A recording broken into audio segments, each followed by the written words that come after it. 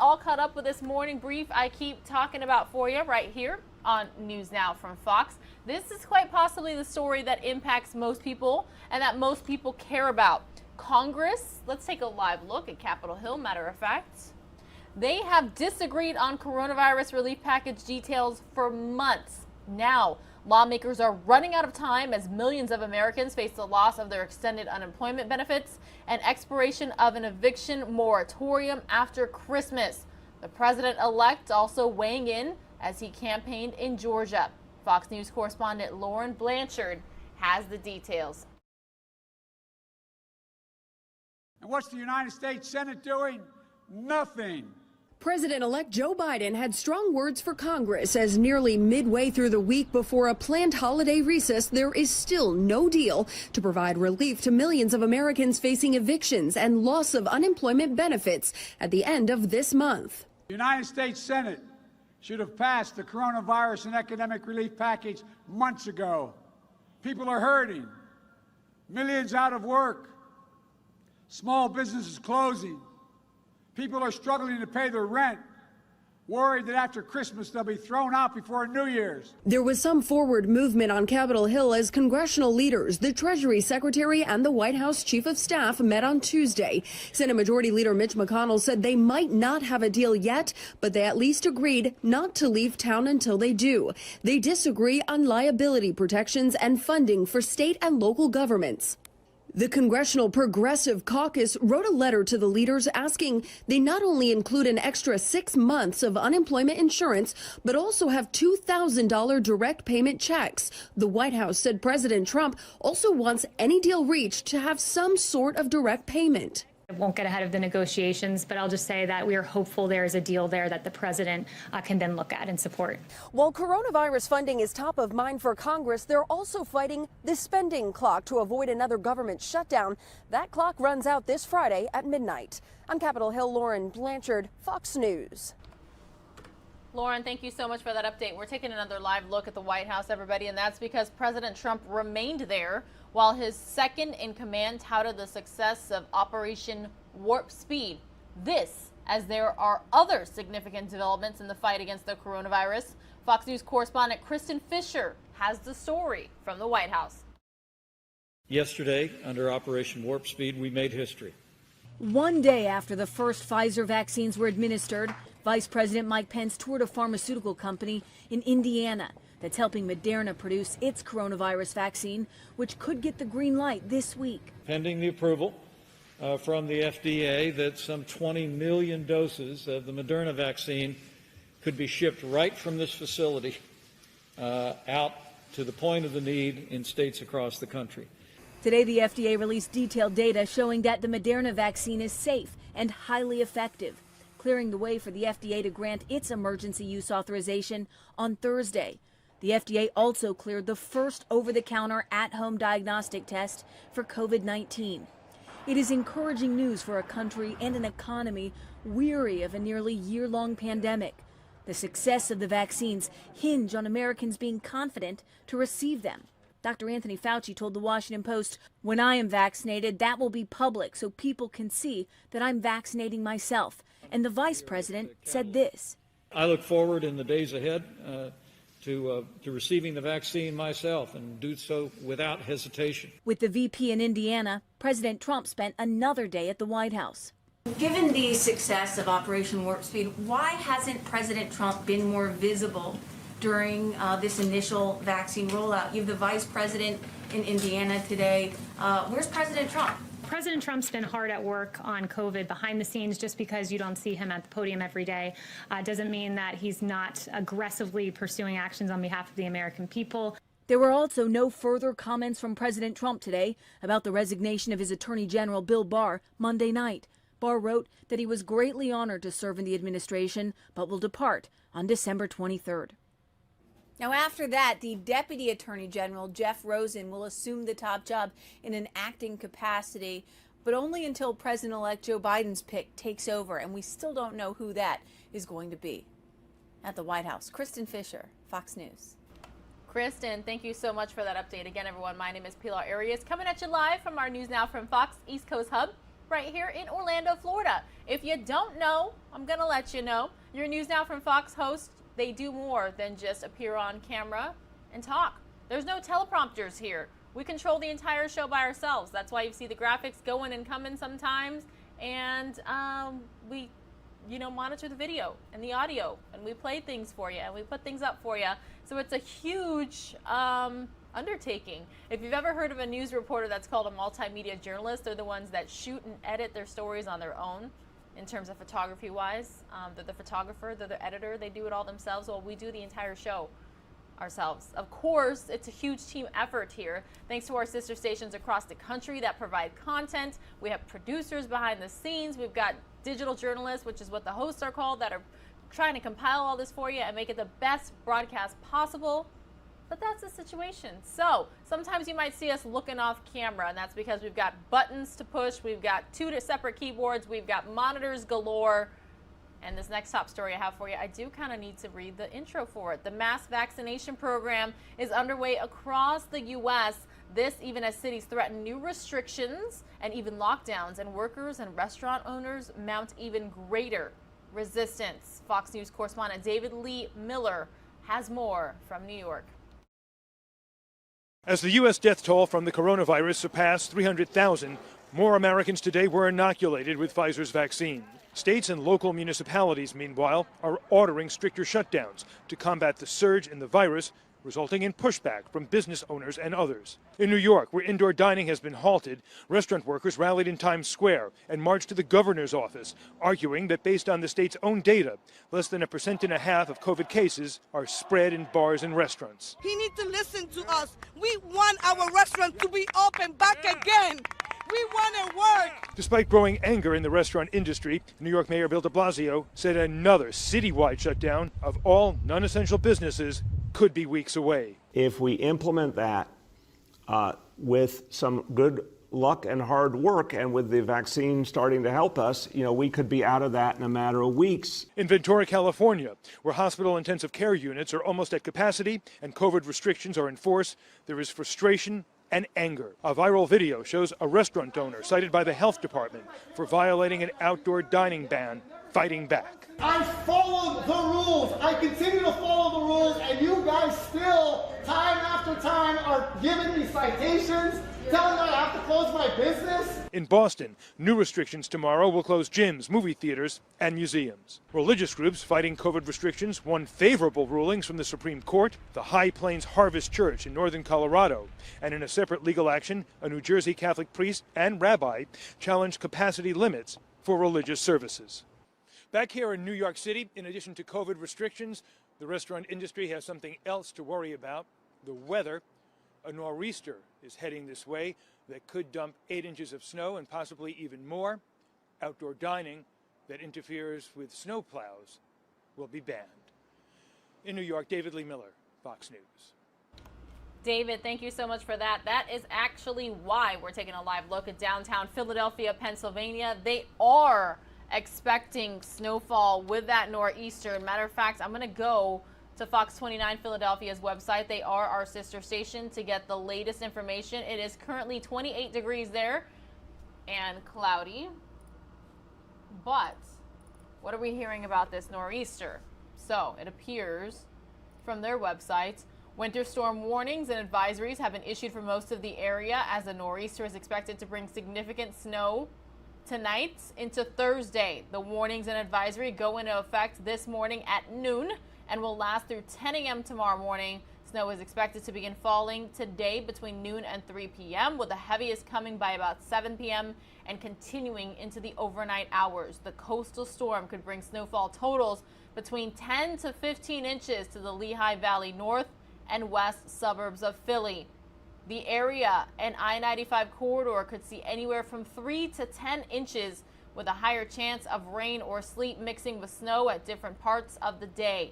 Parts of southern New Jersey and Delaware are expected to see more of a wintry mix and rain, but could still see 3 inches of snow when all is said and done tomorrow morning. So again, we're going to keep a very close eye on this nor'easter. We have stations in Washington, D.C., in Philadelphia, and in New York. That's another reason I invite you to like, follow, me on social media because you can upload your pictures and your videos. You can share with me. And if you give me permission, you never know if they might make it on air. So again, this is News Now from Fox. My name is Pilar Arias. Everybody, good morning. Happy Hump Day.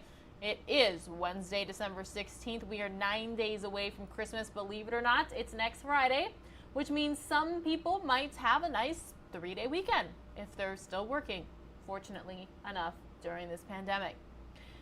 Speaking of the pandemic, when you roll up your sleeve to get your COVID-19 vaccination, you may be giving up a piece of your privacy. Fox News correspondent Mark Meredith explains. As millions of Americans wait to be vaccinated, the private sector faces a new challenge, ensuring people can prove they're not a health risk when they return to work, travel, or go to a concert. You may not be able to get on an airplane. You might not be able to travel into a foreign country without showing certification of vaccination. So it's going to become part of the normal course. It's an issue already raising red flags for privacy experts. Data, once it's out there, can never come back. While the state and federal government is already collecting vaccination data, in the months ahead, experts believe more private companies may require people, likely through a mobile app, to verify they've had their shots. We have enough information being collected that especially by retailers and service providers, that it's already, I always call it surveillance. Major airlines, including JetBlue and United, are close to rolling out an electronic health passport app called Common Pass. And you can scan through your boarding pass. The app allows users to share their current health status and eventually vaccination data in an effort to make travel easier. I think people are very sensitive to where their data is going, and rightly so. Rebecca Coyle is the executive director of the American Immunization Registry Association. She says while Americans will be getting physical vaccination cards like this one, listing their name, date of birth, and what dose they received and when, federal health officials will also store some information electronically. The key piece here is knowing that this information is going to be used to really look across the U.S. What does our uptake look like in terms of vaccine coverage? Here we go. Health and Human Services officials tell Fox News every jurisdiction administering the vaccine has agreed to submit data, but not every state plans to submit personal identifiable information. The Trump administration insists it's not collecting highly sensitive material, things like social security numbers or previous medical records. Instead, it's focused solely on the response to this virus. Also, there will be safeguards in place to make sure only health officials can access the data. In Washington, Mark Meredith, Fox News. Mark, thank you so much for that update there. Again, good morning, everyone. Pilar Arias here with you in Orlando, Florida. Our brand new, gorgeous News Now from Fox East Coast Hub. Studio, newsroom, however you would like to refer to it. It's beautiful, and I cannot wait to get different camera vantage points to be able to show it off, to showcase it to all of you News Nowers worldwide. Speaking about the fact that you are worldwide, please feel free to let me know where you're watching from. Check in on the platform that has a chat feature. I do chat back. That's me. I type all the time talking with you guys. It's been such an honor to get to know you. Believe it or not, the last 3 years, I celebrated my 3-year anniversary with News Now from Fox on December 4th. When I started, we had less than 250,000 subscribers on that platform that has a chat feature, and now we're at more than 1.36 million. So thank you for tuning in, for trusting us. Right here in Orlando, Florida, you've got myself, Rain Augustine, Regina Gonzalez, at our News Now from Fox headquarters in Phoenix, Arizona, where I used to work, where I started as a News Now from Fox host. There's Mike Page, Andrew Kraft, Daytona Everett, and soon Christy Larson is returning. Matter of fact, I believe that could be as early as tomorrow. And then our News Now from Fox West Coast hub has Stephanie Weaver. National, huge team effort to bring you this show each and every day, which is now a 24/7 operation. All you have to do is go to newsnowfox.com. That website, again, is newsnowfox.com. Well, as you can imagine, holiday travel will look a lot different this year due to the pandemic. Fox business correspondent Connell McShane has this story and more in Fox Means Business report. Talk of stimulus stimulating the stock market on Tuesday. The NASDAQ soaring to another record high. The Dow, along with the S&P 500, also closed higher. Now, besides the vaccine rollout, the optimism mainly because Congress seems to be making progress on a new economic relief package. The roads, airways, and railways could be less congested in the coming weeks. That's because, according to AAA, 3/4 of Americans are expected to stay home for the holidays. And when it comes to those who are planning to head out, the group predicts that 84.5 million people will travel between December 23rd and January 3rd. That's 34 million fewer than last year. And this might surprise you about the holidays. A new report by Wallet Hub just named Durham, North Carolina as the best place in America for Christmas celebrations. Their study looked at things like food and traditions, generosity, safety, and observance. And here's something to think about if you're hoping to start up a new business. The average entrepreneur surveyed by the commerce platform company Kajabi says it took them 4 years to start turning real profits and 5 years to start feeling like they were a real success. That's business. I'm Connell McShane. Connell, thank you so much for that. Here's a live look again, everyone outside of the Fox News headquarters in New York City.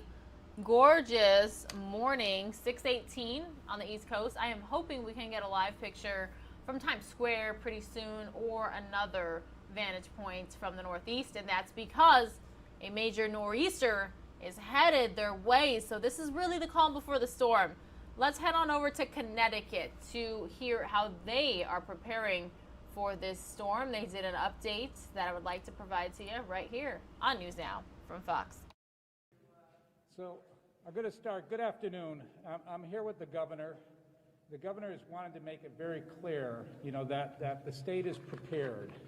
And I have to start by saying, we've been watching this, and, there's a number of times we look at storms and we say, is it really going to be that serious? And all the indicators right now are showing that this thing could drop anywhere from 12 to 18 inches on us, and it could be a heavy, steady snowfall that's coming at us Wednesday night into Thursday. So from a DOT end, I've had to assure the governor that we have over 1,300 operators and supervisors on the state. We have 634 state plows and 18 industrial loaders. We've got materials, equipment, spare parts outside here. Maybe later you want to go and take a look. We'll show you how we take the salt and we mix it, that brine solution. We've already begun that. So if you were driving in today, you probably saw some of the roads have that whitish blue hue to it. Some of you are going to see a 2-minute commercial break. News Now from Fox will still be in Connecticut when you return. Have today. You can do that up to 3 days before, so we're hoping that we're going to be able to do that. We're also monitoring, and we're in partnership with our sister states, looking at what it is that going to affect the truck traffic and whether or not we have to make decisions on that. So I'm going to tell you to stay tuned on that as we watch and we monitor with them whether or not we have to start putting the restrictions out. I have to give you an update that Metro North just called that the 2 Waterbury buses in the afternoon, the one at 4:48 and 6:48, they're already going to suspend them. They already anticipate the problems, and they don't want to have people get caught up there in terms of what's going on. So right now, the regular trains are going to continue to go. We will continue to keep utilizing you as our voice pieces out there to turn around and make sure that we're getting the message out to the public as clearly as we possibly can. And with that, I'd like to introduce my boss, the governor of the state of Connecticut, and the person that constantly is asking us, are we ready for this? And I want you to know that the men and the women of the DOT are ready for this storm coming in. Governor? Hey, thanks, Joe. Yeah, the DOT is ready. As I've been saying for about 12 months, hope for the best and prepare for the worst. And this could be 12 to 18 inches. It could hit pretty hard in a little more than 24 hours. And some of the guys in there just give me a briefing saying they're showing up tomorrow morning and they don't know when they're going to be heading home because you got to go round the clock when it's storming like it could be. I feel like I have some messages. I repeat them depending on what the event is, but they're often the same. One is stay safe, stay home. To everybody that doesn't have to travel starting late Wednesday night when it starts snowing, don't. Let the amazing guys from DOT do their work. If you're on a road, you're on a hill, you spin out, you slow down, that can stop a snowplow, that can create traffic, that can take a guy off the battlefield when we need them working round the clock. Stay safe, stay home, Joe just reminded me everything we do on a regional basis. One of the first things he does is he reaches out to New York, Massachusetts, and Rhode Island.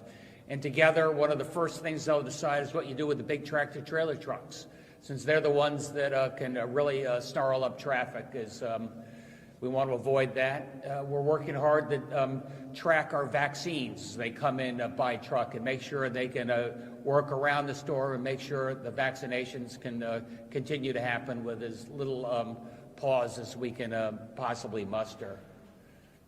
CT Travel Smart. I was just told you want to know what the latest is, what the updates, what roads open, what roads we got to work on.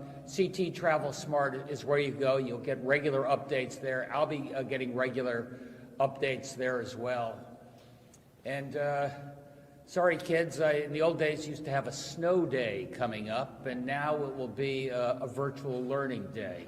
One of the many ways that our world has changed. So get the computer logged on because you'll still be learning for a little bit longer. Anyway, I think our team is ready, Joe. I think the DOT is ready. 600 plus snow plows. 100 guys are out with COVID, Joe has told me. So we got the contractors ready to back up as well.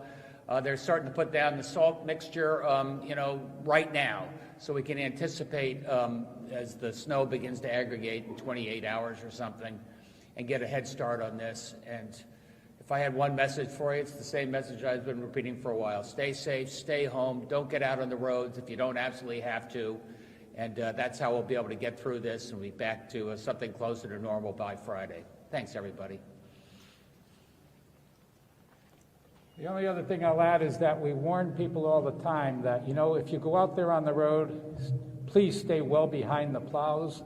We would prefer you not be out there. We've got to keep these roads open. We've got to keep these roads safe. And when you get stuck out there, it pulls critical personnel the men and women that are out there trying to clear the roads from doing their job to trying to deal with the incidents that are out there. This is a serious storm that's coming in. We want to make sure that message is out there loud and clear. So thank you.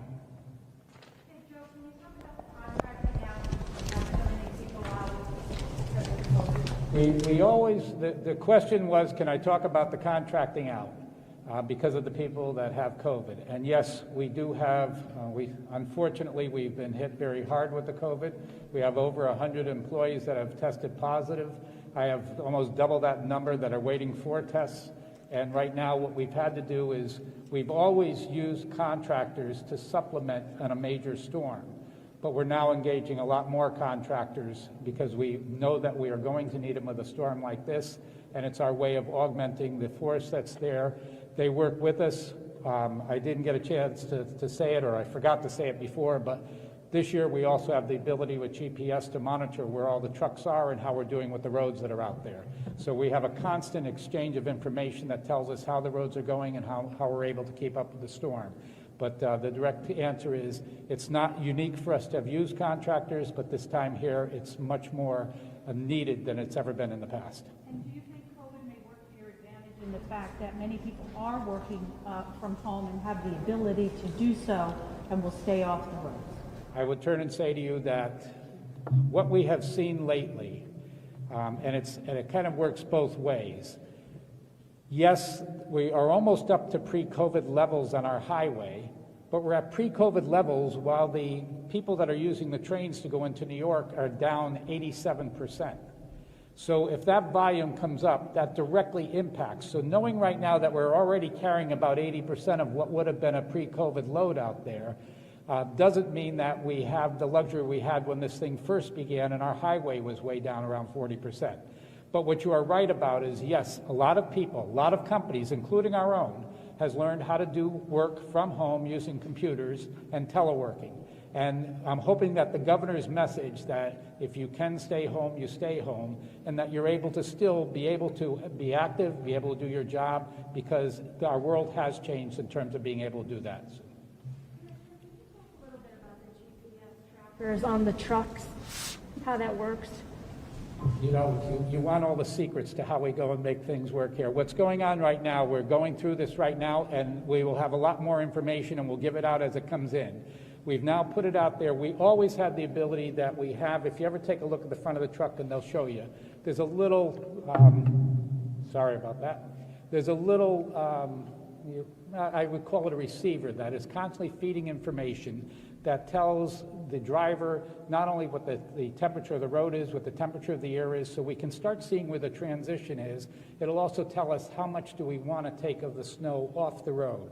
Because if we know it's going to freeze later on, you don't want to go all the way down to the surface. You want to leave a little bit so that way there you can get that up.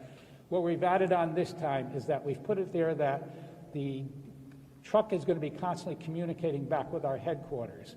I'll be in a better position after a couple of storms to tell you how efficient it is, but we're looking forward to it because it'll let us know where all of our drivers are at any given time. Some of you are going to see another 2-minute commercial break. Only a few minutes left in this update from Connecticut. We maintain out there, so there's a lot of work out there that we have to keep an eye on. With contractors filling in, are they driving the state trucks or do they have GPS No, on their trucks? they drive their own trucks, and I do not, are they on the GPS system yet, Paul? No, it'll be a while. Some of the other states, I was just on a call, and that's why I needed to check with Paul Rizzo, by the way, is in charge of all this for the DOT. Some of the other states now have had regular contractors, and they're doing the same thing. They're putting that same GPS technology into their trucks as well, so we can monitor their contractors' trucks at the same time. This is our first year with it. We'll see how it goes. If it goes very, very well, that may be something we'll be requiring in the future. In touch with them now. Basically, they are constantly on a radio system that they can call in, and we've got telephones out there. Our world is running with telephones right now. So we have a way of talking to every driver that's out there and monitoring what's going on with them. I got a quick question. Governor Lamont, do you have an idea of how many vaccines you could potentially be receiving over the next couple of days? Do you have an idea about that or any information about that? I think we were scheduled to receive 32,600 this week, and I think most of them are arriving by the end of tomorrow.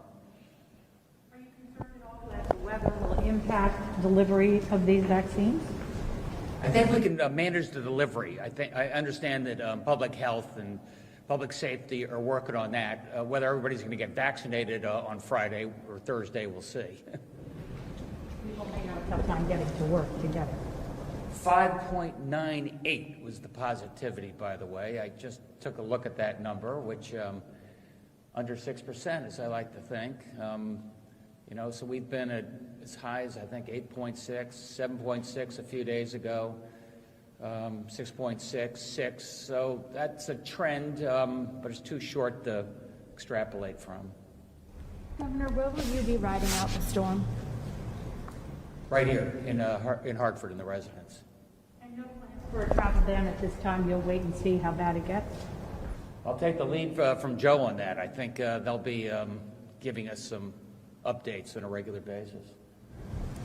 And Governor, have you talked to Eversource or UI and how they're prepping and if they're prepared for the storm? We're expecting gusts and heavy snow.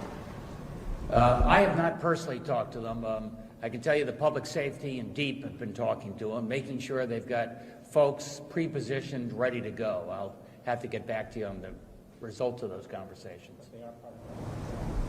They're part of the command center, which will probably be a virtual command center, just to give you an idea of how the world is changing, so everybody does not have to congest in the EOC this time. Updates from a virtual command center. How will you get updates at a virtual command center? I would say the same. The only thing that would be different this time is that, we would, the same way you got a notification that the governor wanted to have a press conference this morning, we would be putting it out that way, sending the information out, and, it's actually a good question because right now we're all working with it, as to how we're each going to go and do that. We have access on our computers and everything else. I've got access to see everything that's going on, but stay tuned on that. I'm going to have to get back to you on that in terms of how you do. We'll get back to that. Yeah. I'm sorry. I try to anticipate each of your questions, but it doesn't always work that way. Well, have you done any sort of modeling with the EOC how this would work under these circumstances? Or basically, what we're going through the last 8 or 9 months been? Actually, we've been in contact with the EOC virtually all the way through this. There's been a couple of times we've had to go and do test runs with it, and we've actually The governor has called meetings where we've done it virtually already with the governor. So it's not, we know already we have the ability to do it. I just don't know right now where that reach out to the press is going to be. Yeah, Paul, we've been having virtual EOC meetings pretty much since the pandemic began. Now with the snowstorm, there's an extra twist to it. Thanks, everybody. All right, everybody, lots of changes in Connecticut as a result of the coronavirus pandemic. Ahead of this nor'easter, Governor Ned Lamont said, hey, normally it would be a snow day for our students, but guess what? Virtual learning is such a huge thing now that's what you're going to be doing as this nor'easter rolls through the area. Connecticut, actually, the initial forecast was 8 to 12 inches. You just heard in that news conference, and I just looked up the snow forecast. They could see greater than 12 inches of snow, 4 inches falling tonight, post 7 this evening, and more than 9 inches tomorrow. So please, if you are in the area, heed the warnings of public officials and first responders. They're asking everybody to stay off the roadways if they do not need to be on the roadways. It's kind of one of those hunker down situations, and that's one of the main reasons why public transit is so big in the Northeast, because when you do have huge major snowstorms and the like, I mean, you still got to get to work, right? And it eliminates the need for each individual to be behind the wheel. So we will continue to stay on top of all of that. I just realized I had a blank graphic, everybody. Sorry about that. It is hump day. I'm going to take you out to Maryland next here on News Now from Fox for their latest COVID-19 update. Again, good morning. Thank you for starting your day with us. It is just past 6:30 here on the East Coast.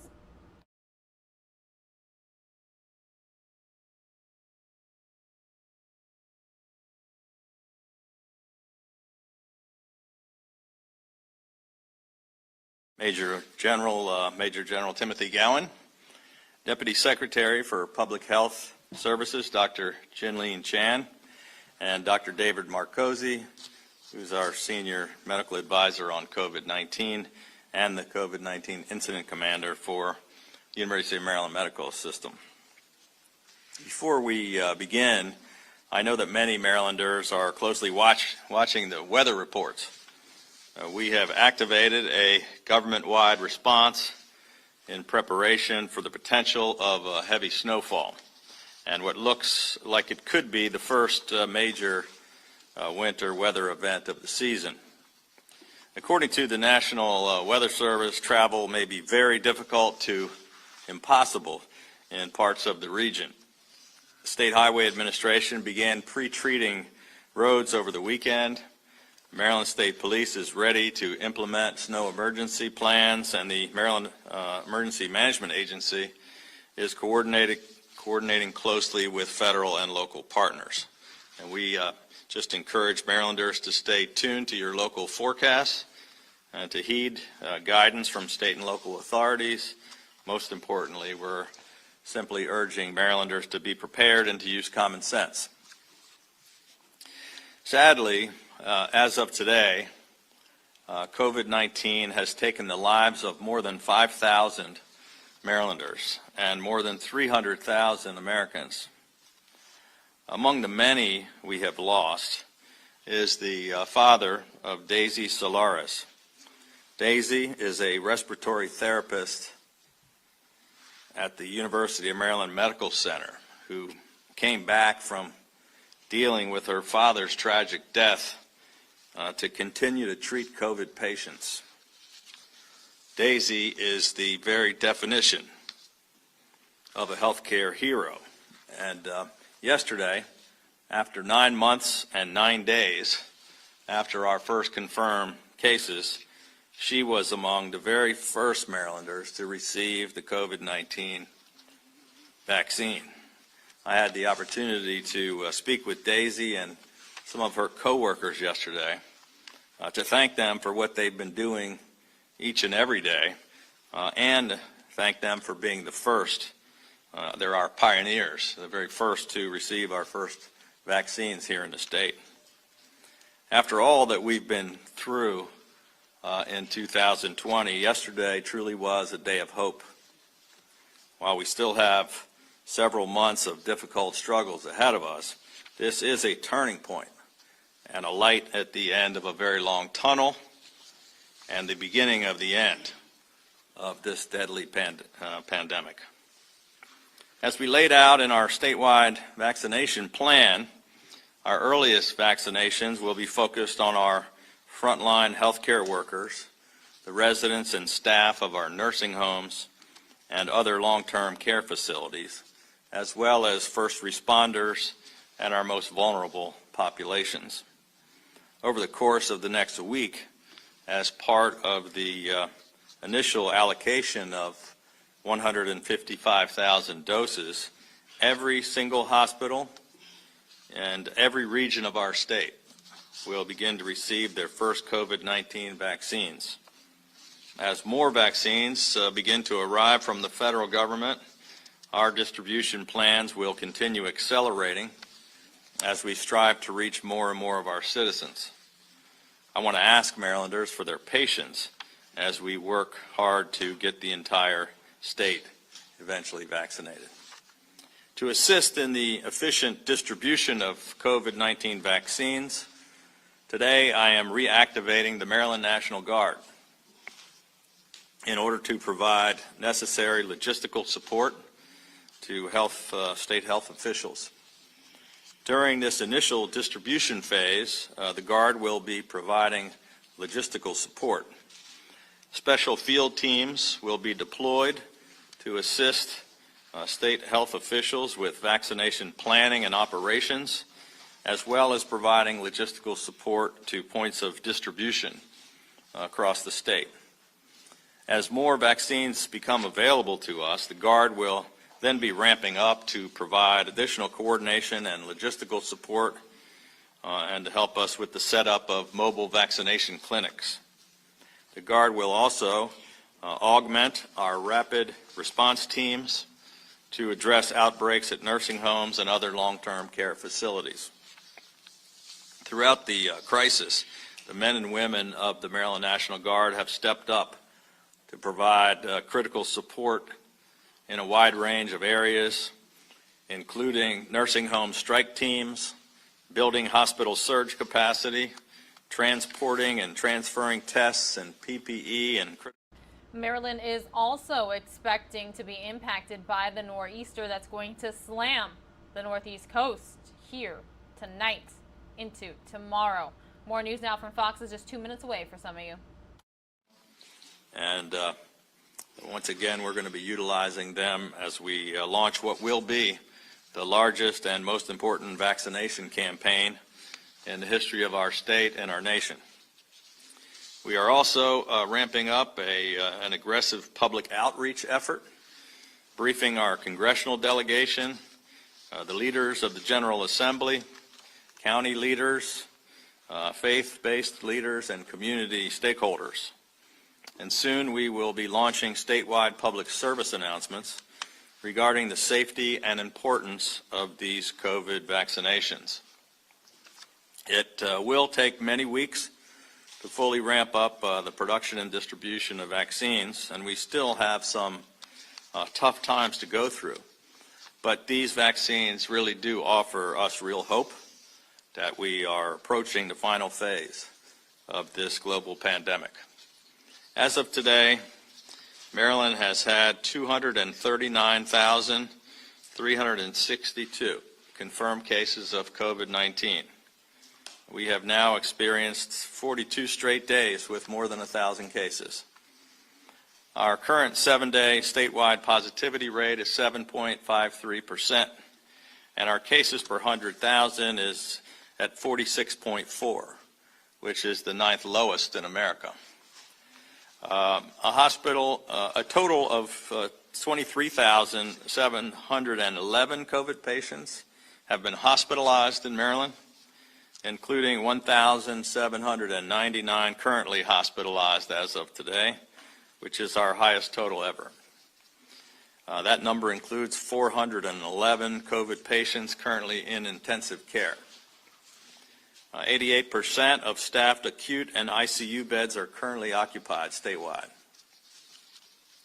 13 Maryland hospitals have both acute and ICU bed capacity, which is at or above 90%.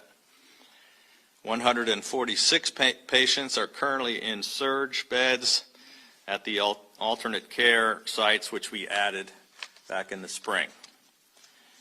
In addition, we are closely monitoring active cases at 189 of our nursing homes and at 142 of our assisted living facilities. Vaccinations will be distributed to all 227 nursing homes in the next 2 weeks. As of today, the state of Maryland has conducted 5.1 million COVID-19 tests. The backbone of Maryland's long-term testing strategy have been the lab genomics tests, which we acquired from South Korea as part of Operation Enduring Friendship. And in spite of numerous false partisan attacks and a coordinated disinformation campaign, we are pleased to report that as of today, the state of Maryland has successfully utilized every single one of these 500,000 tests. We use them every single day at our community-based testing sites, as well as for our nursing homes, congregate care settings, clusters, outbreaks, and hotspots all across the state. And I'm proud to announce today that as a result of this tremendous success, a partnership between the Korean company, Lab Genomics, and the Maryland-based Scion Diagnostics in Frederick has resulted in a new agreement for the acquisition of 1 million more Korean tests. As a result, these lab genomic tests and these two great companies will be continuing to save lives and to make a real difference on the front lines here in our state. We want to again thank the Republic of Korea and Lab Genomics for coming to our aid when we desperately needed it back in the darkest days of the crisis. The people of Maryland owe a profound debt of gratitude to them and to the people of South Korea. With vaccine distribution now beginning in our state, we have finally reached a turning point, and we are able to see the sun rising on the horizon, even if that horizon may still seem a little bit distant right now. I want to assure the people of Maryland that we will get through this together, and that every single day, as we vaccinate more and more people, and as we continue to fight this virus with everything we've got, that it will bring us much closer to that victory over this deadly virus.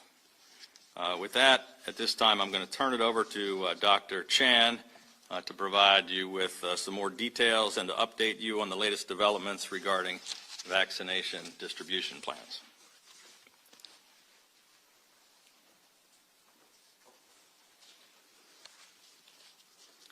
Thank you, Governor.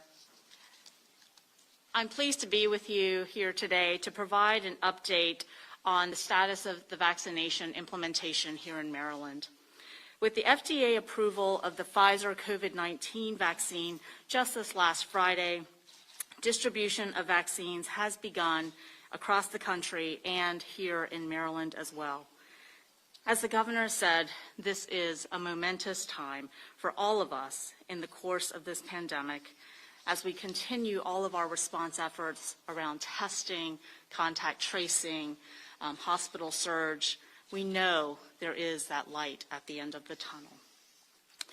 We also know that having a safe and effective vaccine will be this important tool to prevent further disease and hospitalizations, especially among our most vulnerable.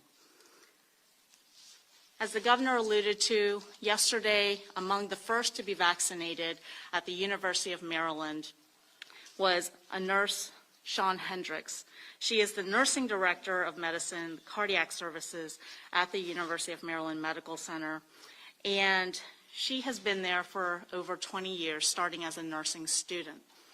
She noted that African Americans are more likely to contract the virus, and she was among the first employees to be vaccinated.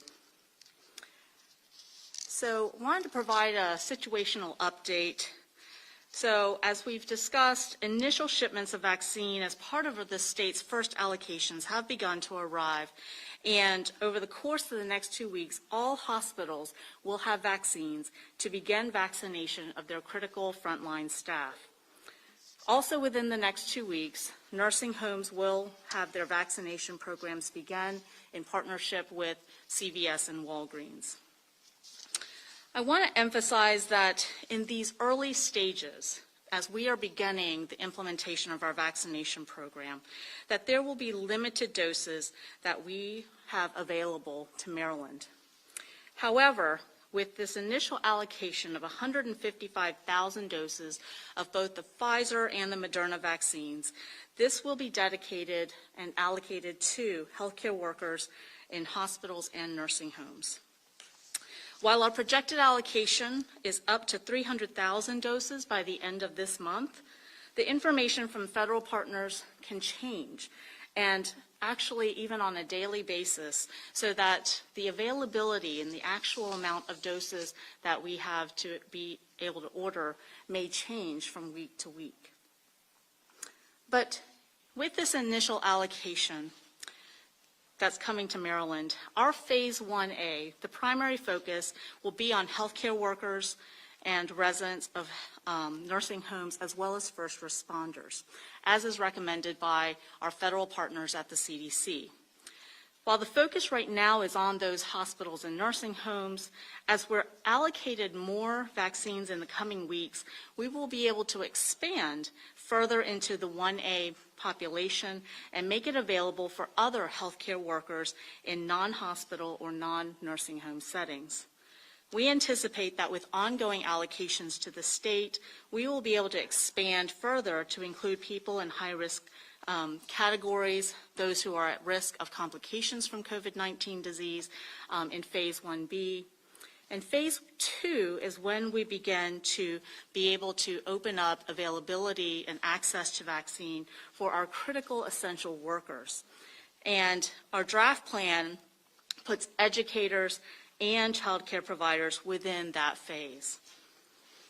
There are other vaccines right now in the late stages of clinical trials, and we anticipate, again, in the coming weeks and months, that those vaccines will also be approved, and that will also increase availability of vaccine to Marylanders. But for the moment, I wanted to review again what we know about the Pfizer vaccine that was just approved, and what we also know about the Moderna vaccine that's being considered this week. So again, as we talked a little bit about last week, the FDA took the Pfizer data and reviewed it and did their own analysis. And the analysis that they did independently of the Pfizer manufacturer scientists continued to show that there was 95% efficacy of the vaccine to prevent COVID disease among people who received the vaccine. So while they applied for the emergency use authorization on November 20th, and they were approved, just as I said, this past Friday. So one of the important things with Moderna is that they are also showing high efficacy of 94% in terms of preventing COVID disease among people who received the vaccine. Right now, the FDA scientists have been doing their own independent analysis of the Moderna vaccine, and that data was released today. Thursday, the FDA's advisory committee will be meeting to review this data analysis and make a recommendation to the FDA. Assuming that their review continues to corroborate the information that has been shared with us to date, then we anticipate that as soon as Friday, the FDA will issue an emergency use authorization for the Moderna vaccine as well, with distribution the following week. In terms of safety and efficacy, that really is our first and foremost priority with this vaccine. And so I want to talk a little bit about the safety and efficacy of the Pfizer vaccine in particular. So this has been approved for individuals 16 years of age and older. Some of the trials have included individuals down to the age of 16. Trials are either underway or will be starting for children under 16 as well as pregnant women. Based on what we have learned from the trials, people who receive the vaccine should expect to experience some soreness at the site of injection, particularly in the 1 to 2 days following vaccination. And some people also have had redness and swelling at the site of injection.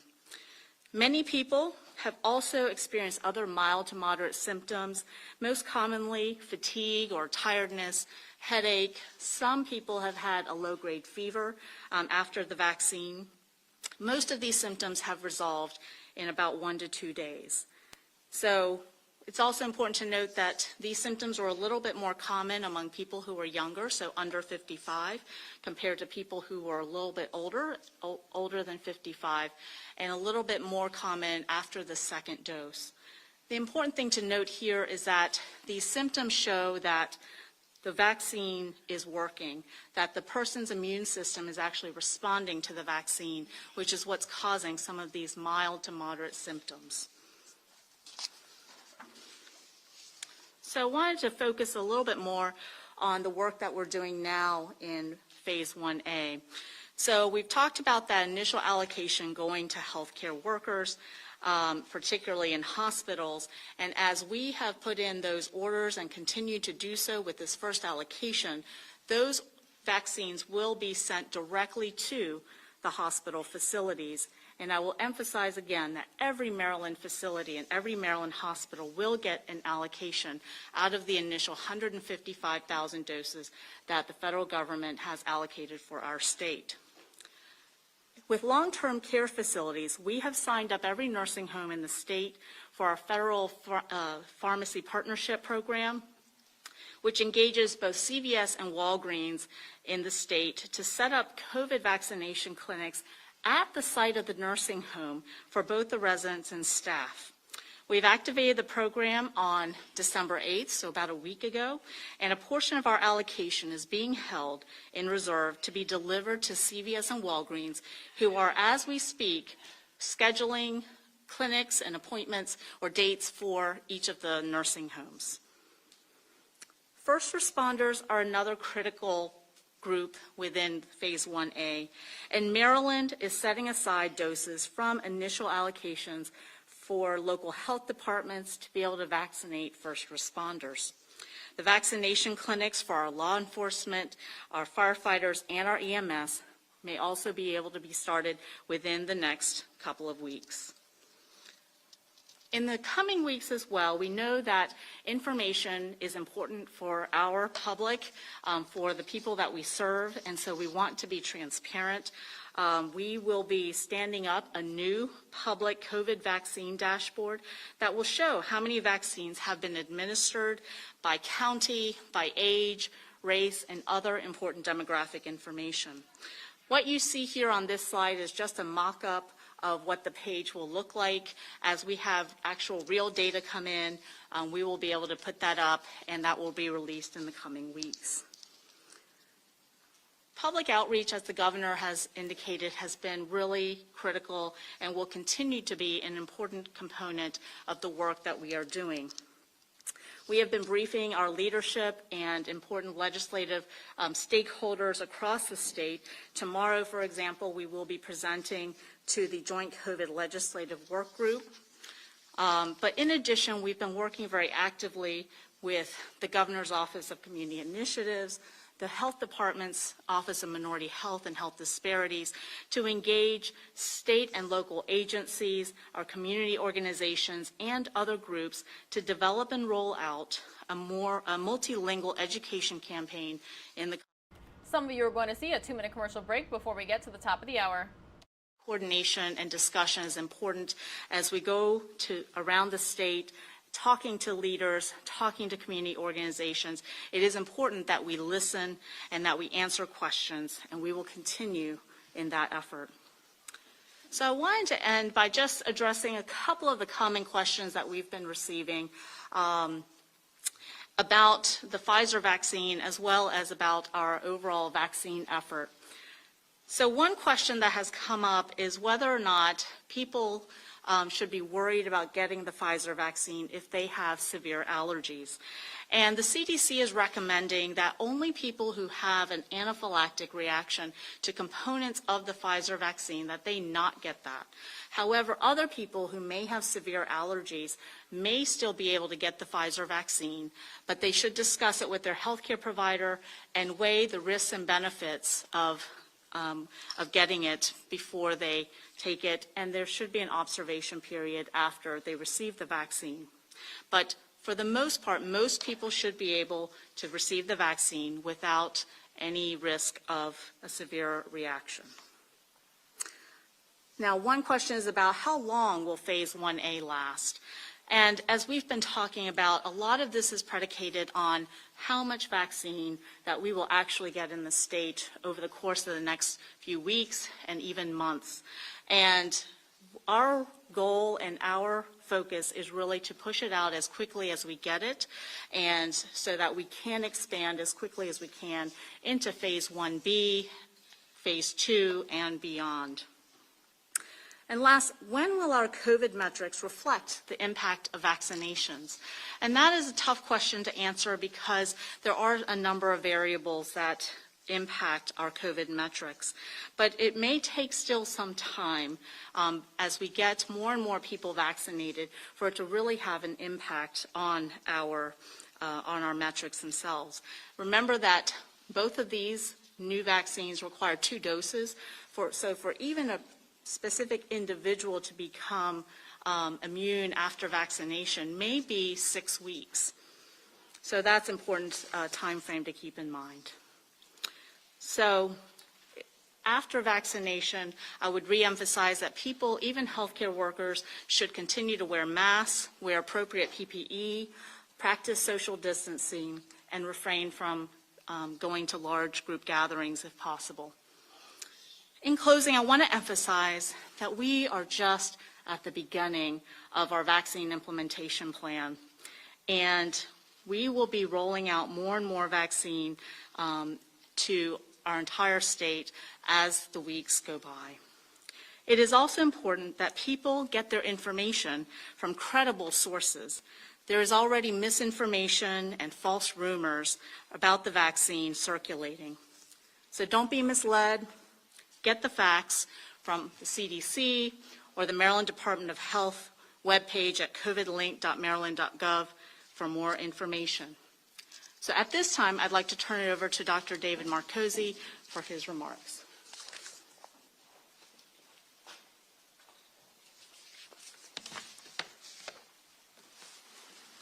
Thank you, Governor Hogan. Good to see you, sir. Major General, Dr. Chen. Good afternoon and happy holidays. For too long now, COVID-19 has had the upper hand, severely and negatively impact both our lives and our livelihoods. This week is different, though. There is cause for optimism and hope. Maryland is beginning the administration of a safe and effective vaccine. That said, things will get more difficult before they get easier. I would be remiss if I did not mention the toll that COVID-19 has taken on all of us and our need to keep fighting back.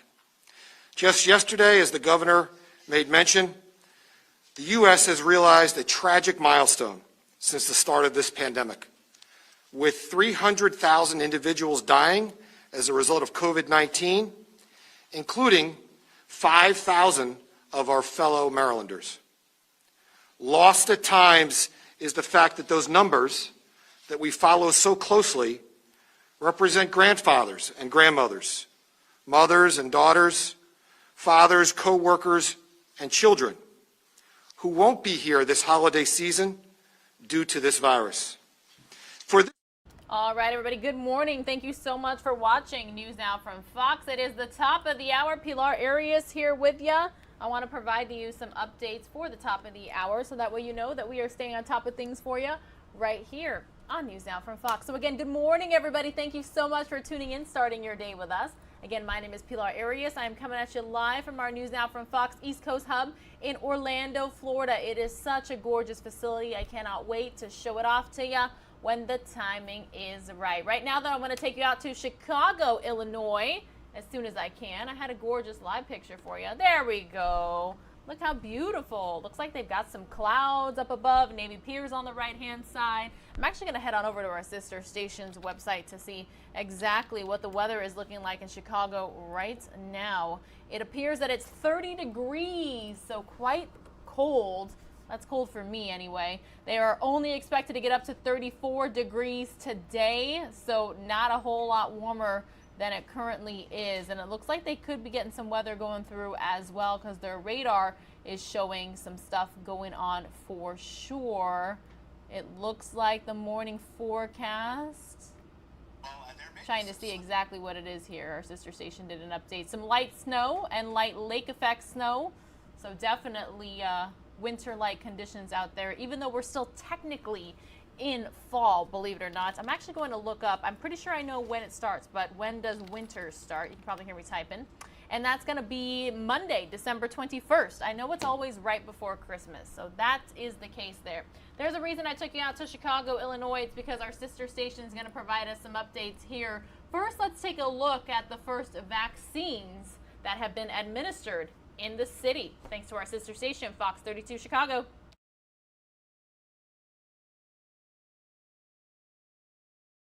Received the COVID vaccine this morning, whose computer battery issues have now been resolved. And I'm just going to repeat Sally's question. What was going? It's okay. It's happened to all of us. We've all been there, man. Let me repeat Sally's question to you. Just what was going through your mind when you finally were able to get the shot itself? Oh, well, no, so I was trying to say a mixture of emotions, right? Part of it is the weight of knowing, you know, that we're so far into this pandemic. We've lost 300,000 lives in the U.S. A lot of them patients that I've taken care of, a lot of family members and friends. So there was that, but also a sense of hope and optimism, and that, you know, we're finally, hopefully, reaching the end of this tunnel. There is a light at the end, and the tunnel's still long. We still have a few months to go for this, maybe even up to a year, but this is a cause for hope and for optimism. You are an ER doctor, so we can only imagine what you have seen. Why did you want to be right there at the first in the line to get this shot? Well, there's the fact that I thought that it was really important that that I set a good example. That if I'm expecting my patients to be willing to get immunized when the vaccine becomes more widely available, then I need to set a good example and practice what I'm preaching. And especially for the Latino community, I think it was really important that one of the first recipients would be someone from their own community. In setting that example, I want to kind of address some of the skepticism that we've been hearing about in recent weeks from some folks hesitant to take this vaccine. Can you just run through how you're feeling right now and your message to any vaccine skeptics out there? Well, sure. I think that people should rest assured that the FDA and the CDC have heavily scrutinized the research behind these vaccines, and that while this was put in place as an emergency use authorization, the science is sound and the science is to be trusted. And I think that if people have questions, they should ask them, ask their healthcare providers, ask their trusted messengers in their own communities. I'm happy. I've offered to my friends and family and neighbors, if you guys have any questions about, you know, what it felt like getting the vaccine, what symptoms I have afterwards, I'm happy to share all of those. But I have no hesitation that this was the right thing to do today. Okay, tell us now, what did it feel like when you got it, and how do you feel now? Well, it actually was less painful than my flu vaccine, which I just got a month ago. So at the moment, it was pretty uneventful. I'm waiting to see how I'll feel in a day or two. Typically, if you're going to have any reactions like fevers, body aches, they usually happen a day or two after getting immunized. So we'll see how I feel tomorrow or the day after, but I'm ready for it. I know what to expect. I'm not worried. And so far, so good? So far, so good. Just a little bit of kind of soreness at the spot where I got my shot, but that's it. And that means it's working, right? Yeah. All right. Dr. Marina Del Rios, thank you so much for telling us what it's like, and we hope to hear great things for you. My pleasure. All right, everybody. Big thanks to our sister station, Fox 32 in Chicago. Matter of fact, we're going to stay in Chicago. The live picture of downtown and Navy Pier right there on the right-hand side of your screen. And this is actually a question I wondered to myself the other day. Now that the vaccination is being rolled out across the country, the Pfizer one, we're hearing a second one, Moderna, could also be coming very soon. Can your employers, companies, require you to get vaccinated? I know a lot of companies are requiring people to do like health surveys each and every day to make sure that they are healthy before entering the workplace if they're actually physically at a location instead of working from home or working remotely. So what's the deal? Can companies require you get the COVID-19 vaccine? Let's find out thanks to our sister station, Fox 32 in Chicago. So now that the vaccine is here and people are starting to get vaccinated, companies are finding themselves in a position deciding whether to require their employees to get vaccinated. But if companies make that a requirement, is that legal? Let's bring in our Fox 32 legal analyst, Karen Conti, to break this down, shed a little light for us. So, Karen, what's your first reaction to that question there? Required vaccines at private companies, is that a legal deal?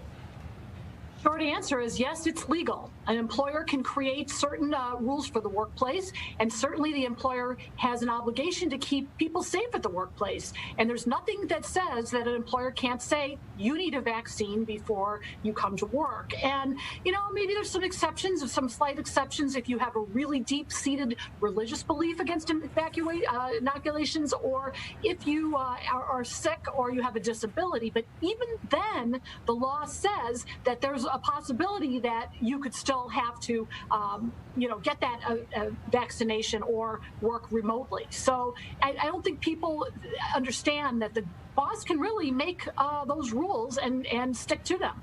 I have found it very interesting that even a lot of the large hospitals in our area are not requiring their employees to do it. They say it's voluntary. So as a lawyer, if you were advising a business, would you advise it to make a requirement? I think I probably would, and here's why. Certainly, if the employer's doing everything it can to keep the people safe, there are going to be fewer lawsuits. There are going to be other people. Now, it's not just the one person who doesn't want to get it. What about the rest of the employees who have all gotten the vaccination and are coming to the workplace and want to know who didn't get the vaccine? That's going to cause all kinds of controversy and maybe even lawsuits about that. So I think there needs to be a rule in the workplace, and it can't just be whatever you want to do. This is a very serious decision. This is not just you not getting it, it's you spreading it to your family. So in my view, I would think that an employer should probably make it mandatory. Aside from the rule itself being in place, how about in terms of business sense? Does it make good business sense to go ahead and have that as a rule? I think so. And I think for the reasons that you want to treat everyone the same way. You can't let people just make up their own mind. I mean, certainly people can choose not to get this vaccine, but I could say, yes, you can choose not to do it, but you're not going to come to my workplace and make everyone else feel uncomfortable. And I think that that's something that we're going to be seeing in businesses all over, hair salons, airports. I mean, would you fly in an airline if you knew that you had to be vaccinated to go on there, or would you rather fly in the airline where you had your choice whether to be vaccinated? So again, I'm not saying that this will be mandatory in the world, but you're certainly going to see that there's good business decisions one way or the other on this. Sounds like folks should definitely get ready, mentally prepared for this to be a reality. Karen, thank you. Sure. All right, everybody, we have a live picture now of the UK Parliament. We may be listening in for just a little bit later here on NewsNOW from Fox. But I do want to provide to you here, I just cut off the tail end of that Fox 32 Chicago segment. They asked their viewers, should employers require workers to get a COVID-19 vaccination? 21% said yes, 65% said no, and 14% says depends on the job. We're going to stick in Chicago, Illinois for this next update for you right here. And I want to make sure that I give you the exact right details. So big thanks to our sister stations who provide us this coverage. A group of Chicagoans aren't letting the pandemic stop them from spreading some holiday cheer. They've created the Black Girls Carol group and are singing their way through Chicago's South Side. Leandra Kahn and Dina McReynolds with Black Girls Carol joined Fox 32 Chicago to tell them more.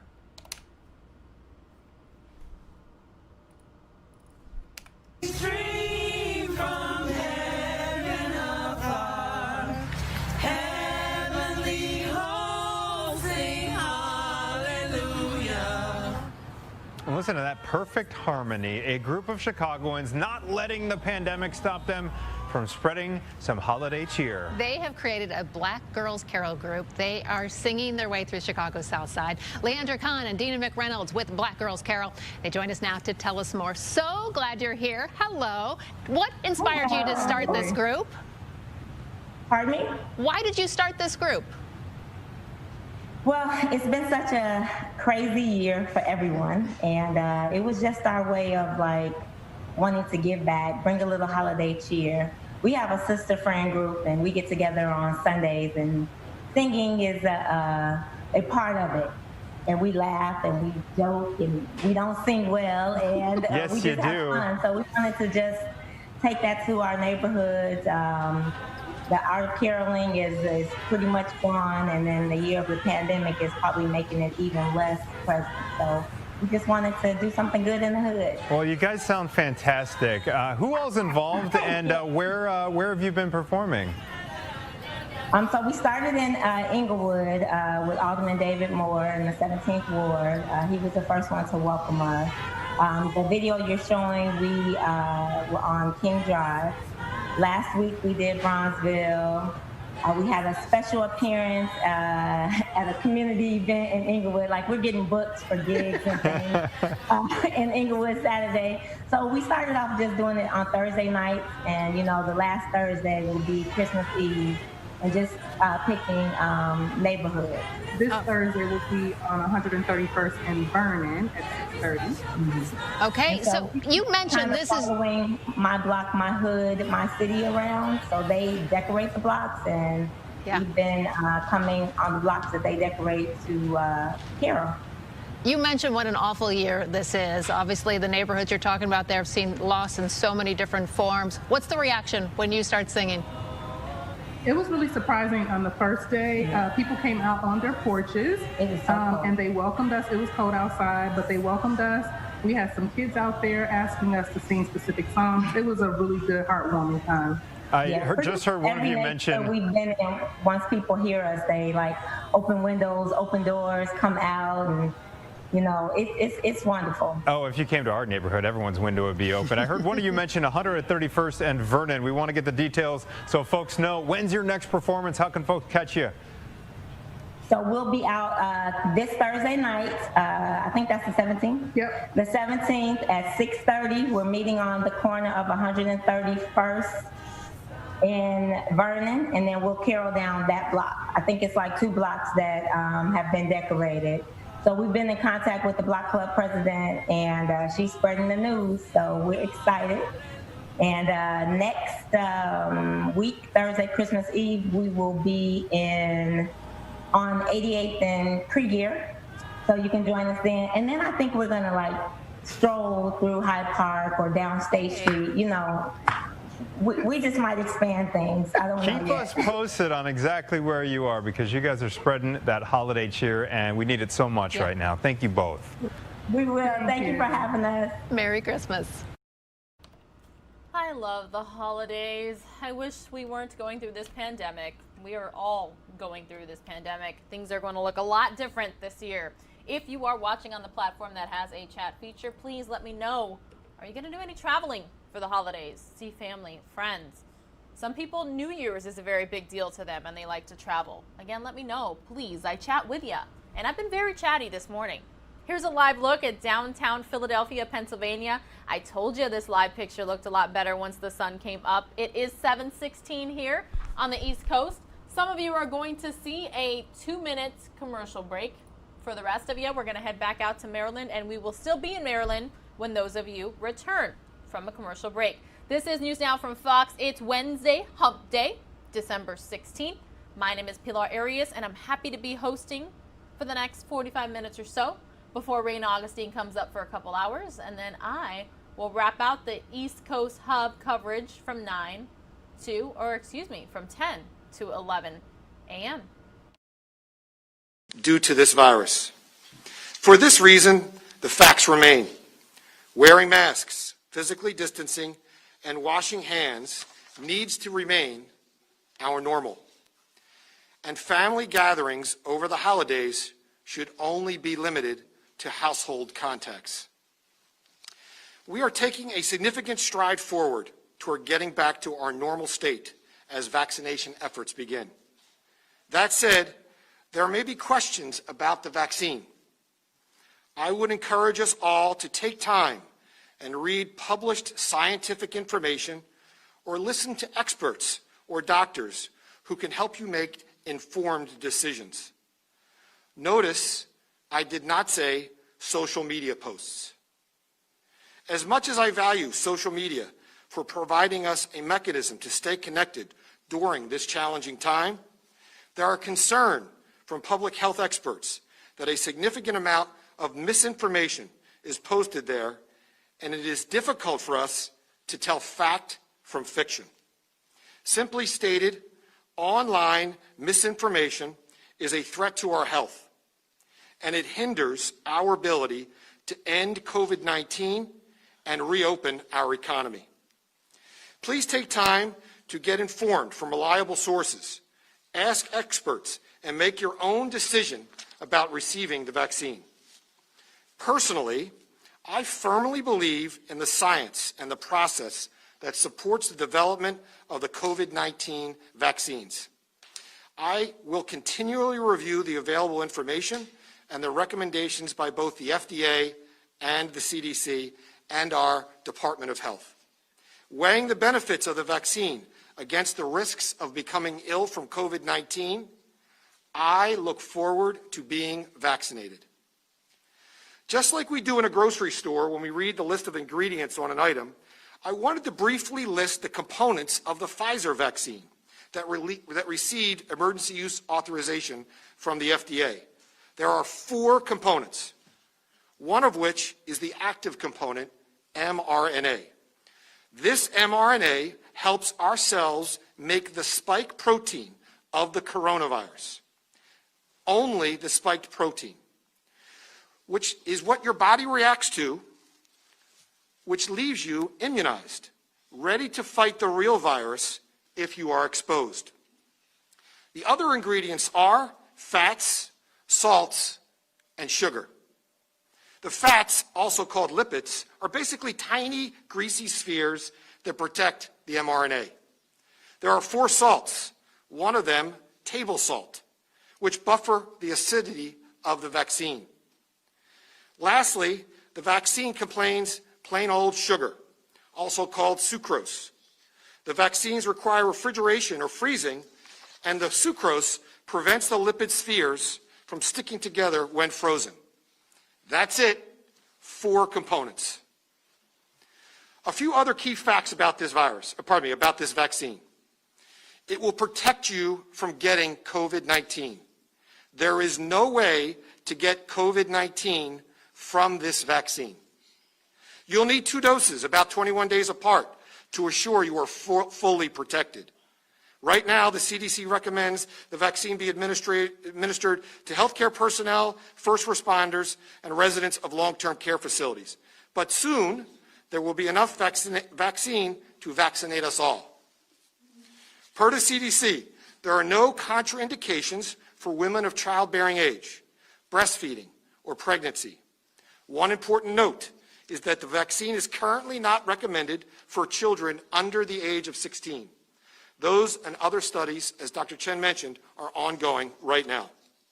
Yes, there are some mild side effects, just like you would get after any vaccination, including pain and mild swelling in the arm where you got the shot. You might also feel an episode of mild fevers, chills, or tiredness or headache. On rare occasions, some individuals may have had allergic reactions, but plans are in place to make sure those individuals are treated if that occurs. I mentioned before that we need to get our second wind in this fight, as the next few months will be more challenging. Yes, we all need to keep washing our hands, wearing masks, and physically distancing, particularly over the holidays. But help is coming. a safe and effective vaccine. When it is my time, I look forward to receiving it. We're in the home stretch. Now more than ever, let's take care of ourselves and each other. Governor.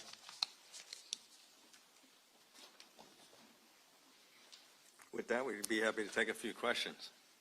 Tom? Governor, I'd be curious, a lot of public officials are saying that they are going to take the vaccine publicly. You've stated this as well. You've had your own health battles in the past. When will you do this? How soon will you do this? I'm going to do it as soon as it becomes available to me, but I'm not going to jump the line in front of the people that are above me, which is those frontline healthcare workers, those folks in the nursing homes, and those are the ones that deserve it and need it first. But as soon as I become eligible, I'll be doing it publicly. I'm sure so will the Lieutenant Governor and First Lady and any of us that can help convince others that it's going to be safe and important. Mackenzie. Governor Hogan, last week we had the news of Baltimore City and Arundel County now moving to closing indoor and outdoor dining. Last week, Baltimore City Mayor Brandon Scott said that people needed to the doctor, some of which are the same ones that are advising you about closing indoor and outdoor dining. There seems to be some sort of misstep or mix between the information we're getting from him and what we're getting from the state. Are we listening to the same doctors, or do you still stand that outdoor dining remains safe as far as high-risk activities? Well, we do talk to an awful lot of doctors, and I'm sure some of them overlap. But we've been told from the beginning, not that nothing is completely safe, but that outdoor dining is far more safe than indoor dining, which is why we've taken all the actions that we've taken. But again, they have the ability to make their own decisions. I don't second guess what they do, and they shouldn't second guess what we're doing. You mentioned that hospital beds are at 88% occupied. Is there a certain threshold that you're looking at to decide whether to take additional actions, and what is that threshold? Yeah, just to clarify, it's 88% of the staffed beds. So we do have some beds, but they don't do much good if you don't have the medical personnel to work them. So it's 80% of the staffed capacity. We have metrics that maybe Dr. Chan can address. When we reach 8,000 hospitalizations, then it automatically triggers actions by the hospitals. We have not reached that point yet.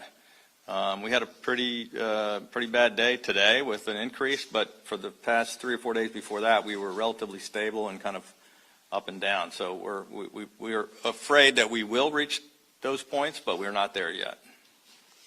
A question about vaccines. You may or may not have an answer. The state of Virginia has offered to give the District of Columbia 8,000 doses. Muriel Bowser is saying, for whatever reason, they don't have enough for their healthcare workers, many of whom live in Maryland. Do you have vaccines to send over to the district for Maryland residents who work as frontline workers in the district? Yes, we have been in touch with Mayor Bowser and her team, and we have agreed to provide some vaccinations from Maryland to the district, specifically for those frontline healthcare workers that work in the district that live in the state of Maryland. And I have a meeting with Mayor Bowser and Governor Northam tomorrow to talk about that and other issues with respect to a regional approach. Governor, the General Assembly session is upcoming. Both House and Senate have released their plans to conduct session. Given where we are with the state, do you have any confidence that those plans are adequate, and are you concerned that coming back into session in January would potentially cause some kind of super spreader incident?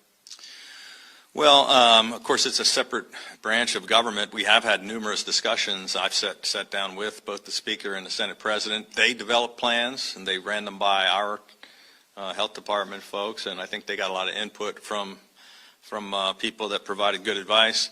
Look, none of us know, including the legislature, we don't know how bad it's going to get or what steps we'll have to take next year during January or February of the legislative session. But right now, I think they have a plan with a lot of flexibility. Most of their deliberations and committee meetings are all going to be done virtually. I think only limited time on the floor with smaller groups of people. The House is not going to be all together at one time. we'll have to see how it goes. I mean, it's very likely that, they may not be able to continue it the way they're planning currently, just like during the last session when they had to shut down altogether. Governor Hogan, School Superintendent Karen Salmon and the Baltimore County Executive have asked to prioritize school staff in rolling out the vaccine. Is that something that you're going to do? We have already done that, and Dr. Chan addressed that earlier. School staff, educators and school staff are in a priority group that are in the second phase, and that's already an approved plan by the CDC. More for Dr. Chan. I know you said you can't say when we would move into phase 1B and phase 2, but can you speak to how many doses of the vaccine we would need to secure? All right, everyone, it is 7:30 Eastern on the dot that we are expecting the Health and Human Services Secretary Alex Azar to witness the administering, of some COVID-19 vaccines. That live picture is on the top right-hand side of your screen. So I'm going to take some of you on a 2-minute commercial break in hopes that you don't miss a thing. That's really where we're focusing first. But healthcare workers, of course, in nursing homes, assisted livings, primary care, that's really where 1A will encompass. But to be able to move beyond phase 1, it will take close to probably 1 million doses. Governor, you mentioned that you're ready to get the vaccine when it becomes available to you. Where exactly does the governor, the lieutenant governor, other key state government officials fall in the hierarchy of the state's vaccination plans? Yeah, I think we're technically, us and our staffs are considered essential workers, but we're not those frontline healthcare workers. We're not in, certainly not in 1A. I think we fall into 1B, but we're gonna take the test when the experts tell us we should, and when they tell us it's fair and it's the right time. Governor, I want to ask about the election. I know we heard you yesterday when the electors cast their votes, talking about the peaceful transition of power, which has its roots in this building, as we've mentioned. You came out with a very strongly worded statement on Twitter last night about the need to move on to the Biden presidency. The Senate leader today acknowledged the president-elect today. Why are not more of your fellow Republicans in Washington on board with where you are on this? Well, that's a question for you to ask all those leaders in Washington, Tom. But I think I was pretty clear about my frustration that more of my fellow Republican leaders were not speaking out. I can't imagine I could be more strong, as I have been for more than a month now. But I thought it was a positive step today that Senate Leader Mitch McConnell did come out and say what he said. And I would imagine you're going to see more and more people in the days ahead. I mean, that's already starting to snowball, and sometimes it's difficult for people to be the first ones out there. I think I was the first, or one of the first, but many more people are feeling the comfort of a larger group. And I think some of them were just afraid. They were intimidated. They didn't want to come out and say anything because they were going to be tweeted about and attacked. As a couple of my Republican colleagues who I have respect for, Doug Ducey in Arizona, and Governor Brian Kemp in Georgia, who simply did the right thing by saying, this is what the law requires us to do, even though they campaigned very hard for the president, and then they were both attacked. So other Republicans, I think, were afraid of having that happen to them. Governor Hogan, you mentioned the 1 million additional tests. I'm wondering who is paying for those, how much they cost, and where are they going? So this was an announcement between the two companies. The state of Maryland is not involved in it. We simply made the initial connection with the Republic of Korea and this company, Lab Genomics. They were tremendous for us. We've now utilized them all. But this is two private companies, an American company headquartered here in Maryland and a South Korean company who announced this early this morning. And I don't really know the details of it. But the state is not paying for them, and we will be getting the access to some of these, I would imagine, and still continuing to utilize the lab, but we didn't purchase the test. Going back to Congress and any sort of movement on a stimulus plan, we're having more conversations with federal leaders, federal partners from Maryland about it, and do you think that the signal of moving forward towards the Biden administration could help get I'm cautiously optimistic. I'm hopeful, like we are on the vaccines, being a hopeful moment. I think Mitch McConnell today said that he didn't want to leave town and for their Christmas recess, holiday break, until they reach some kind of agreement. That's the first time he's, I think, said something like that. I've been in constant communication with leaders on both sides of the aisle. You may have seen, tonight I'm becoming the chairman of No Labels, which is they founded the Problem Solvers Caucus in the House and the Senate, equal numbers of Democrats and Republicans who put forward this compromise bill. I have a Zoom with 1,000 or so of those leaders from all across the country tonight at 8 o'clock, along with most of those leaders in the Senate and the House. And I'm, you know, I hate to say it's a done deal because I've been pushing for this since April as chair of the NGA, but I think we're closer than we've ever been. And if ever there was a time to get something done, if ever there was a time for Republicans and Democrats to come together to reach some kind of a compromise, it's right now when the country desperately needs it. Last question. Did you say when you activated the National Guard? Was it today? Well, a number of them have been helping with logistics, but we officially are activating today, and then we'll be calling up members as we need them. Okay. Thank you, guys. Thank you. Thank you, General. All right, everyone, that was the latest from Maryland officials. We are just seconds away from Health and Human Services Secretary Alex Azar being present at Georgetown University Hospital to witness the administering of some COVID-19 vaccinations. As soon as that gets underway, we will bring it to you right here on News Now from Fox. Meanwhile, I do have another live gorgeous picture out of Chicago, Illinois, thanks to our sister station, Fox 32 Chicago. You can see the Willis Tower. I want to make sure that's what it's still called because that's what it was called when I was there, right in downtown. Gorgeous live picture. They're experiencing cold and even some snow flurries there in the Chicago area today. But again, good morning. My name is Pilar Arias. Matter of fact, I'm going to take you out to the UK Parliament live. We'll listen in for just a little bit, and I will continue to monitor exactly when this event with Alex Azar gets underway. Again, this is News Now from Fox. My name is Pilar Arias, 734 here on the East Coast. Sense on this matter, and I hope he's heard up and down the land. It's absolutely vital that people who are offered the vaccine do take steps to get it immediately. You'll be protecting yourself and you'll be protecting everyone else. Let's head up to the northeast to Sharon Hodgson. Sharon Hodgson.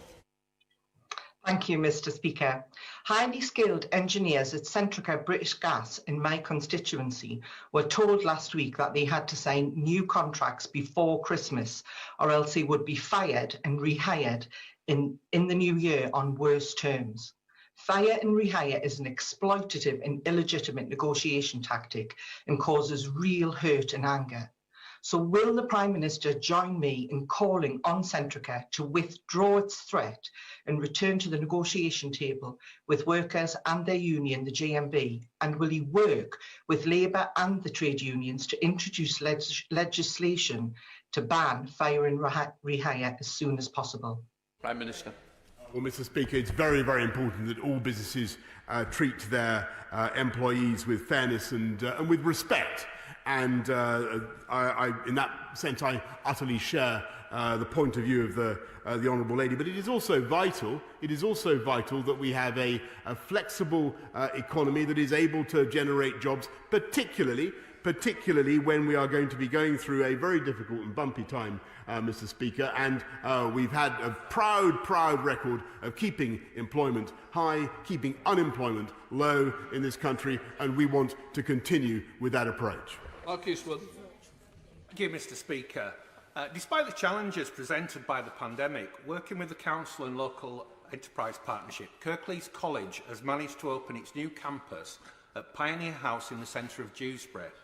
Not only will the influx of students give a much-needed boost to the town centre, but it will open up skills and apprenticeships to young people throughout my constituency. Would my right honourable friend agree to accompany me on a visit to look round this iconic building and to view the amazing sculpture loaned by renowned artist Anthony Gormley as soon as his schedule and restrictions allow? Yeah. Well, I thank my honourable friend. I will do what I can to fit in his very kind invitation and to inspect this sculpture. I admire Mr. Gormley's work greatly, by the way, I should say. But I'm delighted that Kirklees College has opened the Pioneer High Skills Centre, providing high-level education and skills training for the people of Dewsbury. And I thank him for what he's doing to campaign for that. We're now heading up to Scotland with John McNulty. John McNulty. Thank you. Mr. Speaker, the Prime Minister promised to fund 4,000 zero buses by 2024, but the spending review delivers just 800 buses. Why has the Prime Minister put the handbrake on when it comes to supporting the bus building sector? And with COP26 less than a year away, does the Prime Minister therefore agree with me that it is time to put the pedal to the floor, get these low and zero emission bus production lines full in Falkirk, Yorkshire and Ballymena, support the bus building sector in full as he promised? Well, thank you, Mr. Speaker. I can confidently say I don't believe there's another member of this House who's built as many or caused as many buses to be built as I have. But we are absolutely committed to rolling out, as he rightly says, 4,000 zero emission buses, and the country's first all-electric bus town, and he's right to lobby for the wonderful Alexander Dennis buses that are built in Falkirk, and we will be certainly championing them as well as buses built in Ballymena and elsewhere. And he can take it from me that in a zero-carbon way, we are putting the pedal to the floor until we get to 4,000. Brendan Clark-Smith.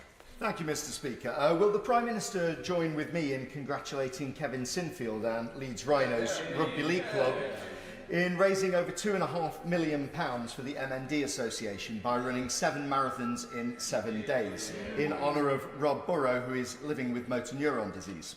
And will the government commit to increasing its investment in MND research and marching on together to find a cure? Well, thank you, Mr. Speaker. Can I share your enthusiasm for Kevin Sinfield and Sir Kevin, thank you, and Mr. Speaker, and Leeds Rhinos have done. MND is indeed a devastating condition. I congratulate Sir Kevin on his actions, and the government is certainly in full support. Simon Mulhotra. Mr. Speaker, my constituent Charlotte, a single parent, twice this term had to stop work due to her 5-year-old son's class self-isolating.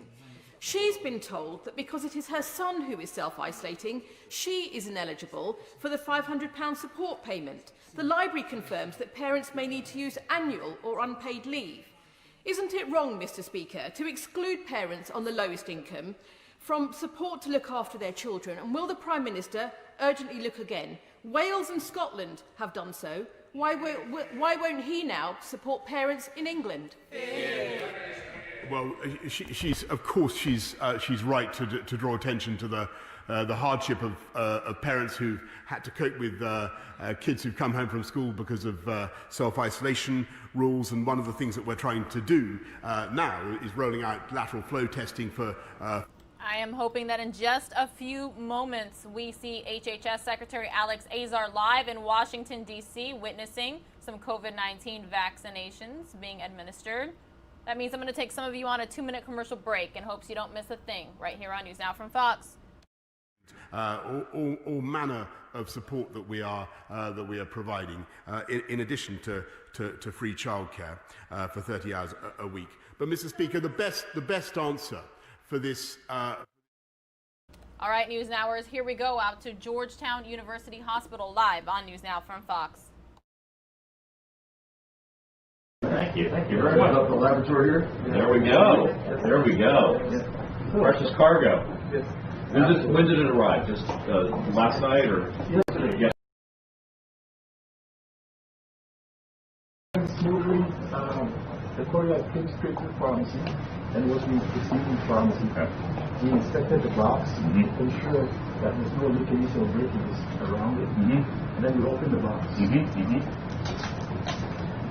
And you know, here's the interesting thing, we get an alert in my command center. Was that the first time you opened the box, or did you open it yesterday? We opened it yesterday. So we actually get an alert, right, because everything is so sensitive in terms of the tracking. It'll show us box opened at Georgetown MedStar. Yeah, perfect. Unstable live picture here, everybody, but we're going to continue to watch. Right. So it stops transmitting data. And then we get that alert, right. That's perfect. Yes. Excursion. Did you, can I good day, because I have someone physically. Okay, perfect.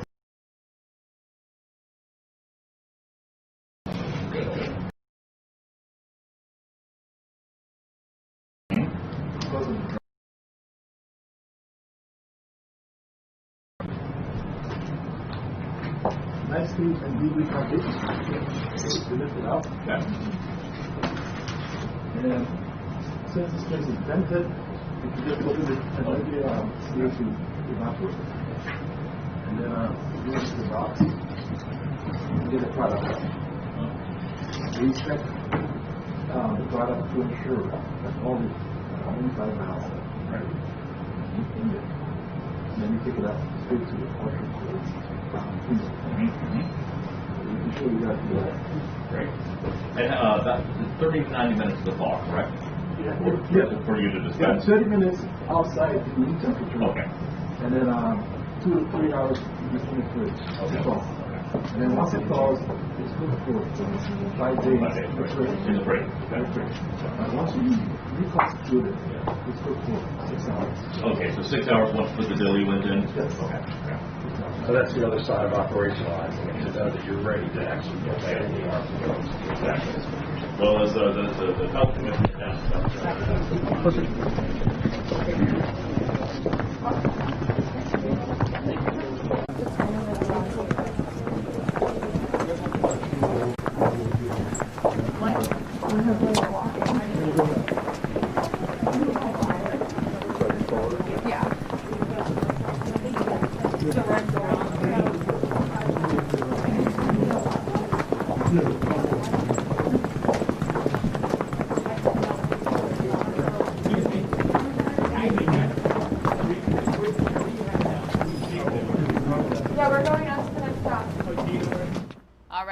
If you want to talk about live, raw, unfiltered, unedited, behind the scenes, you're looking at it right here on NewsNOW from Fox.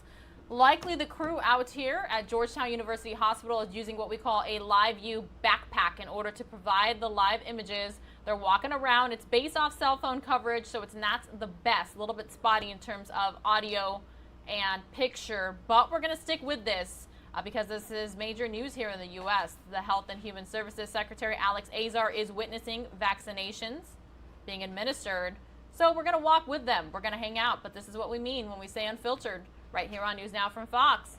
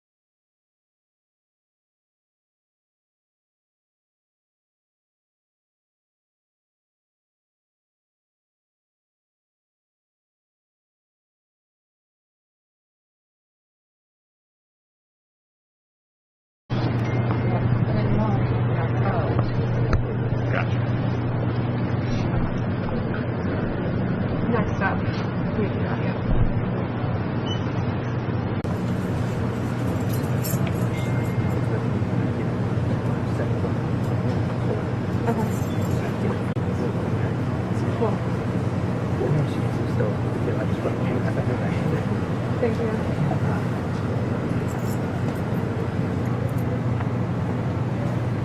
You okay?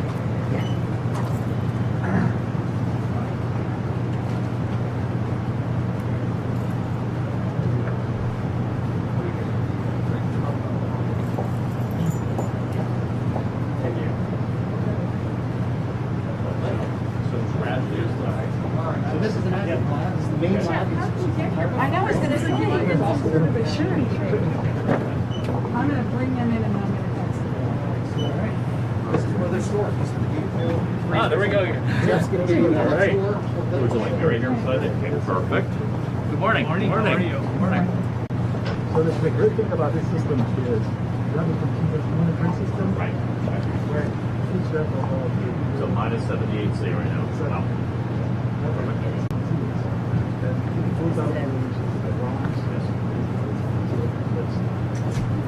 Wow. And of course, you, being a major lab, you had this equipment. You didn't, right? Yes. This is something you do. Yes. Right. We had to buy across the system. Right. We had Some community extra. hospitals, Yeah. not just Yeah. academic medical centers. So bought what we didn't have.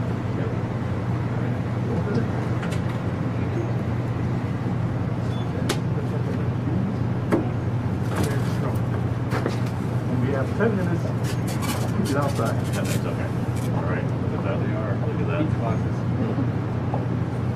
Really a little life-saving. Sure. It's just in that box. It's like liquid gold. Liquid gold, yeah. Yeah.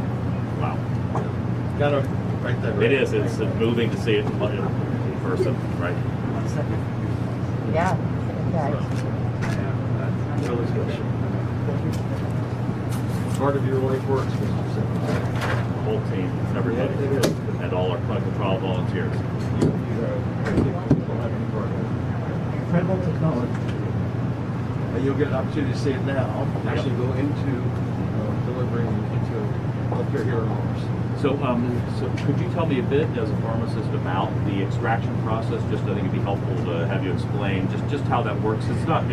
This is something you do every day. That's correct. Right. Yeah. So the volume we use today, each vial is 1.8 liters. And once you mix it up, the real dose is 30 micrograms with 0.3 milliliters. And you draw that up, to get to the stream. Yeah.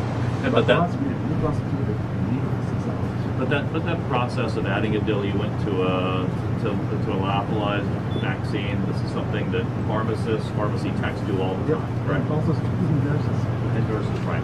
So this is, I think we need to, it's important for people to know that this is just part of the regular practice of vaccines. That, well, one wants to talk about cold storage.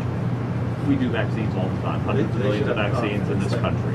We know how to do this. Exactly. It's very routine. The syringe size is a 1 ml syringe. The dose is 0.3. Just like a measles syringe. And did you get your kit from the McKesson shipment of the kit arrive well? Yeah, right. 1 day before. Perfect. Good. It's a special moment and it's a unique moment because of obviously coronavirus. But everything else, we're America's hospitals, pharmacists and nurses and physicians. Very that's where America's coming. And I think that's the important thing because we really try to leverage what works, don't build something separate and different because this country knows how to deliver vaccines. And so use that system. Right. Terrific. Thank you. Okay. Well, let's go see it. Actually, take care of healthcare heroes. You bet. Let's do it. Thank you. Okay. Secretary Mike, see you later. No. Thank you, everyone. Where do we go? Thank you all very much. No, we're going to the vaccine.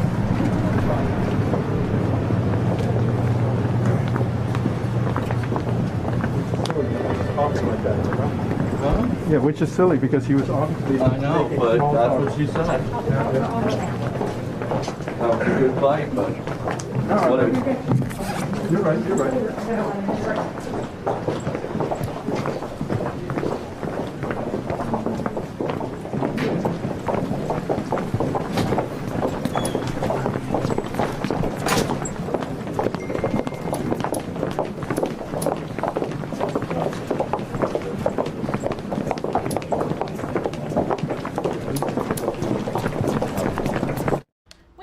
bit of time to take some of you on a 2-minute commercial break here on News Now from Fox. We're walking along with HHS Secretary Alex Azar at Georgetown University Hospital in D.C.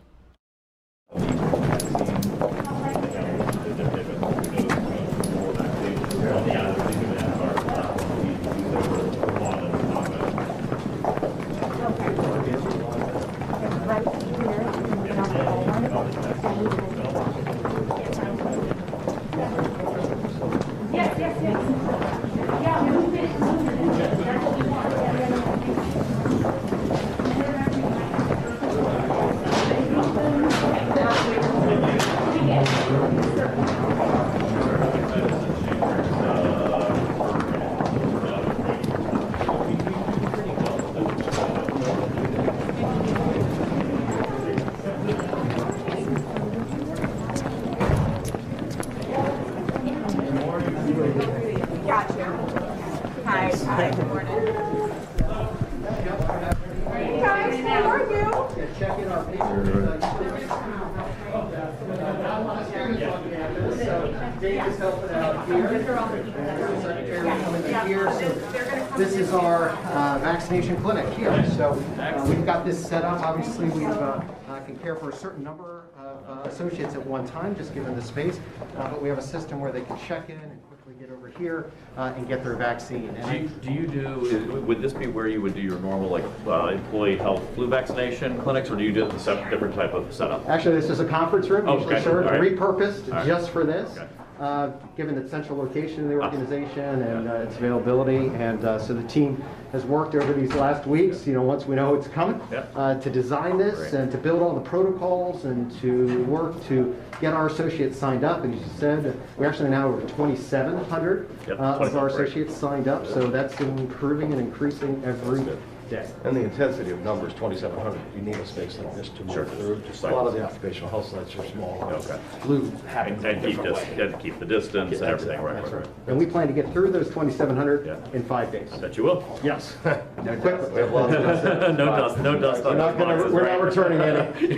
No returns. That's right. Good. Well, let me introduce you, if I could, to some of those who are vaccinating, and our first that will receive vaccinations here at MedStar Georgetown. So Donna here is one of our nurses. And hello. Are you about to? Are you? Nice to meet you. What's your name? Andrea. Andrea. Nice to meet Are you. you an RN? Excellent. Yes, works in labor and delivery. Yes. And of course, that's where we want to make sure that all of our associates are safe as patients come in, and we don't know if they're positive or not. So, and Andrea is a wonderful nurse, takes care of high-risk moms and high-risk babies for us. So, and will be our first here at MedStar Georgetown. So, Did you have any hesitation signing up? No, I mean, I think we've had such a great team with educating us ahead of time on everything, so everyone was on board as soon as we heard that the vaccinations were available. So, yeah. Sounds like really high demand. Yeah, definitely. Did you have any kind of computer algorithm or anything to help with risk assessment of all the team members that signed up? We did. So actually looked at a whole variety of things. We actually built a stratification model, Mr. Secretary, recognizing in the early phases, the allotments and the allocations would still be not enough for all of our healthcare workers. So using CDC guidance, National Academy of Guidance, and also the State of Maryland and the District of Columbia, actually built a very clear, clean, first priority, phase 1, highest, intermediate, and low risk. So stratified all of those in addition to the other things like over the age of 60, other comorbidities, so we could make sure that we got to those individuals first. Great. Oh, wonderful. okay. Well, Donna and Andrea, are you ready? Yeah, Ready.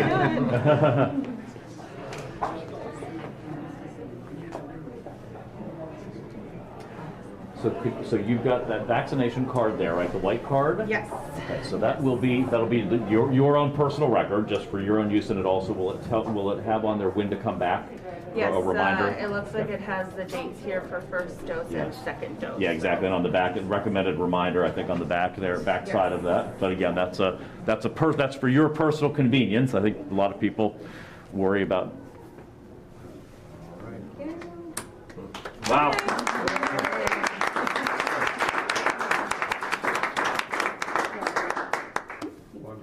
How'd it feel? Better than the flu shot, actually. Better than the flu shot. Better than the flu shot. Wow. Well, that works, Mr. Secretary. Yes. Let's get that message out. Andrea, just a little reminder of today Thank you so much. with the Public Health Service seal on it also. Thank you so much. I really Thank you. appreciate it. Thank you. Thank you. And Mr. Secretary, if I could introduce you to our second to receive here. Donna, thank you. Thank you. Okay, Leon here is going to be our nurse who's going to provide the vaccination to Liz, who Liz? works in our emergency department and has been here many years at MedStar Georgetown and is a clinical support nice to meet technician in the ED. Great. And Leon? Great. RN? LPN. LPN. Great. Leon, too, was in our student health department and Okay. redeployed Okay. to do this, and has been doing this for the last 10 months helping us. Great. From redeployed to doing all the important work every Amen. day. Yes. That's the healthcare heroes across the country, and certainly here. Are you on shift today, Liz? Yes. Are you nervous at all about getting the vaccine? Not about getting the vaccine, Okay. no. No. Okay. Maybe about all of us standing here watching you. Right, exactly. Right.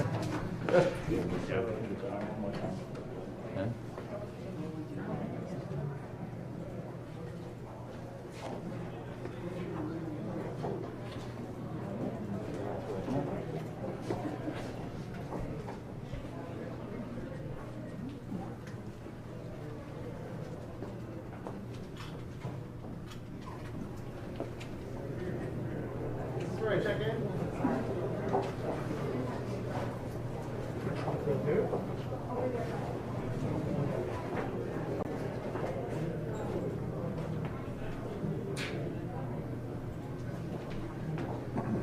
Can you remind me, each vial has how many in it? 5 doses? Yes, 5 doses.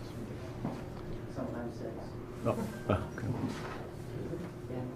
There's I'll fury about that. We should use this as a dose. Liz is relax your arm as much as you can. One, 2, 3.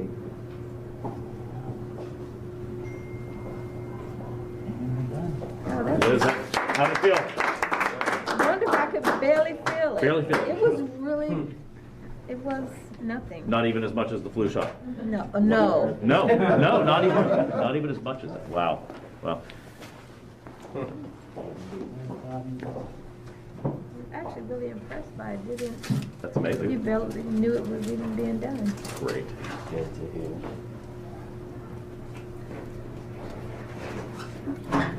All right.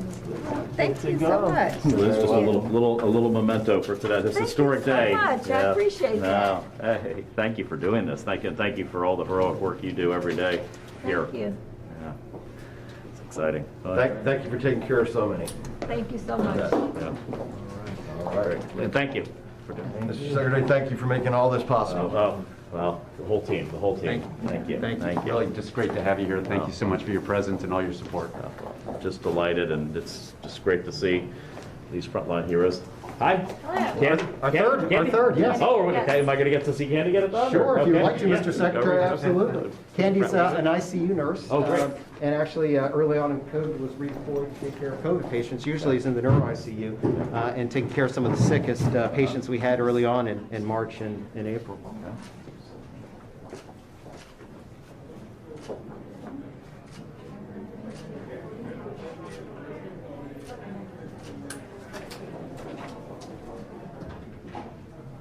Well done. Another. You feel okay? Feel fine. That's great. Great, good. Well, yeah, thank you. Thank you. Give you a little souvenir of today. Oh, I'm sorry. Let's get the Band-Aid on there first. Candy, thank you. Thank you so much. Thanks for everything you do. Thank you. All right. Wow. Okay. Wonderful.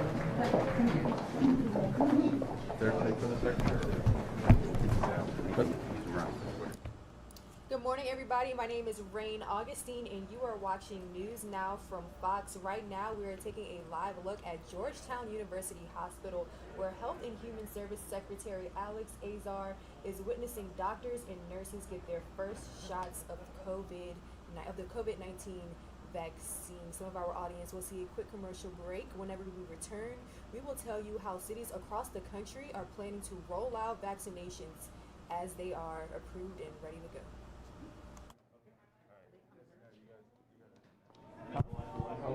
Oh, they're staying here for right now. Yeah.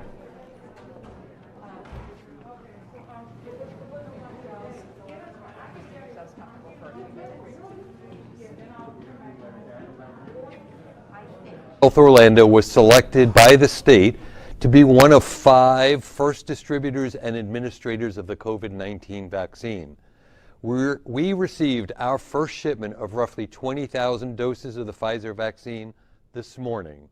In accordance with federal and state guidelines, our frontline team members will begin to receive their vaccines tomorrow, Wednesday morning, at both our Orlando and Celebration campuses. This will expand to other Advent Health campuses in the days ahead. So far, we've had several thousand eligible team members sign up for vaccines at both the Orlando and the Celebration sites. We're also in the process of providing vaccines to area health systems, including Nemours Children's Health System and Orlando Health, so they can help protect their frontline team members as well. Our teams are performing walkthroughs of the process at Orlando today and did successfully yesterday at our Celebration campus. We are honored to have been selected by the state to be a vaccine site, and we're doing everything we can to protect our frontline workers across the region. I am confident this vaccine is effective.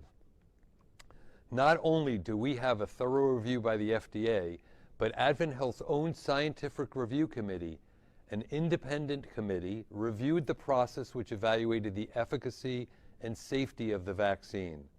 As a physician who has practiced medicine for nearly 40 years, I highly encourage all physicians, nurses, and our entire community to receive the vaccine when it becomes available to you. I personally will receive the vaccine when I'm able to, and I look forward to getting this done as quickly as possible. Vaccines are safe. We know this vaccine is safe, and it is the best way we can protect ourselves personally and our greater community. Many of you have reported, and we cannot emphasize enough, because the supply is limited, the vaccine isn't available to the general public yet. We look forward to the day when the vaccine will be more widely available. In the meantime, we're continuing to stress the importance of masks, social distancing, and continuing all the practices we've been doing.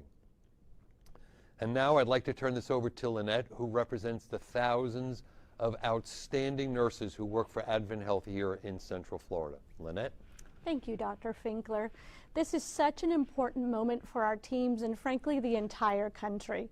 Here at Advent Health, our nurses and physicians have been on the front lines of the pandemic and have selflessly cared for thousands of COVID patients. But they aren't the only ones on the front lines. They're joined by an army of others who care for patients. Our environmental services, nutritional services, clinical pharmacists, our emergency room teams, respiratory therapists, central care staff, I could go on and on. These are the frontline people who are going to be receiving our COVID vaccine beginning tomorrow. Throughout this pandemic, many of you have asked, what can you do to support our nurses? The words of encouragement, the meals, and other kind gestures have meant so much. I'm here today to ask you to continue to support us by wearing masks and practicing social distancing. I know it's difficult over the holidays, and we are all making many sacrifices.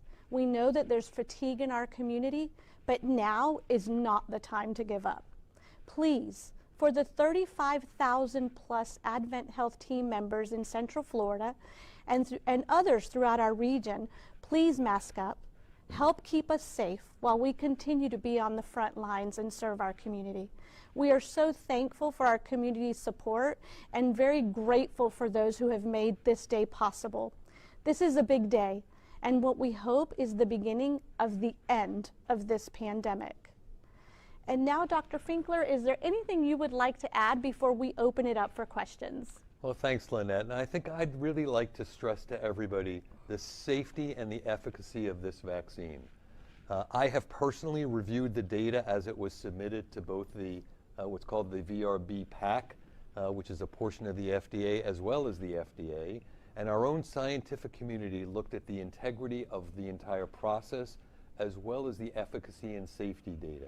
And we are convinced that this is a safe and effective vaccine, so much so that I've told you I would love to take this as soon as they'll give it to me, and I would recommend it and have recommended to my family and loved ones as soon as they become eligible for the vaccine. I've heard lots of things about, from some of our frontline workers about their hesitancy to take the vaccine. And probably one of the things I hear most frequently is I hear this vaccine actually gives you COVID. And I really want to make sure that everybody understands that this is a novel vaccine. Unlike almost all of the other vaccines that we are accustomed to, this vaccine does not contain the virus at all. This vaccine simply contains the genetic code to make a protein for which our bodies will then respond to. There is no virus at all in this vaccine. And so this is really a new way of doing this. It doesn't mess up your DNA. This is something that sits within your cytoplasm of the cell. And it's a really novel way to do it. And quite frankly, I believe that we are at the watershed moment of how we're going to look about how we treat things moving forward. It just so happens that we've done this in a remarkably compressed time. It was only 9-10 months ago that we got the genetic code for that protein, and now we're sitting here 10 months later saying we now have a vaccine and we're ready to go ahead and use it. And again, the safety and efficacy profile is outstanding. Several of us have also had an opportunity to look at the next vaccine that's coming down the pike, that Moderna vaccine. That will be reviewed by that same VRB PAC committee on Thursday. And again, this is an identical vaccine, and it shouldn't shock anybody that it looks as though the efficacy and the safety is identical. So we anticipate by the end of this week, sometime over the weekend, we'll actually have an emergency use authorization for a second messenger RNA vaccine. Very exciting times. And really, at the end of the day, if you really think about the success of vaccines and the promise that this has with regards to saving lives and actually getting us out of this global disaster, it's staggering. So I would urge everybody that once the vaccine is available and you are eligible, to please consider taking the vaccine. We are starting this off within our institution, very similar to what we do with the flu vaccine, and that is right now this is only under emergency use authorization, and so we are not requiring the vaccine, but we are urging and highly recommending our frontline workers take the vaccine. Once this becomes an FDA approved vaccine, we'll then switch to exactly what we do for the flu vaccine. Thank you, Dr. Finkler. We do have a question. We want to start off with a question from Danielle Lama from Fox 35, who asks, how is Advent Health determining which employees get the vaccine first? So we have really started off with our frontline employees, and again, as Lynette, you heard from Lynette, this is not just our physicians. These are everybody that's at the front line, and we've strategized and prioritized based on their risk of exposure. So we are starting with our first group would be folks that work in an ICU, the COVID ICU, the COVID units, our emergency departments, people that do procedures, our anesthesiologists, those that are at very high risk and are exposed on a daily basis, and then we'll go down from there based on the risk of exposure and our availability of vaccine. Our next question comes from Abe Abaraya at WMFE, who asks, will respiratory therapists be included in the first round? What about environmental staff? So yes, we've actually included those staff members if they work in those high-risk areas. So we do have environmental services that round in the emergency room, that certainly take care of the emergency room needs, our COVID units, our ICUs, respiratory therapists, absolutely.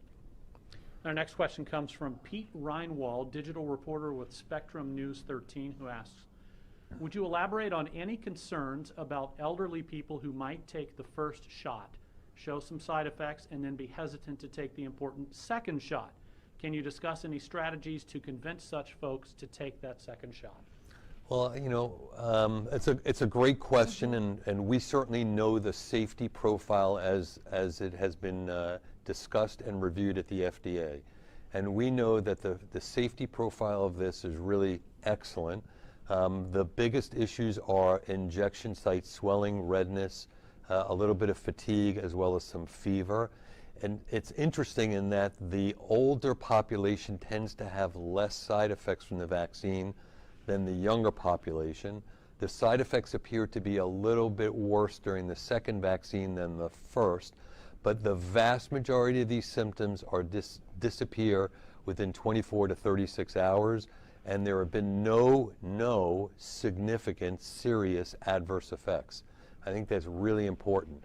And for the elderly population that's clearly at risk of not only getting COVID, but having significant sequelae from it, including death, if you look at the safety profile of the vaccine versus the potential risk of getting COVID and having complications, this is a very easy decision in my opinion, and I would take the vaccine. Our next question comes from Noah Hertz from the West Volusia Beacon. Any word on distribution at Advent Health DeLand or Fish Memorial? So we do know that, again, we received about 20,000 doses of vaccine. Based on our conversations with ACA and the state Surgeon General, we are going to share these vaccines with our neighbors within our Tri-County. So our other health systems, Nemours, as well as Orlando Health and HCA. And we believe that Advent Health Orlando will use about 9,400 of these vaccines. The remainder of the vaccines that don't get utilized from the Orlando Tri-County will then get moved outside the Tri-County. And we have plans to go into Lake County as well as Daytona Beach, maybe as early as next week, depending on supply and how things sign up.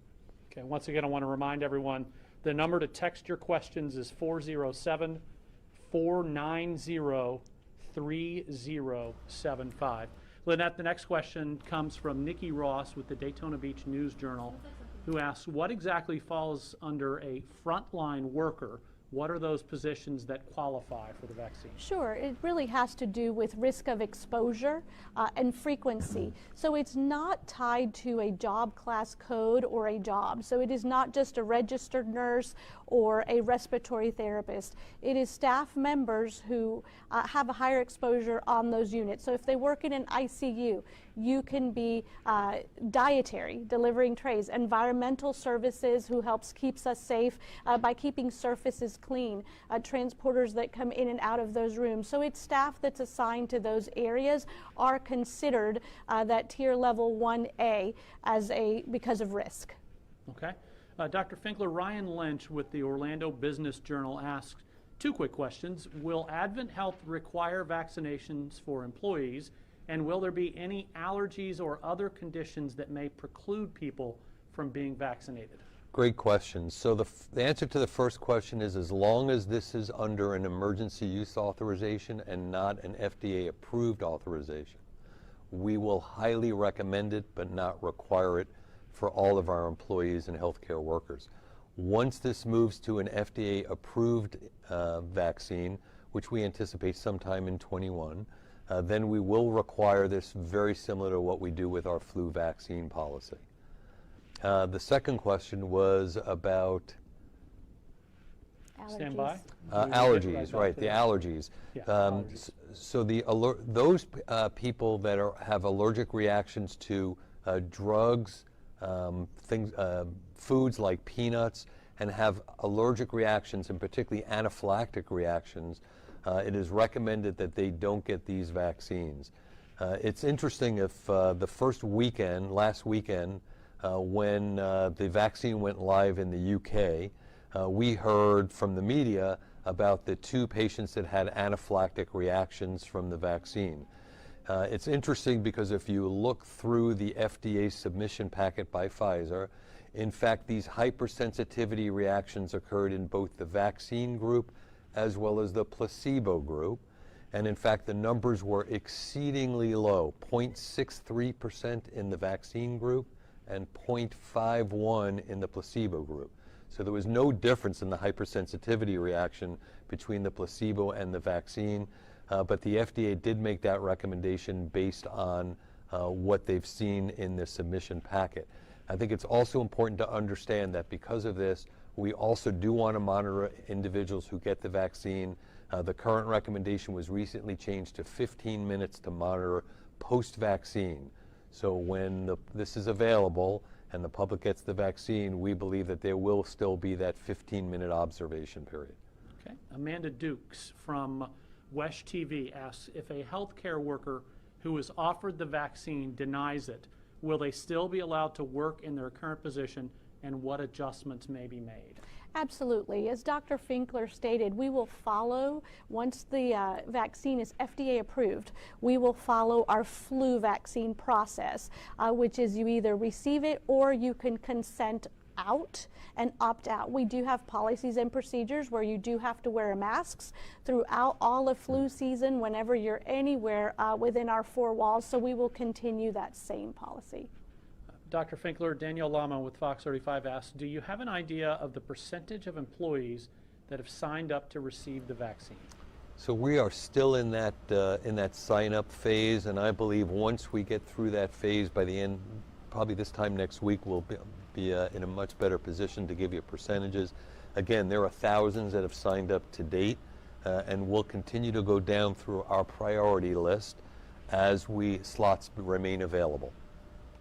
Lynette, this is a great question from Lauren Seabrook from WFTV. Can you talk a little bit about what frontline workers have been through personally and how this will help their mental confidence to continue treating our community? Oh, that is a fantastic question. There's no doubt about it that the pandemic has taken its toll on our nurses and our frontline workers.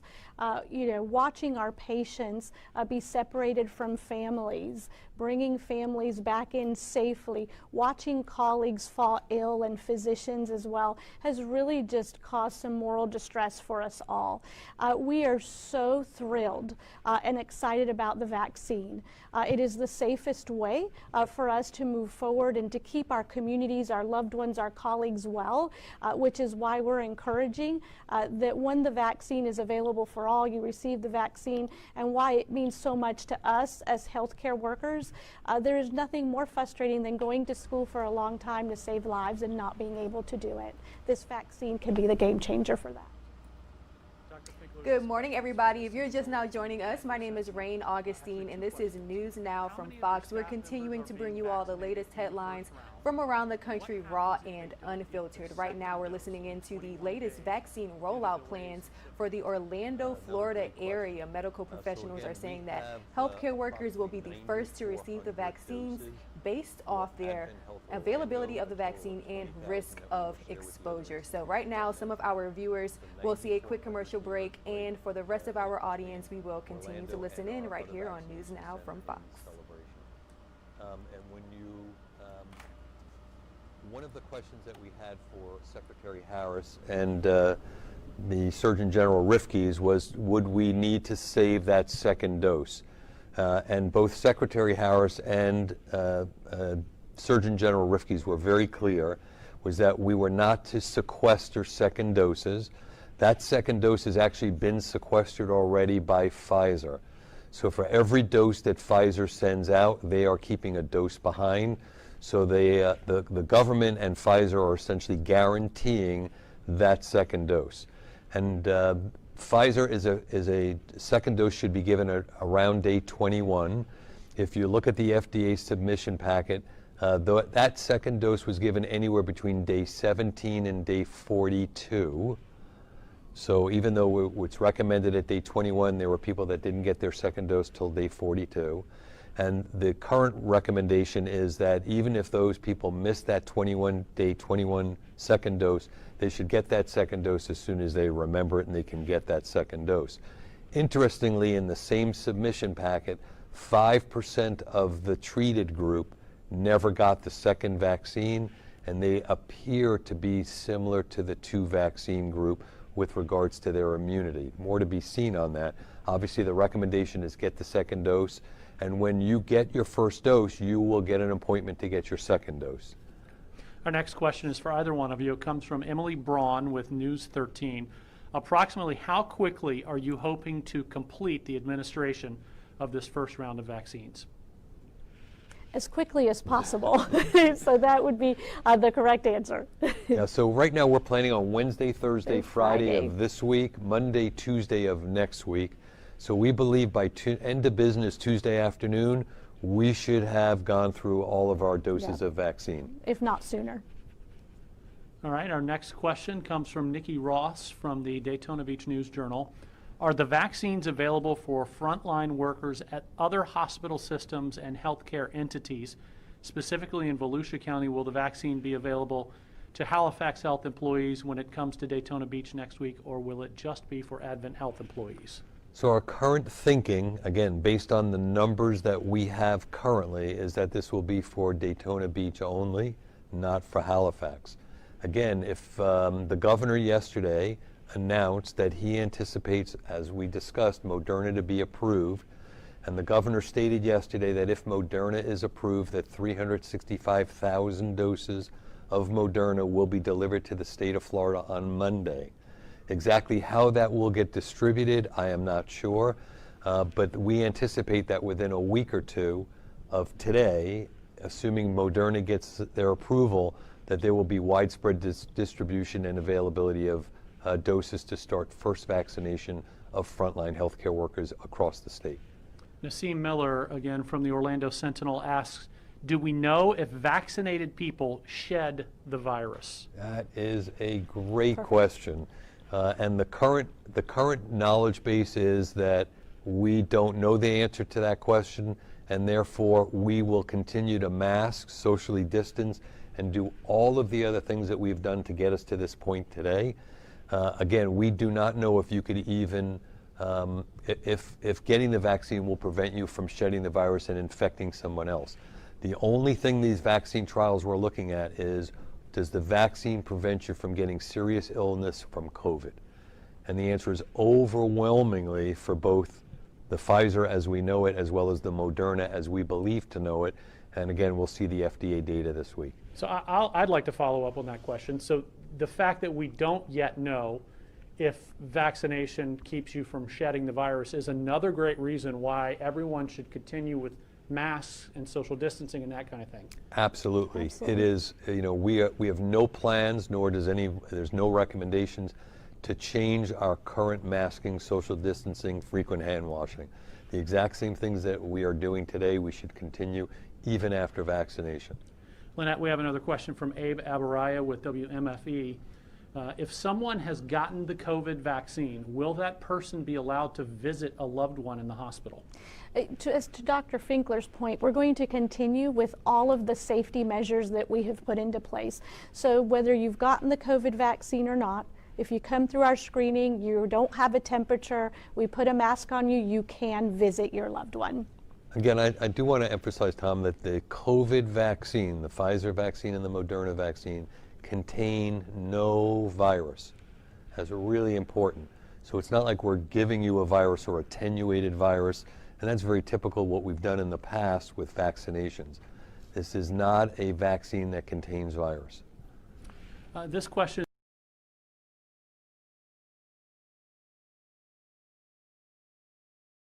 be considered to have effective immunity? It's a really interesting question, and the best answer is we don't know exactly that answer, but it appears to be somewhere between 2 to 6 weeks after vaccination. In the studies that have been reported, it was certainly 2 weeks after, within 7 days rather, after vaccine number 2, they could confirm immunity, but there was certainly evidence that there was immunity prior to that dose as well. But it's a great question. And again, remember that there were no antibody levels tested in any of the vaccine trials. So we just don't know. Here's another great question from Ryan Lynch with the Orlando Business Journal. Will there be a need for a second vaccination cycle in a year similar to certain other vaccines, or will this be a one-off? Another great question. Some of the unknowns here is how long will this vaccine be effective? And the answer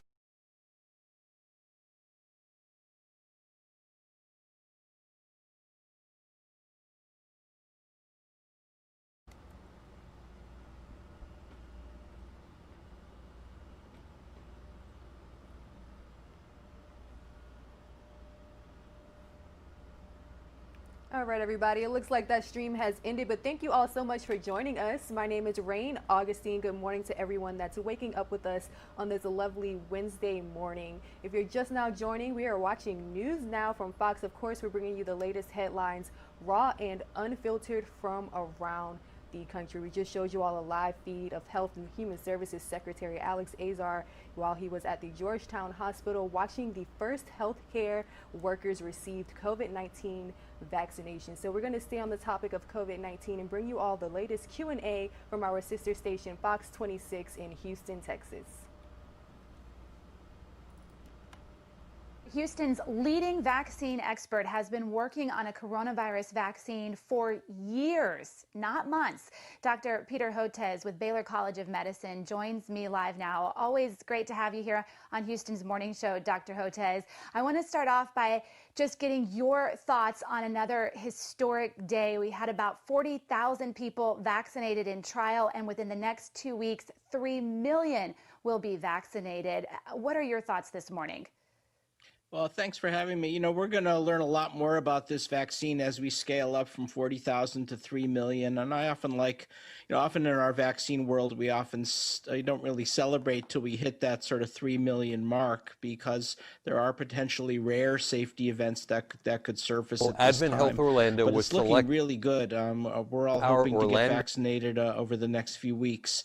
And this is going to be the first of several vaccines. We'll have the Moderna vaccine likely released through emergency use authorization probably by the end of this week. And then there'll be new adenovirus-based vaccines so that by the early part of the spring, we may have 4 or 5 vaccines that'll be released to the public, all of them more or less working by the same way, inducing a type of immune response called a virus-neutralizing antibody to the spike protein. That's how they all work, and we now know, after a decade of research working on coronavirus vaccines, that the best way to keep yourself and your family out of the ICU and out of the hospital is to have those virus-neutralizing antibodies in your system. So don't overthink it. Get whatever vaccine you can, and it'll have a huge impact in terms of protecting your health. The computer time, the IT Dr. Hotez, let me ask you about some of the concerns people still have. They saw the 2 severe allergic reactions reported in the UK after the vaccine.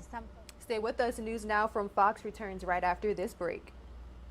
And that may concern them. Do you still stand by your statement that this vaccine is totally safe even without long-term studies? Well, absolutely. And in fact, I'm hoping to get vaccinated tonight, get the first dose. So that'll be a really exciting moment.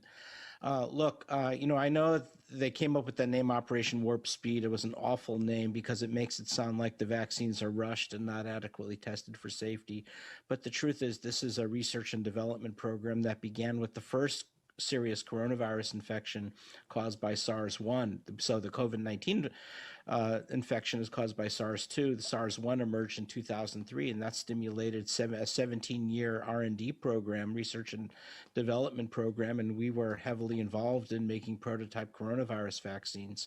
So it's not as if these are as new as some of the company press releases and the warp speed terminology make it seem. Also, remember, these are large clinical trials, 40,000 involving 40,000 individuals. That's a typical phase 3 vaccine trial. So there's really nothing out of the ordinary. The only difference is that we're releasing these vaccines with around 2-3 months of data showing that it works and that it's safe. And we usually do that after a year in a typical licensure process. And the reason we're not waiting a year is, Sally, when we're getting 3,000 Americans losing their lives every day, you do the math, 3,000 a day times 365 days, it's just a staggering death toll. And that's the reason for it. It's to save lives now. And just this morning, Dr. Hotez, I was just reading the FDA issued a positive review of the Moderna vaccine, which you mentioned a little bit earlier. That could get emergency approval later on this week. Hospitals, of course, are not getting enough to cover all of their staff right away. So What do you foresee? It's exciting. It's also a little chaotic. The president and CEO of Luther Manor is waiting to hear from Walgreens about when the pharmacy plans to come to campus for the first round of COVID-19 vaccinations. We don't know when it's going to happen, so we don't know who's going to be working. We also don't know the quantity we're going to be receiving. On Monday, the Wisconsin Department of Health Services initiated the so-called Pharmacy Partnership for Long-Term Care program, which pairs pharmacies with nursing homes for vaccine administration. We are starting with the skilled nursing facilities. The director of Wisconsin's immunization program told members of a state vaccine committee Tuesday they are committed to using the Moderna vaccine to inoculate more than 60,000 residents and staff members of skilled nursing facilities. Your COVID-19 begin vaccine like on the adults have been getting 28th, vaccines here in Houston for assuming years. that You can the go Moderna to your local supermarket, whether it's H-E-B or Kroger or Randall's, or your local pharmacy, CVS or Walgreens, and the pharmacist there can give you your vaccination, and that's where we'll move towards. So this will open up as we get more vaccines available. And Dr. Hotez, you said you're getting yours tonight. That's what's expected. Other healthcare workers this week, and then people in nursing homes will start getting vaccinated next week. After those groups, if it was up to you, who would you recommend would be in that second priority group? Well, I'm worried about older Americans, and the cutoff I'm a little concerned about. Some of the recommendations are saying age 65 and older, and the reason I push back a little bit about that is when you look closely at the data coming from the Centers for Disease Control, if you look at the Hispanic and African American communities, about 35% of the deaths occur under the age of 65. So I want to be really certain that we start vaccinating people in their 50s and early 60s as well, because we're in Houston and in Texas we're losing a lot of 50, 60-year-old mothers and fathers and brothers and sisters, and so we're going to have to make certain we get those populations vaccinated. And we're also it's not just having the vaccine available. We have to do a better job communicating about the importance of vaccines. Operation Warp Speed, which is the U.S. program, has done a terrific job in terms of scientific rigor and the integrity of the clinical trials, but they really haven't had a communication plan. They've left that to the pharma company CEOs and press releases, and that's not gone well. They've not been strong communicators, and we also have a pretty aggressive anti-vaccine lobby in the U.S., especially here in Texas. So the other thing I'm looking for, especially with the new Biden administration, is to really up their game in terms of communication, not only sending out public service announcements, PSAs, which are important, but that's not going to be enough. We're going to have government scientists out there on a frequent and regular basis answering questions. And I think that will also really help, because there's a lot of people that don't understand the process, hear about Operation Warp Speed, or they're reading misinformation they download from the internet because the anti-vaccine groups so dominate the anti-vaccine lobby. Yeah, Dr. Peter Hotez, we appreciate your time this morning. That was Dr. Peter Hotez on Fox 26 Houston. He says that he's really concerned about the older population getting the vaccine. So speaking of the older vulnerable population, let's toss things to Fox 6 Milwaukee for the latest on vaccine rollout for nursing homes. Wisconsin plans to use the Moderna vaccine for nursing homes, with shots starting as soon as December 28th. Fox 6's Brian Polson has more from outside Luther Manor in Wauwatosa, where administrators are now planning who will get that vaccine first. It's exciting. It's also a little chaotic. The president and CEO of Luther Manor is waiting to hear from Walgreens about when the pharmacy plans to come to campus for the first round of COVID-19 vaccinations. We don't know when it's going to happen, so we don't know who's going to be working. We also don't know the quantity we're going to be receiving. On Monday, the Wisconsin Department of Health Services initiated the so-called Pharmacy Partnership for Long-Term Care program, which pairs pharmacies with nursing homes for vaccine administration. We are starting with the skilled nursing facilities. The director of Wisconsin's immunization program told members of a state vaccine committee Tuesday they are committed to using the Moderna vaccine to inoculate more than 60,000 residents and staff members of skilled nursing facilities. That will begin on the 28th, assuming that the Moderna vaccine is approved and we receive the allocation that we have been notified that we should receive We're really hopeful that this means the majority of residents in our skilled nursing facilities will be vaccinated by the end of January. After that, the state will focus on assisted living and other long-term care settings. I'm very glad that after all of this 9 months of the pandemic, that nursing homes in particular are being viewed as a priority. But they said it could be months before family members can start visiting their loved ones on a regular basis again. Even if all of my staff and all of my residents had the vaccine, having outsiders come in creates a risk for us. When disease numbers go down, then that we would be able to allow limited numbers of visits to long-term care facilities from limited numbers of family members.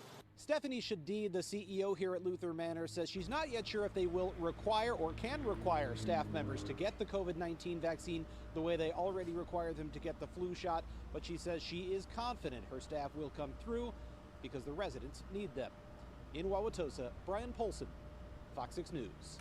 There you have it. Officials there in Milwaukee saying that they are hopeful nursing home residents will be able to receive COVID-19 vaccinations by the end of January. Now, some of our audience will see a quick commercial break, and for the rest of our viewers, let's toss things over to our sister station Fox 5 Atlanta for the latest coronavirus Q&A from their area. Well, the first COVID-19 vaccine has begun arriving at Georgia hospitals. This is part of a nationwide push to get nearly 3 million doses of the vaccine into U.S. healthcare facilities and nursing homes over the next couple of weeks. Fox Medical Team's Beth Galvin joins us live to answer more of your questions this morning. And Beth, good morning to you. I want to start with this. This is Pat's question, and she writes in and says, I am a 70-year-old female who was hospitalized in March with COVID. I just had an antibody test done. I'm still positive for antibodies after 9 months. What does that mean? Am I immune? And do I need a vaccine? So I think that's a good sign that she still has antibodies after 9 months. The CDC, though, does say even though you have had COVID-19 before, you still need to get the vaccine. And that's because we don't know how long that natural immunity that you receive after being infected is going to last. So it could last 3 months, it could last 9 months, it could last 12 months. We just don't really know at this point because we're not far enough out from the beginning of this pandemic. So just to be on the safe side, they want those folks who have already been infected and already been down this road to go ahead and get vaccinated to make sure that they do have those sort of sustainable antibodies, at least for a little while. Good to know. All right, Beth, this is from Bill. Bill wrote in and said, I'm a liver transplant recipient. Although I'm 18 years out from a transplant, I can't take a vaccine that uses a live virus such as the shingles vaccine. Will I be able to take any of the upcoming coronavirus vaccines? So I think it's important for him to talk to his transplant center and find out what their position is. I looked it up on the American Society of Transplant Surgeons website, and they basically said that, you know, folks who have received an organ through a transplant were not included in the trials of these two main vaccines, Moderna and Pfizer. So right now, we just don't have the data to say how this is going to affect your immune system, because people who have received an organ or received a transplant take medication to sort of modulate their immune system, and they don't know, you know, whether this could potentially play any role in increasing their risk of infection. So the bottom line would be wait and talk to your transplant center just to see what they have to say about it. Okay, Beth, Vicky wrote in and said, my husband is 69, has diabetes, a history of lung cancer and arthritis, to mention a few. Who will let him know when it's his turn to receive his vaccinations? So we're not 100% clear on that. We think that I've been talking to a lot of the healthcare organizations in our area, and they say we're going to try to use things like the patient portal to notify people. Your doctor's office might be notifying you. It also might be something that you see in the media right here, where we start to say, well, certain people with this condition are now up to, you know, go get the vaccine. So not exactly, Elise, clear how it's all going to play out. It does look like, you know, because her husband has a couple of those risk factors that put him towards the front of the group, he's probably going to be in that January, February group. So you definitely want to keep an eye on the situation and maybe check in with his healthcare provider and say, hey, here's what's going on. What do you think? Elise? All right, and Beth, this is from Betty. Betty says, I am 66 years old and being monitored for breast cancer. I'm still working, but don't want the vaccine. Don't trust the rush. Do you have any words of confidence? Well, I like that, Betty, I like that you're asking this and that you're open to this dialogue. I think this is a conversation that maybe you ought to have with your healthcare provider or someone in the medical field that you trust. This vaccine is new. It's a new technology, but it has been studied for years. The technology has been studied for years, and it was rushed because we're in the middle of a pandemic and we've had 300,000 Americans die, from the illness. So it needed to be rushed. Everything that I've heard from everybody that I've talked to has said, this vaccine is safe with minor side effects, highly effective, 95% effective, even in people 65 and older, highly effective. So I think it's really, you've got to get to a level where you feel comfortable about it. I like that you're talking about it and you're bringing it up here. And I would say talk with people that you trust and whose values and whose opinions you trust, and try to figure out if it's the right thing for you. Okay, Beth, our last question. This is coming in from Lori, and Lori hits on a concern that really a lot of people have had. She writes, if you have no health insurance, will this vaccine cost me money? So the vaccine will be free of charge, and I think that's going to be a relief to a lot of people. Some people who have insurance, their company may be paying for the administration of the vaccine, but there's a special fund that's been set up for people who do not have health insurance, and that's about 20% of Georgians. So you will be taken care of, and you will not face costs out of pocket to try to get this vaccine. It is free of charge. Elise? That is so good to know. Okay, so on top of all of this, Beth, how can people submit their questions? I know that a lot of people do have questions, and you're so good about helping us find some answers. Well, thank you. And I'm getting some great questions from people. Just email me at beth.galvin, Galvin, at foxtv.com, or you can hit me up in my personal messages on Facebook, and that's Beth Galvin Fox 5 on. All right, we're taking a live look at Chicago, Illinois, where a manhunt is underway for an Indiana policeman. Excuse me, guys. Police are searching for a man from Indiana who's charged with murder. Authorities say that he escaped custody after a prisoner transport van stopped at a McDonald's. So let's check in with our sister station, Fox 32, for the latest updates. In Gary, Indiana, an escaped murder suspect is still at large here, and now there is video of just how he got away. It happened here at the McDonald's in Gary. In the drive-thru, the vehicle transporting him stopped here, and that's when the murder suspect ran off. The Lake County Sheriff reviewed surveillance video from McDonald's, which shows an agent from Ready Transports of Wisconsin at the wheel. The back door appears to open, and 22-year-old Leon Taylor bails out. He's seen at the top right part of the screen, and there are several views of this. The agent initially said that he opened the window and the suspect somehow climbed out. But the Lake County Sheriff points out that the door opens and suspect Leon Taylor exits and runs away. He doesn't appear to be wearing shackles. It does look like he is handcuffed. Taylor is suspected of shooting and killing a 52-year-old man in East Chicago in November. Police say he has a long record and has been charged in multiple armed robberies. The transport company is investigating their agent's actions. The suspect is from nearby Hammond, Indiana, and so he is familiar with the area, and anyone who sees him or has information is urged to call police. In Gary, Indiana, I'm Joni Lum reporting. You're watching News Now from Fox. Right now, some of our viewers will see a quick commercial break. And for the rest of our audience, let's toss things to Fox 26 Milwaukee for the latest COVID-19 vaccination updates. Milwaukee, the COVID-19 vaccine has been administered to some healthcare workers at Aurora St. Luke's. The nurses and doctors are among the first in the state and the country to get the shot. Fox 6's Ashley Sears is live with when the vaccine might be given to the rest of us. Ben, an Aurora Emergency Department physician was the first Aurora healthcare worker to be vaccinated today. The doctors and nurses here say they are proud to get the vaccine, offering light at the end of the tunnel. And I hope this fight comes to an end soon.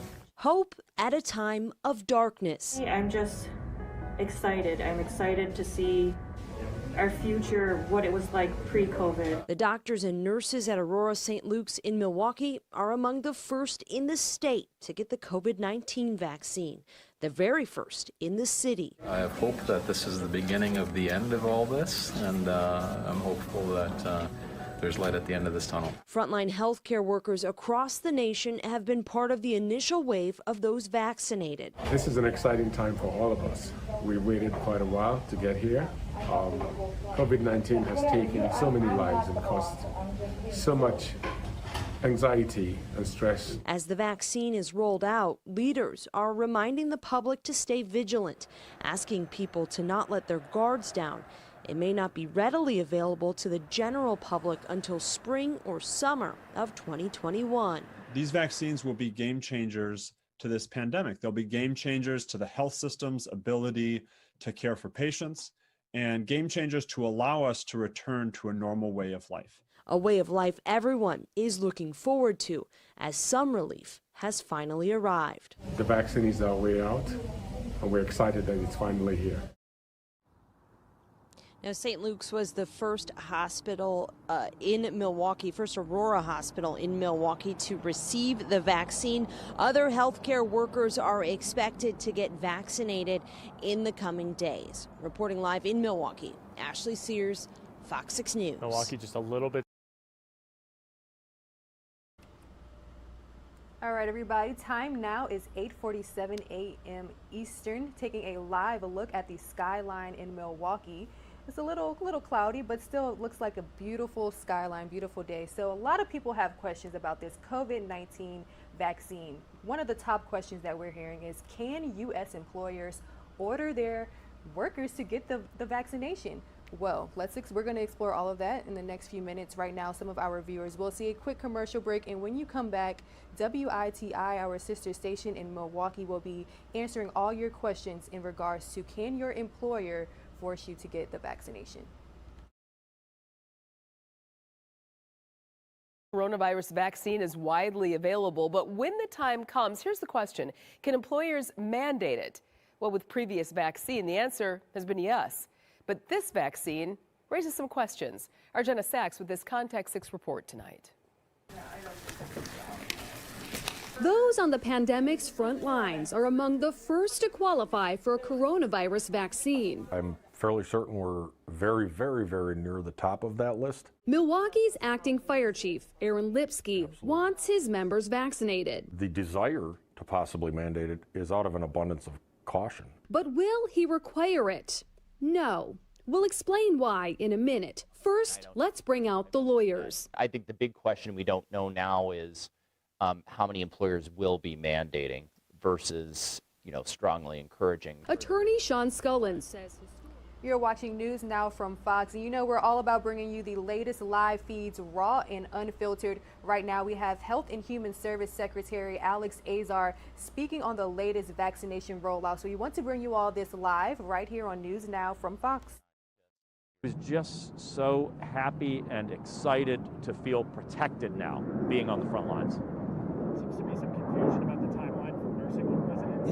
You had said on Sunday that you could be getting everybody vaccinated by Christmas, but CVS and Walgreens are saying that they might not be giving shots until next Monday. Has that timeline been cleared up at all? Yeah, so what I said on CBS was simply, we have enough shots that if our governors prioritize and focus there, we have 1.5 million nursing home residents in the United States. We have enough shots that we could get them all vaccinated. Now, CVS and Walgreens have set up their systems. They're going to do about 100% of the nursing homes in the United States, as well as our assisted living facilities here. We are shipping actually hundreds of thousands of doses this week to CVS and Walgreens, where they're scaling up in 4 states this week, and then they'll be launching the full program on Monday, and they can literally take care of thousands of these assisted living and nursing homes each and every day. So that will be fully up and running on Monday, but scaling already tomorrow.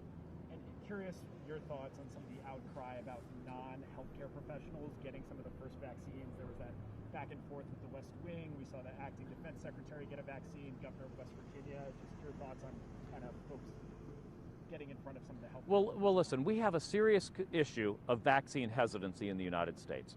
And so it's very important that those of us who are the leaders and hopefully trusted authorities get vaccinated as a way of demonstrating our confidence in the integrity of the process, the safety and efficacy determinations made by the FDA. I'm not going to ask someone to do something that I wouldn't do myself, and so I intend to be vaccinated. I intend to do it on TV. I hope we'll have a significant number of leaders in racial minority, ethnic minority communities that have been disproportionately impacted by the coronavirus, who will also get vaccinated in public. It's just very important that we demonstrate our complete confidence in the integrity of this program on a bipartisan basis, because we want as many people who are at risk to get vaccinated, and eventually as many people in the United States get vaccinated as possible. And when can we expect your vaccination to happen? Soon. I want this week to be about these heroic healthcare workers and our seniors. So but soon. I'll do it soon. But I want to be focused this week on protecting these healthcare workers. Is what I want to be highlighting. But do it soon. Thanks, Secretary. Thank you very much. Good to be with you. Thanks for coming out today. Of course. Great. Thank you, guys.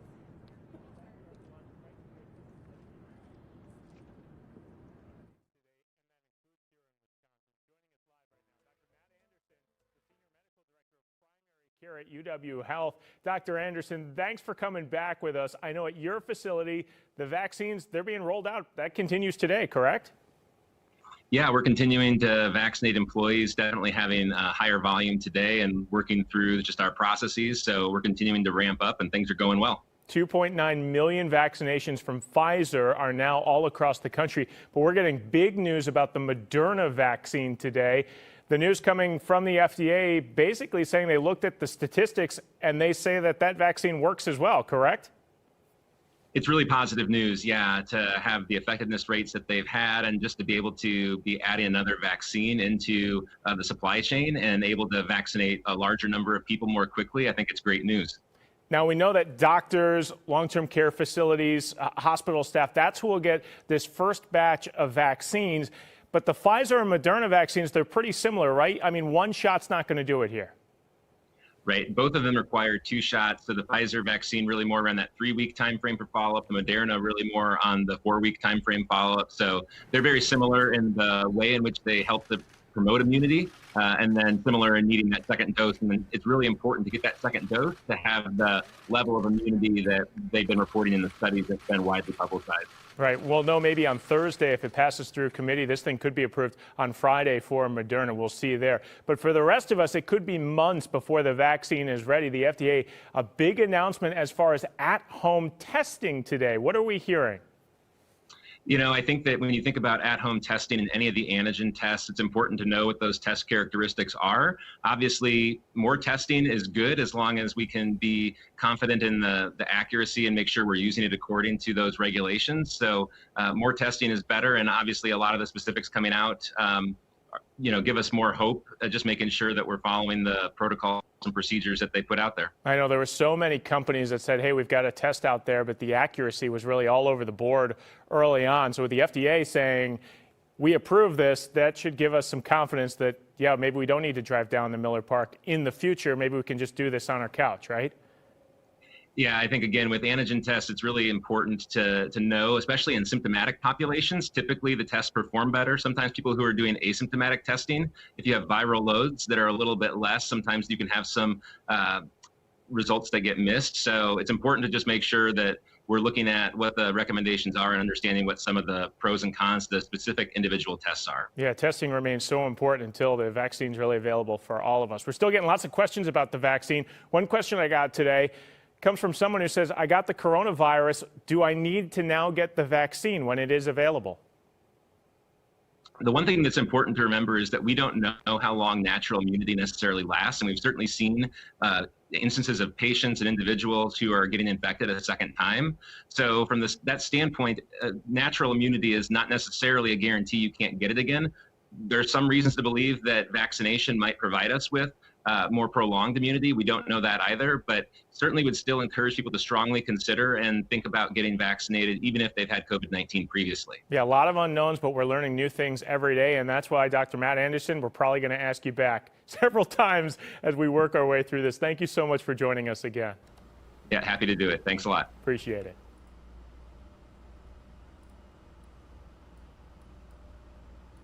You're watching News Now from Fox. Right now, we're taking a look at a live picture from Atlanta, Georgia, where we expect to see Senator Kelly Loeffler, along with her husband, casting their early votes for the 2021 Georgia Senate runoff. Now, Senator incumbents Kelly Loeffler and David Perdue will face John Ossoff along with Reverend Raphael Warnock on January 5th. This is a very important runoff election because it will determine whether the GOP keeps control of the chamber, and will also determine whether Senate Majority Leader Mitch McConnell keeps his position. So, depending on whether Democrats or Republicans have control of the Senate, will determine whether the new Biden administration can fulfill their agenda, or if they will have a few roadblocks when it comes to fulfilling their plans. So we will keep you all updated on this right here on News Now from Fox.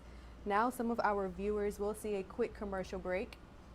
And for the rest of our audience, our sister station Fox 6 in Milwaukee, they're giving us a lot of content this morning. They recently spoke with a vaccine expert on what the first round will be like for people who are receiving the vaccine. Right here on News Now from Fox. Stay with us.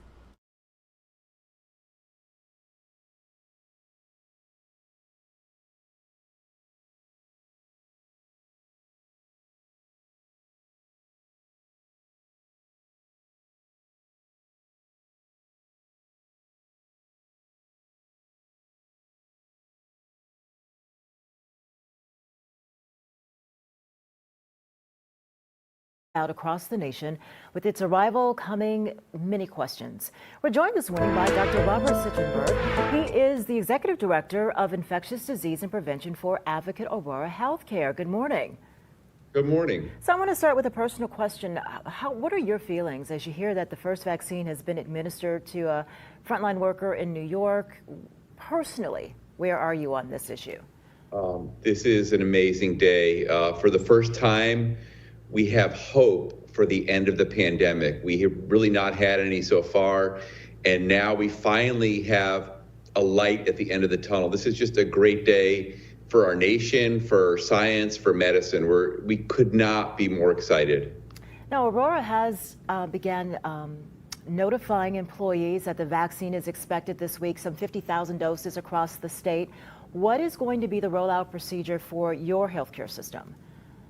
So it differs slightly in Wisconsin and Illinois based on how the states are distributing the vaccine. But in Wisconsin, we expect to begin immunizations Thursday of this week. Thursday and Friday, we should hopefully be immunizing people, and then we're going to roll into next week as well, too. So we'll be getting our vaccine, getting it set up, but it's very likely that our frontline team members, the ones who are taking care of patients potentially with COVID, will be getting their immunizations this week. I'm sure there's concerns. There's anticipation, but also concerns. Will employees be required to get the vaccine? I think that's another question that we're hearing come up with people. Not at this time. We're not going to mandate the vaccine. We don't feel like we know enough about it yet. And also, mandating is not the best strategy to convince people to take it. We'd rather convince people to take it based on the science and the understanding that this vaccine is how we get out of the pandemic. So we're hopeful with education and dismissing myths about the vaccine that we'll be able to get a substantial proportion of our team members to take the vaccine. Down the line, I suppose it could become mandatory, but that's not our plan at this time. Dr. Sitchenberg, I know that you are, like we all are, watching what happens in the UK. They began their campaign last week, and out of, the number of doses that have been administered, only 2 reports of an allergic reaction, which was expected among the people who took it because they were prepared, I understand, with their EpiPens.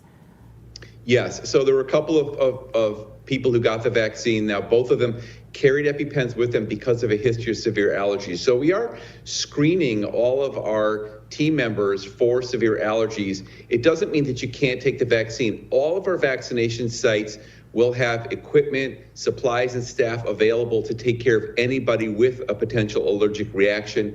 But we believe this risk to be very low, and the benefit of the vaccine outweighs the risk in those situations. So even if you have a history of allergies, you can still get the vaccine. if you happen to have an allergic reaction, staff on site to treat you immediately. Dr. Suttenberg, thank you so much for, up to the minute. We really appreciate you taking the time to speak with us. And Thursday, we'll, I'm sure, talk with you again, as that's the day that workers in Wisconsin, frontline workers, will begin receiving their vaccinations. Thank you so much. You're very welcome.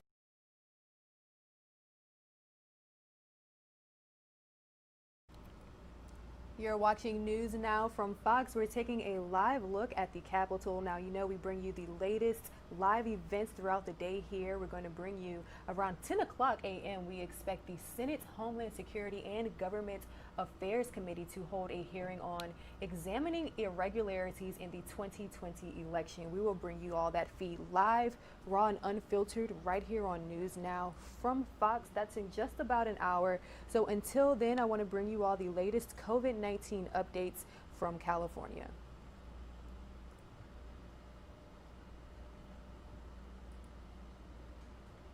That's the first vaccines that have arrived, not just here in the state of California, but all across America.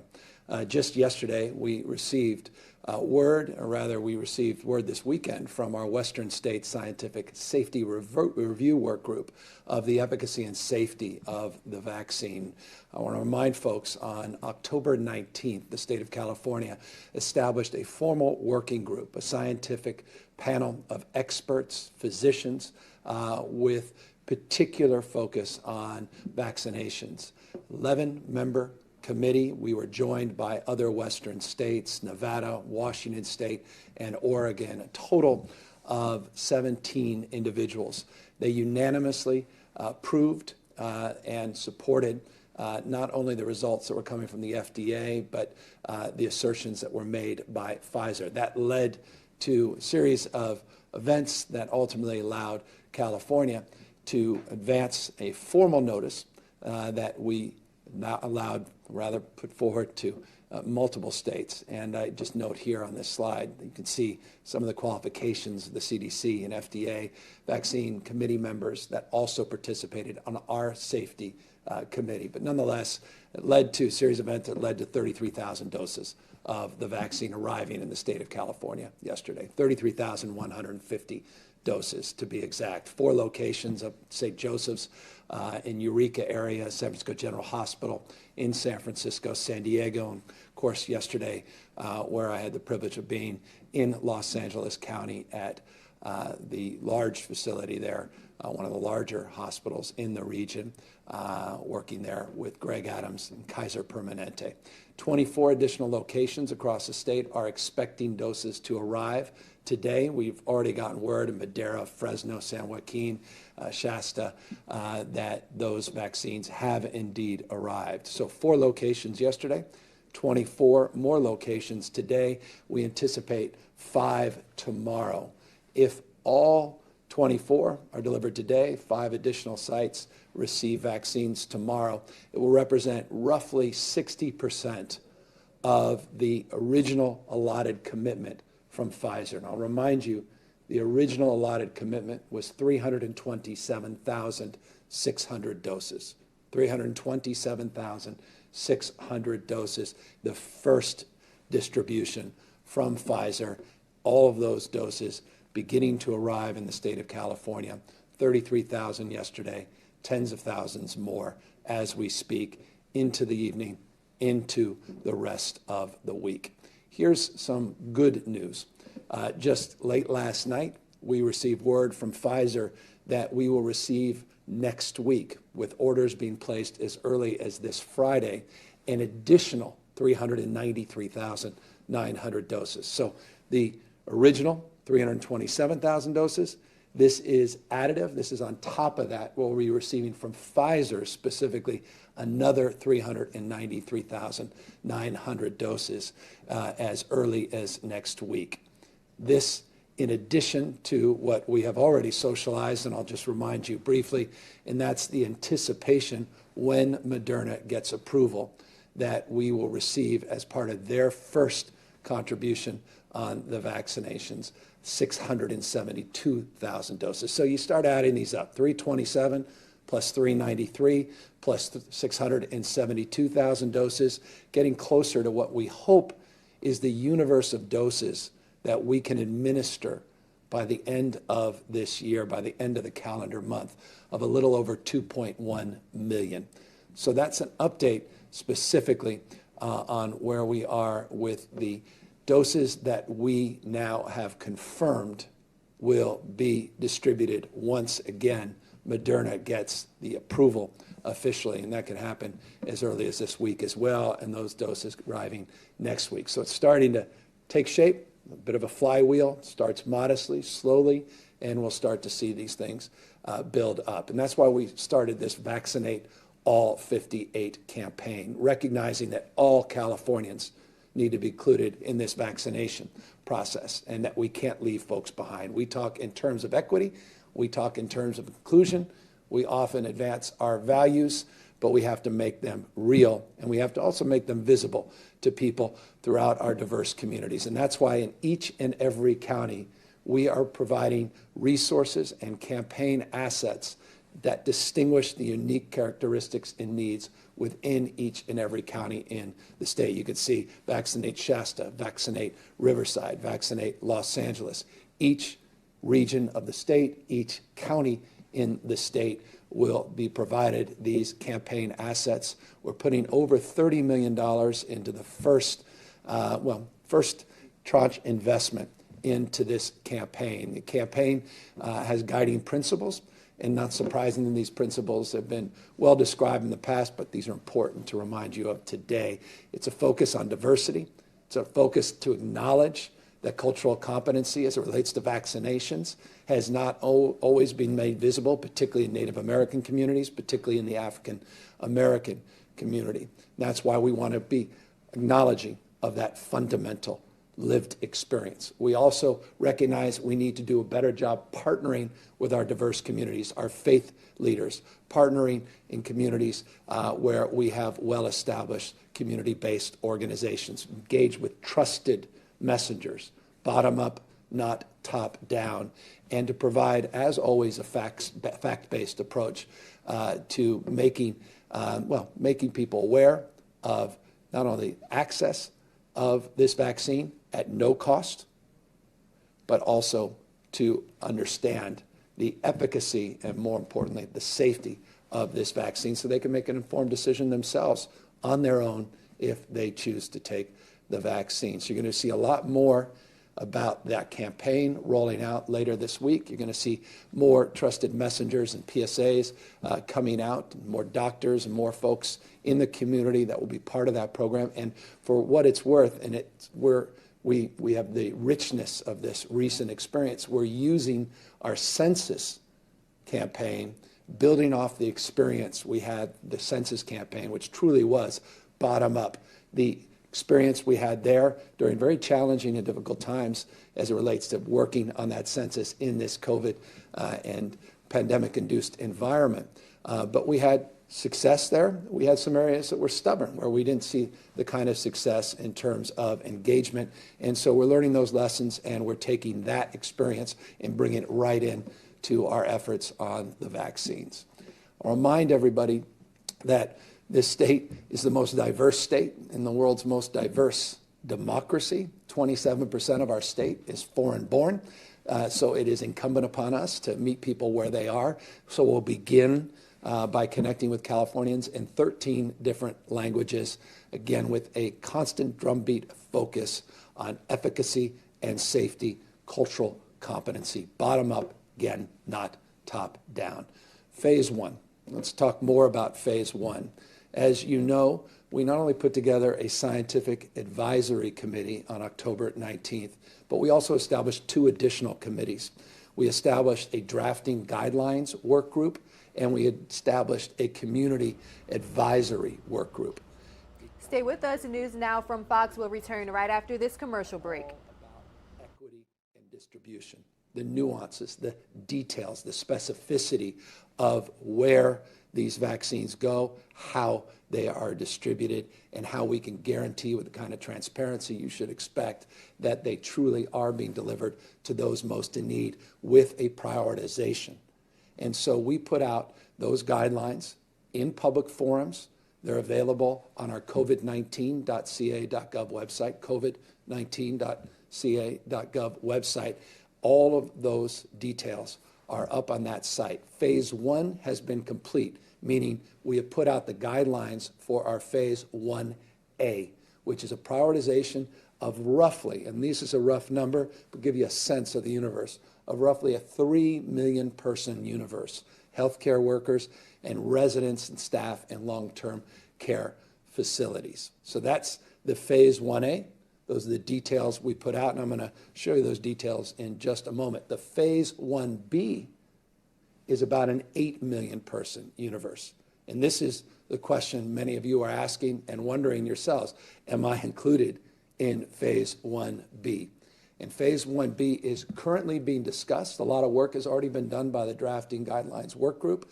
We're now socializing that in a very public forum, and people can tune in tomorrow. I think it's at 3 o'clock tomorrow. You can go to the COVID-19 site to learn about how you can tune in, watch their deliberations live. The Drafting Work Group will submit their recommendations in this Phase 1B, and the Community Advisory Committee, 60 members, will adjudicate the veracity and the assertions and really make recommendations and determinations based upon these principles and the values that we've set forth of inclusion and equity. Encourage you to participate in that and engage and learn more about that by going to that website and learning when they are convening.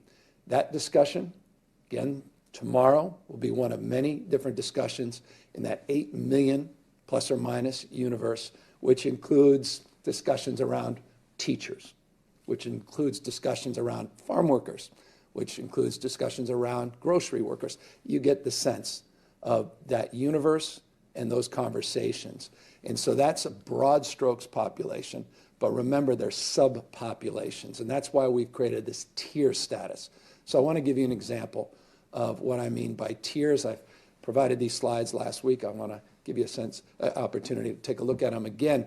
Again, they're on the website, but for the purposes of giving you a preview of subpopulations, sub-prioritizations, the phase that we're currently in with these Pfizer vaccines and the Moderna vaccines, this is Tier 1 prioritization. You can see we were doing just this yesterday in those 4 facilities that received the vaccine: acute care, psychiatric, correctional facility hospitals. We talked about skilled nursing facilities in the next few weeks, and assisted living facilities where we'll start distributing the vaccine, paramedics, EMTs, dialysis centers, again, all part of that broader healthcare workforce, skilled nursing workforce, as well as residential force. Intermediate care facilities, home care workers, you get a sense here that Tier 2 under Phase 1A, Tier 3, specialty clinics, lab workers, dental, oral health clinics, and the like, as well as pharmacy staff, which will be, by the way, foundational, particularly as we move into our assisted living facilities, our residential care facilities, our skilled nursing facilities.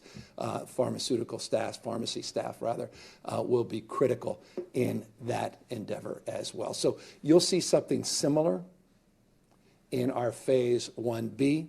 This will be the conversation they'll be having with their advisory committee, the drafting work group, tomorrow and in other public settings. And you get a sense of our commitment to nuance and specificity and make sure that equity, again, is truly delivered, not just as a platitude, not just as a platform, but it's manifested in real time.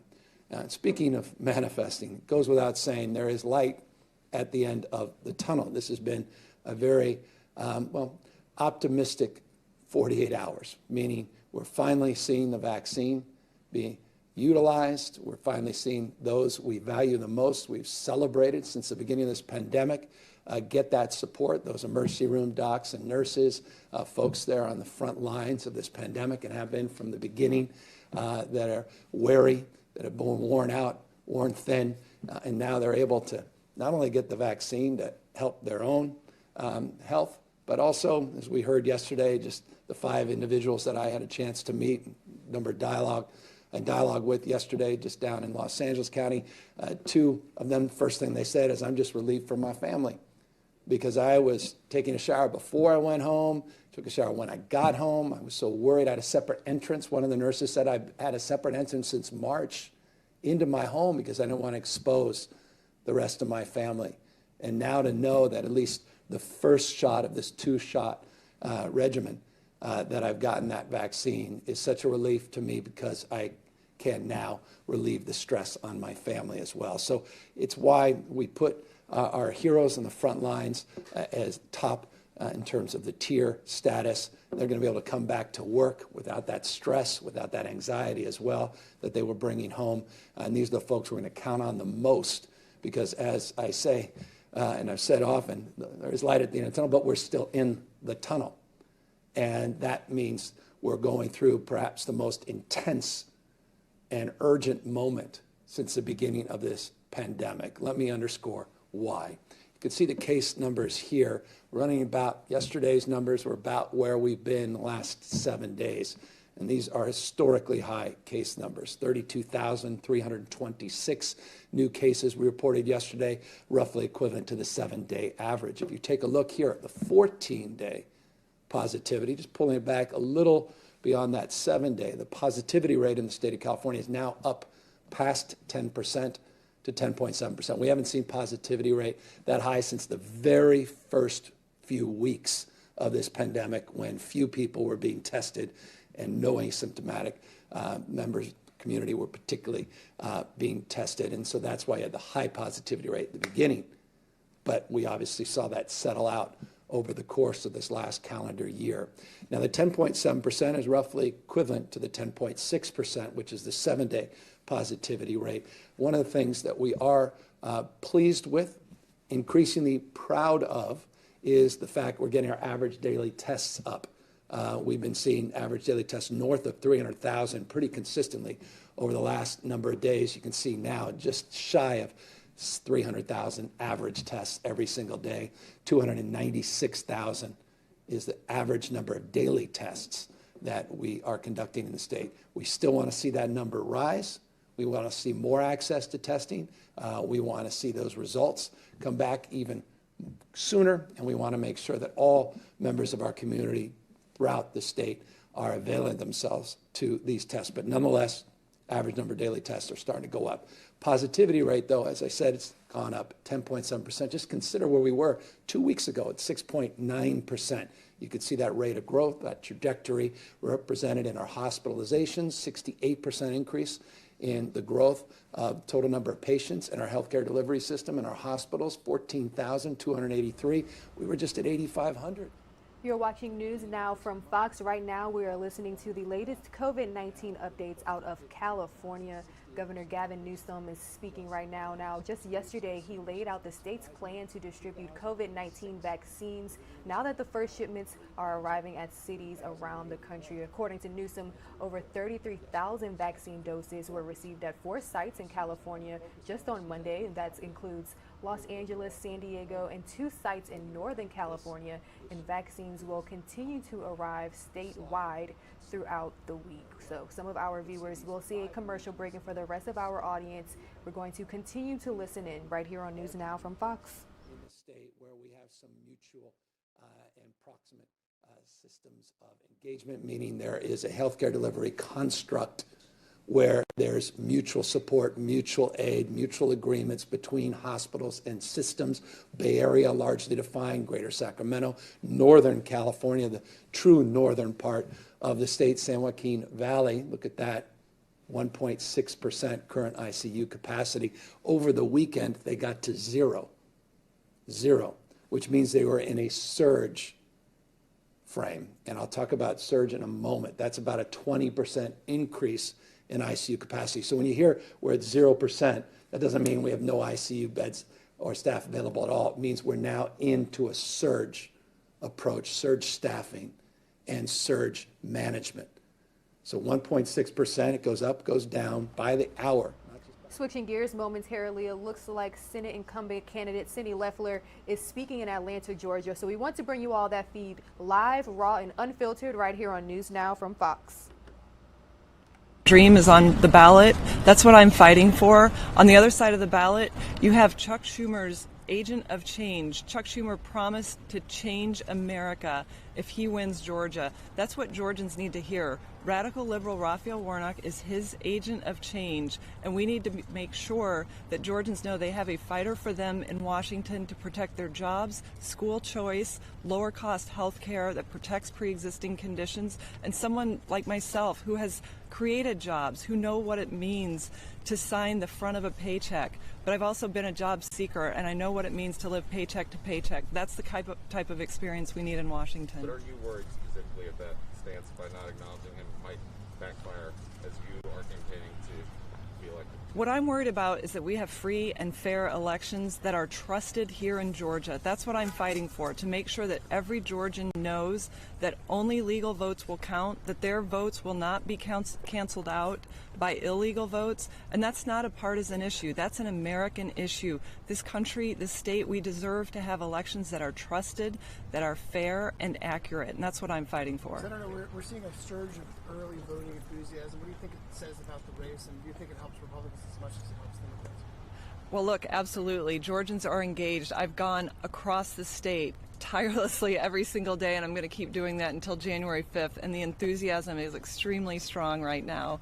What we're seeing right now is that Georgians want to have their voice heard. That's why I'm fighting for free and fair elections, but I'm also making sure that Georgians know what's at stake. I mean, we're talking about things like my opponent wants government-run health care, high taxes, things that move the freedom and opportunity in this country, and I'm fighting for every single Georgian to live the American dream. President Trump's fight for his election has put a bit of a dividing line among Georgia Republicans. On the one side, those who are agreeing that the election was free and fair, and those that are not. Are you worried about the Georgia Republican Party going forward with that dividing line? Not at all. Look, Georgians have come together, conservatives across the state. I've seen it everywhere I go. We've got great surrogates out for us right now at this moment across Georgia, fighting for our conservative values, fighting for our state, the future of our country. And I hear from folks across the country asking to make sure that Georgians will get this job done, because it's so important that we have strong conservative voices in Washington fighting for them. And I've been humbled to have the endorsements of President Trump, of conservatives across the state, including Congressman Collins, and we're all working together to make sure we get this done. Senator McConnell has acknowledged President-elect Biden as a president-elect, and do you face a risk by not following his example? And you said you had a conversation with him this morning. Was that a topic of conversation? Look, I'm the voice for Georgians, and Georgians want to know that they have free and fair elections. That's what I'm fighting for.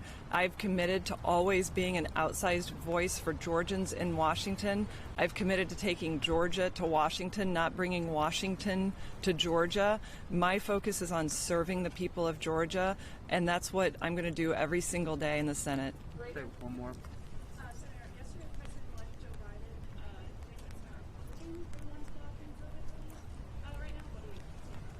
That's a complete lie.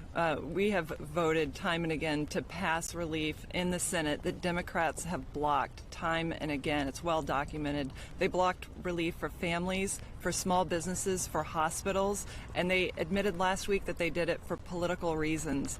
And they really, every Georgian should be concerned about the political power that they want. You heard Joe Biden talk about ruling the world yesterday. You heard Chuck Schumer talking about changing America. We need common sense people in Washington like myself, business people, political outsiders, folks that will just go to Washington and deliver results for every single Georgian and put politics aside. We're going to let Sean close us out. Senator, there was leaked audio from Joe Biden last week talking about how we should delay talking about these reforms until after the January round. I was curious to see what's on the line for Georgia as well. Well, that's right. Joe Biden said, let's not talk about our plans to defund the police until after January 5th, until Georgia plays out. That's why Georgia is the firewall in this country to protect our conservative values, to guard against socialism and these radical movements to defund the police. That's not right for Georgia. My opponent has called police officers gangsters, thugs, bullies, and a threat to our children. He said that we should empty out the prisons, we should end cash bail. That's obviously not right for our country, not right for Georgia. And so Georgians need to know that they have someone that will stand up for safety and security in their communities, particularly at this moment when Georgians want to get back to work and school and church, get through this pandemic, get the economic relief. We don't need nonsense like defunding the police, and we need to expose that that is the Democrat agenda. That's on the ballot January 5th. Okay, Thank you. Thank you. Thank you so much. Thank you, guys. You're watching News Now from Fox. That was the latest from Republican Senate candidate Kelly Loeffler. She was seen early voting in Georgia just a few moments ago. Early voting for the January 5th runoff election begins today. So Kelly Loeffler, along with David Perdue, will face Democratic candidates John Ossoff and Reverend Raphael Warnock on January 5th. Stay tuned into News Now from Fox as we will continue to bring you the latest information when it comes to the January 5th runoff election in Georgia. For now, some of our viewers will see a commercial break, and for the rest of our audience, we will continue to listen in to the latest coronavirus updates from California. Issues are, I want to just express deep empathy, deep admiration for the collaborative spirit where we were working with our representative workforce and the California Nurses Association, others that were wonderful in terms of their understanding. It's a difficult time that we need to be creative. We need to temporarily, very short-term, temporarily, look a little bit differently in terms of our staffing needs. ICU, step-down units, telemetry units, as well as our emergency medical services and our medical and surgical units. Here's what the staffing ratios fundamentally do. Go from 1.2 nurse to ICU patient ratio to nurse to ICU patient ratio 1.3 under these emergency regs we have put out. So just stretching resources, and again, empathy and respect to those human beings, these frontline healthcare workers, these nurses in particular that are just doing heroic work every single day, asking yet again for a little bit more during these very challenging next few weeks, month and a half. As it relates to staffing as well, we're looking more broadly at looking to be creative and flexible with our existing workforce. We're looking at getting additional staff contracted through agencies. 507 staff now have been deployed to 54 facilities in 20 counties. These are recent staff enhancements. 130 under our CalMet individuals, CalMet program. I mentioned the contract staff. You can see 300 of the 507. CalGuard, someone asked me today, what about the California National Guard? Well, we've included in our staff deployment those critical workers with unique expertise. In the CalGuard, 49 individuals. And then our Health Corps team, we have another cohort of Health Corps members that are also part of our recently deployed staff. I'm going to talk a little bit more about Health Corps in a moment. We're asking as well for support from the federal government. We've received it through FEMA for 80 EMS personnel. That's 40 paramedics, 40 EMT. We have our DMAT, the disaster management. You're familiar with this, DMAT teams from the beginning of this pandemic, also wildfires and the like. We have 35 folks that are currently supporting 2 hospitals. I think it's El Centro and Pioneer Hospital down near the border. They've already been sent and deployed down there, Imperial County primarily. We also have a request. This is a request in for the Department of Defense for medical personnel. We're asking for 10 teams of 20, 200 personnel. So we've been supported through DMAT, the FEMA requests. We have this outstanding request at the Department of Defense as well to help. I mentioned Health Corps a moment ago. I want to mention it again. We have to date almost 3,000 shifts that have been covered, 143 facilities, primarily focused on skilled nursing facilities, our Coveted program. And you see Sleep Train up there. I'm going to talk more about Sleep Train in a moment. These are alternative care facilities that we're beginning to open up and put on, as we referred in the past, I'll refer to in a moment again, our warm status. I'll remind people, if you've just recently retired, if your license is expired or you have a unique expertise and you want to offer it to the state of California, you're a professional, we want to help support you getting back on track. And if you live in a region that's primarily underserved, and that would be significant to get your expertise and your support, to go to the COVID19.ca.gov website, COVID19.ca.gov website, and avail us of the information, your expertise, your experience, your licenses, and what you are willing to offer. We'll provide supports in terms of hotel rooms and transportation, and try to waive as many of the fees and related costs associated with getting you back into the workforce on a temporary basis to help us through this very difficult time. So encourage folks that know of folks that have recently retired or may be interested in really stepping up in the next 60 or so days to go to that COVID-19 website. Hundreds have, thousands, tens of thousands have, hundreds already doing shifts, working in critical facilities, truly saving lives. And we're grateful, deeply grateful and humbled by that as well. So it relates to those alternative care sites, just briefly, and quickly go through the rest of these remaining slides. And we're here, of course, to answer any questions with Dr. Galley. Here's where we are currently for non-ICU patients. I want to remind folks, these alternative care facilities are not ICU facilities, but we have the Imperial Valley College that's open, just 30 beds for the moment. Sleep Train, I mentioned a moment ago, we have 20 beds that are, quote unquote, operationalized, 200 additional beds that are in this warm status. Later this week, you'll see the Fairview Development Center opens up on the 17th, just 10 beds to start. Porterville, 10 beds, which recently just became operationalized. So you can see the 4 sites that are moving now. Lights are on, staffing up. So it relates to those additional sites. There's a total of 11. Here's the status on 6 that are in the warm status all across the state: Riverside, Contra Costa. You can see Fresno, San Diego, and of course San Francisco. The number of available beds, we're starting again just to get things, situationally moved around and preparing if indeed we need to utilize these alternative care facilities for non-ICU patients.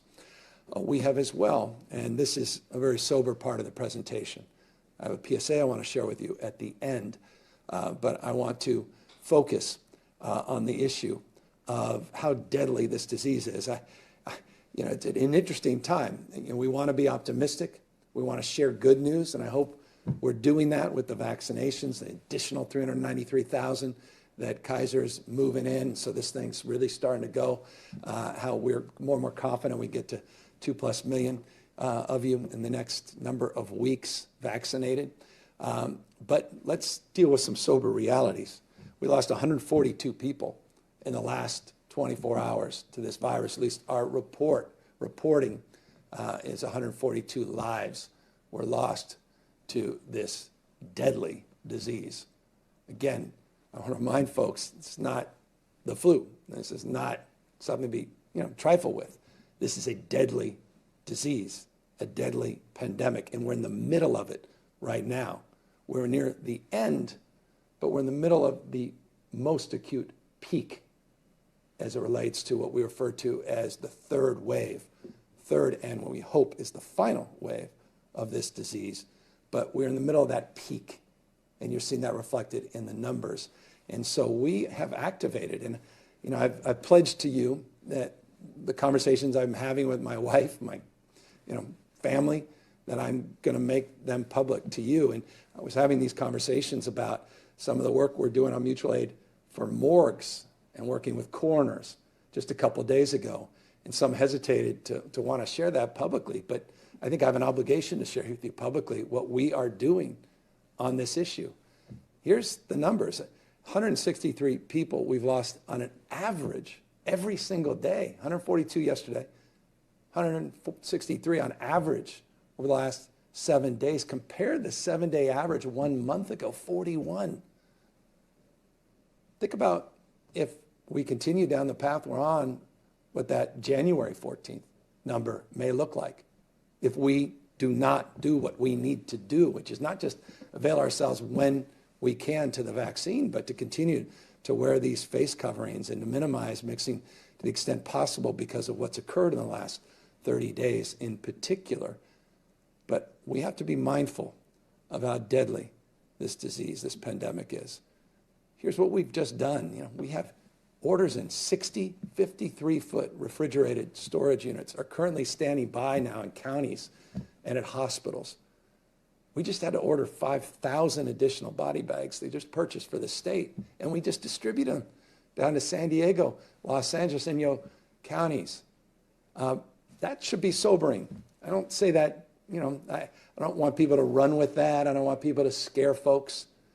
But this is a deadly disease, and we need to be mindful of where we are in this current journey together to the vaccine. We are not at the finish line yet. So please, please, please be mindful. And forgive me, this is a very emotional PSA, but we're trying to raise awareness so others are mindful of the stakes. And I hope you'll take a look at this PSA we're putting up.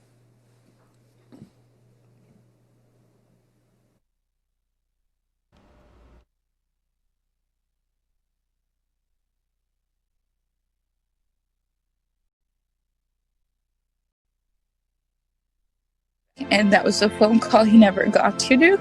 Sometimes I just close my eyes and I'm like, man, I wish I could hug you one last time.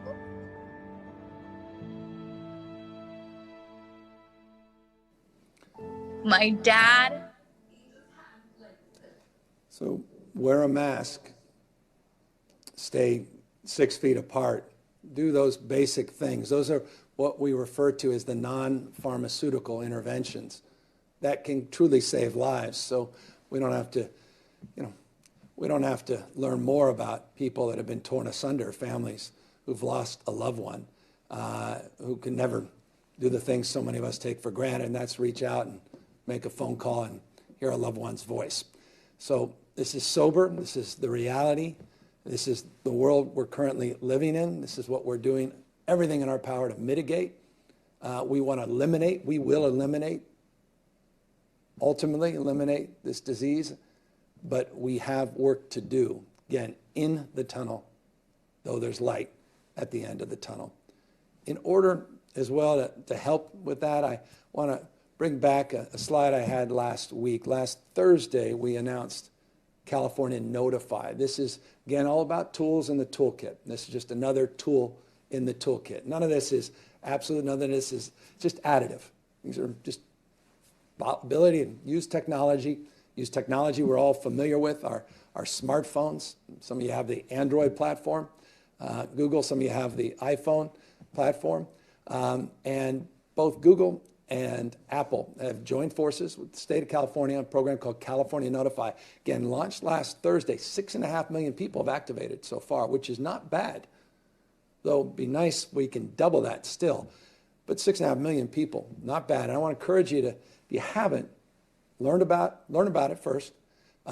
It's opt-in, not opt-out. Privacy protected. It's not a contact tracing device. It's Bluetooth, and it uses these anonymous keys. I can get into all the technical points. News Now from Fox. We'll be right back.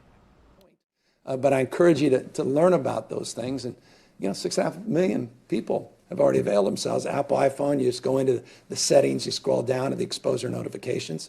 You can do it right now as you're watching, listening. It's very easy to do. It's literally 2 or 3 prompts, and you've got it up and running. You go to Google, the Android platform, you just go to Google Play, and you can download the app and learn more about what it is and what it isn't. But I encourage you to take advantage of this tool, as again, over 6 million Californians have just in the last few days. So look, it's been an enlivening few days in the context of the vaccines arriving. More and more to do on that front. Remind you, just in closing before I open up to questions, that the Pfizer vaccines are the ultra low cold storage, different than the Moderna vaccines, which are just more traditional cold storage. not Arctic storage, just cold storage. Moderna has a different process for distribution, but again, that process for distribution is based not on the whims of elected officials, not top down, but a very comprehensive, equity-based lens that's been advanced by experts in their field, 16 members of the guidelines work group, making recommendations to a community advisory committee made up of teachers, made up of nurses, made up of people from every conceivable walk of life from all over the state of California, every race and ethnicity, mindful of the past as it relates to challenges around cultural competency and trusted messengers, but very, very committed to put out guidelines that are truly inclusive.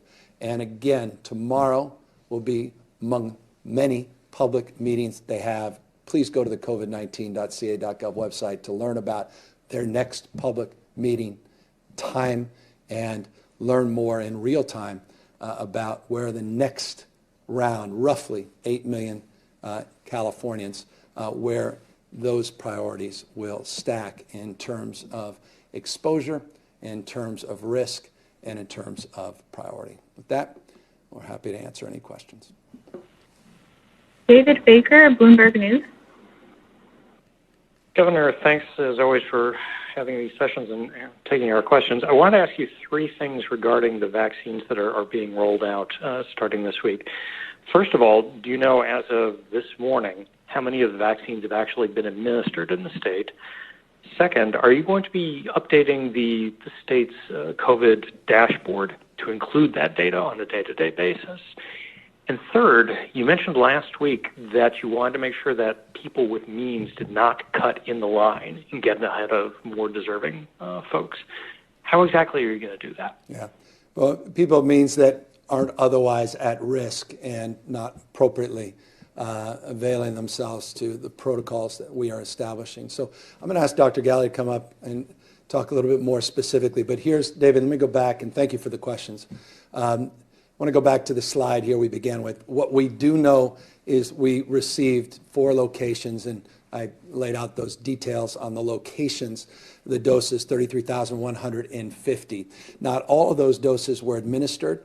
We also know that 24 more locations across state. Literally this morning we had 7, 8, 9 that we were able to confirm where the vaccines have been delivered. That information's coming in even since the beginning of this presentation, and so we'll update you to the extent possible in real time. But I'm going to ask Dr. Galley to talk more specifically about what our expectations are, his expectations in terms of transparency, because it's a very good question in terms of when that information comes to us, how we get it to you, and what platform do we do that in terms of the total number of doses that have been administered.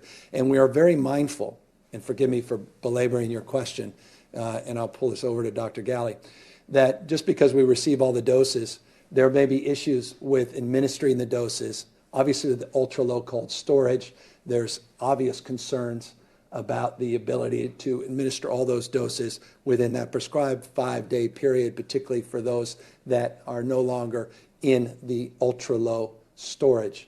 And so that opens the question, is there going to be waste?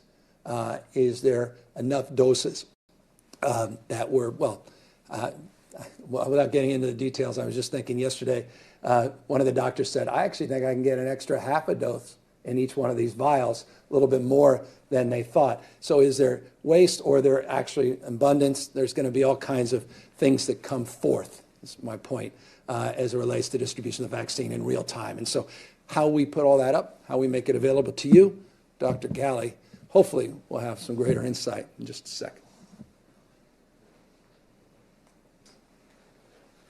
Thanks, Governor, and really picking up where the governor left off, a few things to answer your questions directly. First, as of this morning, we've heard the locations that have received vaccine, but we have not been able to confirm, or we haven't confirmed whether those entities that received the vaccine have in fact started to administer them. I know a number of counties, a number of the locations that were scheduled for this morning were preparing, as we saw at Kaiser yesterday, the governor and I and others, that it does take a little bit of time. So as those doses arrive to the facilities, it takes a few hours to settle them into the storage thaw the vials that are going to be used immediately, and then, of course, the process of getting people registered and lined up. To your second question about how quickly will we be able to identify the number of doses on a given day, and then be able to talk through and share with you and all Californians the number of Californians who have received that first dose of Pfizer this week, moving forward Pfizer and Moderna starting hopefully next week, depending on the FDA process, shipment, everything that we saw with the Pfizer vaccine. So we'll be getting that information hopefully as soon as tonight and the next couple of days, and then being able to provide that in real time on our COVID website. In terms of really working to make sure the prioritizations are followed. This is an important question that we have been having conversation about. The governor has mentioned that we're laying out the prioritization around our equity principles, around ensuring that those who are most vulnerable are really at the front of the line. Our frontline healthcare workers, I'll just reiterate what the governor said, meeting some of those workers who are receiving the vaccine yesterday, although it was just 5, I think their stories are telling that the concern about bringing it home to their families, spreading it on their own units, I think it's important that we acknowledge how powerful this is as a tool to protect those healthcare workers, not just so that they can have peace of mind and come to work with confidence, but connected to our staffing challenges, that we can ensure that more and more are available to work as we enter this surge. So we will be working, and in fact are working with our local partners to assess how they themselves will make sure that they're upholding and putting forward our prioritization lists that we have already put out. And then also using our own IT systems. You've heard about the California Immunization Registry as another tool, not just to understand how many doses have been administered, track when that second dose will come, but also understand which settings those vaccines are being administered in, so that we can track a bit where actually people are being vaccinated, which gives us some clue into who's getting vaccinated. I will tell you this 1A group, the group which is the 3 million that the governor mentioned, up to 3 million Californians who are those frontline healthcare workers, as well as some residents in the residential care facilities, in particular skilled nursing facilities, that frankly, because those facilities directly are getting the vaccine, we have confidence that it will end up with the right people based on our prioritization list. It is really when we get into the future phases of the vaccine that we are building the systems to ensure that that list of priorities are followed, and that we can track it and share that with you moving forward. But, Dr. Galley's right. This care system, it's the Immunization Registry. We're also building on top of it additional IT implementation around what we refer to as CalVax, which will provide us more information, not just the end-to-end information and the components where we're well-established components with vaccinations. Remember, we do about 19 million flu shots over probably a 90-day period, at least the bulk of it on an annual basis, millions and millions of other routine vaccinations each and every year. There's a registry that's well-established that connects our federal partners with our state partners with local partners. We're adding on top of that some reservation components and some other bells and whistles, the CalVax component that is, as Dr. Galley said, part of the next phase, phase 1B, and into subsequent phases where this vaccine will be more readily available and more prone to people prioritizing. You're watching News Now from Fox. Right now, some of our viewers will see a quick commercial break, and when we return, we'll have the latest Operation Warp Speed briefing live, raw, and unfiltered right here on News Now from Fox.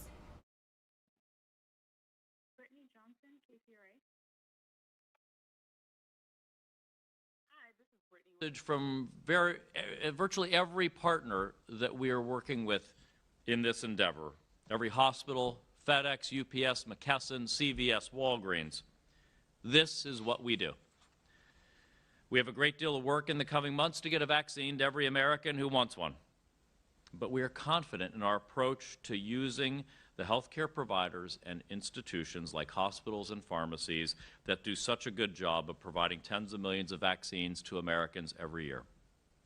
For next week, we have allocated another approximately 2 million doses of Pfizer's vaccine for jurisdictions to use. And if Moderna's vaccine is authorized by the FDA in the coming days, we have allocated nearly 5.9 million doses of that product. As many of you know, on Tuesday, the FDA released the analysis that it will use to brief its independent advisory committee meeting tomorrow. The agency concluded that the vaccine is 94.5% effective in reducing the incidence of COVID-19 among the treated group, which far exceeds the standard FDA has set forth for an emergency use authorization. And they concluded that the vaccine is safe. If and when the Moderna vaccine is authorized, it will have gone through the same rigorous procedures that the Pfizer vaccine did, and that every OWS vaccine receiving emergency authorization will go through. That includes clinical trials, much larger than many vaccine trials, an independent data safety and monitoring board that oversees those trials, the drug company's own ethical standards and checks and balances, the FDA's independent and transparent advisory committee meeting, the FDA's transparent guidance standards for emergency use authorizations for COVID vaccines, and finally, the FDA's career scientific experts applying the standards that they have publicly shared. We've been heartened to see that Americans' vaccine confidence is rising substantially. According to an ABC poll this week, more than 8 in 10 Americans say they plan to take the vaccine. And Pfizer today announced 70%. So just vaccine confidence is surging. We still have much work to do to ensure that all Americans understand the value of these safe and effective vaccines, but it's clear that many Americans are learning that these vaccines are safe and extraordinarily effective. And as we get more and more healthcare workers or vulnerable seniors vaccinated and they go through the experience, as I was able to see with healthcare workers this morning, doctors and nurses from the ER, from labor and delivery, from ICUs at MedStar Georgetown University Hospital, I asked each one of them getting vaccinated how it felt getting the vaccine. Every single one of them said, I didn't feel it as much as I feel the flu vaccine shot, and had good experiences. And as the word gets out, as they talk to their friends, their colleagues, their neighbors, vaccine confidence in the United States will just increase by word of mouth, by trusted sources, every single day. Finally, I want to remind Americans that there are 2 authorized antibody treatments that Operation Warp Speed has supported that can actually help prevent hospitalizations in those patients with the highest risk for severe disease. Those are individuals 65 and above, and individuals who have comorbid conditions that put them at risk of hospitalization from COVID. If you test positive and you fit in those categories, please speak to your healthcare provider immediately, because the best time to get those antibodies is not when you show up in the emergency room, but soon after being diagnosed with COVID. We've allocated over 330,000 doses of these treatments to all states and territories, and many states do have product available, even as we have people entering into the hospital with COVID. So again, if you've tested positive for COVID-19 and are at risk for severe disease based on age, weight, or underlying health conditions, or if you've got a loved one who may fall into that category, there may be a therapeutic option that could help keep you out of the hospital. Please talk to your healthcare provider. I also want to note another success that we announced yesterday that's fruits of the public-private partnerships that we've built to expand testing. Yesterday, the FDA issued an emergency use authorization for the first fully at-home diagnostic test for COVID-19 that does not require a prescription. This product was developed by Illum with the $30 million in support from the NIH RADx program, which is the diagnostics arm of Operation Warp Speed. RADx has invested nearly $500 million in not only development of breakthrough testing options, but also expanding the production of these options. Illum's test will cost about $30, and the company expects to be able to make millions per month in the coming year. Even with the emergence of these new tools, we are not at the finish line yet, especially as we approach the holidays and in the coming months. We've all got to continue taking steps to keep ourselves, our loved ones, and our communities safe. It's the 3 W's. Wash your hands, watch your distance, wear your face coverings when you can't watch your distance, and avoid settings where you're going to let your guard down and not do those things like overcrowded indoor restaurants or bars, and especially those household gatherings that get multiple households together, friends and neighbors.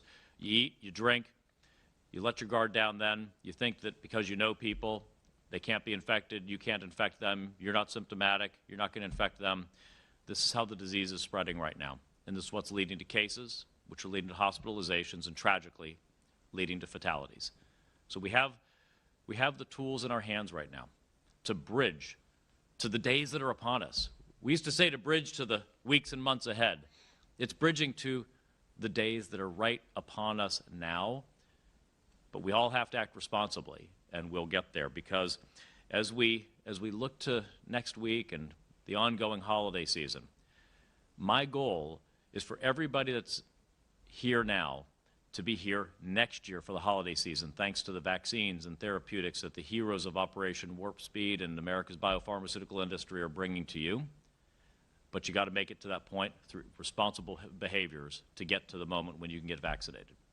So with that said, let me turn things over to Dr. Slaoui for a scientific and development update. Thank you, Mr. Secretary. Hello, everybody.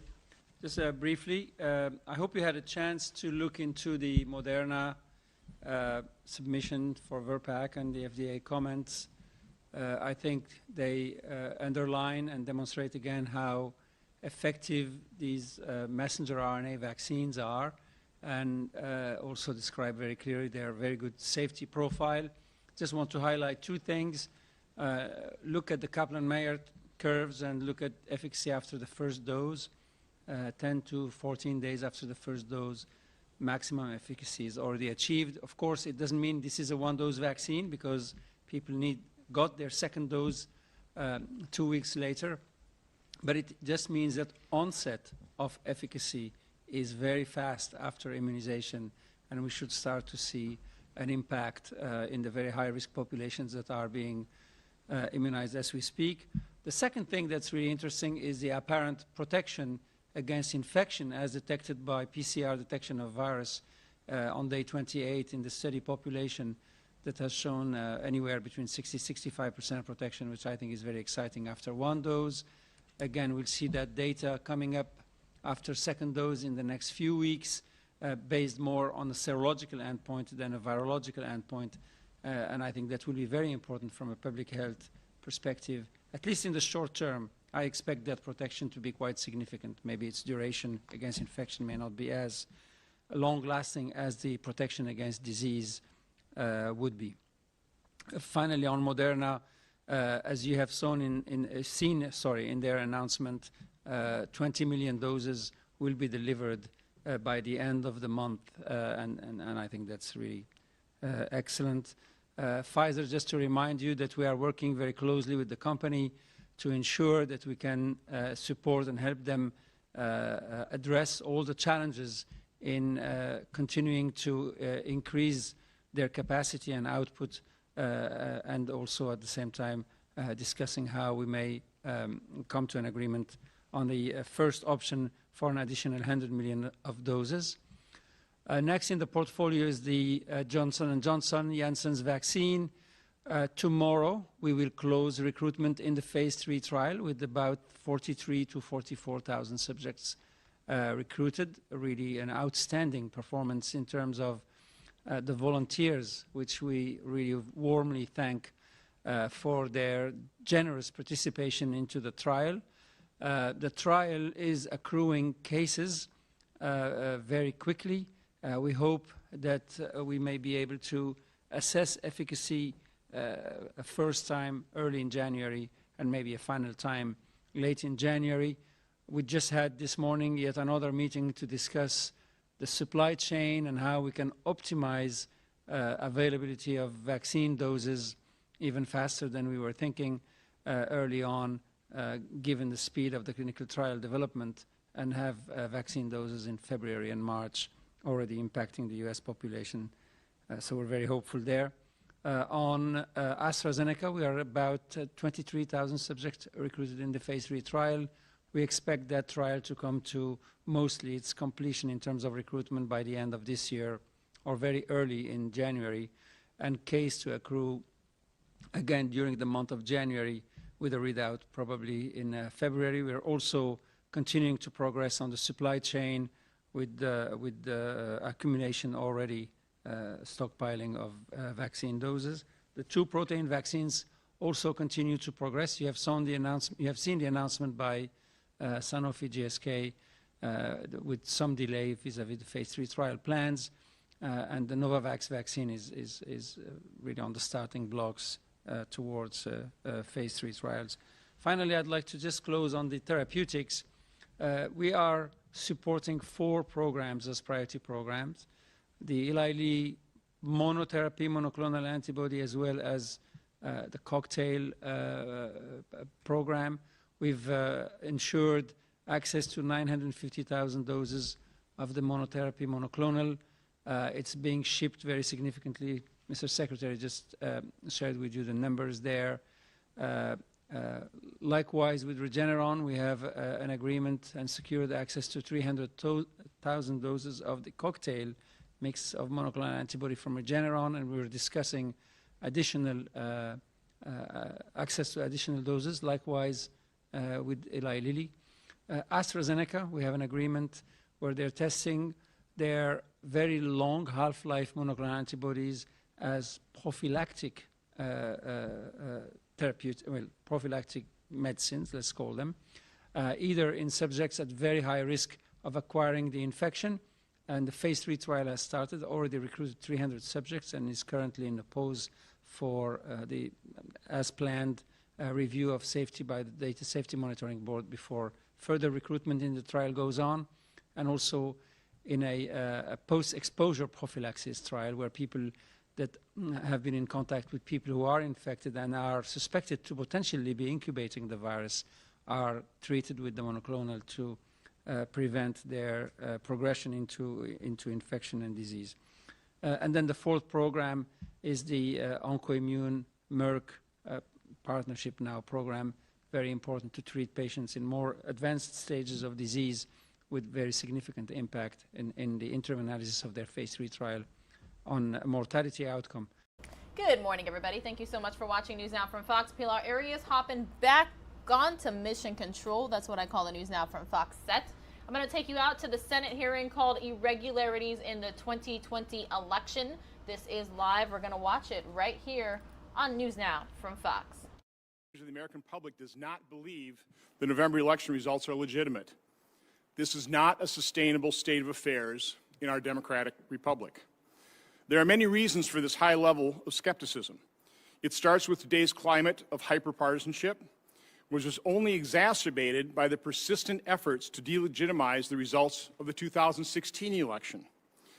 The corrupt investigation and media coverage of the Russian collusion hoax reduced faith in our institutions, and the ongoing suppression and censorship of conservative perspective by biased media and social media adds fuel to the flames. Senator Grassley's and my investigation and report on the conflicts of interest and foreign financial entanglements of the Biden family is just one example of how media suppression can and does affect the outcome of an election. It is both amazing and galling that all of a sudden, post-election, this has become a news story and a scandal worthy of investigation. With less than a month left in my chairmanship of this committee, the examination of irregularities in the 2020 election will obviously be my last investigation and last hearing as chairman. But oversight into election security should continue into the next Congress because we must restore confidence in the integrity of our voting system. As I said at the start, this effort should be bipartisan. In my statement announcing this hearing, I stated its goal was to, quote, resolve suspicions with full transparency and public awareness. What's wrong with that? That is what good oversight can accomplish. Unfortunately, Senators Schumer and Peters ignored my statement and instead chose to politically attack me in this hearing. As I commented in last Thursday's hearing on early treatment of COVID, closed-mindedness is a root cause of many problems we face. And just a quick aside about that hearing, about 7 days ago, it was attacked, unfortunately boycotted by Democrat members of this committee, except for a rather politically charged opening statement by Senator Peters. Two of those witnesses, two of those doctors who have the courage to treat COVID patients, told me, I think one of them told the committee, they're Democrats. And they were very disappointed by that boycotting by Democrats, that closed-mindedness, that politically charged opening statement.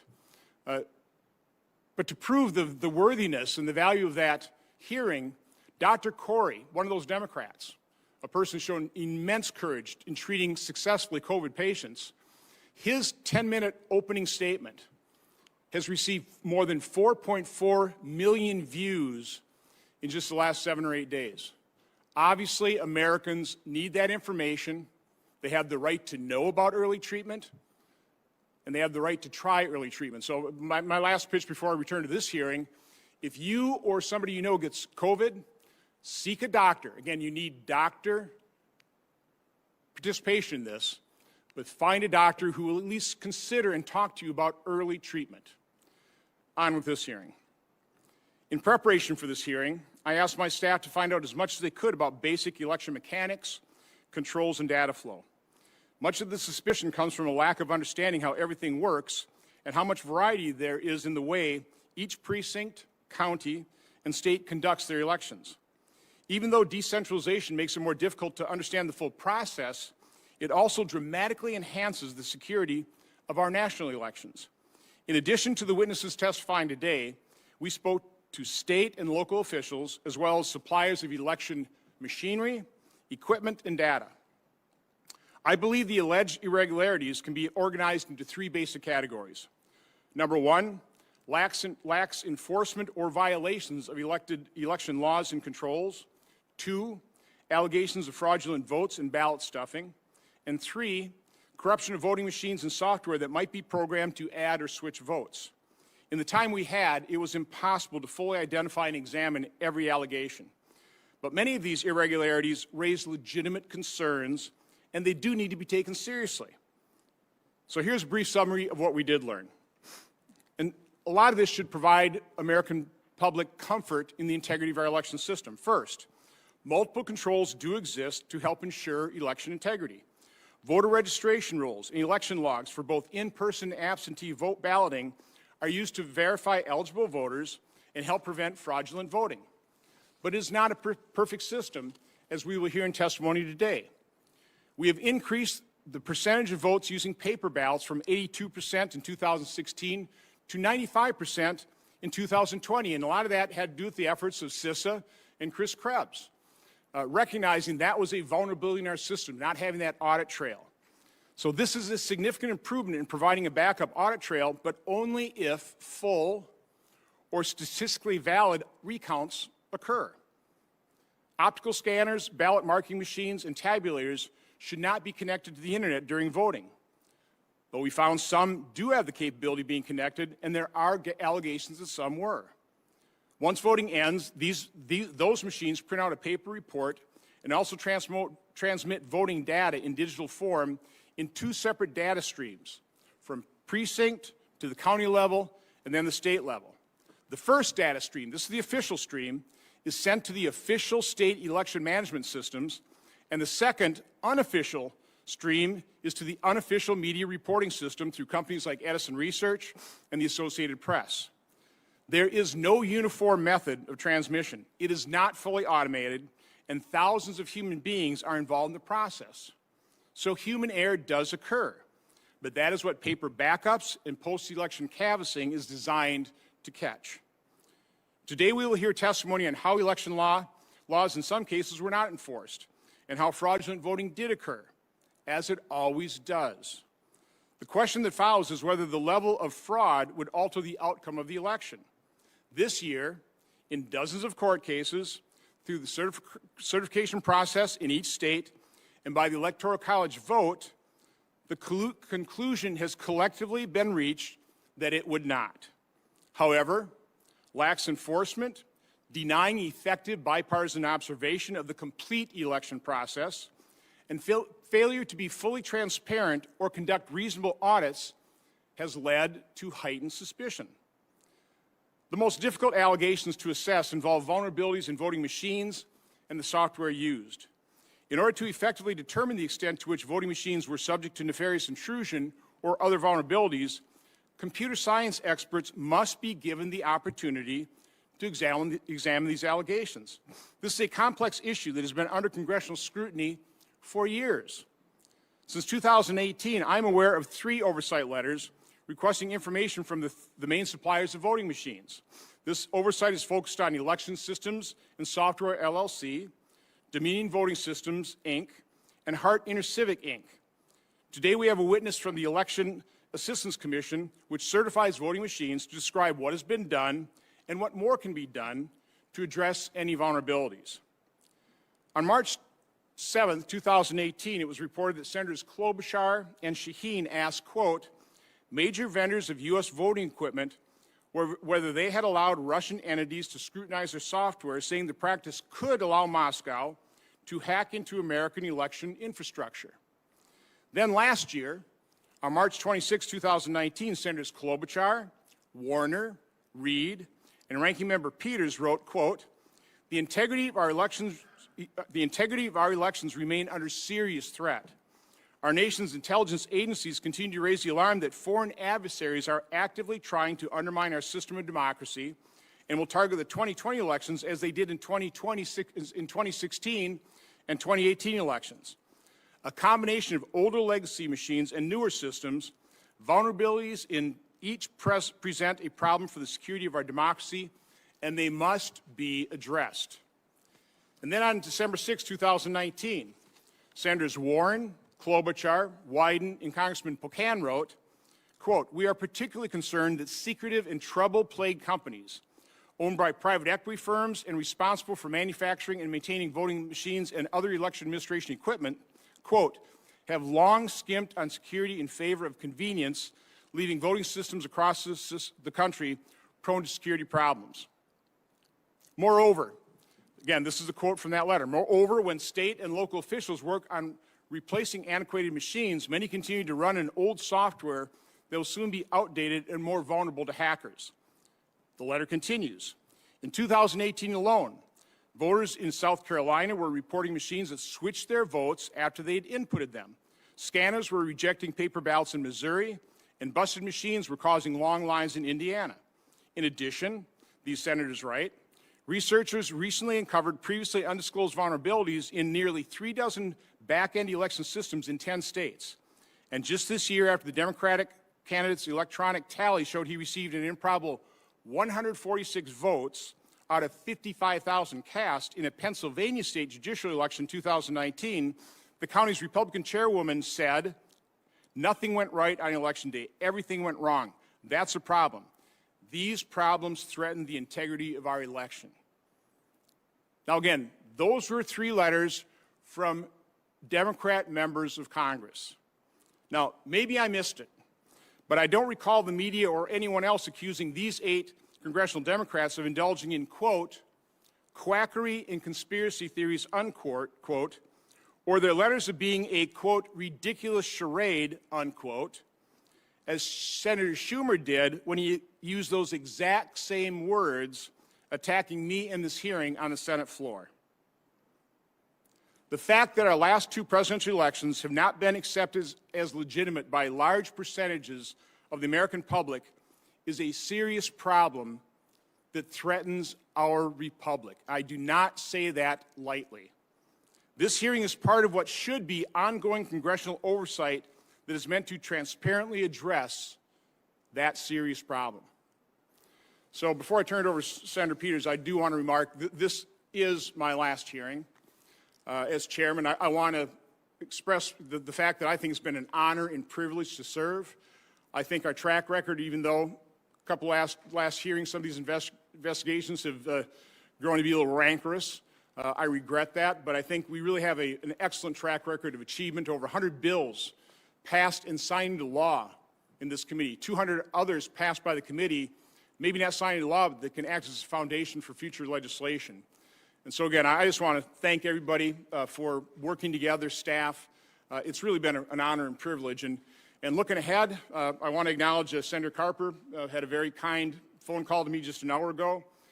We'll probably be working in some capacity as chairman and ranking member in the committee on the permanent subcommittee investigations. And I look forward to trying to find those areas of agreement of things we can look into together to give the American people the information they need to know as it relates to government and other issues. So, Senator Carper, thanks for calling it. With that, I'll turn it over to Senator Peters.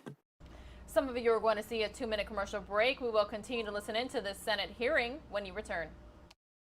You know, Mr. Chairman, if we have learned anything over the past few years, it's that we cannot take our democracy for granted. Our institutions and our democratic norms have been under assault, and when elected leaders fail to stand up to protect them, we just see how quickly things can erode. For generations, Americans have been a shining example for budding democracies around the world. We have shown the world that strong governments and free societies can thrive when political power is entrusted to the people. We have demonstrated that the will of people is above any one individual. And when voters choose their new leaders, power can be transferred peacefully. The President and many of his supporters are, unfortunately, continuing their efforts to undermine the will of the people, disenfranchise voters, and sow the seeds of mistrust and discontent to further their partisan desire for power. Whether intended or not, this hearing gives a platform to conspiracy theories and lies, and it's a destructive exercise that has no place in the United States Senate. Joe Biden won the election more than 5 weeks ago with 306 electoral votes and received the most popular votes for a presidential candidate in American history. All 50 states and the District of Columbia have certified those results. The Electoral College met Monday, and all affirm that Joe Biden will be the president on January 20th, 2021. It's a result that the majority of the American people recognize, along with the leaders of more than 150 countries around the world. Yet even after all of that, significant numbers of Republican elected officials have been slow to publicly acknowledge that Joe Biden will be the next president of the United States. I appreciate that yesterday, several of my Republican colleagues made their first public comments acknowledging this fact. And I appreciate that even the chairman's rhetoric around this election has evolved over the last 24 hours. But let me be clear, deciding to move forward with this hearing is still dangerous. Elected leaders who are chosen by the voters to help uphold our institutions and democratic values spent weeks either turning a blind eye or parroting provocative rhetoric and false claims about this election. By not speaking out earlier, even though they knew it was wrong, that there was no evidence to support these claims, and that this inflammatory rhetoric is harmful to our democracy, many elected officials gave the president and his supporters license to spread damaging lies about the election. We have known for weeks that there was no widespread voter fraud, a fact that President Trump's own Department of Justice has confirmed. There was no election interference, and the election wasn't rigged. In fact, independent election security officials and the Department of Homeland Security have called this election, quote, the most secure in American history, end of quote. We're going to hear directly from the former director of CISA, who will testify today about that fact. In the face of intimidation from the president and his supporters, including threats of violence and even death, election officials in states across the country certified their results as accurate. More than 50 post-election lawsuits filed by the Trump campaign have been dismissed or withdrawn, including by the United States Supreme Court, because there is simply no evidence to support these claims in a court of law. And despite the title of today's hearing, there were no widespread election irregularities that affected the final outcome. These claims are false, and giving them more oxygen is a grave threat to the future of our democracy. Now, I understand the chairman's desire to ensure our elections run smoothly, and I agree that we need to restore faith and trust in our election process. But I'm concerned that today's hearing will do more harm than good by confusing a few anecdotes about human error with the insidious claims the president has aired. Mistakes do happen in elections, but there is a difference between a clerk making an error that gets caught and corrected during routine audits and calling the entire election fraudulent or stolen when there is no evidence just because you do not like the outcome. Amplifying these obviously false narratives about fraud or irregularities corrodes public trust. It threatens national security, and it weakens our democracy and our standing around the world. Every time the president or his followers make these false claims, they destabilize our relationships with our allies and allow authoritarian adversaries to undercut American democratic leadership around the globe. Democracy and a free society are not guaranteed. We have seen democracies around the world crumble because of similar words and actions. When executives abuse their power, when political leaders work to stifle the free press, and when they delegitimize the principle of one person, one vote, it puts our country on a dangerous path towards authoritarianism. I have faith that our democracy is strong and that it can withstand these attacks. But we need all of our leaders to speak up and condemn this harmful rhetoric.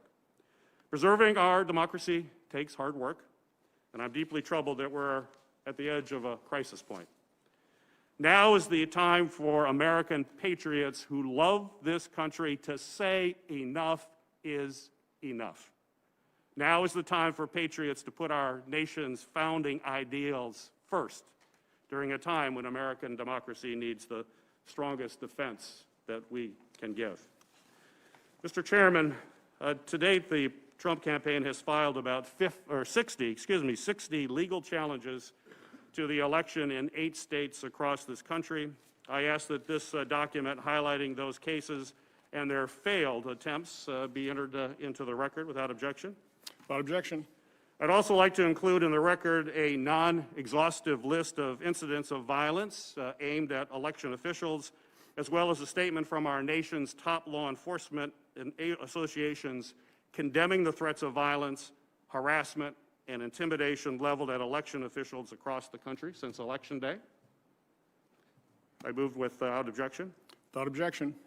I also ask that op-eds from our nation's foremost voices on election integrity, democratic institutions, and national security, including Madeleine Albright, Michael Chertoff, Ben Ginsberg, and Stephen Brill, be entered into the record without objection. Without objection, because I'm not afraid of information, but go ahead. That's great. And lastly, I would like to enter into the record a statement from Freedom House President Michael Abramovitz. Freedom House is a non-profit, nonpartisan organization dedicated to the expansion of freedom and democracy across the world. Without objection, Mr. Chairman. Without objection. Thank you, Mr. Chairman. Again, I don't see anything dangerous about evaluating information, about doing legitimate congressional oversight. Nothing dangerous about that whatsoever. As I said in my last hearing, closed-mindedness is a real problem for a lot of the issues we face today. I won't should have entered in the record the Reuters article from March 7, 2018, describing in the letter from Senators Klobuchar and Shaheen. Also into the record, the March 27, 2019 press release and letter from Senators Klobuchar, Warner, Reid, and Peters, which let me just read a segment from that letter again. The integrity, this is Senator Peters joining and writing this letter. The integrity of our elections remain under serious threat. Our nation's intelligence agencies continue to raise the alarm that foreign adversaries are actively trying to undermine our system of democracy and will target the 2020 elections as they did in 2016 and the 2018 elections. A combination of older legacy machines and newer systems, vulnerabilities in each present a problem with the security of our democracy, and they must be addressed until, I guess right now, let's move on. Let's not worry about this, because if we look at this, it's dangerous to our democracy. Okay. Also, the December 6, 2019 letters written by Senators Warren, Klobuchar, Wyden, and Congressman Pocan to those same equipment manufacturers. I would also like to enter the responses from Dominion and Hart to the March 27th letter, but the ranking member's staff had an objection. Do you object to that? The responses? Okay, so we'll enter those in the record. And finally, there's a really interesting article recently written by Matt Taibbi, who, again, I don't know his political affiliation, seems to be a pretty straight-up reporter, the things I read of him, but if I were to guess, and no offense, Mr. Taibbi, I think you might be a little bit left of center, but the title is "The YouTube Ban is Un-American, Wrong, and Will Backfire. Silicon Valley couldn't have designed a better way to further radicalize Trump voters." And the reason I want to enter this article in the record, I really hope people read it because it really speaks to an awful lot that I covered in my opening statement of why we're in this unsustainable state of affairs in this country, where after 2016, 4 years of resistance, failing to recognize, refusing to recognize the legitimacy of that election, and here we are again. This is not sustainable. But anyway, again, I want to welcome the witnesses. It is the tradition of this committee to swear in witnesses, so those via WebEx, if you raise your right hand, you here in person, please rise. Raise your right hand. Do you solemnly swear that the testimony you will give before this committee will be the truth, the whole truth, and nothing but the truth, so help you God? I do. Please be seated. So our first witness is coming via WebEx, Judge Kenneth Starr. Judge Starr served as a judge on the D.C. Circuit Court of Appeals from 1983 to 1989. Mr. Starr has argued 36 cases before the Supreme Court, including 25 cases during his service as Solicitor General of the United States from 1989 to 1993. From 1994 to 1999, he was appointed. Some of you are going to see a 2-minute commercial break. We will continue to listen in on this hearing when we return on News Now from Fox. Career in academia and continues to write articles and serve as a guest commentator on a variety of media programs. Judge Starr. Well, thank you, Mr. Chairman and Ranking Member Peters and members of the committee. It's an honor to be with you, even remotely. Over a century ago, the Supreme Court of the United States wrote this: "The right to vote is a fundamental political right, preservative of all rights." And over our 231 years as a constitutional democracy, the story of our American experiment is in no small part a story of expansion and inclusion. And that policy has been undergirded by a desire to achieve human dignity and equality of all persons. In the wake of the Civil War, very briefly, our constitutional history in terms of amendments governing voting. The 15th Amendment served as the capstone of the 3 post-Civil War amendments, which taken together abolished slavery, guaranteed due process and equal protection to all persons, and then expanding the right to participate to all persons. With the franchise expanding came 100 years ago, the inclusion of women in 1920 as a federal constitutional right, the 19th Amendment, the elimination of financial impediments to vote, the 24th Amendment in 1964. And finally, in the wake of the Vietnam War, the expansion of the vote in federal elections to include 18-year-olds, the 26th Amendment in 1971. And of course, along the way, Congress acted to foster the values of the 15th Amendment through the passage of the Voting Rights Act of 1964 with its extensions over time.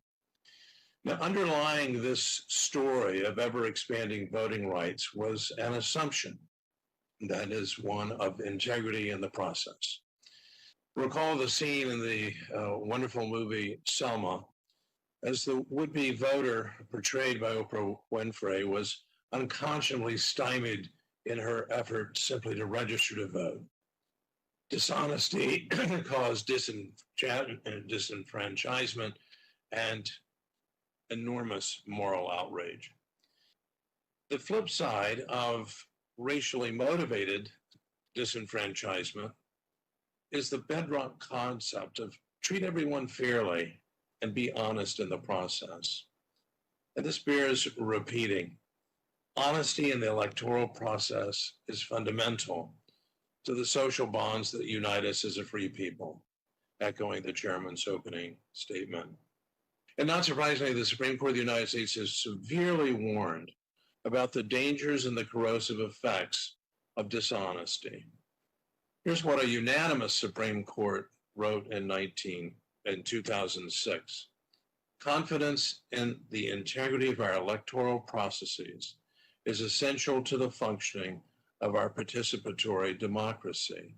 And the court went on to say, voter fraud drives honest citizens out of the democratic process and breeds distrust of our form of government. So how do we achieve honesty and integrity in elections?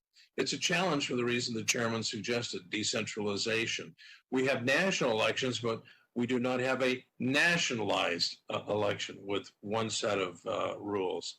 Indeed, both Article 1 and Article 2 point out the approach of our decentralized government, and that is we look to the states, but specifically state legislatures. Both Article 1, Section 4 of the Constitution and Article 2, Section 1, Clause 2. And so, as in much of life, the guardrails of integrity are needed, and time and again, courts have warned in the strongest terms that assuring honesty and integrity is a compellingly important governmental interest. Justice Sandra Day O'Connor, now retired, who herself had been elected to state office in Arizona, specifically warned that judicial intervention may be required in order to protect the integrity of the election process. And so, as we'll be exploring in this hearing, the presidential election 2020, with its unprecedented feature of the use of mail-in ballots, has given rise to a number of questions that deserve to be answered. I will, instead of pointing to examples such as in Pennsylvania, where there was a clear violation of the law, and then the statement of Justice Samuel Alito, since my time has now expired, I want to close just by a reminder that in history, there was, in fact, a campaign, an illicit campaign, to deprive Abraham Lincoln of the presidency, and that was through the use of mail-in ballots. So I think in the spirit of the Carter-Baker Commission, it's wise for us, since of the warning that they had with respect to mail-in ballots, to pause and reflect on how we can, in fact, better assure that bedrock factor and feature of integrity in the election process. I thank the chairman and I thank the committee. Look forward to your questions. Thank you, Judge Starr. Thank you, Our next witness is Commissioner Donald Palmer. Commissioner Palmer was confirmed to the Election Assistance Commission in January 2019. Mr. Palmer is the former Secretary of the Virginia State Board of Elections and served as Virginia's chief election official from 2011 to 2014. He also served as an intelligence officer and a judge advocate general. Commissioner Palmer. Good morning, Chairman Johnson and members of the committee and the ranking member. I'm thankful for the opportunity to testify before you this morning on the 2020 general election and the efforts of the Election Assistance Commission to secure the nation's voting systems. Election officials, the commissioners, and the staff of the EAC have a duty to ensure the accuracy and integrity of the voting systems used throughout the nation. Our mission is to support the chief election officials, the directors of elections and administrators in all localities across the country. As the only federal agency completely dedicated to election administration, the EAC is charged with facilitating secure, lawful, and accessible elections. Under the Help America Vote Act, the EAC is focused on assisting state and local election officials. We are a bipartisan agency that recognizes the authority of states to conduct federal elections, and that is a cornerstone of our representative democracy. The 2020 general election has underscored the vital importance of comprehensive oversight of voting technology and the companies who manufacture these systems. That oversight is an overlapping process of voluntary vote federal standards, state certification or approval, and local logic and accuracy testing prior to each election. We work to bolster confidence in democracy by adopting voluntary voting system guidelines periodically.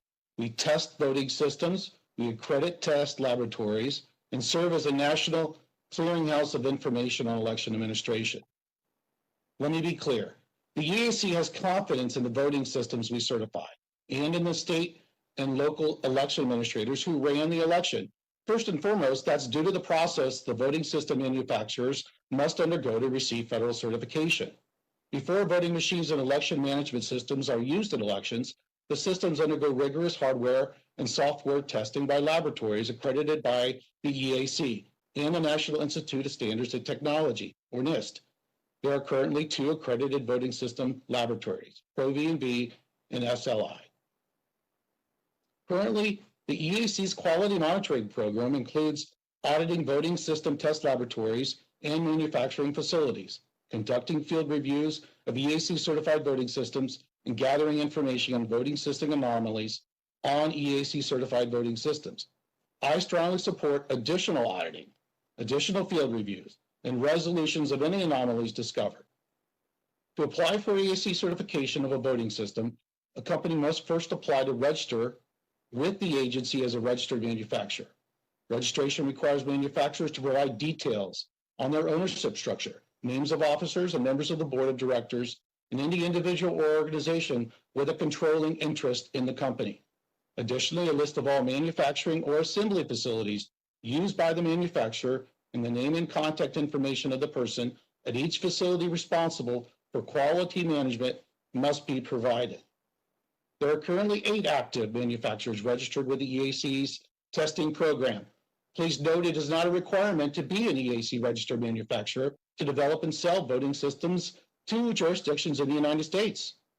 It's a voluntary program. Joining the program requires the manufacturers voluntarily agree to the program's requirements as outlined in the program manual. Requirements include complying with all EAC inquiries and investigations into the uses and status of fielded EAC certified systems.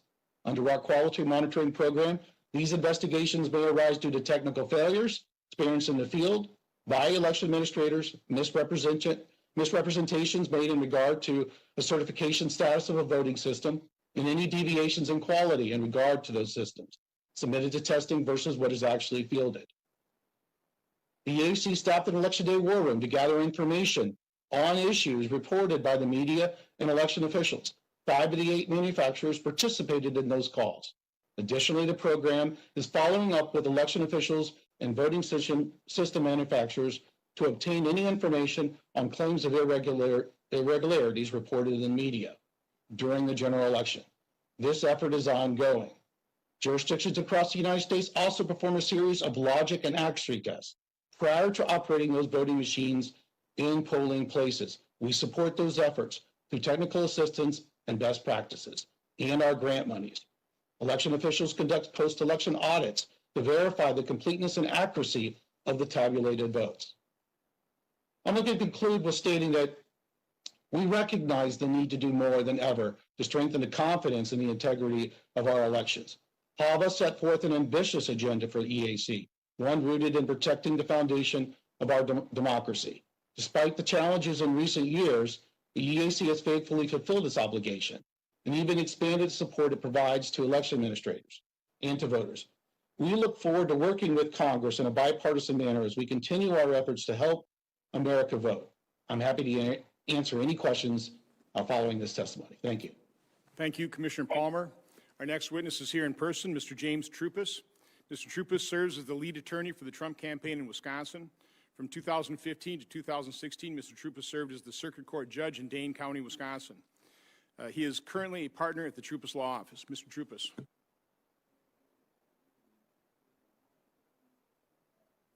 I'm honored to be here, Senator. Thank you for the invitation. I've submitted written testimony, which I'd ask to be in the record, and I'm going to provide additional remarks at this point. By the way, without objection, everybody's submitted testimony is automatically entered into the record, so go ahead. Thank you.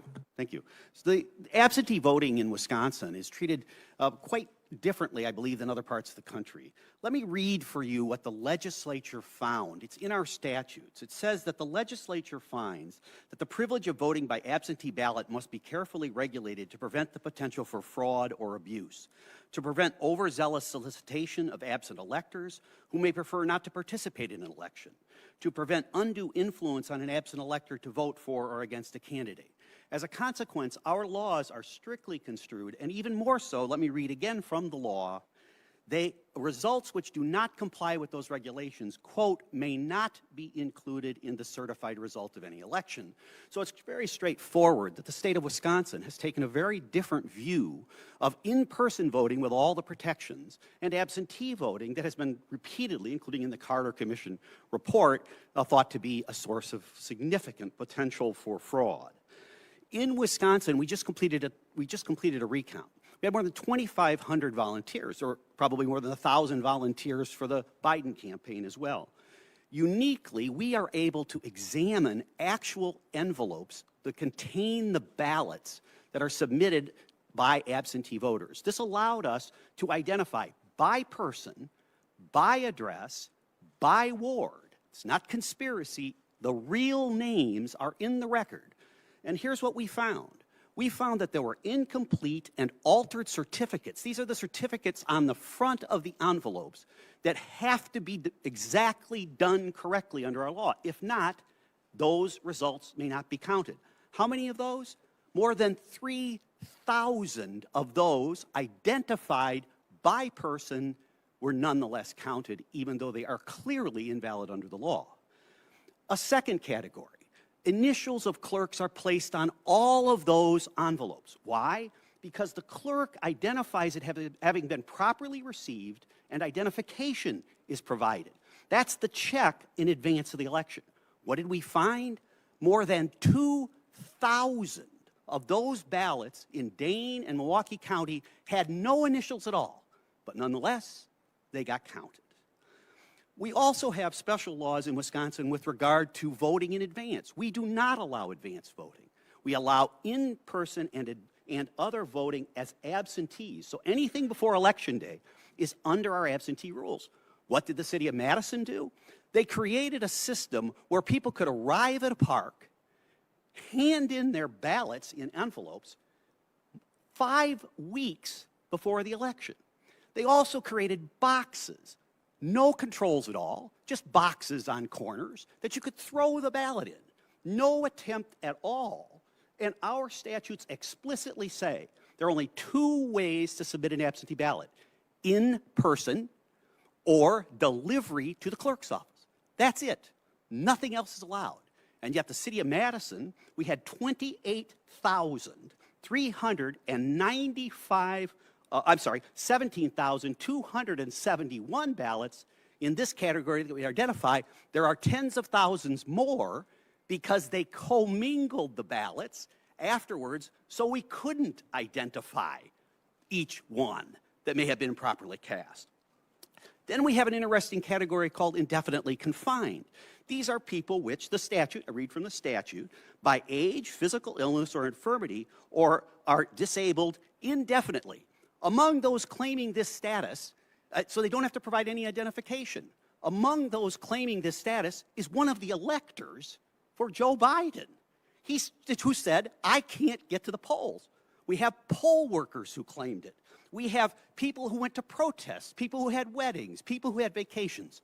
All claimed this status, I can't get to the polls, so they were able to vote without identification. There were 28,395 people we explicitly identified. Finally, there are other categories in which as much as 170,000 other ballots were submitted without any application. In fact, they considered the certification envelope the application, though a separate application is required by law.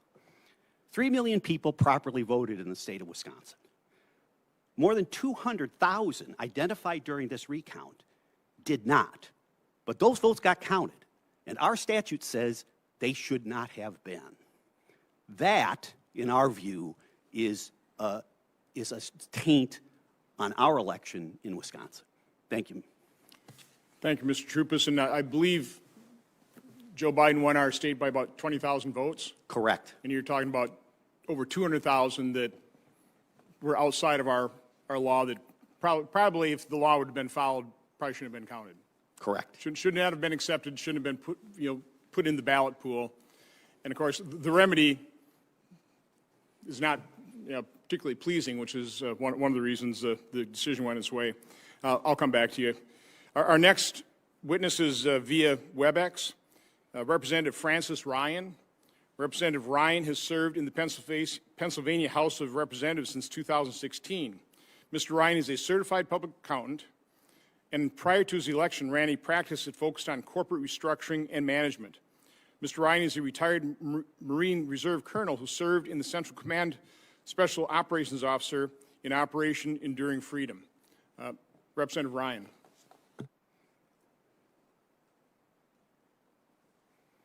Thank you so much for the chance to be with you today. The mail-in ballot system for the general election in 2020 in Pennsylvania was so fraught with inconsistencies and irregularities that the reliability of the mail-in votes in the Commonwealth of Pennsylvania is almost impossible to rely upon. The evidence of these violations of the Pennsylvania election laws as enacted, the election security safeguards, and the process flaws include things such as actions by the Pennsylvania Supreme Court, which undermined the controls inherent in Act 77 of 2019. The controls which were undermined included on September 17th, 2020, the Supreme Court unilaterally extended the deadline for mail-in ballots to be received to 3 days after the election. They mandated that the ballots mailed without a postmark would be presumed to be received and allowed the use of drop boxes for collection votes. And then on October 23rd, 2020, upon a petition from the Secretary of the Commonwealth, ruled that mail-in ballots need not authenticate signature for the mail-in ballots, thereby treating in-person and mail-in voters dissimilarly and eliminating a critical safeguard against a potential election fraud. And this is one of my main reasons for believing that it's difficult to believe that the mail-in voting process can be relied upon. Then there were also actions and candidly inactions by the Secretary of State, which undermined the consistency and controls of the election process. On November 2nd, the night before the November 3rd election and prior to the prescribed time for pre-canvassing mail-in ballots, the Office of the Secretary of the Commonwealth encouraged certain counties to notify party and candidate representatives of mail-in voters whose ballots contained defects. In certain counties, watchers were in canvassing activities relating to the absentee and the mail-in ballot process.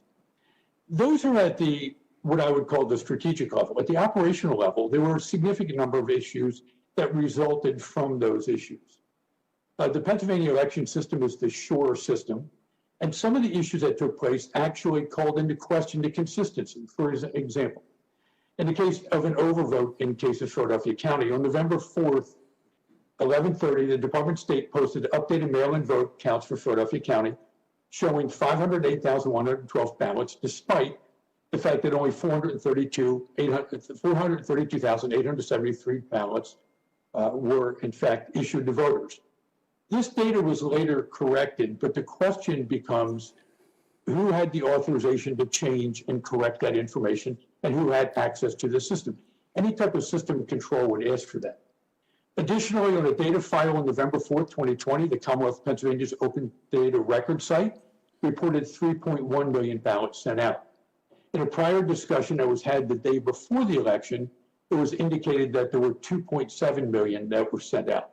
And efforts to attempt to reconcile those numbers have not yet been successful and still need to be resolved upon. Recently, a newly available data voter set from data.pada.gov, which had been offline for weeks, indicated the last update had been done on November 16, 2020. The download of November 16, 2020 shows 75,505 more ballots returned on 11/16 than the comparable download on November 15th. So that basically means an additional 75,505 ballots were added to the data set, again, without any explanation and without the ability to have a hearing to determine that. It becomes almost impossible to track in the system of internal controls. Additionally, there were mail date irregularities that were identified in the 3.1 million ballots relative to the dates that the ballots were finalized. Ballots mailed late and ballots mailed inconsistent with enacted legislation. That was 154,584 votes for ballots. Vote date of birth irregularities, meaning voters over 100 years of age, 1,573 ballots. These apparent discrepancies can only be evaluated by reviewing the transaction logs and to determine the access, the authority for the entry, the verification of the data entered, as well as the authentication. Anytime you have this type of system of internal controls, as a CPA, you would want to ensure that the system of internal controls is reasonably designed to deter wrongdoing. Before and after the election of November 3rd, 2020, the efforts. Not the best audio here. That's what happens when you appear at a Senate hearing virtually. On the right-hand side of your screen, everyone, we've got snow falling at the White House in our nation's capital. Some of you are going to see a 2-minute break. News Now from Fox is about 10 minutes away from passing things off from the East Coast hub here in Orlando, Florida, to the headquarters in Phoenix, Arizona. Indicated they were concerned about litigation concerns. Candidly, without knowing the answer to these questions, and due to the magnitude of the potential discrepancies and closeness to the elections, the results of the 2020 presidential election in Pennsylvania would just be completely difficult, if not impossible, to determine with conclusiveness. And Mr. Chairman and Ranking Member, thank you so much for your time, and I look forward to your questions. Thank you, Representative Ryan. Our next witness is Mr. Jesse Banal. Did I get that right? You did. Wow. Mr. Banal is an attorney for the Trump campaign and is lead counsel for the campaign in Nevada. He is currently a partner at the law firm of Harvey and Banal. Mr. Banal. Thank you, Mr. Chairman. Ranking Member Peters and members. There we go. Thank you, Mr. Chairman, Ranking Member Peters, and members of the committee. This year, thousands upon thousands of Nevada voters had their voices canceled out by election fraud and invalid ballots. Here's how it happened. On August 3rd, 2020, after a rushed special session, Nevada legislators made drastic changes to the state's election law by adopting a bill known as AB 4. The vulnerabilities of this statute were obvious.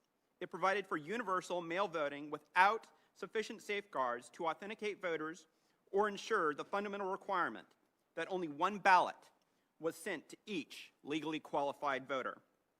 This was aggravated by election officials' failure to clean known deficiencies in their voter rolls.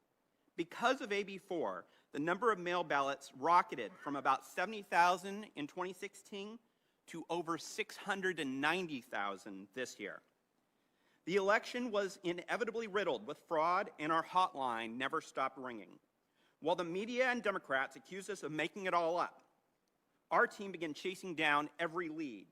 Our evidence came both from data scientists and from brave whistleblowers. Here's what we found.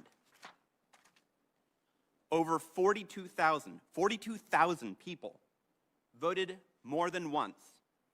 Our experts were able to make this determination by reviewing the list of actual voters and comparing it to other voters with the same name, address, and date of birth.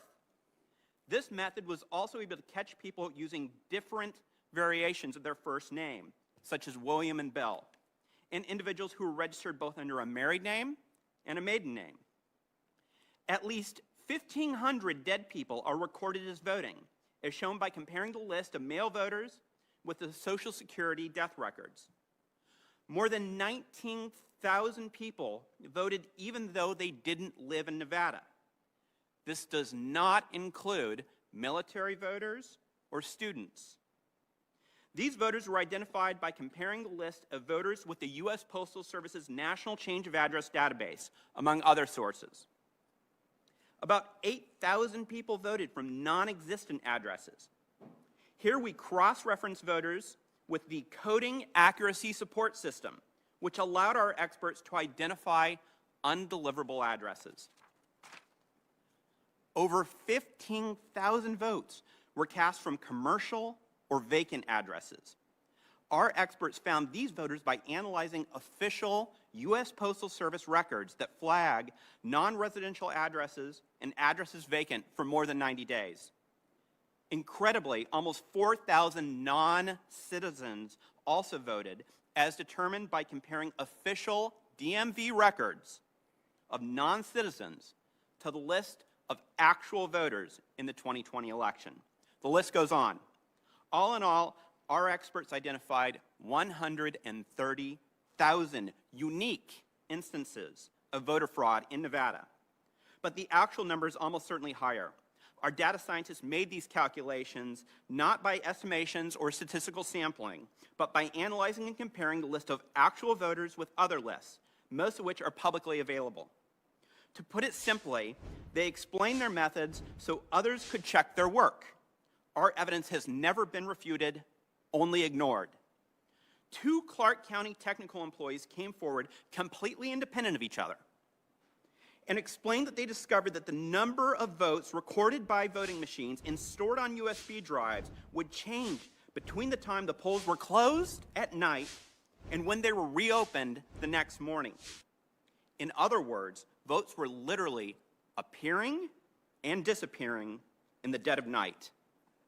When we attempted to verify the integrity of these voting machines, we were allowed only a useless visual inspection of the outside of a USB drive. We were denied a forensic examination. Finally, our investigation also uncovered a campaign to illegally incentivize votes from marginalized populations by requiring people to prove that they voted to receive raffle tickets for gift cards, televisions, and more. Our determined team verified these irregularities without any of the tools of law enforcement, such as grand jury, subpoenas, or FBI agents. Instead, we had less than a month to use critical thinking and elbow grease to compile our evidence. We tried to obtain testimony or documents from Clark County officials, but they obstructed and stonewalled. When we filed suit, state officials and even courts delayed proceedings for days, but then offered us merely hours to brief and argue our cases. In wrapping up, Mr. Chairman, these findings are disturbing, alarming, and unacceptable in a free society. Our free and fair election tradition is a precious treasure that we are charged with protecting. Government by the consent of the governed is hard to win and easy to lose. Every single time a fraudulent or illegal vote is cast, the vote of an honest citizen is canceled out. Thank you. Thank you, Mr. Bernal. Our final witness is also here in person, Mr. Christopher Krebs. He's testified before this committee a number of times. Mr. Krebs served as the first director of the Department of Homeland Security, Cybersecurity, and Infrastructure Security Agency, or CISA. Mr. Krebs also served in various roles of the department responsible for a range of cybersecurity, critical information, and national resilience issues. Prior to coming to DHS, he directed U.S. cybersecurity policy for Microsoft. Mr. Krebs also served in the Bush administration, advising DHS leadership on domestic and international risk management, as well as on public-private partnership initiatives. Mr. Krebs, welcome back. Chairman Johnson, Ranking Member Peters, and members of the committee. As you know, I previously served as the director of the Cybersecurity and Infrastructure Security Agency, or CISA. This was a job of a lifetime for me and a tremendous opportunity to serve the nation. When I sat before this committee in 2018 for my confirmation hearing, I cannot have imagined how challenging and rewarding this job would be. That's why it's such an honor to appear before this committee today to testify about the extraordinary efforts of the election security community to protect the 2020 election, a difficult task complicated by the ongoing global pandemic. But before I get into the substance of my remarks, I'm grateful to this committee and your leadership and your guidance over the last several years. First, in shepherding what's probably the best of the 100 bills that came through the committee, your efforts for the CISA, the CISA authorizing statute, and your support of CISA's efforts securing our elections. The nation should also thank the many federal, state, and local government election partners for the crucial work that's been done that would give our citizens the confidence that their vote was counted as cast. We should also be taking a victory lap, celebrating a job well done. Consider where we started. When I rejoined the Department of Homeland Security in 2017, America had just endured a broad attack on democracy, owing to the now well-documented interference campaign by the Russian Federation. Whatever their other motivations, this campaign sought to undermine confidence in our democratic institutions. Building on the universal agreement across the national security community that we cannot allow that to happen again, the CISA team started with what needed to be improved based on the 2016 elections. First, we needed to improve our relationships with our state and local election officials, the individuals that actually run our elections. Second, we needed to improve the security and resilience of election systems, particularly by phasing out voting machines without paper ballots. Third, federal agencies needed to move faster, work better together with each other and our state and local counterparts, and be more proactive in order to detect and prevent attacks on our democracy. Over the course of the last few years, we met these challenges. We improved CISA's relationships with key partners through constant engagement in building an election security community of practice. This improvement is perhaps best represented by an election-specific information sharing and analysis center made up of all 50 states and thousands of jurisdictions. We improved the security of systems, scanning for vulnerabilities in election systems, providing intelligence briefings and rapidly alerting to emerging threats, and deploying security sensors, among other measures. And while we were principally focused on stopping actual hacks, we also had to contend with perception hacks, a form of disinformation which we countered with our rumor control website. We contributed to the cross-agency effort to protect the 2020 election by surging coordination and collaboration with our partners across the national security space. In conclusion, because of these and other efforts, on November 12, 2020, government and industry representatives from the election security community issued a joint statement reflecting a consensus perspective that the 2020 election was the most secure in U.S. history. That statement reflects the confidence these officials gained based on years of work poured into improving the security and resilience of our elections. It was based on the strong operational relationships developed across the election security community. It was based on the tremendous partnership between CISA, under the thoughtful guidance of this committee, the FBI, the Election Assistance Commission, the Department of Defense, and the intelligence community. It was based on an intimate understanding of how our elections work here in the U.S. It was based on the increase in paper ballots and audits across the nation. And probably most importantly, it was based on the professionals, the heroes that conduct elections in this country. While elections are sometimes messy, this was a secure election.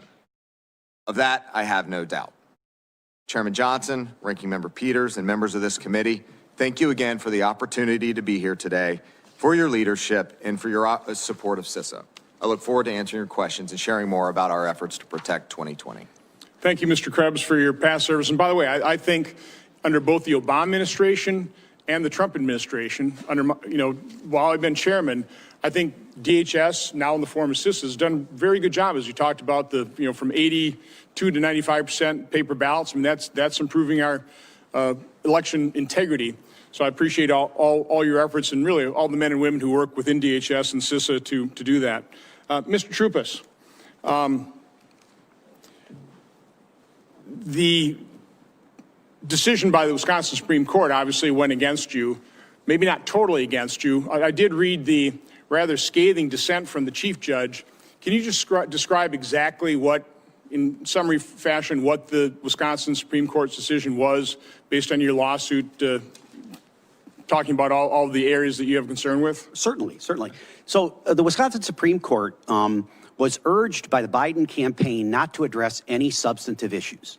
And that's exactly what happened. The Biden campaign argued to the court that we're not going to talk about any of the substantive things. We're not even going to dispute the things I just brought up to you.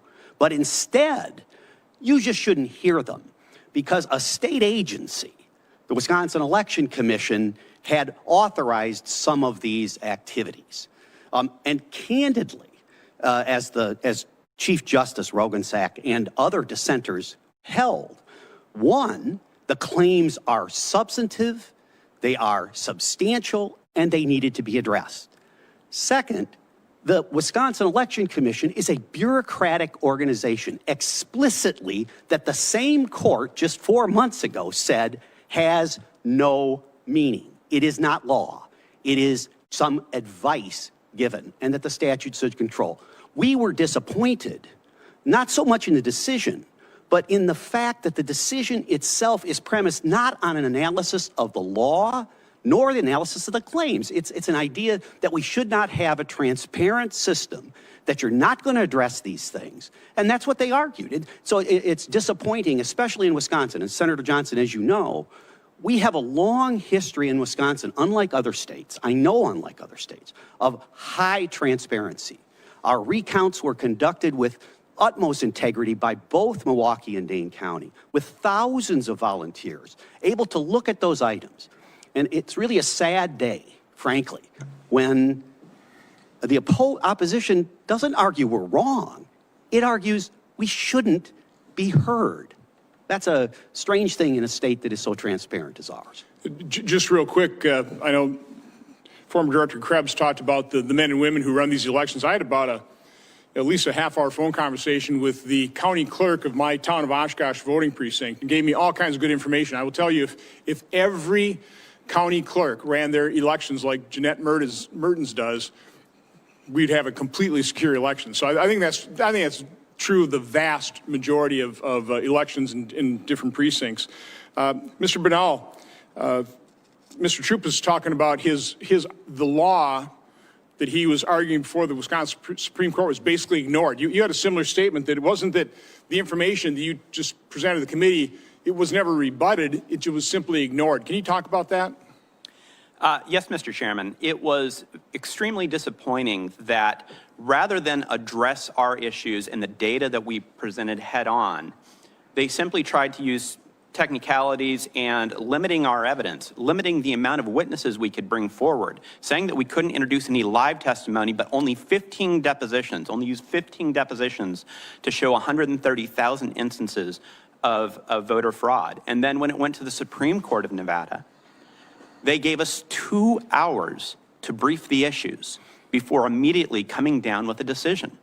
A record was over 8,000 pages long.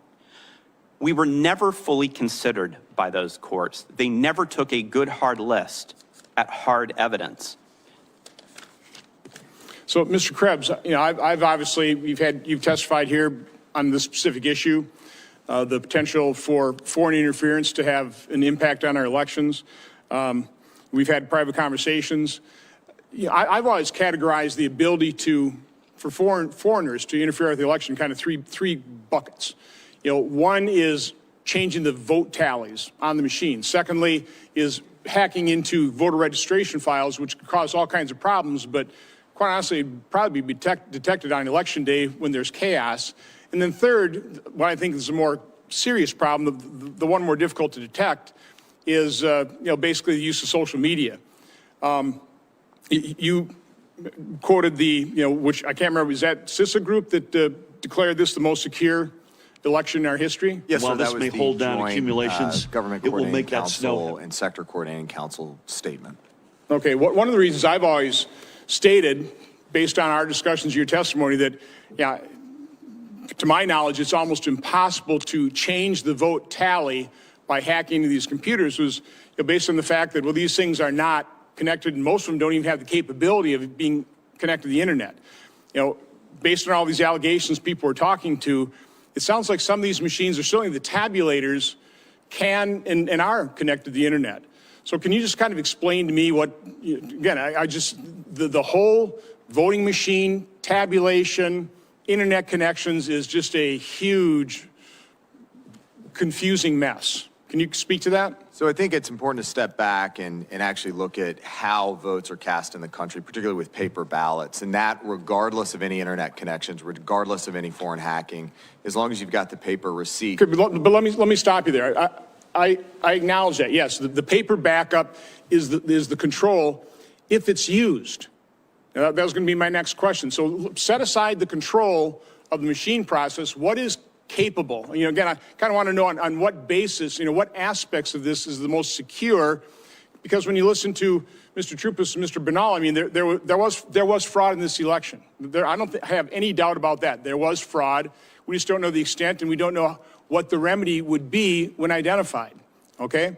So again, just speak to the computer aspect of this, the connection to the internet, the possibility, if these machines are connected to the internet, or if in the certification process, because I think, Mr. Palmer, in our discussions, you were talking a little bit about the fact that, you know, people attempted to change the controls or the program in these computers inside that certification process. But, you know, Mr. Krebs, just talk to the computer aspect of this, because again, it's the most difficult and confusing aspect of these allegations. Yeah, there are a number of different systems and machines and computers involved in the entirety of the election process, from registration through ballot design, through ballot printing, to actual voting.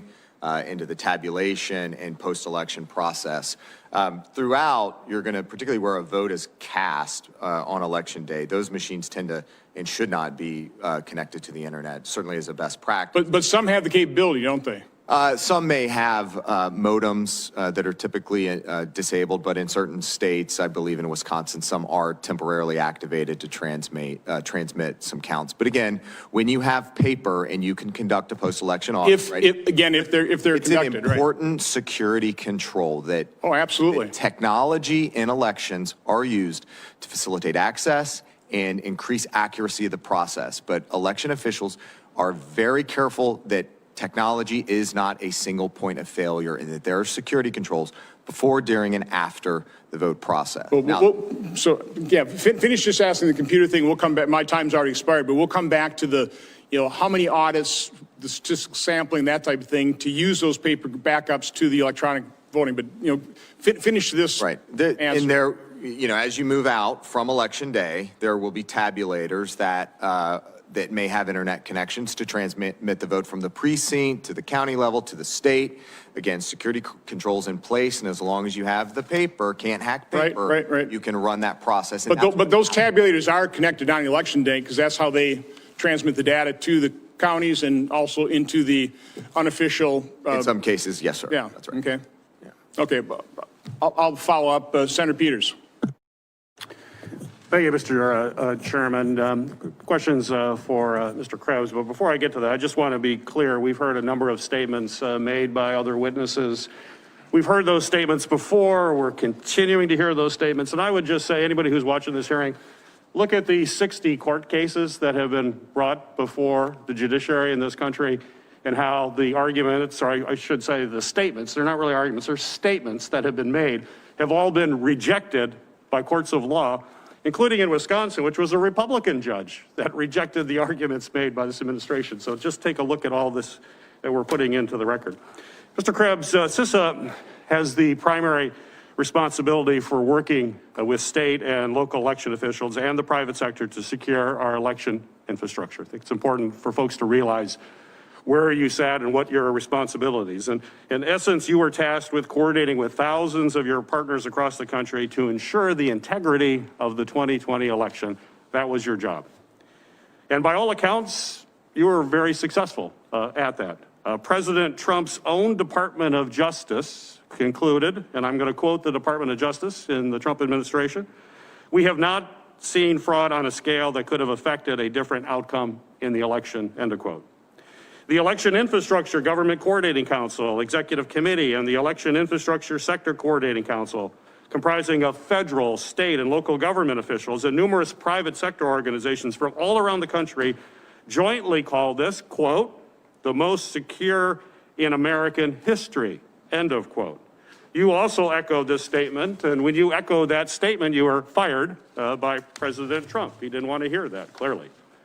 So my question to you, do you stand by that statement? Have you seen anything in the week since November 4th that would lead you to change your mind? And have you identified any credible claim of widespread election irregularities? I stand by the claim. I said it in my opening statement. It's in my written testimony. I'm yet to see anything from a security perspective, that would change my opinion on that. Fraud is a different matter. It's a criminal matter. But again, bolstered by the Attorney General's statement from last week or recently, again, nothing to change my opinion of that matter. So yet despite this, after more than 5 weeks now that the president has lost and numerous public officials have continued to pressure state and local elected officials to push what are demonstrably false narrative that election irregularities should somehow make him a winner in this race. You have willingly, in fact, these folks are willingly fanning the flames of discontent, and they're in the process of weakening institutions that are essential for our representative democracy. My question to you is, what is the danger, in your estimation, to the democratic process to challenge the legitimacy of an election and deny its results in the absence of any credible evidence? So I think generally from a timing perspective, particularly with the seating of the Electoral College and 306 electoral votes for President-elect Biden, you know, I think we're past the point where we need to be having conversations about the outcome of this election. I think that continued assaults on democracy and the outcome of this election that only serves to undermine confidence in the process is ultimately, as you both have said, you know, ultimately corrosive to the institutions that support elections. And going forward, it will be that much harder. The trick about elections is that, you know, you're not so much trying to convince the winner they won, it's the loser that they lost. And you need willing participants on both sides. And I think we've got to get back to that point. Otherwise, we're going to have a very difficult time going forward, maintaining confidence in this American experiment. During the 2016 election, we saw foreign disinformation campaigns trying to sow doubt about the integrity of our election. We've seen that before, and very clearly in 2016, and certainly all the intelligence community in this country backed that up. And so, in fact, CISA's rumor control page was actually created within your agency. You mentioned it in your testimony to address foreign disinformation having an impact on the election. Yet rather than creating fake news, it seems as if Russia has simply used state-controlled news outlets to basically push President Trump's own statements and lies about a rigged election. Our adversaries don't have to be technologically advanced. Our adversaries don't have to be creative to sow that doubt. All they have to do is air the words of American elected officials on their state-owned news networks. As Clint Watts said, he's a former FBI agent and a disinformation expert, put it, which I think is very strong, and he said, quote, "Nothing that Russia or Iran or China could say is anywhere near as wild as what the president is saying," end of quote. So my question is, how are our foreign adversaries taking advantage of false claims of broad election fraud by the president and his supporters, or hearings, like we're hearing here, we're hearing these statements again, that are broadly claiming systemic irregularities where none exist? How damaging is that? So talking about rumor control very briefly, I think that was an innovation in government that we created on the fly to address some emerging threats. The point, though, that I'd like to highlight with rumor control is that it was intended to identify and debunk issues as they were emerging. And we saw domestic disinformation campaigns of a cybersecurity nature that were emerging in the days and weeks following the election. I'll specifically talk about the hammer and scorecard claims that there was a CIA supercomputer and program that were flipping votes throughout the country, in Georgia specifically. But again, Chairman Johnson, I'm going to keep coming back to it. That's why it's so important to have a paper trail. That's why it's so important to have paper ballots. So even if there was foreign interference of a malicious algorithm nature, you can always go back to the receipts. You can check your math. And Georgia did that 3 times, and the outcomes were consistent over and over and over again. Thank you, Mr. Chairman. Which, by the way, is precisely why I brought that up in my opening statement. That should provide comfort that we have that paper backup. But I just have to talk about Russian disinformation, because the people peddling it are not on my side of the aisle. Senior Democrat leaders, including Ranking Member Peters, were involved in a process of creating a false intelligence product that was supposedly classified. They leaked to the media that accused Senator Grassley, the President Pro Tem of the Senate, and myself of accepting and disseminating Russian disinformation from Andrei Derkach. I'd never heard of the person until they brought it up. Senator Peters introduced that false information, Russian disinformation, into our investigation record. 50 people associated with the intelligence community after our Hunter Biden investigation and the revelations of the Hunter Biden computer said, "Oh, this is Russian disinformation." Now we find out, no, it's a real investigation by the Justice Department. So it's just galling, and I just have to point out that the purveyors of Russian disinformation, Hillary Clinton's campaign, the DNC, the Steele dossier, the Ranking Member Peters accusing Senator Grassley and I of disseminating Russian disinformation, that's where the disinformation is coming. That's where the false information, the lies, the false allegations. I can't sit by here and listen to this and say that this is not disinformation, this hearing today. This is getting information we have to take a look at to restore confidence in our election integrity. We're not going to be able to just move on without bringing up these irregularities, examining them, and providing an explanation, and see where there really are problems so we can correct it moving forward.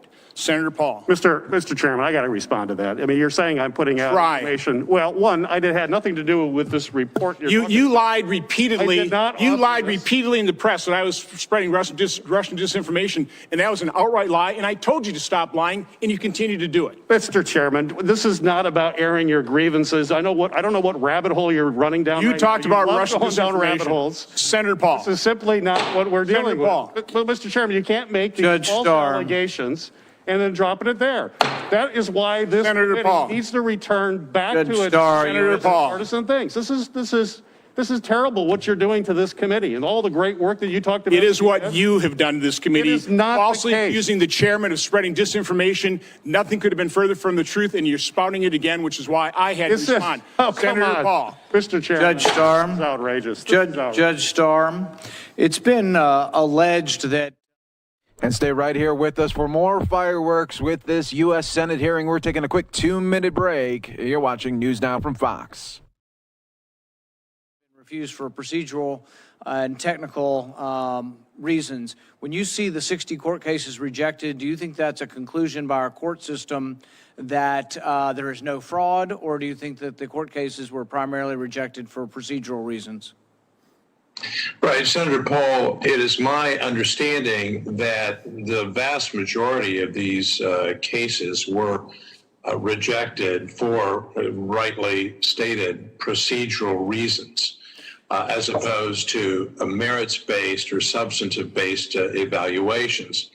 And of course, we saw that very recently, and I think most dramatically, by the Supreme Court's unanimous rejection of the bill of complaint filed by the Texas Attorney General, my home state here. And the entirety of the decision was based upon the legal concept of standing. You just don't, Texas, have standing to object to what happened in Wisconsin or Pennsylvania or whatever. And that is a reasonable ruling. There are those who would quarrel with it, in that we are a United States of America, and if something bad happens in one state that ends up having an effect on another state, we have such respect for our states as sovereign entities within our union that the argument is, I think, quite reasonable. And I think others think it's quite reasonable that at least the matter should have been heard under the original jurisdiction.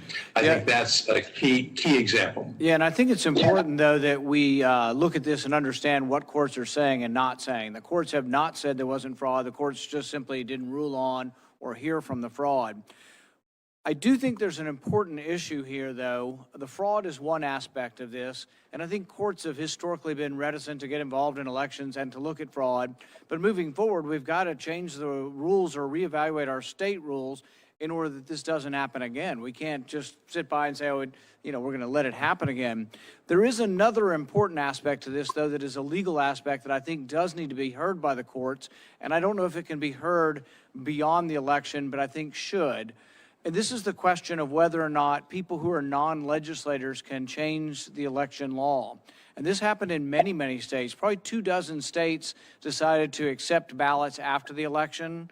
24 states decided they could mail out applications or mail out ballots, all without the will of the legislature. Do you think there's any hope for any of this being heard, Judge Starr, outside of the concept of changing the election? Is there any possibility any court's going to ever hear this and say that it was wrong that secretaries of state changed the law in the middle of this pandemic without the approval of the legislature? Or do you think there's no hope because it's mixed up in electoral politics? Judge Starr. I think there is a possibility because this issue may return in light of the use, this unprecedented use of mail-in ballots, and the concern that is a bipartisan concern, again, the Carter-Baker Commission, that we need to look at these issues. And so I think there is a doctrine, Senator Paul, to essentially say this issue may recur again, so it should not be washed out as being moot, because there's a very important principle here, as I made in my opening statement and in my written statement. The Constitution is very clear that it is the prerogative of state legislatures to determine what these rules and laws are. And that was, I must say, flagrantly violated in Pennsylvania and perhaps elsewhere as well. Yeah, see, I think the legal question there is a very easy one to decide. I think even as a physician, I can figure out that the Secretary of State cannot create law. I do think, though, that many of us who wanted this to be heard by the Supreme Court and are disappointed actually also might be disappointed by the precedent of Bush versus Gore, in the sense that I think Bush versus Gore's precedent is shutting down elections that have been certified. They weren't going to continue to count the hanging chads. The Secretary of State had certified it. So I actually think that the Bush versus Gore precedent actually argues against the Supreme Court overturning certified elections. Do you have an opinion on that? I don't have an opinion on that specifically. I think that Bush v. Gore stands for this basic proposition.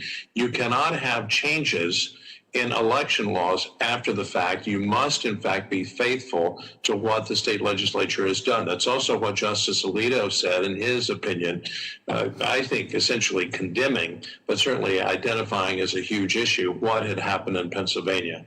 So I think all in all, Bush v. Gore is just a reiteration of our constitutional structure. Thank you. Mr. Chairman, as we go on with this, I think it's important that we not stop here. A lot of the laws that have to be confirmed and I think reaffirmed are state laws, so it's not in our purview, but the state laws are set, and then we have federal elections. So what we've heard about what happened in Wisconsin, what happened in Nevada, I think is absolutely true, and we have to prevent it from happening again. I think state legislatures will need to reaffirm that election law can only be changed by a state legislature. So I think there's a lot of work to be done. While we will not dictate it to the states, I think we should have hearings going into the next year, hearing from state legislatures and what they're going to do to make sure election law is upheld, not changed by people who are not legislators. And we do have an interest in that. I don't want it to be federalized. Many on the other side of the aisle would just soon federalize it and mail everybody a ballot, and we'll have this universal corruption throughout the land. But what I think we need to do is keep it at the state level, but we can't just say it didn't happen. We can't just say, oh, 4,000 people voted in Nevada that were non-citizens, and we're just going to ignore it. We're going to sweep it under the rug and say, oh, the courts have decided the facts. The courts have not decided the facts. The courts never looked at the facts. The courts don't like elections, and so they stayed out of it by finding an excuse, standing or otherwise, to stay out of it. But the fraud happened. The election in many ways was stolen, and the only way it'll be fixed is by, in the future, reinforcing the laws. And the only last comment I would say on what Mr. Krebs, and he can speak for himself, but I think his job was keeping the foreigners out of the election. It was the most secure election based on security of the internet and technology. But he never has voiced an opinion, he's welcome to today, on whether or not dead people voted. I don't think he examined that. Did he examine non-citizens voting? So to say it was the safest election, sure, I agree with your statement if you're referring to foreign intervention.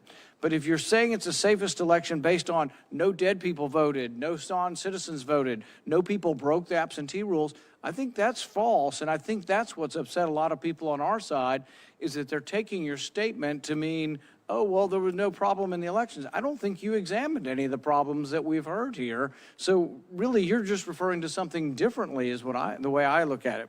Thank you, Mr. Chairman. Senator Carper.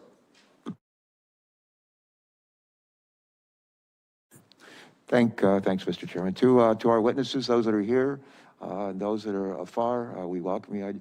I say to Chris Krebs, on behalf of many of us on both sides of the aisle, thank you for your leadership, for a job well done. Thank you for your courage to speak truth to power. Mr. Chairman and colleagues, President Lincoln once said these words. He said, if given the truth, people can be depended upon to meet any national crisis. The great point is to bring them the real facts. Those are his words. That's what we in the Navy call the straight skinny. The straight skinny. And with all due respect, the American people have had the facts with respect to the outcome of this election for some time now. The truth, the straight skinny, if you will, is staring us in the face. It may not be what President Trump and his supporters wanted, but Joe Biden and Kamala Harris received more votes than any ticket in American history. That's a success for our democracy. It's something we ought to be celebrating. A success made possible in the middle of an unprecedented pandemic, thanks to ordinary citizens who volunteered as poll workers across the country. Many of them risked their own health to oversee a fair count, while hundreds of thousands of postal workers worked tirelessly to deliver absentee ballots. U.S. Cybersecurity Infrastructure Agency, ably led by Chris Krebs, has called this election the most secure in American history. He's called it that again here today. And throughout this country, courts have flat out rejected claims of elected irregularities. Conservative Trump-appointed judges in state after state have dismissed the Trump campaign's claims, calling them baseless and worse. And let me just cite a couple of examples. In response to the legal challenge from Trump, the Trump campaign in Pennsylvania, a federal judge appointed by President Trump and a longtime member of the Conservative Federalist Society wrote that, quote, charges of unfairness are serious, but calling an election unfair does not make it so. Charges require specific allegations and then proof. He went on to say, we have neither here.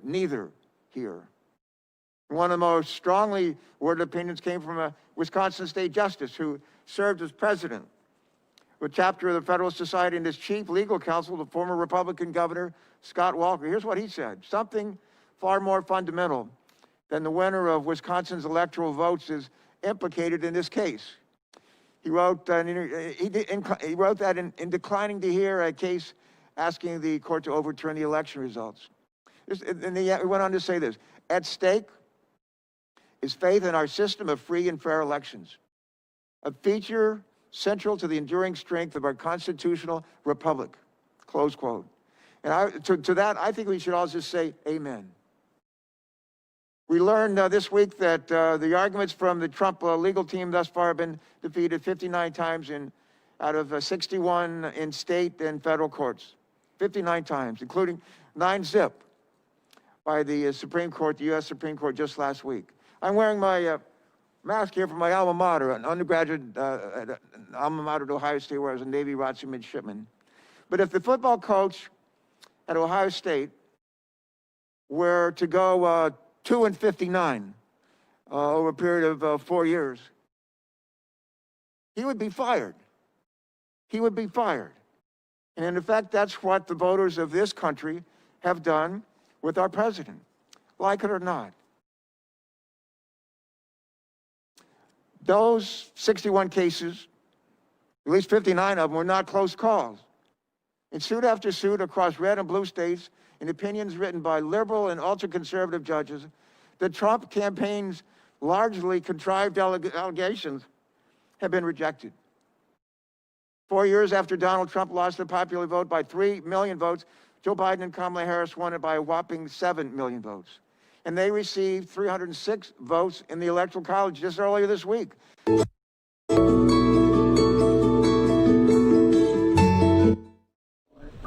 All right, look at that, folks. We did lose that hearing. We're going to try to get it back here for you. In the meantime, we will be taking a quick 2-minute break. Stay right here with us as we continue to always bring you the very latest here worldwide on News Now from Fox.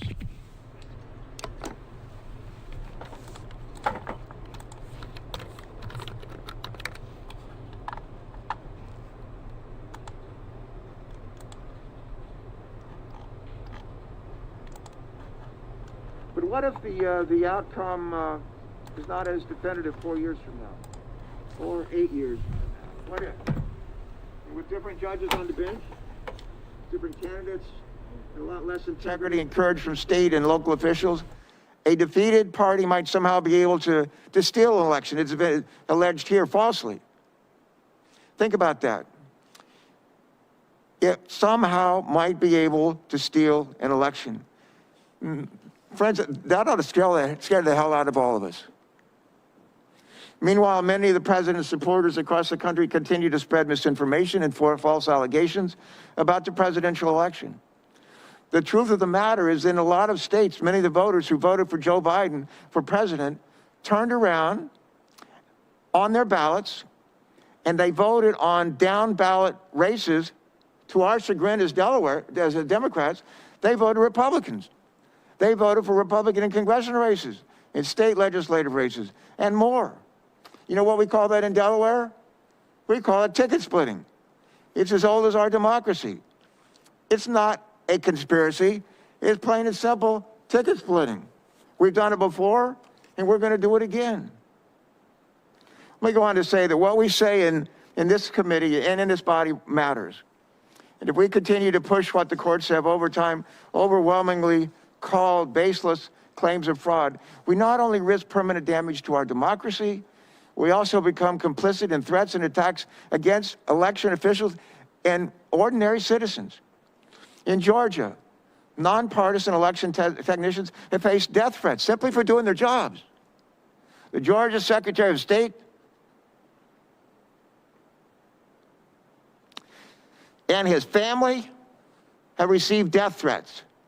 Mr. Krebs, our witness here today, a Trump appointee, has been bombarded with threats ever since an attorney for President Trump's campaign said on national TV, what did he say? He said, Krebs should be taken out at dawn and shot. And just this week, quote, credible threats of violence closed the Michigan State Capitol, and electors in Pennsylvania needed law enforcement escorts when they went to cast their votes. This is not the America that our founding fathers dreamed of. This is shameful. Enough already. We have work to do to get America back on track, starting right here in this Congress, in this House. All of us, Democrats and Republicans here in this body, need to do our jobs. And that's just the beginning. There are over 250 million Americans who need to be vaccinated. There are millions of businesses that need a helping hand. Tens of millions of students who need to be back in school getting an education. Hundreds of thousands of hospital and nursing workers who just need a break. But it's going to be hard to move forward as a country with dispatch or as a Congress until we accept the clear results of this election and turn the page. In 1787, colleagues, delegates from 13 colonies convened in Philadelphia to debate the future of our country. You know, they disagreed on a lot of things, but they all agreed on this. They didn't want a king. In responding to arguments for the Trump legal team in Wisconsin, a member of the state Supreme Court there echoed these sentiments recently when she said to them, quote, "You want us to overturn this election so that your king can stay in power? That's un-American," close quote. And you know what? She was right, it is un-American.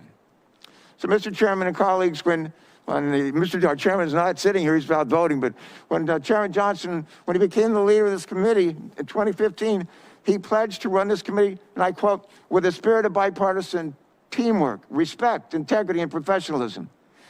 You know, that's been the hallmark of this committee for years, for decades.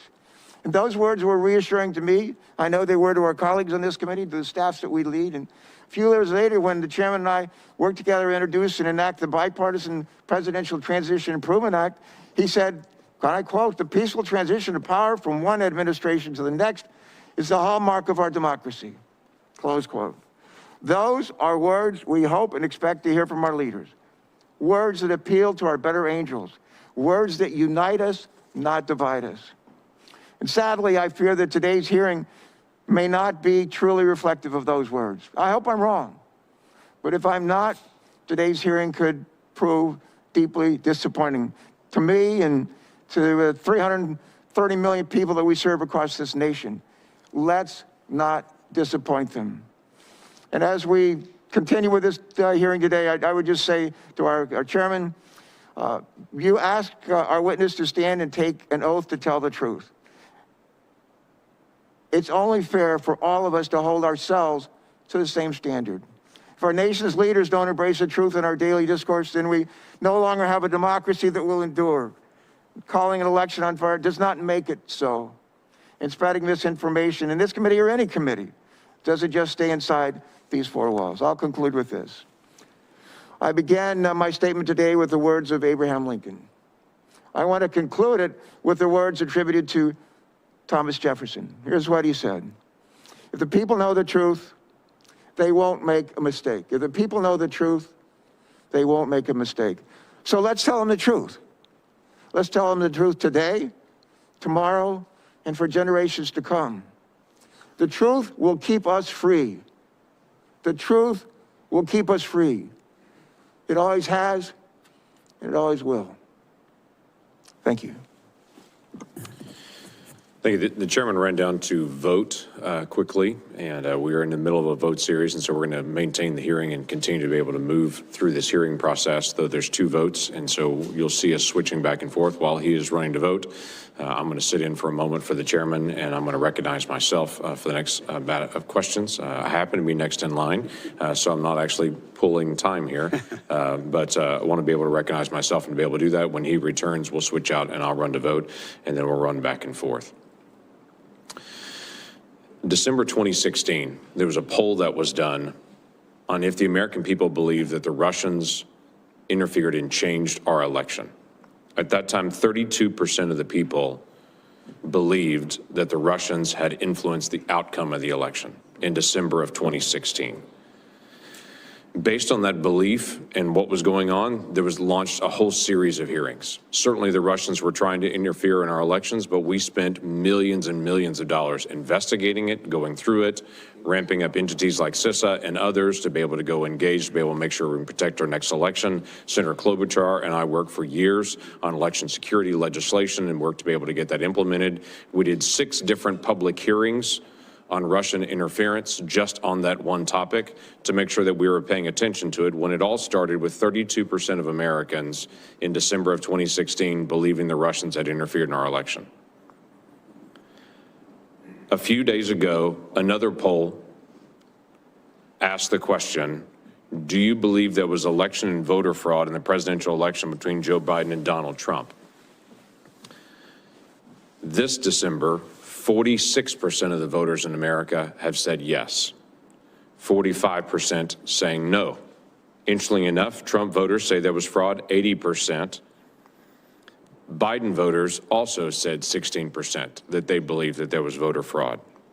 The reason I bring that up is we watched what happened in 2016 and what the American people thought and saw, and so we engaged with hearings, we looked at the issues and determined, do things need to change?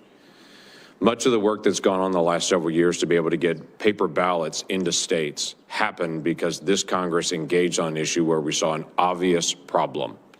And so we distributed federal dollars, assistance, and a constant drumbeat to say these states have got to fix the areas where they don't have paper ballots and we have the potential for problems. That was the question. Is there a potential for a problem? The answer was yes, there's a potential and we ought to fix that. Now, amazingly, after this election, all kinds of issues have come up and said there are potentials for problem, and everyone seems to be saying, move on. The only reason I can think that that would be different was because the election outcome seemed to be different. And one side is now saying, let's just move on and ignore this. In my state on election night, like 27 other states in the country, by that evening, we were counting votes and all absentee ballots had been received. There was much less opportunity for accusations of fraud because all of our ballots were in. Amazingly enough, a week after the election was completed this November, Oklahomans were listening to other states that were saying things like, we don't know how many more ballots there are left to count. We had been done for a week. We and 27 other states had been completed for a week.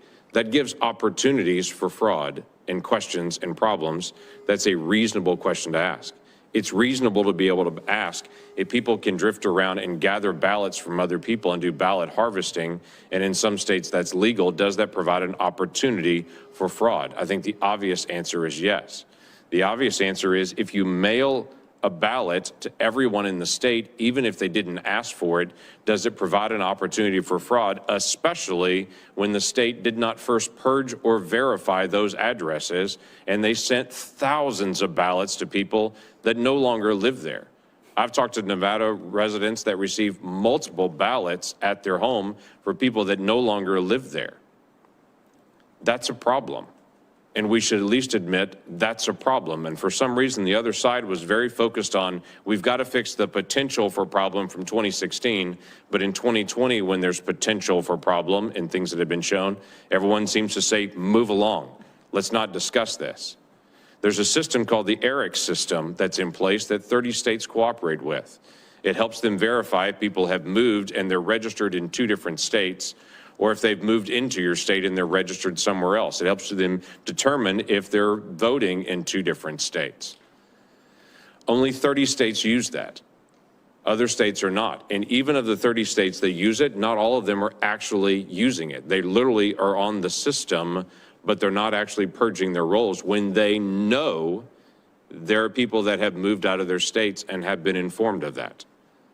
Just this last year in the ERIC system, they identified 91,000 people that are registered voters that are dead. 91,000 that one system had recognized. There are problems in the system. And in this conversation that I've had with so many people, and I've said, is it a problem that people are voting in 2 states? Is it a problem that people are voting after they're dead? And this is what I hear over and over again. This has been going on for years. So why don't we fix it? Should be the next statement. Instead, the statement seems to be, well, let's just move along. Mr. Banal, 42,000 people in Nevada voted more than once, according to your work in this. 42,000 people. 1,500 people voted in Nevada that were dead. 19,000 people voted though they did not live in Nevada and they weren't a college student. 8,000 people voted from a non-existent address. 15,000 people voted though they were registered to a commercial address or a vacant address, and 4,000 people voted in Nevada that are non-citizens. My question to you is, in my state, when someone votes twice, and we do have that occasionally, and about 50 times a year that actually occurs in our state, we prosecute individuals that vote twice. Of this 130,000 instances that you have identified from the 2020 election in Nevada, do you know of any prosecutions currently going on in Nevada for any voter fraud? Not yet, Senator, and that's extremely important. These laws have to be enforced. We, of course, I represent the Trump campaign and the campaign's electors. I don't represent the government. We can't bring prosecutions. But if we are going to enforce voter integrity laws, they must be enforced, and we are confident that although it often takes a long time to put together a fraud case, although it takes prosecutors months, sometimes even years, to go through subpoenas and warrants and using the FBI to go investigate these things, once a good hard look at these cases is examined, an honest look, if we do that, there should be charges brought, because the ranking member brought up in his remarks that when you lose the principle of one person, one vote, the end result is authoritarianism. That's exactly what we're saying here today. Right, and that's a major issue. Mr. Chairman, could I ask for one additional moment? Judge Starr, you've raised twice this issue about Pennsylvania and that the laws of Pennsylvania were changed. In Oklahoma, we did State Bill 210 and State Bill 1779 because we saw with the pandemic there were going to be problems. So our legislature came into session, made a change to be able to adjust for how we were going to do early ballots and early voting. So because we knew that was the law that needed to be followed. Was that done in Pennsylvania, and does it matter who sets the law and the rules for elections? No, it was not done, unfortunately, in Pennsylvania. The governor sought to change the law. The General Assembly of Pennsylvania had met, reviewed, and made various and sundry changes and reforms. And then the Pennsylvania Supreme Court, building what the governor had done, made additional changes. And those, in my judgment, were complete violations of the United States Constitution and flagged as such preliminarily by Justice Samuel Alito. So the Oklahoma legislature did it the right way. Just thank you very much. Senator Hassan. Well, thank you very much. Just want to test that folks can hear me. They can. Okay, thank you very much, Mr. Chair, and for our ranking member. I want to also thank all our witnesses for being here today. And I'd like to specifically acknowledge former CISA Director Chris Krebs. Director Krebs, I want to thank you for your work in standing up the agency as CISA's first director and in securing our elections. I remain deeply troubled by your abrupt and unjustified dismissal, which has made our country less safe. Now more than ever, the challenges of this pandemic and our nation's increased reliance on online services requires the experience and steady leadership that you have displayed. Even so, I want to express my deep thanks to you and to the men and women at CISA for the work that you have done and will continue to do to help make our country and our communities safer. Now, I have 3 questions for you, Director Krebs. Let's start with this one. As the CISA director, you attempted to tackle disinformation campaigns via the rumor control effort by CISA. That's the name you all gave it. Rumor control is a resource featured on CISA's website to debunk common misinformation and disinformation narratives.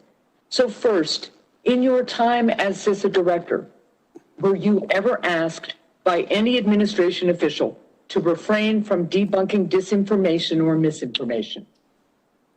Yes, ma'am. Thank you for the question. I was never directly approached on any rumor control changes or alterations. I understand my staff was. I told them that if anyone had any problems with what was on rumor control, I was the Senate confirmed leader of the agency. Ultimately, I approved content, and they would need to come talk to me about that. And I never got that phone call or visit. But you are saying that staff did report to you that there was outreach from officials asking them to make changes? Yes, ma'am. Were you ever asked to take down an entry that debunked a conspiracy theory? Not directly, no, ma'am. Was your staff? They were asked about some of the content, and again, I reiterated and reinforced that I owned that content, and if anybody had an issue with it, they needed to come talk to me. Was it ever implied that your job was at stake if you didn't ease up on debunking disinformation? I certainly never interpreted any statements or anything along those lines, no, ma'am. Well, I would like to explore with you further, perhaps after this panel, some of what you just said in terms of your staff, but I want to move on to a couple of other things just in the interest of time. Director Krebs, given your experience with tackling disinformation, I want to talk about the post-election disinformation campaign that has been waged. The president and many others have tweeted outlandish claims of massive voter fraud and truly wild conspiracy theories. However, the president's lawyers won't or don't usually bring these same claims when they go into court. When they do, the judges, often conservative or Republican appointed judges, have dismissed them. Director Krebs, given your experience with disinformation campaigns, why do you think there is such a gulf between rhetoric and reality? What's the goal of this disinformation campaign?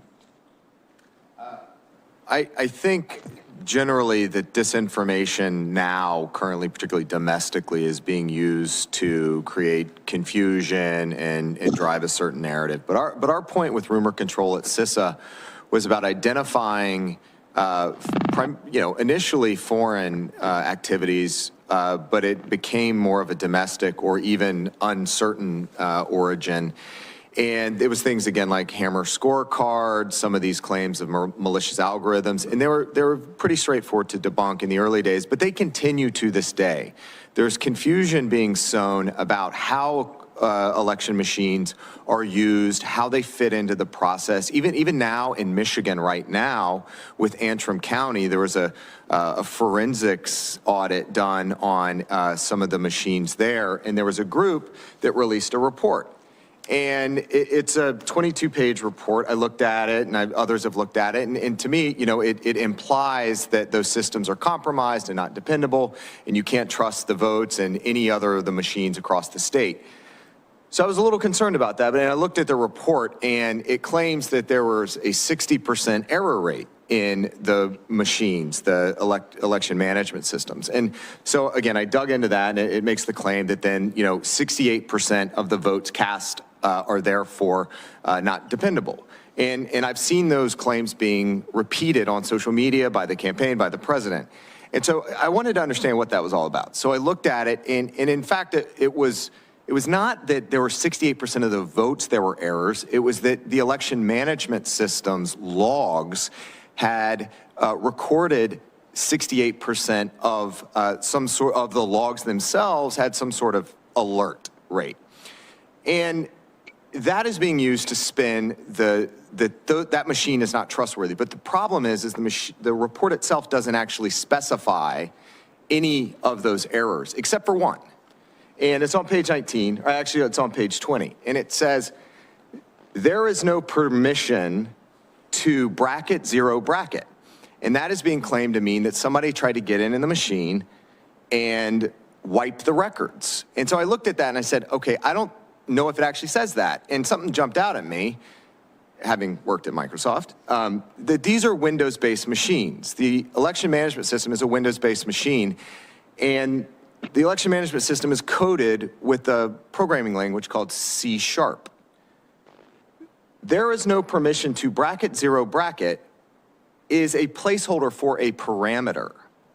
So it may be that it's just not good coding, but that certainly doesn't mean that somebody tried to get in there and zero. They misinterpreted the language in what they saw in their forensic audit.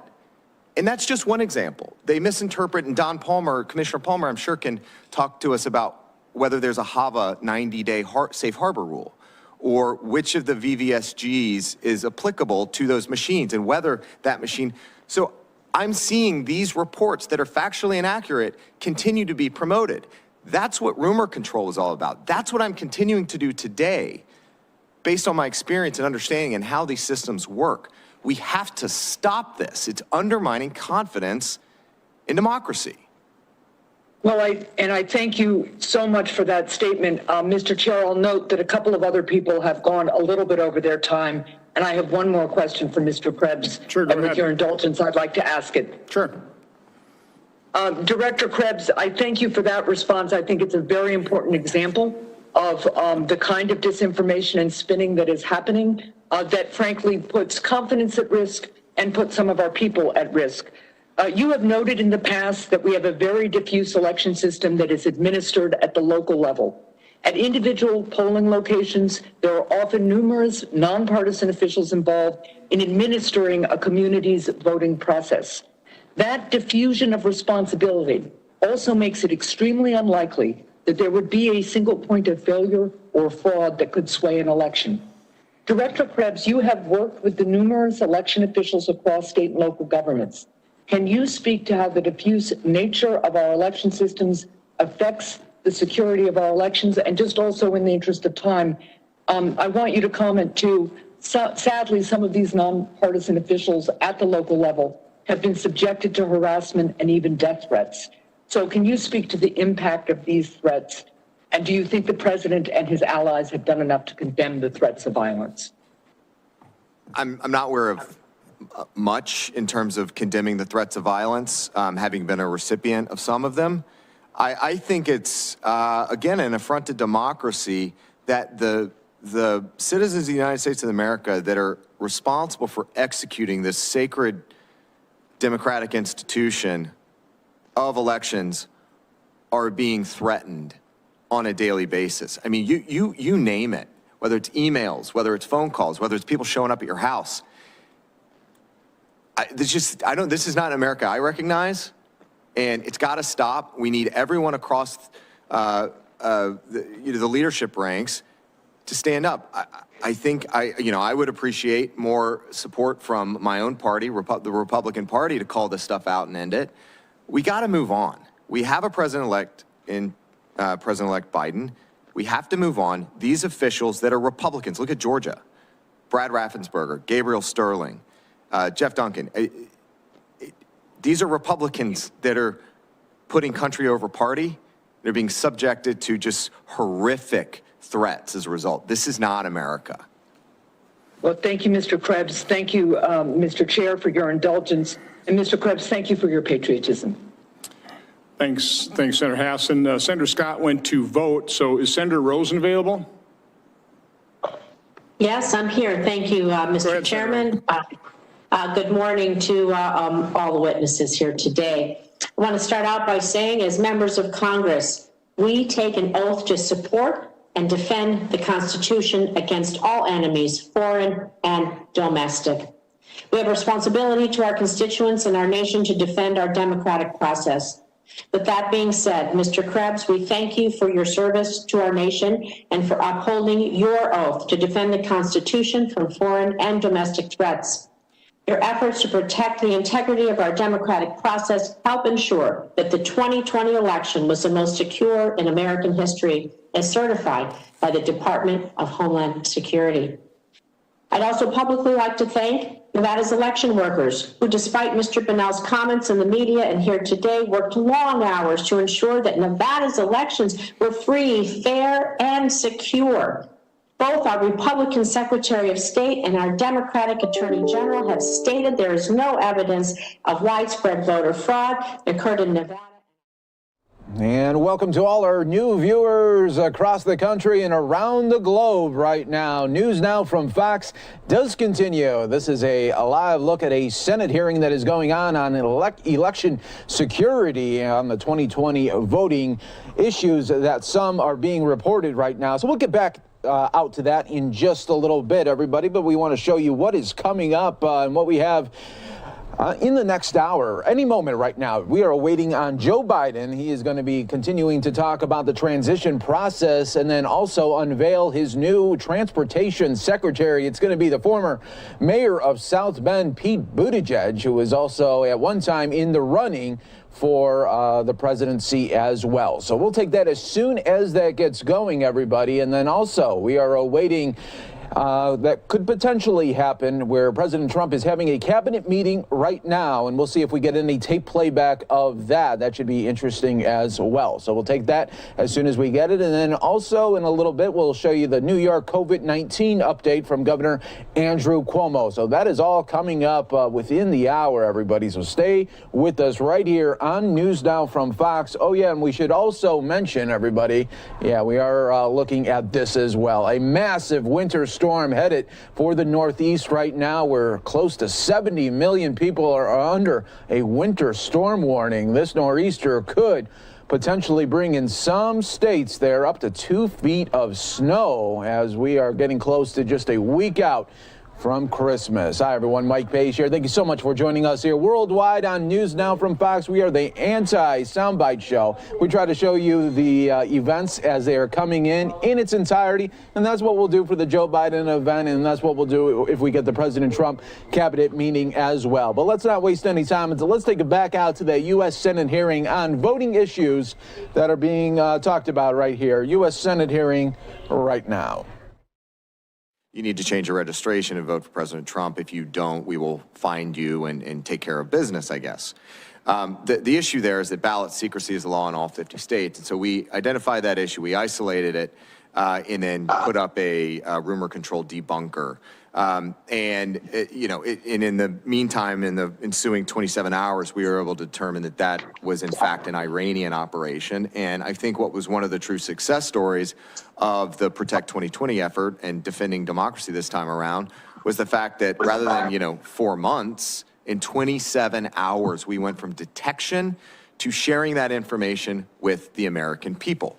There is one element that doesn't get a lot of play, though, is that prior to making that assessment, following up on my commitment to our partners in the state and local election community, we held a call with the election officials and said, look, this is what we're seeing, you need to know this, and then we went to the public. Mr. Krebs, I just have about 2.5 minutes left, so I would like to yield. All right, everybody, as we promised here, Joe Biden event right now in Wilmington, Delaware. Let's listen. Good to see you all. Over the past few weeks, Vice President-elect Harris and I have been announcing nominees to our cabinet. There are people of the highest character, varied experiences and backgrounds. We're going to help us beat this pandemic, keep us safe and secure, and build our economy back better than it ever was. They include longtime colleagues and new faces and new voices. They include people who share my views and those who have different views. They include people who supported my campaign from its earliest days and people who ran against me. They're experts in policy, leaders tested by crises, and by the end of this process, this cabinet will be the most representative of any cabinet in American history. We'll have more people of color than any cabinet ever. We'll have more women than any cabinet ever. We'll have a cabinet of barrier breakers, a cabinet of first. I know how proud presidents are when they're able to achieve a first in their cabinet. I remember when President Clinton named the first ever woman to be Secretary of State. I was there when President Obama named the first ever black Attorney General. But compared to my predecessors, the Harris-Biden cabinet is first among cabinets of all the firsts it represents. The first ever woman, the first black woman, the first woman of South Asian descent as vice president, behind me on the screen. The first ever black Secretary of Defense. The first ever Latino head of the DHS and the first ever Latino head of HHS. The first woman, I should say, of South Asian American descent to lead OMB. The first woman and Asian American to lead the United States Trade Representative, as our lead United States Trade Representative. The first black woman to chair the President's Council on Economic Advisors. The first ever woman to hold Alexander Hamilton's position as Treasury Secretary. Our cabinet doesn't just have one first or just two of these firsts, but 8 precedent-busting appointments. And today, a 9th, the first ever openly gay nominee to lead the cabinet department, and one of the youngest cabinet members ever. The Biden-Harris cabinet will be an historic cabinet, a cabinet that looks like America, a cabinet that taps into the best of America, a cabinet that is opening doors and breaking down barriers and accessing the full range of talent. We have so much of it, the full range of talent in this nation. A cabinet that is up to the immediate crises we face, and we face several.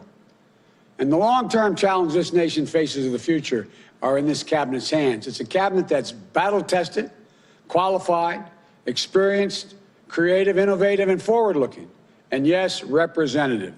And today, I'm proud to nominate its newest member. For Secretary of Transportation, I nominate Mayor Pete Buttigieg. I got to know Pete on the campaign trail. He's one of the smartest people you'll ever meet and one of the most humble.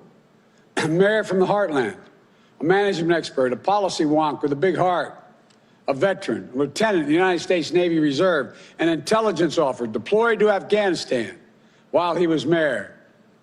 A new voice with new ideas, determined to move past old politics. The son of professors, his husband is an educator. Always, always a mark of good character, is the way I look at it. And by the way, Jill and I have always enjoyed seeing Pete and Chasten, I should say, together on the trail. Chasten has become a close friend of Jill's and mine. And what I admire about Pete is he's always clear about who he is, what he believes, and how he wants to bring people in, not exclude them. He's able to walk into any room, leave people inspired with his ability to describe an America that's best for us, all of us. An America that's hopeful, bold, creative, inclusive. An America that can do literally anything. The Department of Transportation services a critical mission with critical responsibilities, particularly in this administration. We need someone who knows how to work with state, local, and federal agencies. For example, right now, 1 in 5 miles of our highways are still in, quote, poor condition, according to the Society of American Engineers. Tens and tens of thousands of bridges are in disrepair, some on the verge of collapse, presenting a clear and present danger to people's lives. We're the world's richest nation, but we rank 10th. We rank 10th in overall quality of our infrastructure, according to the World Economic Forum. But there's so much we can do.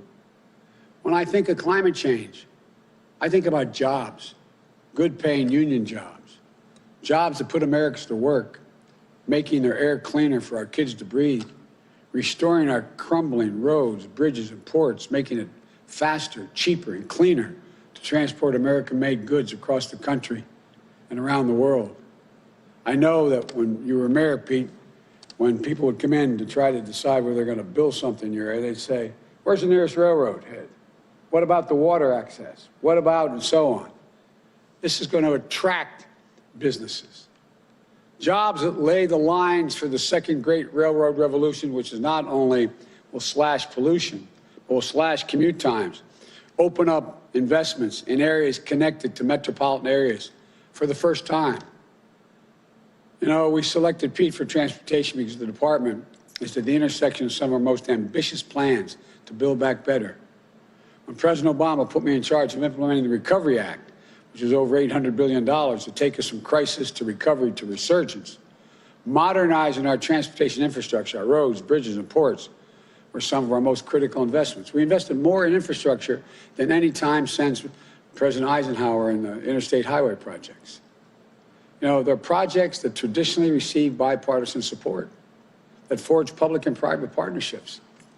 When we do those public and private partnerships and we invest federal money, we pull billions of dollars of private investment for every dollar we put in, federal dollar. And they put millions of Americans to work strengthening our economy, our economic competitiveness, and rebuilding our communities for the future. Pete's got a great perspective of a mayor that solves problems and brings people together. He's got a vision of a next generation leader and with experience and the temperament to lead change today, to dig us out of this economic crisis. For example, helping cities and states to keep transit systems running for frontline and essential workers, and then helping them modernize their airports, their ports, their railways, to attract and retain businesses and workers, to advance racial equality, racial equity, as we build back better, include everyone, so zip code doesn't determine your access to a good job, a good school, a good education, and health care. To deal with the existential threat of climate change with real jobs, not just $15 an hour job, which I'm going to call for universally, but for prevailing wages, union jobs, paying $45, $50 an hour in benefits. Helping cities across the country in red states and blue states, red cities and blue cities, to build more climate resilient communities to deal with the more extreme floods, droughts, and superstorms. Just look around the country today. What are we faced with? The West is burning. The Midwest is being flooded. The East Coast is being pummeled by more tornadoes and storms than it's ever had. We're in a state that's 3 feet above sea level. All of us along the Atlantic Ocean find ourselves with problems in terms of flooding. Look, working with states, businesses, and labor to install 500,000 charging stations for the next generation of clean vehicles, smart grid system, reducing energy consumption and ushering in a clean energy economy all across America. Some of you may remember, I met with 5 leading CEOs in America and 5 leading unions in America. And the president of General Motors, after our conversation, our joint conversation, picked up the phone and called, I'm told, California, and said they're dropping their suit against California. They're all in on making sure that we're the first in the world to have switched to and be able to get to a carbon neutral economic way to power automobiles as a consequence of dealing with electric vehicles. We can own the electric vehicle market. It can put, with those 500,000 charging stations, if we can put 1 million jobs back in Detroit and in the Midwest, building cars. You know, Pete's can also carry out the department's duty to keep Americans safe on our roads and our highways and in our skies. Pete's going to help build back better with jobs and hope, with vision and execution. And I'm honored he's answering the call to serve his country once again. So please welcome the next Secretary of Transportation, Pete Buttigieg. Pete, it's all yours. I'll take 3 minutes. Oh, you got it. Okay.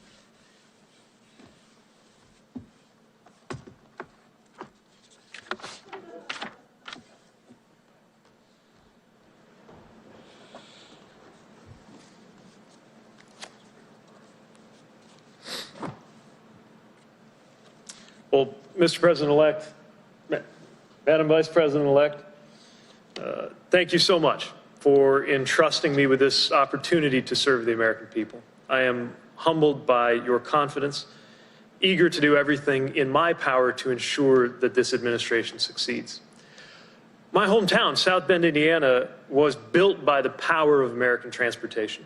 From trade along the river, whose bend gives our city its name, to the rail lines that connected us to the rest of the country back when we were considered the West, to the livelihoods created by the good-paying union jobs at places like the aeronautical supplier Bendix and the giant auto assembly of Studebaker.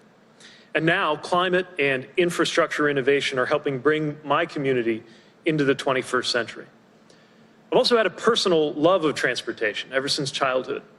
More than once as a college student, I would convince a friend to travel nearly 1,000 miles back to Indiana with me on Amtrak. Though I know that in this administration, I will at best aspire to be the second biggest train enthusiast around. I spent a spring break in graduate school aboard a cargo ship studying there. Travel in my mind is synonymous with growth, with adventure, even love, so much so that I proposed to my husband, Chasten, in an airport terminal. So don't let anybody tell you that O'Hare isn't romantic. And I want to take this chance to thank Chasten for everything that he gives and everything that he sacrifices to support me in public service. First time I ran for office was on a platform of supporting the Obama-Biden administration's rescue of the auto industry. And when I did first take office as mayor, in a city fighting its way out of the teeth of the Great Recession, infrastructure was at the heart of our vision. We reimagined how vehicles and people moved through the city, unlocking new economic vibrancy in our urban core. We built up partnerships, from a regional collaboration to improve rail service, to the public-private partnership that put our city at the cutting edge of bicycle mobility. We developed new forms of support for lower-wage workers in their commutes and added electric vehicle charging infrastructure to help prepare for a more sustainable future. We also dealt with the challenges created by generations of often inadequate state and federal infrastructure funding.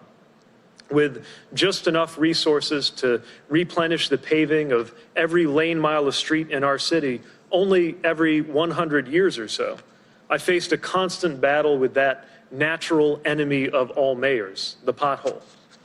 And in a community where more than a quarter of our residents lived in poverty, we worked to fill in the gaps that were created when underfunded transit resources left too many cut off from opportunity just because they didn't have the means to own a car.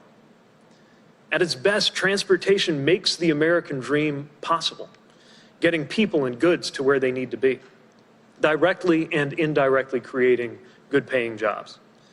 At its worst, misguided policies and missed opportunities can reinforce racial, economic, and environmental injustice, dividing or isolating neighborhoods, undermining government's basic role to empower everyone to thrive. And now comes a historic opportunity. This administration can deliver policies and resources that will create jobs, rise to the climate challenge, and equitably serve all Americans, all while continuing to ensure the safety of travelers and workers alike. America has given this administration a mandate to build back better. And step one in building back better, literally, is to build. Americans shouldn't settle for less than our peers in the developed world when it comes to our roads and bridges, our railways and transit systems. The U.S. should lead the way, and I know that in this administration, we will. We'll bring together leaders and communities from every corner, labor and business, left, right, and center, urban and rural, communities of color, tribal nations, mayors, counties, states, everyone who has a stake in American infrastructure to design a better future. Americans expect us to see to it that the idea of an infrastructure week is associated with results and never again a media punchline. My view of this opportunity is also shaped by being the youngest member so far named to this cabinet and the first millennial invited to a seat at that table. Newer generations have a lot at stake in infrastructure policy that, by its nature, must contemplate both the immediate and the long term. The question of how America will look by the middle of this century, the competitiveness of our economy, the security of our climate. For me, this isn't academic, it's personal. I'm also mindful that the eyes of history are on this appointment, knowing that this is the first time an American president has ever sent an openly LGBTQ cabinet member to the Senate for confirmation.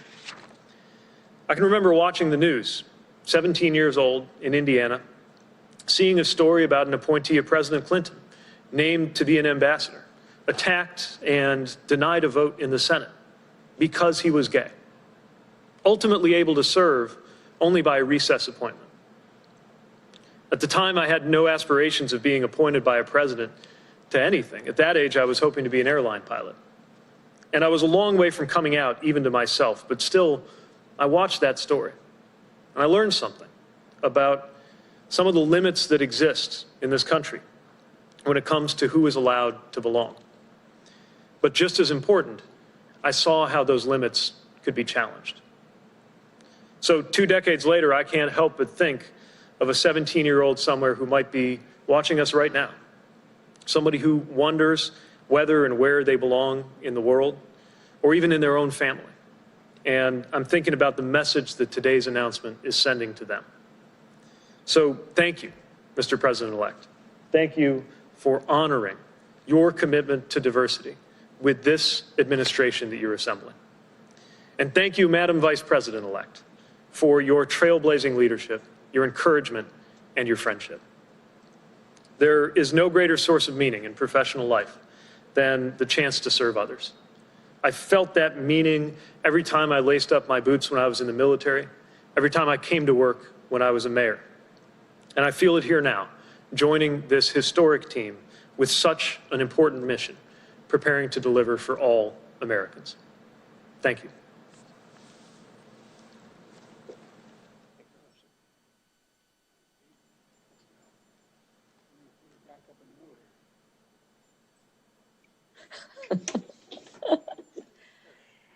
As President-elect Biden and I look ahead to the challenges we will inherit upon walking into the White House, we are focused on containing this pandemic and delivering relief to all who need it. We are focused on safely reopening our schools and responsibly reopening our economy. And as we've said many times, we are also focused on building America back better and doing what is necessary to lift up all Americans, no matter where they live, whether it's in big cities, rural areas, or any place in between. One of the most important ways we will do that is by creating good union jobs to build, operate, and maintain a safe, modern, and sustainable transportation system.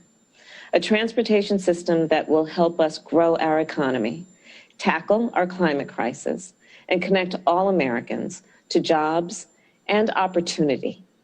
We will transform our roads and bridges, transit systems, railways, ports, and airports while powering them with clean energy.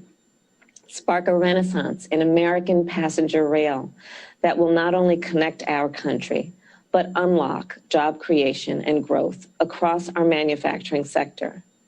And we will expand and upgrade our transportation system in a way that is equitable, serving communities of every size, urban and rural, across our country. The choice President-elect Biden has made to help spearhead this work is simply outstanding.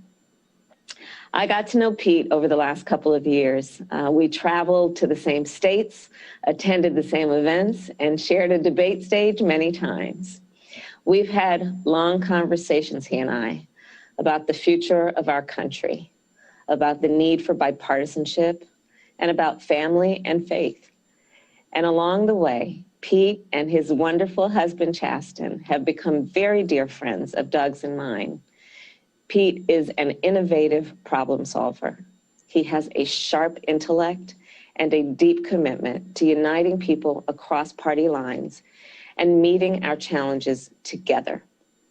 He is a trailblazing leader from the industrial Midwest who understands we need to create opportunity for people of all backgrounds.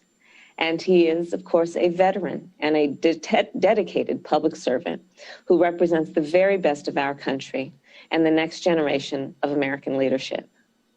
Now, Pete will bring his remarkable talents to bear, not just on behalf of the people of South Bend, but on behalf of the people across our nation. In 1966, upon creating the Department of Transportation, President Lyndon Johnson said, "America's history is a history of her transportation." With Pete's leadership, we are ready to write the next great chapter in that history, modernizing our infrastructure, creating jobs and opportunity, and helping to usher in a clean energy future for the United States of America. Thank you, Mr. President-elect, and welcome, Pete. Thank you. By the way, I called the Vice President-elect and thanked her for not getting on the highway in the middle of a storm about to come up here. She wanted to be here, as you know. So thank you all very, very much. And if you have to travel, we're working on that right now. I don't want to get ahead of the line, but I want to make sure that we demonstrate to the American people that it is safe to take. They're working on that plan right now. And when I do it, I'll do it publicly, and so you all can actually witness my getting it done. Are you confident you did nothing wrong?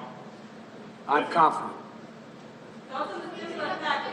The stimulus package is encouraging. It looks like they're very, very close, and it looks like there's going to be direct cash payments, but it's a down payment, an important down payment on what's going to have to be done beginning at the end of January into February, but it's very important to get done. I compliment on the bipartisan group on working together to get it done. Thank you all very much and have a good day.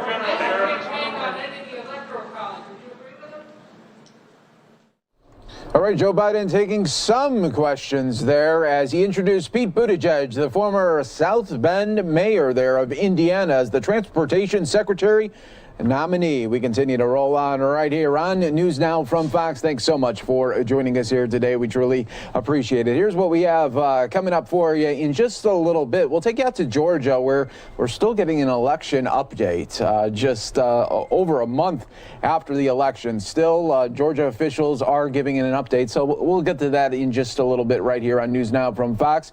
President Trump has a cabinet meeting that is still going on right now. We don't have word yet if we will get tape playback of that. That is still up in the air, but if we do, we'll bring that to you in full right here on News Now from Fox as well. And then we will also have the New York COVID-19 update that will be that continues on right now, and where Governor Andrew Cuomo says he still is not ruling out that he could shut down New York even in January as well. So we'll keep you updated there as well right here on News Now from Fox. Lots of moving parts here today. And oh yeah, we are definitely keeping an eye on this one. The mega storm there. You heard Joe Biden talking about it. That's why Kamala Harris wasn't at the event today in Wilmington, Delaware, because of this massive snowstorm that looks like it will be coming there. So we'll definitely be keeping an eye on that. Some parts could get as much as 2 feet of snow, and we'll give you all the updates right here on News Now from Fox. We're going to take a quick 2-minute break here for you. We still have more live events popping up right now, as you can see. So we will be taking more news conferences throughout the day right here on News Now from Fox. Quick 2-minute break for some of you.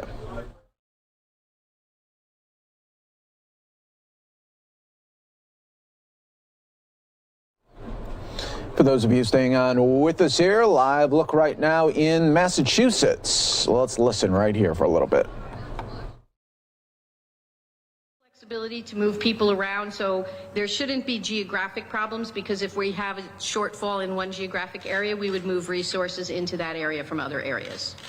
Secretary, are you planning to do certain protocols to protect drivers in the trucks, like wiping down, or I don't know if you ever have 2 people in a truck and that might change? Yeah, so there won't be 2 people in a truck. We have closed break rooms, which have been a source of spread in a variety.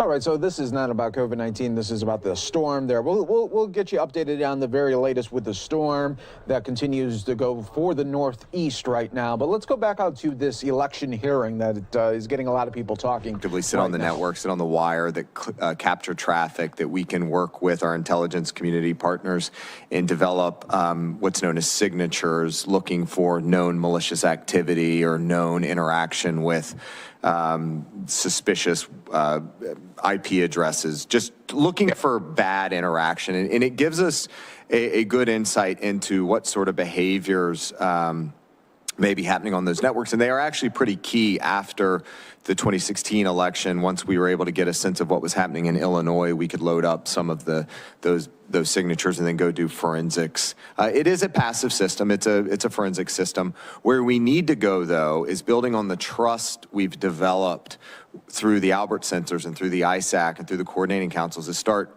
deploying more advanced technologies. And I'm specifically talking about some of the endpoint detection and response capabilities that'll actually sit on a computer in a state and local office and be more of a real-time monitoring and mitigation capability. That's how we continue moving forward. We need the same capability in the federal government. We're not there yet, but we have to continue advancing, and I think Congress has...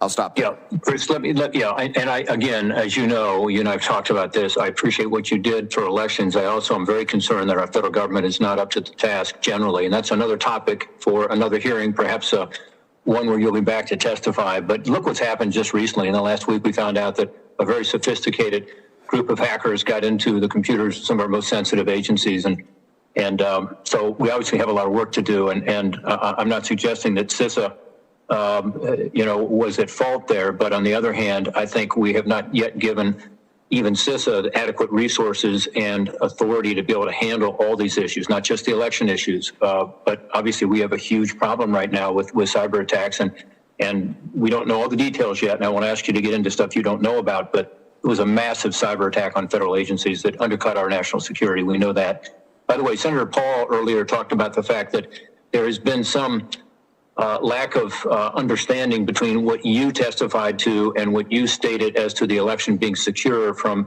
cyber attacks, and this notion that there were not instances of irregularity and fraud in this election, which of course there have been in every election in the history of our country, and there were in this election, and we've heard about some of those today. Is Senator Paul correct? And I guess I would slightly amend what he said. He said that your focus was just on foreign adversaries. My sense is your focus was not just on foreign adversaries, although you feel fairly confident that that did not happen this time. And obviously, based on what happened in 2016 with the Russians, this is good news. But also with regard to domestic cyber attacks, is that what your report was about? Is he accurate in saying that? Yes, sir. So, when you come into federal office, you pledge the oath to uphold and defend the Constitution from threats, foreign and domestic, and that's what we did. The focus of the statement, the joint statement, was security. It was secure. I think terms have been conflated here, alleging that we were speaking to the fraud aspect. We absolutely were not. We were talking about security, hacking, manipulation of these machines. That was the thrust of the statement.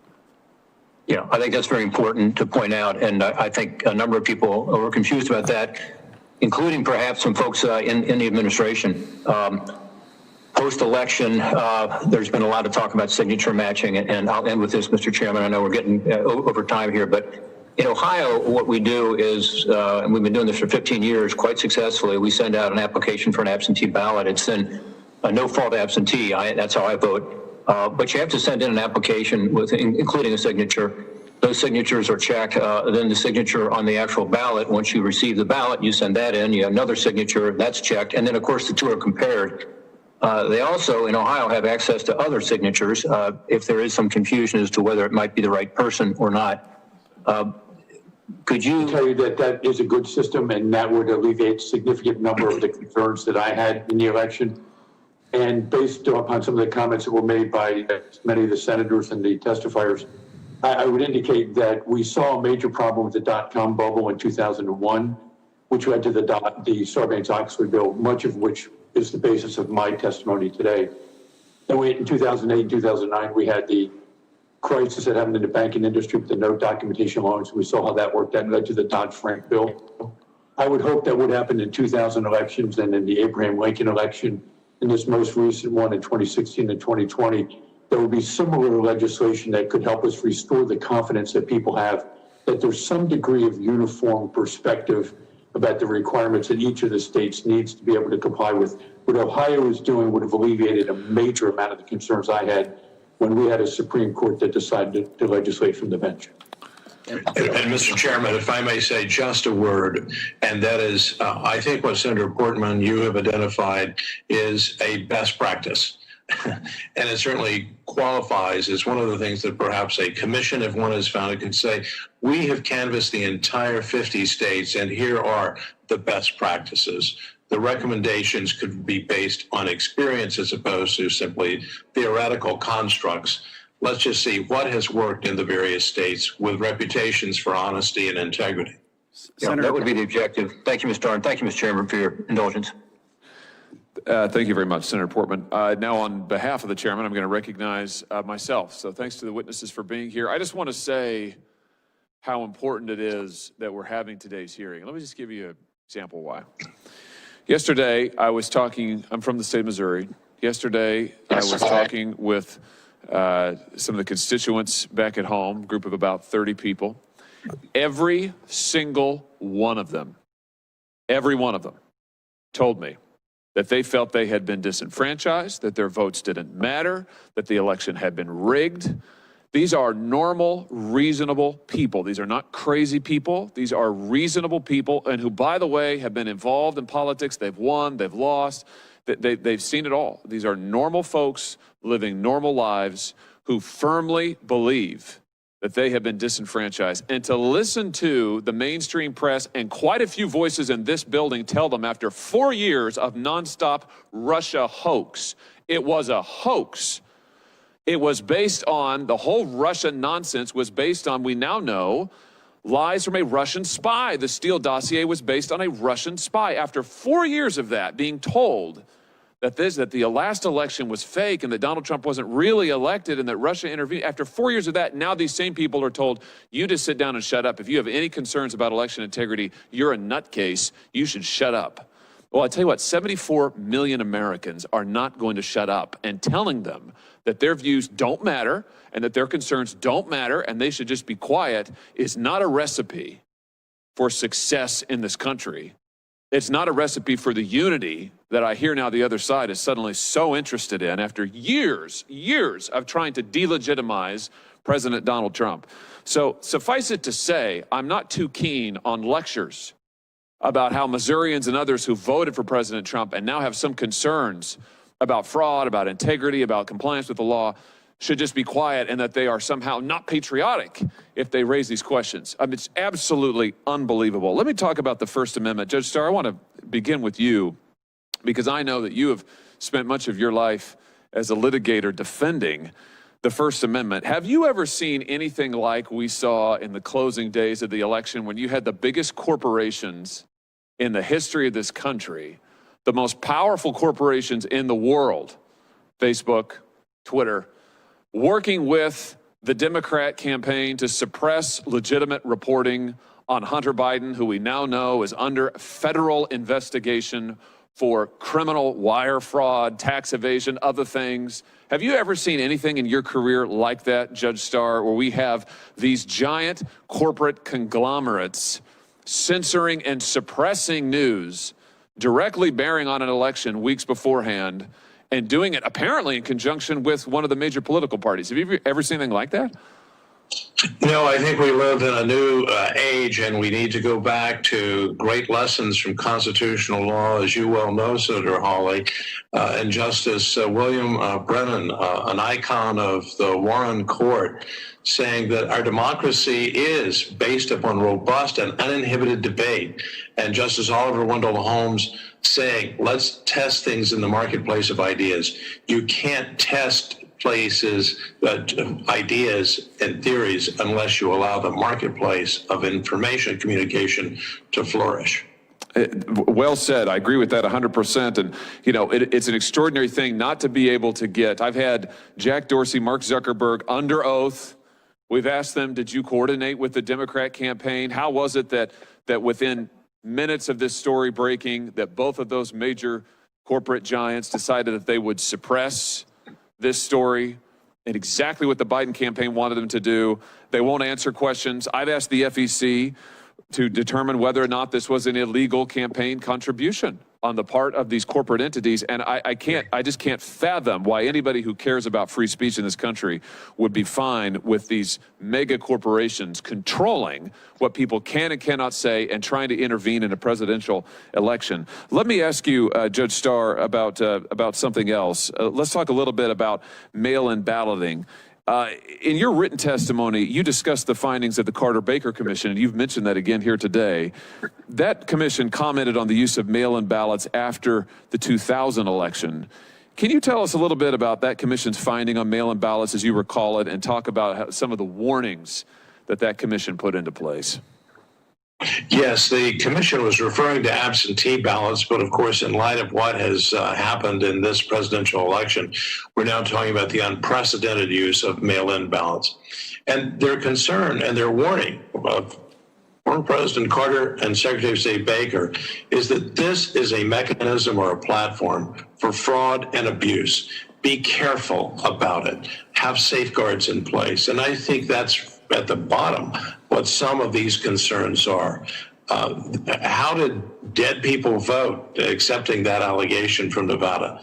It is because of inadequate safeguards. The dead person didn't walk into the ballot, into the voting booth and vote. Someone voted for him or her. We have to have those safeguards in place, and that's what the commission was saying and issuing that fervent warning that it may get worse in a deeply divided country. In 26 states, as I understand it, when it comes to mail-in voting, Judge, 26 states now in this country allow third-party ballot harvesting of mail-in votes. That's where you can pay a third party to go distribute the ballots. And you can't do this in my home state of Missouri because we have controls similar to those in Ohio that Senator Portman was talking about. But in other states, 26 states, you can pay a third party to go distribute the ballots. You can pay a third party to pick up the ballots. There's no chain of custody there. There's no verification. This seems to me an invitation to fraud and abuse. I've introduced legislation to end third-party ballot harvesting nationwide, to make it illegal nationwide. Would you agree, Judge Starr, that looking at something like third-party ballot harvesting is a common sense approach? By the way, some House Democrats even have endorsed this approach. Would you agree with me that that's a common sense place to start when we think about preventing fraud and addressing it in our elections? Yes, because the opportunity for fraud and abuse is so rife and omnipresent with that kind of, if I may now call it that, worst practice. So many states have best practices. We heard from Senator Portman about Ohio. Other states have these safeguards in place. Let's put safeguards in place, but one of them is let's eliminate practices that are so prone to fraud and abuse. And I think that's just the very beginning of what we should do. We should also make sure that poll watchers from both parties can be present at all times, that there are eyes on ballots, cameras on ballots at all times, that there's signature verification requirements that are mandatory, that there's mandatory reporting requirements about where we are in the count, where the states are, so the states just can't go dark for days at a time. All of this stuff ought to be common sense. There is no reason we should just shrug our shoulders and say, well, fraud happens all the time, no big deal. It is a big deal. It's a very big deal. And for millions and millions of Americans in this election, it's a very, very big deal indeed. Thank you, Mr. Chairman.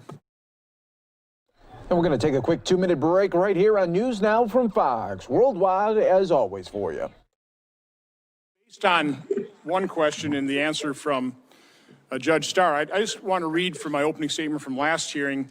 In his reflections on progress, peaceful coexistence, and intellectual freedom, Russian dissident Andrei D. Sakharov wrote, quote, "The second basic thesis is that intellectual freedom is essential to human society. Freedom to obtain and distribute information. Freedom for open-minded and unfearing debate, and freedom from pressure by officialdom and prejudices. Such a trinity of freedom of thought is the only guarantee against an infection of people by mass myths, which, in the hands of treacherous hypocrites and demagogues, can be transformed into bloody dictatorship. Freedom of thought is the only guarantee of the feasibility of a scientific, democratic approach to politics, economics, and culture." I like to think of this hearing as a demonstration of that freedom to obtain and distribute information to the public. There's nothing dangerous about that. It is essential to our freedom. It's essential to our country, to our democratic republic, and is essential if we're going to restore confidence in this election system we have. We have to do this. We can't ignore the problem. The first step in solving any problem is admitting you have one and then dealing with it honestly, gathering the information. This hearing, as all my hearings have been a problem-solving process, first gathering the information. That's what we're trying to do here today. Senator Sinema. Thank you so much, Mr. Chairman. You know, the 2020 Arizona election was a successful election, not for any one party or individual, but for our democracy, and as a demonstration of the will of Arizona voters. A record 80% of registered voters participated. Arizonans are independent. They vote for state and federal representatives they trust to be honest, who they believe will fight for and uphold Arizona values. This record turnout number is also a testament to the work of Arizona election officials who not only ensured our system worked and our laws were upheld, but did so while ensuring that people could safely participate in the election during the pandemic as voters and volunteers. Arizona has had some sort of absentee voting by mail for over 100 years. In 1992, the Arizona legislature and governor, in bipartisan fashion, made it easier for Arizonans to vote by mail by no longer requiring a reason to participate. Our vote by mail system has a number of safeguards to ensure safe elections. Ballots are mailed out 28 days prior to the election, and each ballot has a tracking mechanism. We use tamper-resistant envelopes, and ballot drop boxes have specific security requirements. Election staff are trained to authenticate signatures, and a voter is contacted if the signature cannot be verified. Arizona also has severe criminal penalties for ballot tampering or for throwing out someone's ballot. In 2018, when I was elected to the United States Senate, nearly 80% of Arizona voters voted early, most of them by mail. In 2020, that increased to 88%. That's 2.9 million votes moving through the postal system in Arizona. Arizona's postal workers put in long hours, many working 65 hours a week for weeks on end, to ensure that ballots got to voters and were returned by state deadlines so they could be counted. Even though many postal facilities in Arizona are short-staffed right now, these essential workers didn't shy away from the challenge or the need to protect our democracy. Arizonans know it takes time to count our votes and determine election winners.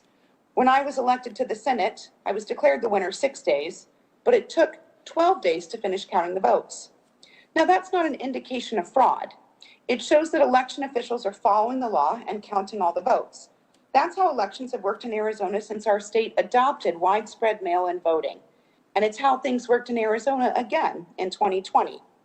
Our elections this year produced bipartisan results, where members of both parties won elections.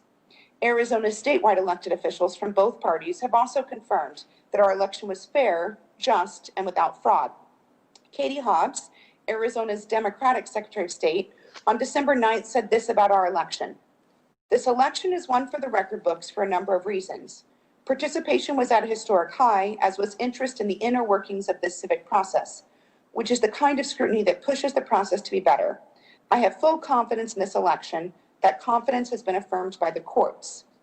On November 20th, Clint Hickman, the chairman of the Maricopa County Board of Supervisors, a Republican, said, "No matter how you voted, this election was administered with integrity, transparency, and most importantly, in accordance with Arizona state laws."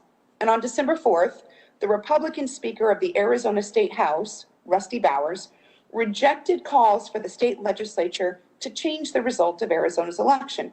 Here's his quote: "As a conservative Republican, I don't like the results of the presidential election. I voted for President Trump and I worked hard to re-elect him. But I cannot and will not entertain a suggestion that we violate current law to change the outcome of a certified election." And right now we are listening to the Arizona Senator Kristen Sinema right now, but we are going to take a quick 2-minute break right here for you on News Now from Fox. Government and the rule of law if we attempted to nullify the people's vote based on unsupported theories of fraud. Challenges contesting the Arizona election were brought to the courts and dismissed, including a unanimous ruling by the Arizona Supreme Court confirming a lower court ruling upholding the results of the election challenge. This is how our system works. If there are concerns of fraud or abuse, the courts consider the evidence and make a ruling. Now, I have a few questions for Mr. Krebs. During your work at the Cybersecurity and Infrastructure Security Agency, did you find any evidence that disputes the statements I shared from elected officials regarding the integrity and fairness of the 2020 election in Arizona? No, ma'am. More broadly, what evidence can you offer to support the idea that the election across the country, not just in Arizona, was fair and secure? Again, it's those layered security controls that are in place before, during, and after an election. The thing that I always like to point back to is that increase of paper ballots across the country and the ability to then conduct post-election audits. In Arizona, I believe it was a 2% audit. In Georgia, they did a risk limiting audit that then triggered a full hand tally. The outcomes were consistent, 5% audit in Wisconsin, 2% audit in Pennsylvania. You know, those are the sorts of things that give you confidence in the process when you can go and recount the ballots over and over and over. What lessons should we learn from the 2020 election as we plan for future elections? We need to invest in democracy. First and foremost, we need to fully eradicate those machines that don't have paper ballots, so those direct recording electronic machines.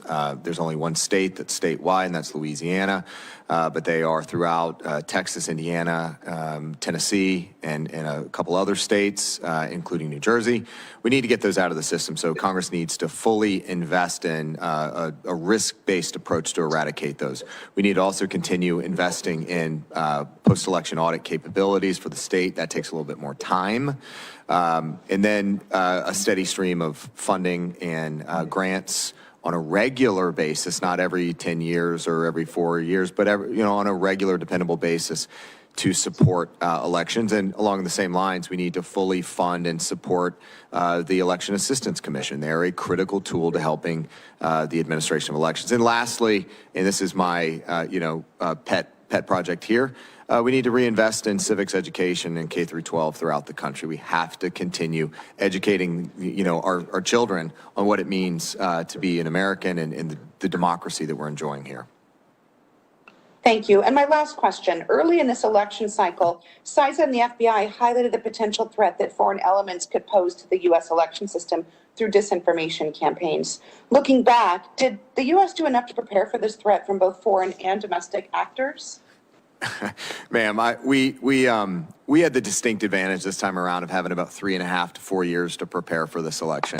And that's in comparison to the prior administration. They only had about 4 months. We had 4 years. I know my team, we took every moment of the day to think through any number of scenarios. I've talked about it often that I was paranoid, that we were looking for every angle that we possibly could. And I think that ultimately benefited us from a preparation perspective when it came around, and that we had a full range of scenarios we'd worked through, that we'd improve security at the state level. But ultimately, it came down to those perception hacks. It came down to disinformation. And I think rumor control was an incredibly valuable tool that we need to think about from a government-wide perspective, how rumor control, I've said rumor control as a service. How can we use rumor control to help ensure counter disinformation on the vaccine for COVID as it rolls out? Those are the sorts of things we need to be thinking about. Thank you. Mr. Chairman, I overextended my time. I yield back and thank you for your indulgence. Well, thank you, Senator Sinema, for participating. I do want to just warn Mr. Palmer and Mr. Ryan, first of all, apologize for not having maybe any questions directed your way. I will, at the tail end of this, have another quick round of questions here. Senator Peters has some. But I will ask you a couple questions. Then what I will tell all the witnesses as a final summary, this actually got from this technique from Senator Carper, is we'll give you each an opportunity to make kind of a final statement, things that either you weren't asked that you wanted to be asked about, or something that you just think needs to be said during this hearing. So we'll do that, but I'll first turn it over to Senator Peters for some extra questions. Thank you, Mr. Chairman. A question for Mr. Krebs. As you know, you and I have spoken about the rise of domestic extremist violence in the country and how we need to be conscious of that rise. And in August, the FBI and Department of Homeland Security memos reportedly warned of threats by domestic extremists to election-related targets in the run-up to the 2020 election. Unfortunately and sadly, these warnings seem to have been well warranted. Since President Trump's false claims of widespread voter fraud, local election officials across the nation have faced harassment. Some of them have faced death threats against themselves and their families. In Michigan, our Secretary of State had protesters surround her home while she was decorating it with her young child to get ready for Christmas. According to local law enforcement, many of those folks were armed. They were repeating some of the president's false allegations of widespread fraud in an intimidating way. And after speaking out defending the integrity of the 2020 election, it's my understanding that you and your family also faced threats. In fact, it required us to take some and make some arrangements for your security to be here today to testify in person. On December 1st of this year, a top Republican election official, Gabrielle Sterling, in the Georgia Secretary of State's office held a news conference urging President Trump and Republican lawmakers to stop attacking Georgia's election system with baseless claims of voter fraud. And in that news conference, Mr. Sterling said, President Trump was, and I'm quoting Mr. Sterling here, quote, inspiring people to commit potential acts of violence, end of quote. And that, new quote, someone's gonna get hurt, someone's gonna get shot, someone's gonna get killed, end of quote. Now, we saw a similar dangerous trend earlier this year when election officials questioned COVID public health safety protocols and also fueled extremists, including in my home state, extremists that targeted the governor of the state of Michigan. So my question for you, Mr. Krebs, particularly given the fact that you've faced some of this, do you believe Mr. Sterling's statements are overstated, or that unfortunately that real world violence stemming from dangerous claims can indeed be a realistic concern that we should be conscious of? Absolutely. He himself received a number of threats, and he has continued to receive threats, as I understand it. Secretary Raffensperger down there has. I've continued to receive threats. You know, and I think, and it's not just the heads of, you know, the principal level people, the directors of the offices. He was having IT contractors that were receiving death threats. We're seeing stoking of fires that is completely unnecessary with claims that are, you know, I'm not even talking about some of the court cases. I'm talking about in my case and in many of our cases is these fanciful claims of dead dictators and computer algorithms, and we're debunking them because they're nonsense, and we've said that from the beginning. But they've taken root, and you know, some people just don't want to hear how these systems actually work and what's actually capable across these systems, and most importantly, those I'm gonna say it again. The paper ballots. It's those measure the root of trust in the process that can dispense with these claims. Even if these algorithms were there, they didn't work, but they're probably not there. So we've got to move past this. In these cases of threats, they need to be prosecuted.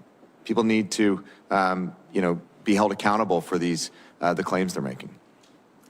And just the last question, and we've spoke about this earlier. We're going to take a quick 2-minute break right here on News Now from Fox. During the middle of a pandemic, which is an extraordinary time to try to conduct fair elections and do it as efficiently as possible, and the fact that you have thousands of election officials and volunteers that are working. I think of the men and women who went to the polling places to process voting, did it with concerns about their health, people who went to vote or for their health, or folks who chose to vote absentee in order to minimize the risk to their families, to the health of their families. This is really, in my mind, a time to celebrate a very successful election that was done fairly, and it was done in the midst of an extraordinary time that we're living in, and it's the result of folks in CISA, your folks, others with Homeland Security, folks of the FBI and others. Would you just comment on that as to how we should look at what we just went through? And that doesn't mean that we shouldn't be looking at ways to improve the system, to make sure that we minimize clerical errors, to make sure that if there are isolated incidents of fraud that they're dealt with and they're caught. But we should be also celebrating what just was pulled off in this country, which is an example of how a democratic system can work efficiently, fairly, and even do it under extraordinary pressure. I absolutely agree with the earlier conversation about the need for a national conversation about how to improve trust in the elections. I think, you know, things I've even recommended about eliminating the DREs and having more audits available after the election. And that's going to require, again, that policy conversation. It's going to require investing in democracy. But we do need to recognize the fact that this was a historic election. We had 100 million voters by November 3rd. That shows that people wanted to get out there and vote. They wanted to participate in this process. And all along, we have hundreds of thousands of election workers out there that, as you pointed out, as I said in my opening statement, that risked their lives in a global pandemic to make sure that we could all get out there and vote. So we need to support them. I have significant concerns that the targeted violence against these election workers is going to have a chilling effect on turnout of election workers in the future. If there's no election workers, it's really hard to do an election. So we need to think about that and how to counter that going forward. Thank you. Thanks, Senator Peters. Now, this is a number of times we've talked about threat and violence against election workers, which obviously nobody on this committee condones at all, I certainly hope there's not an inference in all this discussion that this hearing is going to spawn some of that.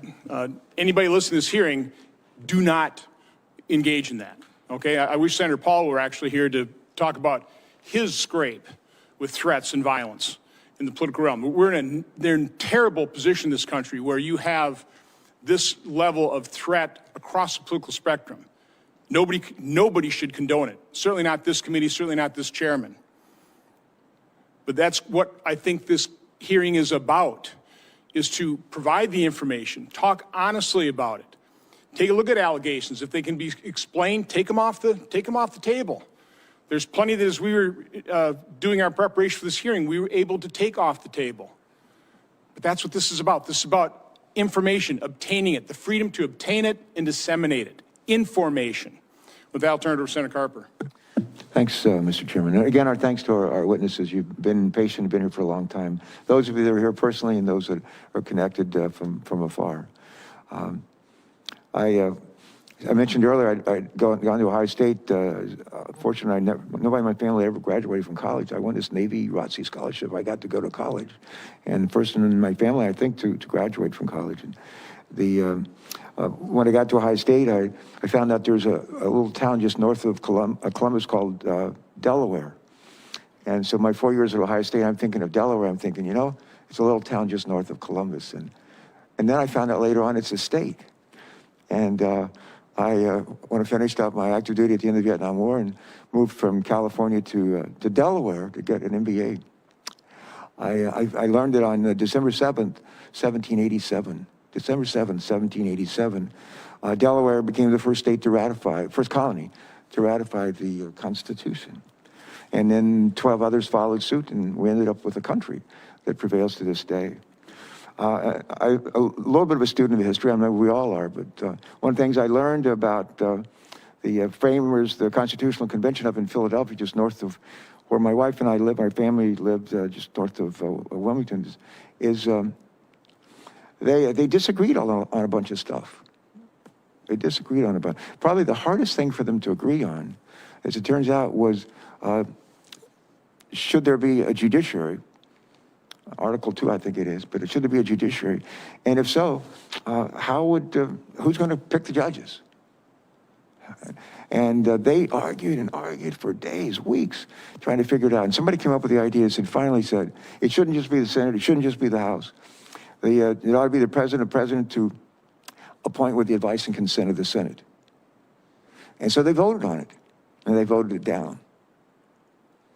And they, whenever they'd run into an impasse up in Philadelphia, they would bring in faith leaders to come in and pray for wisdom for our framers. And they did that again. And they debated some more for days, and finally, somebody said, why don't we just go back to that earlier idea and vote on it again? And they did, and they adopted the clause that says the president shall nominate with the advice and consent of the Senate those who will serve lifetime terms. Quite extraordinary. And as our judges. Is it a perfect solution? No. We've been wrestling for, what, 200 some years, figuring out what is the advice and consent of the Senate. What's that really mean? And we just in recent months, we've been wrestling again with that. But it's an imperfect solution to a very real challenge. And that is that we're going to have disagreements and we're going to have disputes that need to be resolved. We need some, this is before, I was talking about football earlier. In baseball, they call balls and strikes. But the framers, they didn't have baseball to talk about, but they knew they needed somebody to call balls and strikes and to have a system that most people say, well, that's fair and reasonable. Well, we've needed folks judicial judges, federal judges and others, to be able to call balls and strikes. In all these litigation, 61 instances around the country, 61. And they've done that. And some people like the results and other people don't. And I think what I want to, two points to make in closing is, before I have to go to another meeting, but one of those is at some point in time, we have to say enough's enough. It's time to turn the page and let's get about our nation's work. Here this week, and we were just voting on the floor, and people are talking to me about negotiations are going on this COVID package, on digesting the climate change and ways to create jobs, all kind of stuff that's in play. Literally right now, it's an exciting time to be in the Senate, and I'm encouraged by that. The other thing I'd say, in the Navy, I was a naval flight officer, later a P-3 aircraft mission commander for a long time, active in reserve, but in naval aviation, especially in the P-3 community, you have a job in the airplane on the crew, you have a job on the ground. And for a while, my job was, I was a squadron's air intelligence officer when we were in Southeast Asia.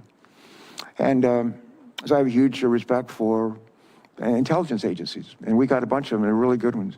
One of our friends, one of our former colleagues, was the former senator from Indiana, and he ended up as a DNI, Director of National Intelligence, and a good friend of, I think, all of us. And Dan, I talked to him when he stepped down as head of DNI, and I asked him, I said, just talk to me as a friend and off the record. And I guess I'm going on the record, but I said, are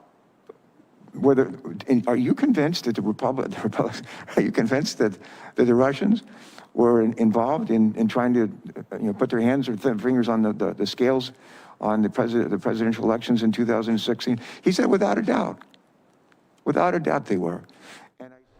And we're going to take another quick 2-minute break right here on News Now from Fox, as we always show you these events in its entirety right here on News Now from Fox.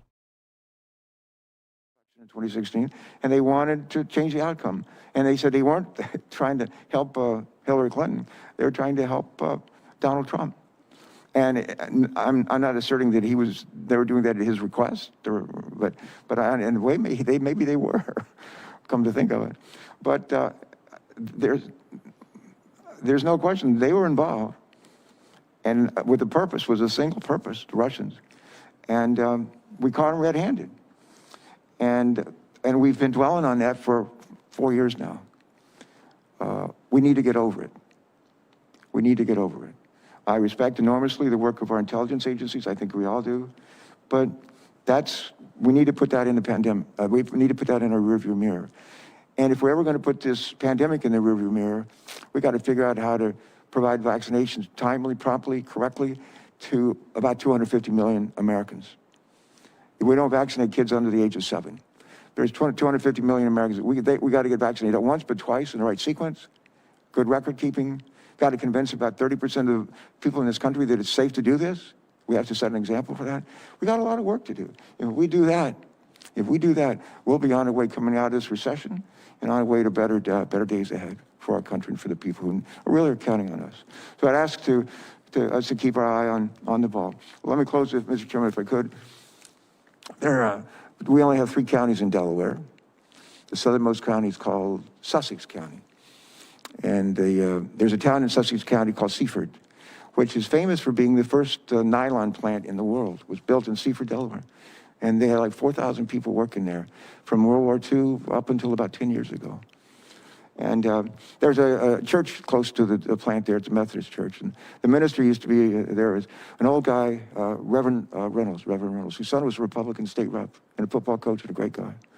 And Reverend Reynolds, when I got elected governor, he said to me, he wanted to come and sit and talk to me and visit with me and share some thoughts. And I said, sure. And everybody's known in our lives, I'm sure a chairman or ranking member, people that we've known in our lives, they're just wise. They just have a lot of wisdom, and every now and then they share it with us.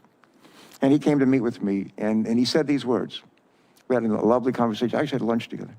And he said to me, he said, just remember this, Tom. He said, the main thing is to keep the main thing the main thing. That's what he said. The main thing is to keep the main thing the main thing. I sat there and I said, what in the world are you talking about? It took me a while to figure it out, but I finally did. And I would just say, the main thing here is to keep the main thing the main thing. And that is, we have this gift, the Constitution, that's not perfect, but it actually puts us on a course for a more perfect union, a more perfect union. Hopefully we're gonna learn from these, what we did well in this election and what we didn't. And years from now, people look back and said, well, they kept their eye on the ball. They kept their eye on the main thing. If we do that, history will look well on our efforts. So thank you, Mr. Chairman. Thank you to our ranking member, Senator Peters. Thank you. And to our witnesses again, thank you all. Thank you, Senator Carper. And again, appreciate your outreach this morning. I would say the main thing of this hearing is the fact that we need to have confidence in the integrity of our election. And we have to recognize the reality that right now, and quite honestly for the last 4 years, that hasn't existed. 2016, illegitimate result, resistant. You remember the famous tweet by Mark Zaid. I can't remember it off the top of my head, but something like, coup's begun, impeachment will follow. That's what we've been living with 4 years. Different election, different result, different side. And the reality is people have concerns. And I'm just saying these are legitimate concerns. You mentioned the courts. I've acknowledged the process has worked its way to a conclusion. I've got something like 59 court cases. Now, many of these, as Mr. Troop has talked about, some were not decided on the facts. They're just decided and dismissed based on standing, which is, again, that's our process. That's a legitimate decision by a court, but it's not very satisfying for people who have some facts that want to be considered by a court. Or Mr. Bernal, the same thing in Nevada. So to deny the reality that we have a problem, a very serious problem, that's not the main. The main thing is we have to acknowledge that problem and we have to work together to fix it, to restore the confidence. So let me just see if I can wake up Mr. Ryan and Mr. Palmer, make sure they're there. Ask a couple of questions of each of you, and then I'll give all of you the opportunity to kind of make a relatively brief. I mean, this is actually a long hearing for us. I know the Judiciary Committee sometimes goes on long, but this is a long hearing for our committee. And I really do appreciate the involvement of as many members who took this thing seriously. But Mr. Ryan, are you there? Yes, sir. Okay. I am. Thank you, Senator. Okay. Sorry about that. I hope you had lunch or something in the interim. Representative Ryan, in our conversations, you were talking about, as Mr. Bernal talked about, your inability to get access to certain things that, I would hope Director Krebs would agree should be transparent, and that those of you having questions about or even challenging results should have access to in order to mount an effective challenge. Can you talk a little bit about that? Absolutely, Senator. As a former chair of an audit committee of publicly traded companies and currently the chair of the audit committee of the Public School Employee Retirement System, the control environment is a critical component of it. Mr. Krebs is referring to as an example, the security systems, and I don't dispute his comments on that at all, and I applaud the great work that's been done at CISA. But until the entire control environment, that's the tone at the top, has been properly evaluated and documented to where you can have a Six Sigma or lean systems approach that allows you to be able to have this transparent, auditable result, it violates one of the basic principles of any systems of internal controls. One of the things that we tried to deal with the Sarbanes-Oxley bill that I think was done effectively was this concept of control deficiencies, significant deficiencies, and material weaknesses. The absence of the ability to provide a timely audit of that information is problematic.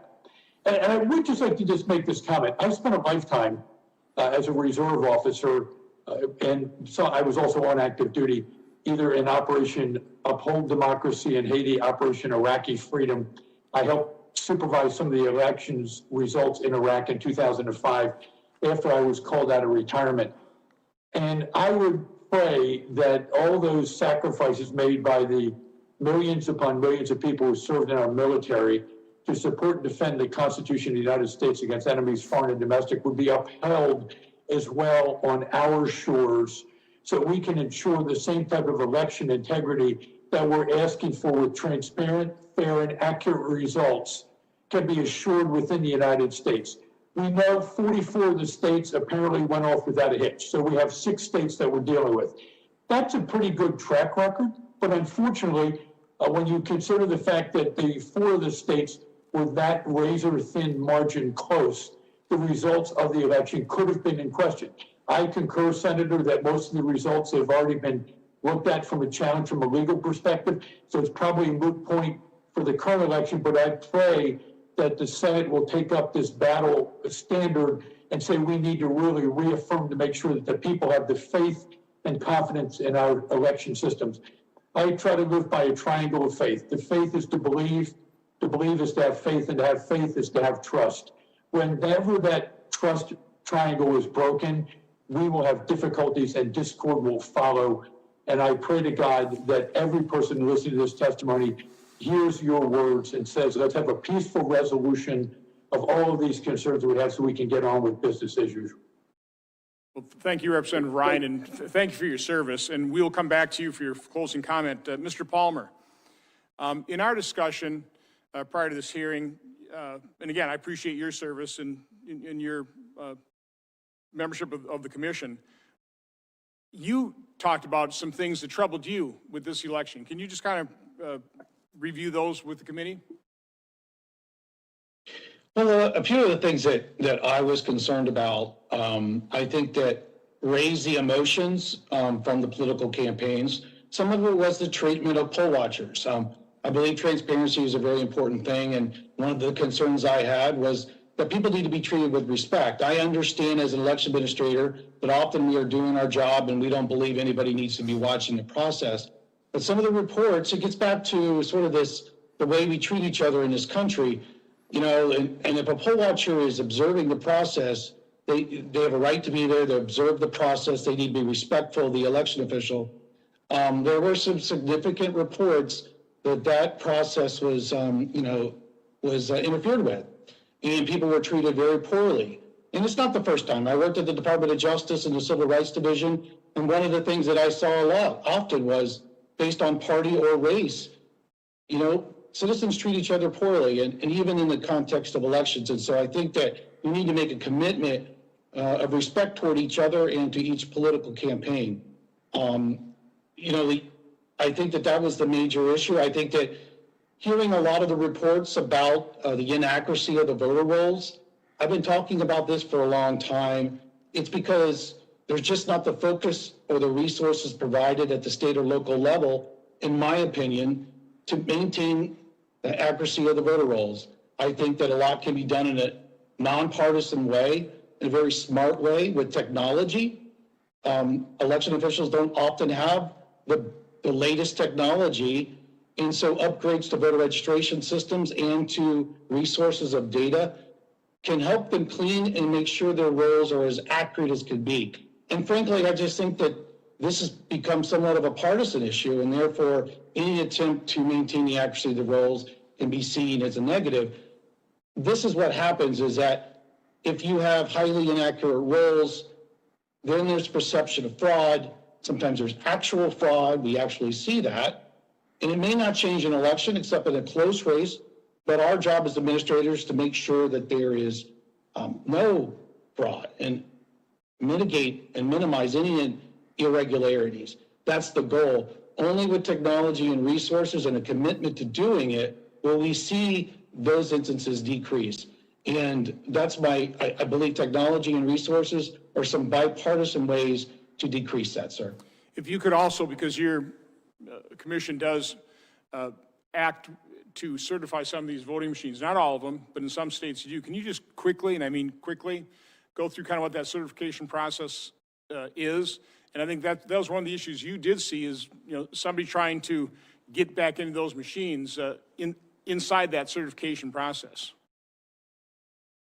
Well, we have a certification process for voting systems. One of the vulnerabilities that we have, and I believe CISA would agree, is that the non-voting systems that are tied to the internet, they perform important functions like voter registration, electronic poll books. There is no standards or testing, and that's one of the things that we're trying to do at the EAC with adequate funding we could do. But it's a big gap in our defenses, and it's one that we may not have been burned this time, but it is a vulnerability, and we need to take care of it. Okay, well, thank you. Well, now we'll move to closing statements here, and we'll go in reverse order. So again, former Director Krebs, again, I appreciate your service to the country. I appreciate what you accomplished. I mean, as you know, I've acknowledged that repeatedly. I mean, I think the fact that we've gone from 82 to 95% paper backup, that's all great stuff. And I certainly appreciate you coming here and testifying today. So I'll let you, with any closing comments, go ahead. Thank you, Chairman Johnson. I'm going to keep this short because I think this is a historic hearing for me. This may be the longest hearing that I've had in this chamber, so I will try to wrap this one up quickly. First is thank you to you for your ongoing and constant support of CISA. You were key in getting us across the finish line in the Senate and ultimately in November of 2018. So thank you for your leadership there, supporting other key initiatives for the agency, including the administrative subpoena bill. So thank you for that. Just a quick comment to the team at CISA, if they're watching, it was an honor to lead. Thank you for that opportunity to lead you. You've got a great future ahead of you. Keep at it. And then lastly, thank you to the other witnesses for showing up today, and thank you for what they do. But again, thank you to your leadership here, and good luck. Although maybe based on the retention issue, you might encourage him to stay a little bit longer, but I'll do that. Mr. Bunnell. Thank you, Mr. Chairman. We cannot ignore voter fraud away. We can't just wish it away. Unfortunately, that's what the media these past weeks has been trying to do. In the most biased reporting I think I've ever seen, where even in headlines, they try to claim that the evidence I've seen with my own eyes is somehow not there. We can't wish it away. It is just simply right now a gaslighting attempt on America. This is real. This happened. We have to address it. We cannot intimidate the problem away.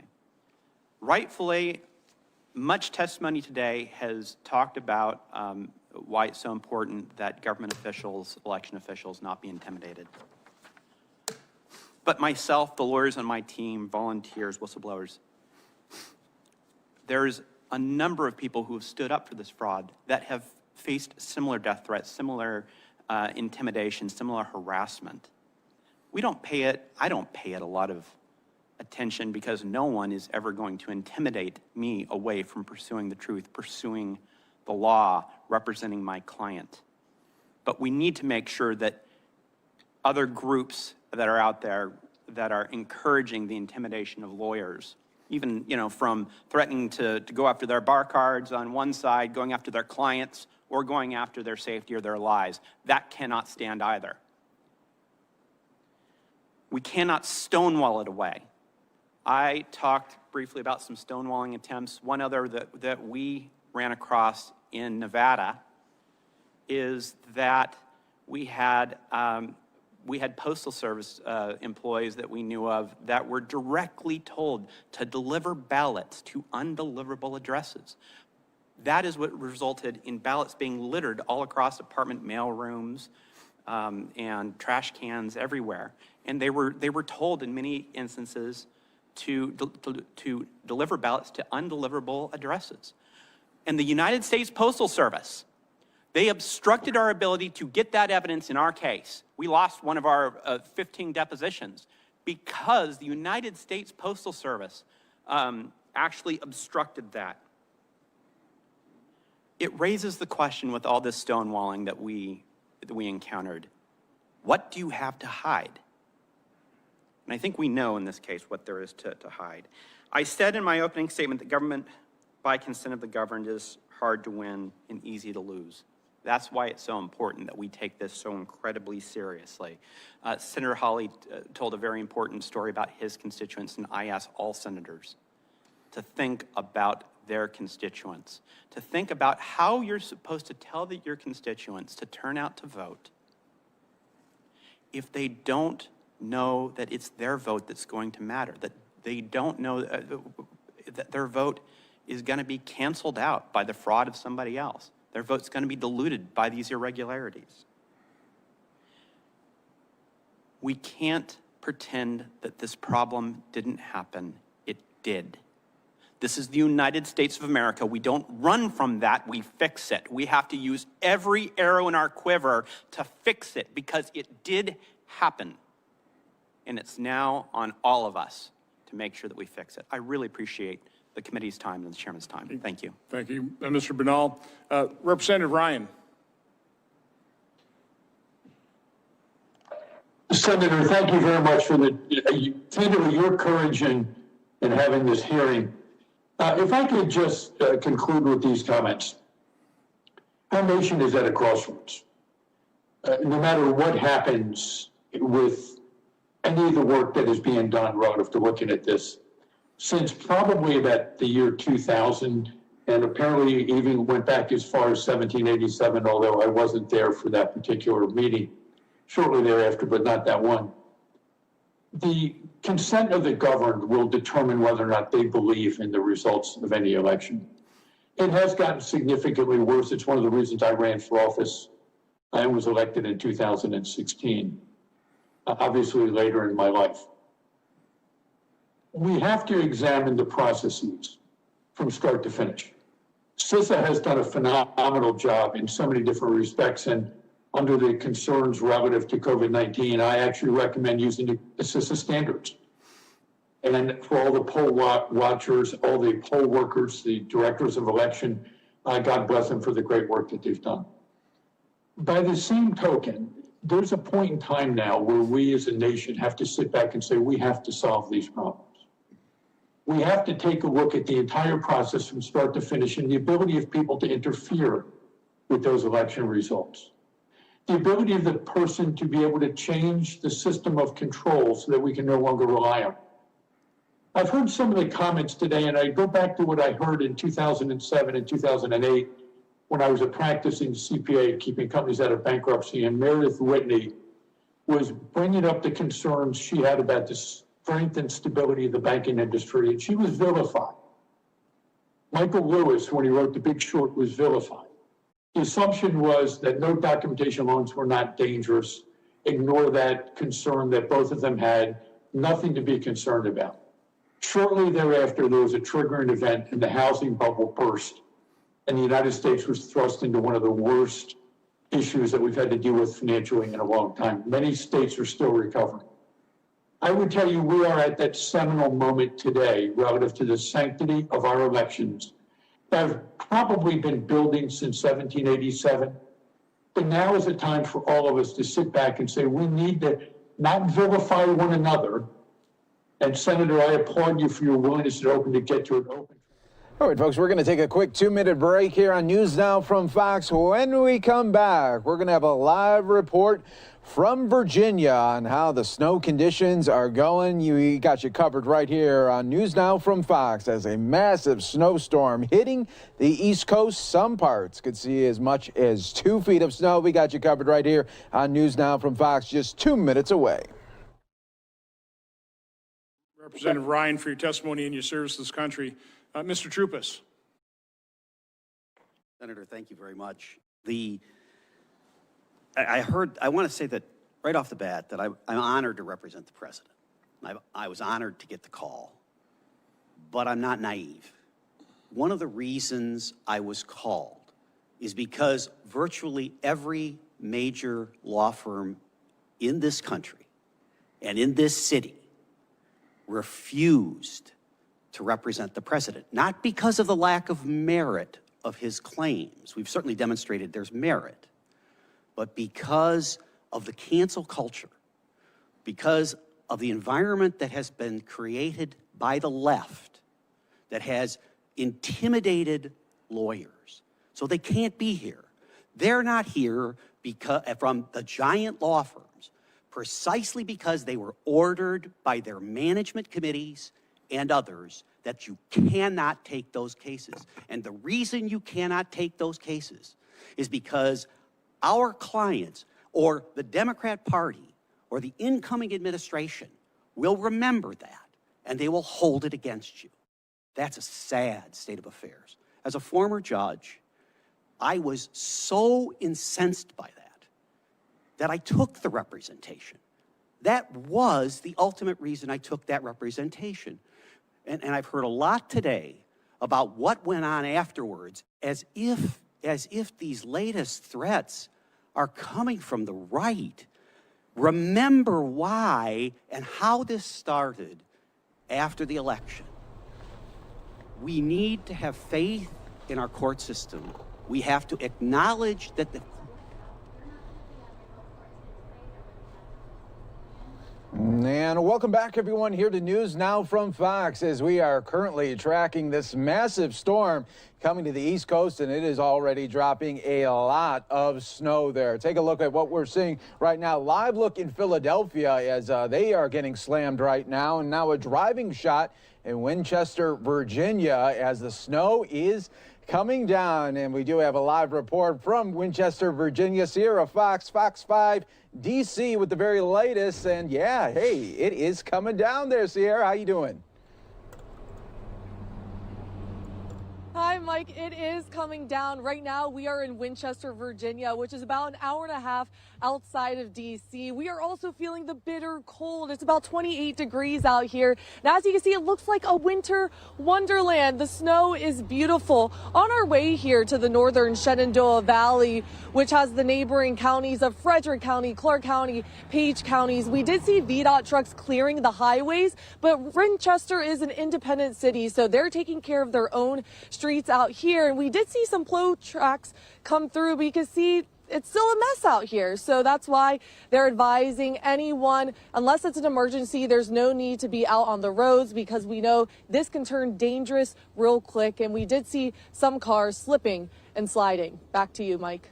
Yeah, Sierra, it does look like the people are definitely taking their time right now, so that's the good part there. But really, they shouldn't be on the roads at all there if they don't have to be, right? I mean, that's the main issue here. Yeah, definitely. It's just not worth it. I mean, right now, what looks wet could actually be icy, and it could be icy underneath. So it's just not worth it to be out here on the roads. As you mentioned, we are seeing some cars.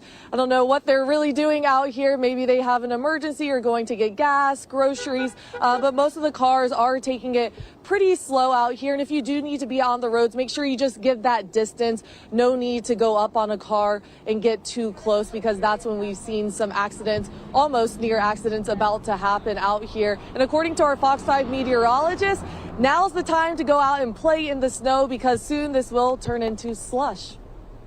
Yeah, we don't want to see that there. Now, this is just the start of it, Sierra. How long do they expect the storm to be hitting? Yeah, well, as you can see here in the northern Shenandoah Valley, it's hitting pretty hard. We've been out here since 11 o'clock this morning Eastern time, and we are expecting this to go on for a few more hours. But as we head into the end of the evening towards sundown, that's when this can get icy, slick, and it will turn into slush, and most of the region will get some rain. All right, Sierra Fox there from our sister station, Fox 5 in D.C. In Virginia. You guys be safe out there. You see the plows that continue right now trying to get a handle on the snow there. So, Sierra, thank you so much, and careful to you and your crew as well. And that's what we do right here on News Now from Fox, bring you the feeds that are coming in live and sometimes even these talkbacks from our sister stations right there as the East Coast just starting to get that snowstorm that we've been talking about for the last couple of days. And we will be giving updates throughout the day right here on News Now from Fox and also showing you our live radar as we are seeing it and continuing to track it right now. But some parts could be getting as much as 2 feet of snow. We'll keep an eye on it for you right here on News Now from Fox. All right, now what we want to do is take you out to New York. This just happened and wrapped up about an hour ago, but we want to give you the very latest here. Governor Andrew Cuomo not only talking about COVID-19, but talking about the storm as well coming their way.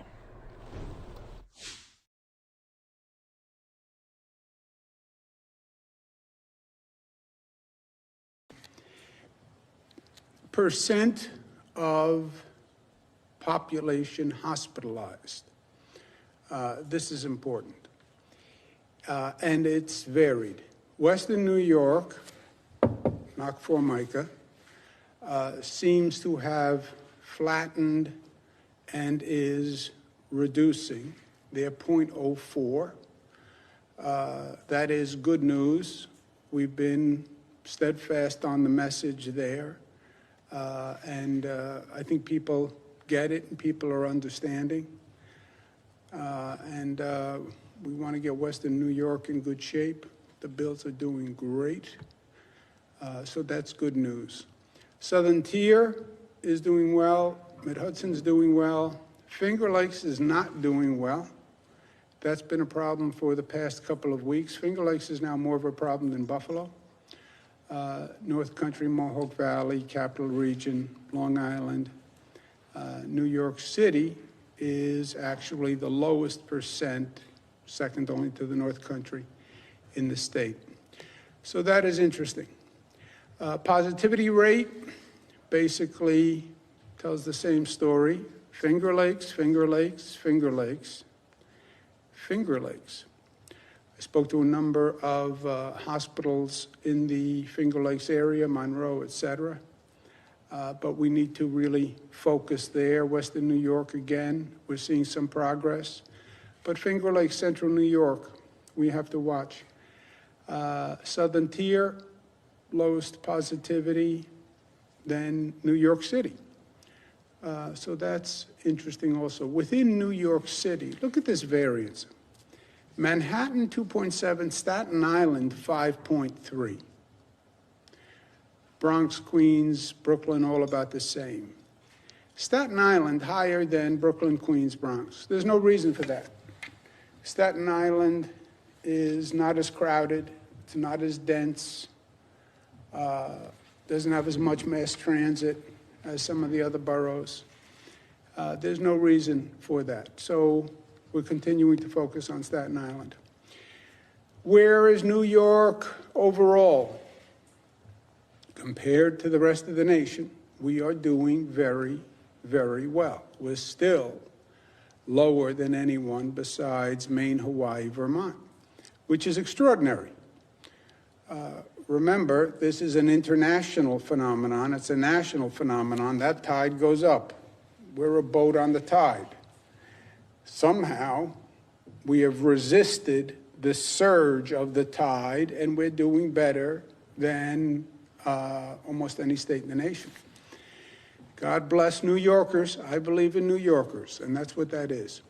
You look at the headlines, New York is on a path towards full shutdown. New York headed for shutdown coming after Christmas. Prepare for shutdown. Is a close down possible in January? Yes. Yes. First of all, anything is possible. Second of all, you look at these increases nationally, of course, it is possible. You already see states, other states closing down, big states closing down.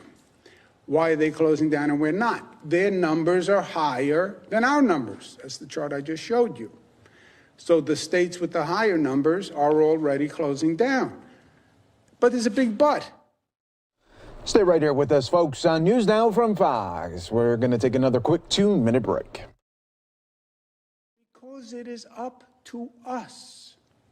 What will happen in 3 weeks? What will happen in 4 weeks? You tell me what you're going to do over the next 3 weeks or 4 weeks, and I'll tell you what's going to happen, right? We know there's been an increase over the past few weeks, but that doesn't determine what happens going forward. I put on a pound a week for the past 4 weeks. Well, then in another month, I'll weigh 4 pounds more. No, it depends on what you do. And that's where we are. There's a great quote. Don't speculate about the future. Create the future. You know who said that? A.J. Parkinson, right. Don't speculate, maybe this, maybe this, maybe this, maybe that. Create the future. It is all in our control. New Yorkers can stop a shutdown. New Yorkers can save lives. It depends on what we do, and we just have to do it. And New Yorkers are good at doing it. Slow the spread, manage the hospitals, administer the vaccine. Slow the spread. Personal responsibility, small home gatherings. It's happening in your living room. Personal responsibility. I'm not going out. I'm just staying home and inviting friends over. Danger. Alert, Will Robinson. You have to be smart, personal responsibility. Local governments, do your job and enforce the rules. Enforce the rules. And get the information to the general public. We're starting a new series of PSA campaigns. Celebrate the holidays smart. Be smart. Healthy holidays. You know, they always say happy and healthy holidays. Focus on the healthy this year. Healthy holiday season. Hospital management. Dr. Zucker is sending a letter to all the hospitals. Hospitals have to shift to crisis management mode. Crisis hospital management is a different state of mind for hospitals. Hospitals run as individual hospitals or as systems, and they don't really interact that much with each other.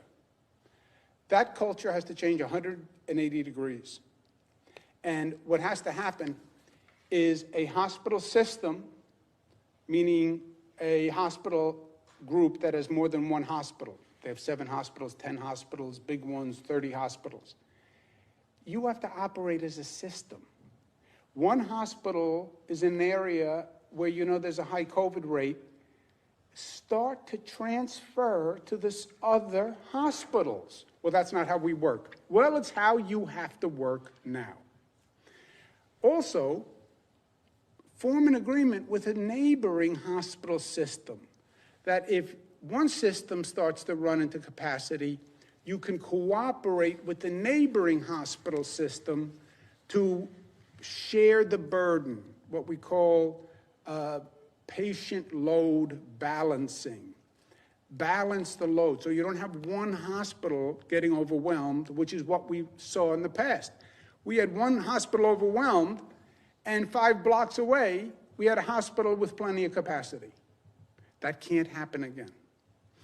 And then you have some hospitals in the state that are just individual hospitals, and they don't have, they're not part of a system. They are the most problematic because they don't have a system to fall back on. In Dr. Zucker's letter, he says to them, you must form an alliance with a system. So if one hospital gets into trouble and they don't have any other hospitals in their system they control, have a relationship with one of the other systems so you can go to them for capacity. And then what they're looking at is the same math that we're looking at. They know what zip code they're in. Look at the increase in your zip code, factor it out, and make sure you can manage that and make sure you can load balance. They need to watch the numbers and they need to be prepared. Greater New York Hospital Association, Ken Rasky, is a real pro. He's going to be working to coordinate the downstate hospitals, find the individual hospitals' partners, and making sure the systems cooperate. Haney's B. Grouse, likewise, is an experienced professional. She's going to be coordinating with the upstate hospitals. They're going to be working with Dr. Zucker. Northwell Health is the largest hospital system in the state of New York. Michael Dowling, a former health commissioner, so he understands it from both sides, and he's going to be providing technical assistance statewide, and we appreciate that. Also, I want hospital managers to know that this is serious. It's one thing to run a hospital on a sunny day. It's another thing to run a hospital in the middle of a pandemic. They have to run hospitals in the middle of the pandemic. We went through the spring. This is not a case of first impression. We learned lessons from the spring. I understand it's a culture change. I understand the bureaucracy doesn't want to do it. I also understand they have to do it. And if they are competent hospital administrators, they will do it. Vaccines, which is the third piece. We have started phase 1 of the vaccinations in New York. I believe we did the first vaccination in the United States out at Northwell, Nurse Sandra Lindsay. This woman is a champion. I don't know her, except her face did not flinch when she took that needle. And I respect that. I remember when I had to take the COVID test on TV. It is very hard to have someone poke you, probe you, and show absolutely no emotion on your face. So good for her. What's happening now is, as the vaccinations go up, COVID will come down. But it's a foot race.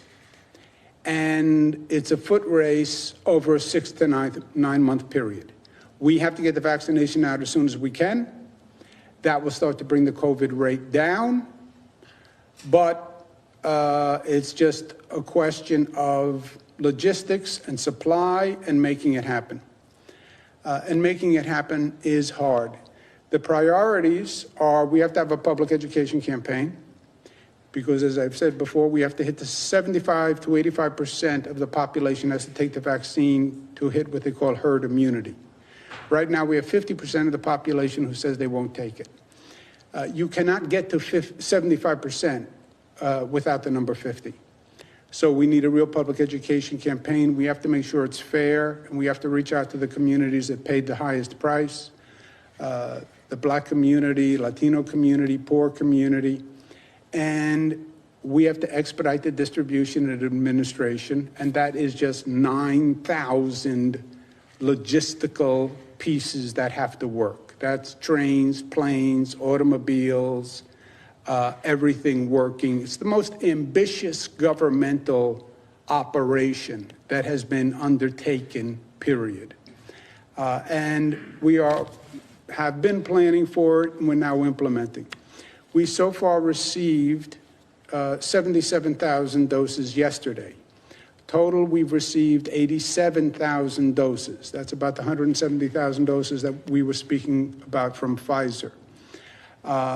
We expect an additional 80,000 in the next few days. That will go for residents at nursing homes, and that's part of that 170. Pending approval, we could get another 346,000 doses from Moderna. What happens is the state gets the vaccine, the state then distributes it proportionately to regions. Don't double count numbers. When you listen to a lot of broadcasts or read the stories, Buffalo got 57,000 vaccines, New York State has 87,000 vaccines, New York City has 42,000 vaccines. No. The only number that we have is the number that the state has. We then distribute that to Buffalo, New York City, North Country, et cetera. So it's a little misleading as to how many vaccines we have. We have the 170 from Pfizer, and then we're hoping for an additional shipment from Moderna. Those are all allocations of the 170. And this is all in phase 1, which is vaccinating priority healthcare workers, congregate care workers, et cetera. We will then move to phase 2. Phase 2 are essential workers and priority general public. What's priority general public? General public who have underlying health conditions, et cetera. How are we going to do that? Good question. Glad I asked it. We're setting up regional vaccination hubs. They're going to be led by local hospital systems. Why? Because this is a medical operation, not a political operation. If you remember with the COVID testing, there was a lot of back and forth. Well, And we'll be right back here on more News Now from Fox in just 2 minutes.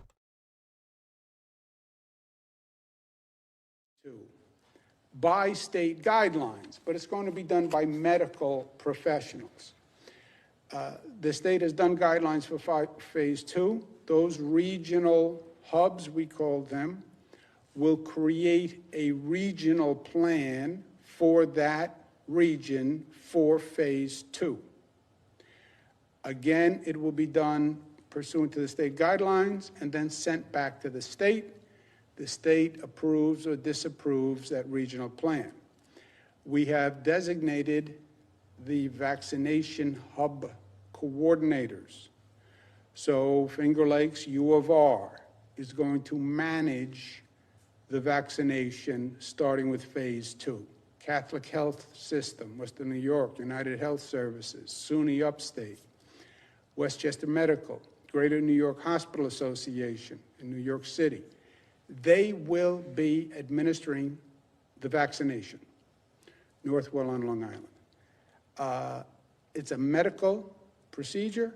It will be handled by medical professionals. There'll be no political favoritism, et cetera. These hub coordinators will all coordinate with the local stakeholders. They will work with the city government. They will work with the county government. They will work with the community-based health organizations.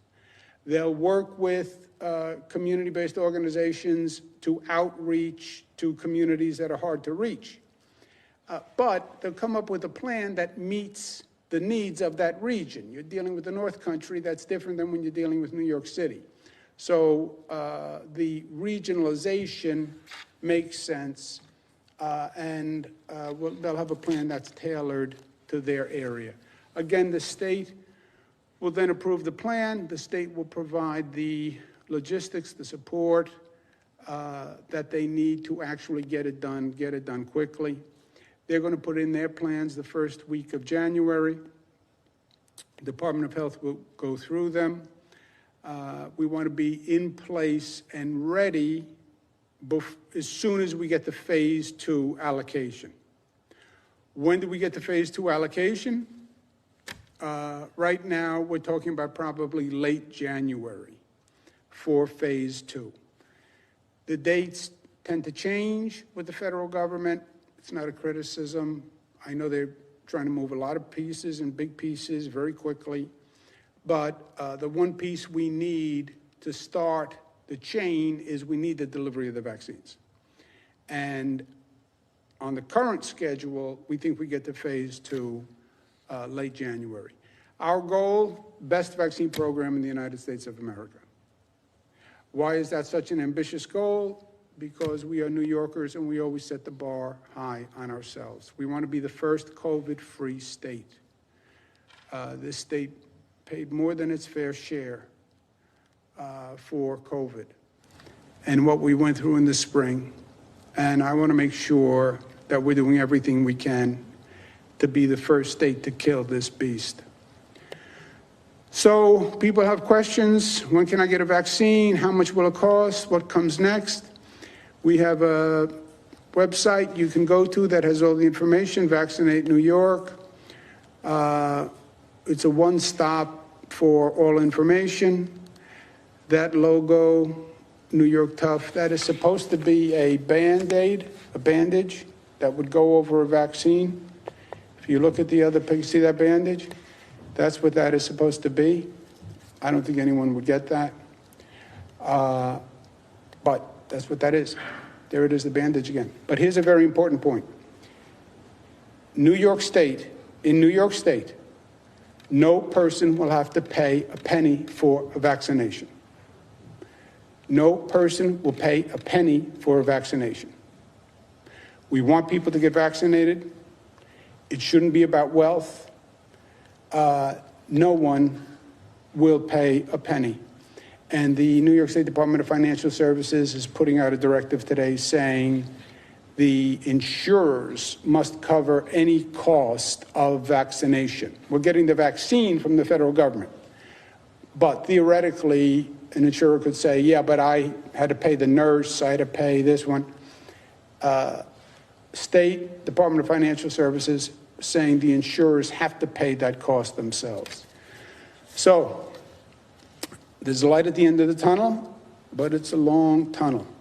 We have to hit 75, 85%. Don't relax until that happens. You have to follow the same rules. And by the way, that means all through the holidays. And that's the problem. Another topic, state finances. Newspapers today suggest that Congress suggests no state and local funding. This is a major problem. It's also a major disgrace. We have been talking about this for months, since before the election. And then after the election, people were supposed to put their politics aside and actually do their job. Apparently that hasn't happened. This is a purely partisan debate. Again, I'm chairman of the National Governors Association. I talk to governors on both sides of the aisle. Many Republican governors received a lot of funding early on from the CARES Act. As a matter of fact, they received so much funding that they need flexibility to be able to spend their money. The Democratic states that were hardest hit have run out of that money and need additional funding, like New York, like Michigan, like California, like Illinois. Some people in Washington say, well, bankrupt the states. Bankrupt the states. If you bankrupt states, you bankrupt the nation. You really want to bankrupt New York? What would that do to the nation's economy, bankrupting New York? And you want to bankrupt New York now, in the middle of this pandemic, when the numbers are spiking, when we're just about to start this ambitious vaccination program, where I need hospitals and nurses and National Guard to do this unprecedented operation? Now is when you want to bankrupt New York? It is madness. Madness. Hyper-political, parochialism, madness. You know how important New York is to the overall economy. You know how important California is to the overall economy. Chicago, Illinois. How do you just say, let these states go bankrupt?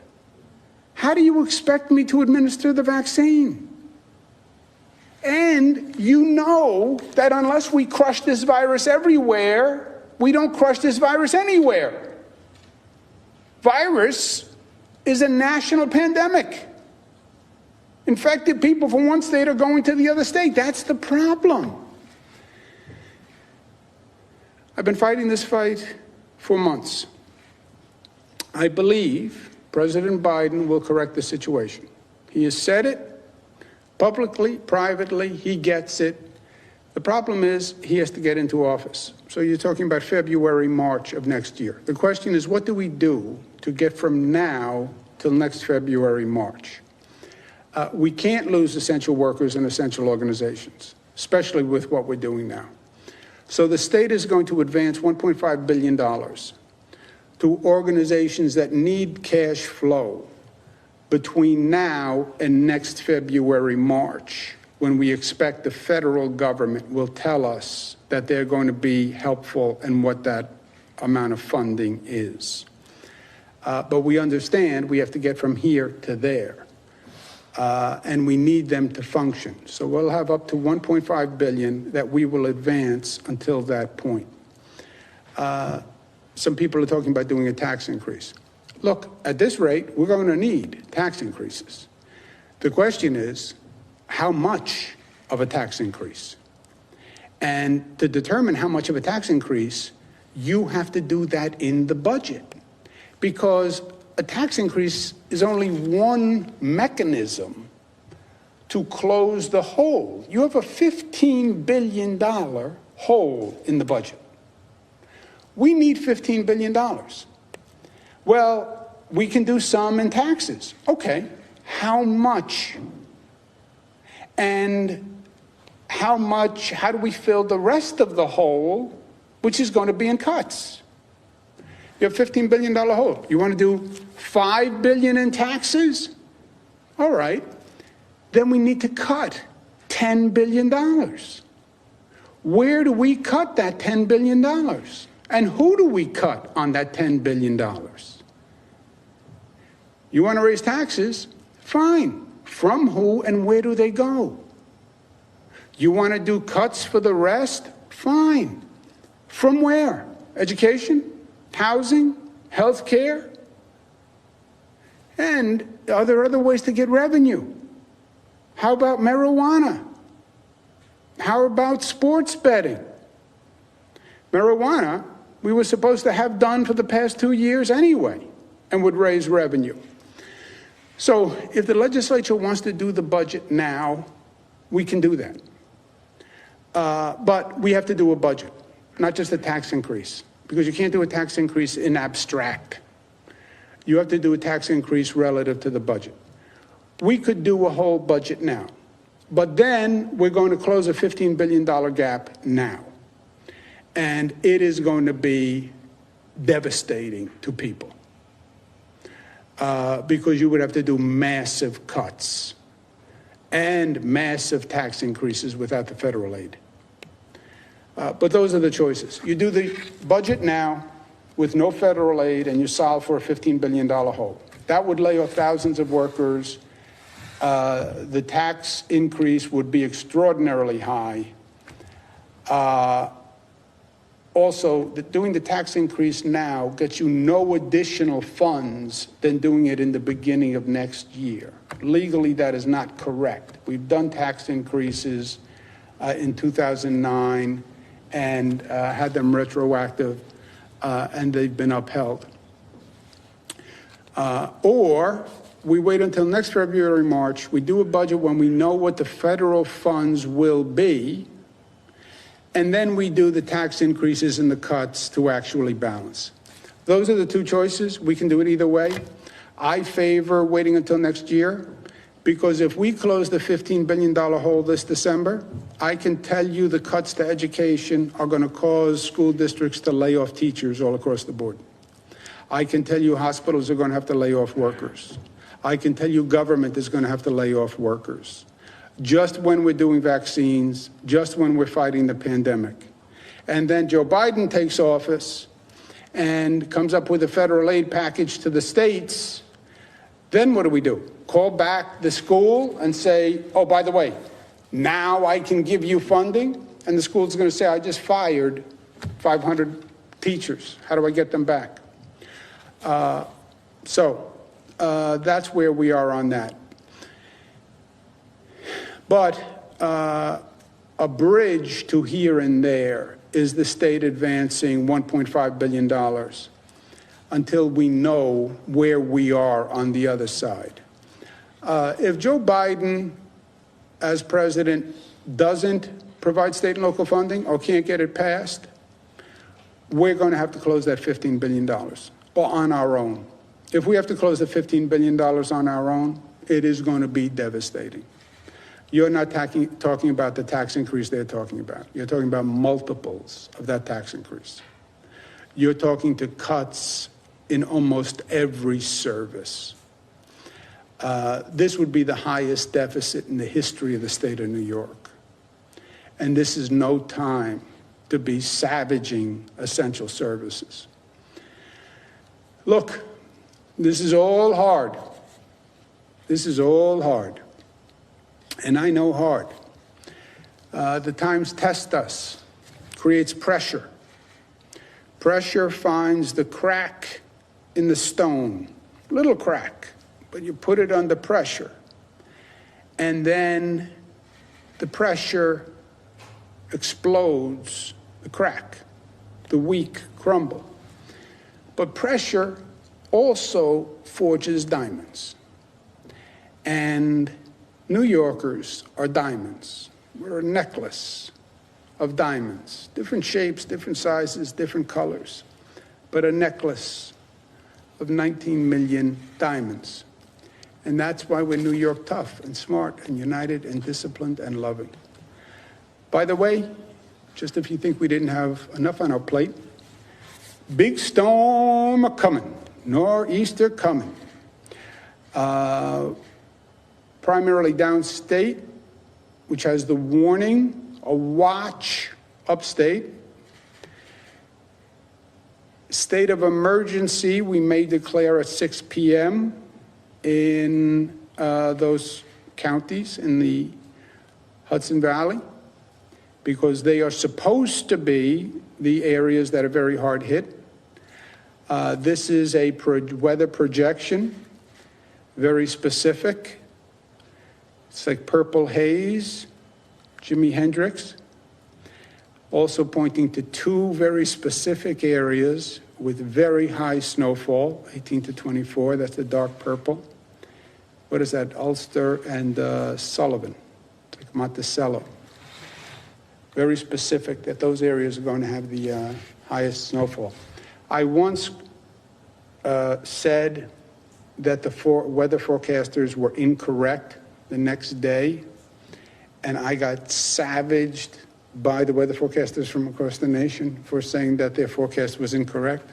So I am going to learn a little bit and not do that, but that is a very specific forecast. So we'll wait to see how that turns out.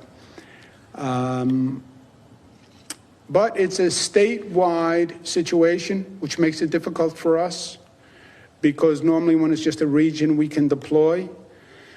This is going to be statewide, so we're going to have to be all across the state. We have been gearing up large numbers of everything, plus I will be out there with my shovel, and I can shovel vast quantities of snow. And Rob Mahika is going to join me, and Dr. Howard Zucker. So if I fall over from a heart attack from shoveling the snow, Dr. Zucker will be right there, which I appreciate. Questions? Thank you, Governor. If you'd like to ask a question, please use the raise hand function at the bottom of your window. We'll take a moment to compile the Q&A roster.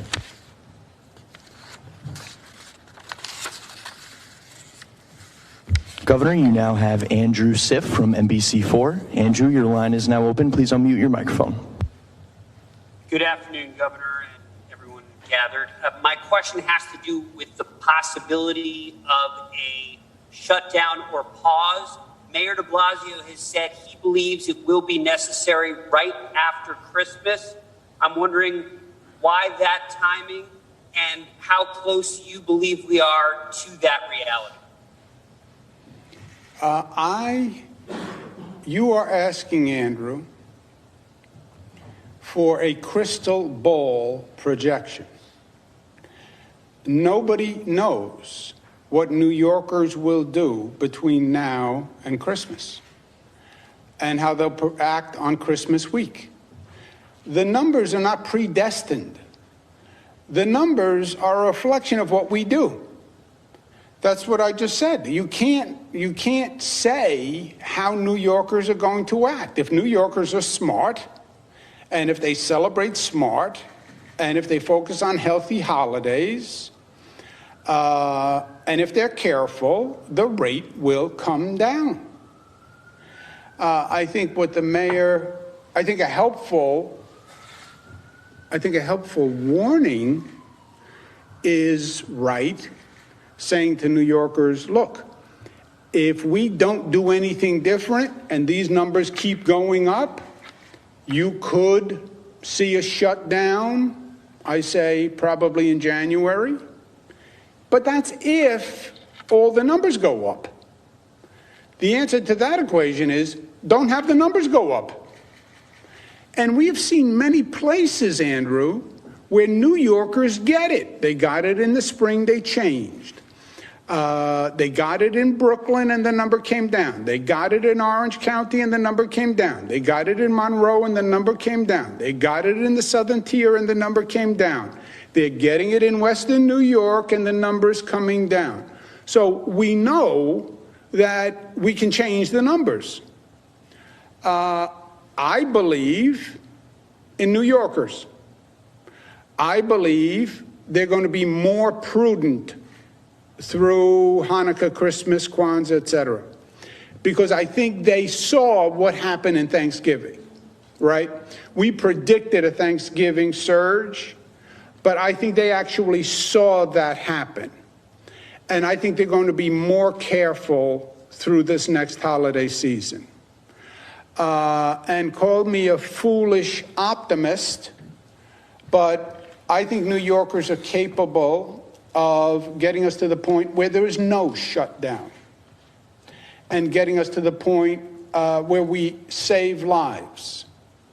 I think New Yorkers are that good that that can happen. We need New Yorkers to be personally responsible.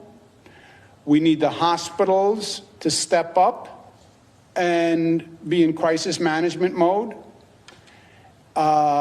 And we need to start communicating with people with PSAs, et cetera. But I believe it's possible that there's no shutdown. It's purely a function of our action. Nobody has knowledge. These are all opinions. I talk to 50 experts a day. Some say it goes up, some say it flattens, some say it goes down. They don't know because the intangible is how people act. I'll tell you this, in the spring, nobody believed we were going to flatten the curve. Nobody I talked to. Nobody believed you could have a population react as responsibly.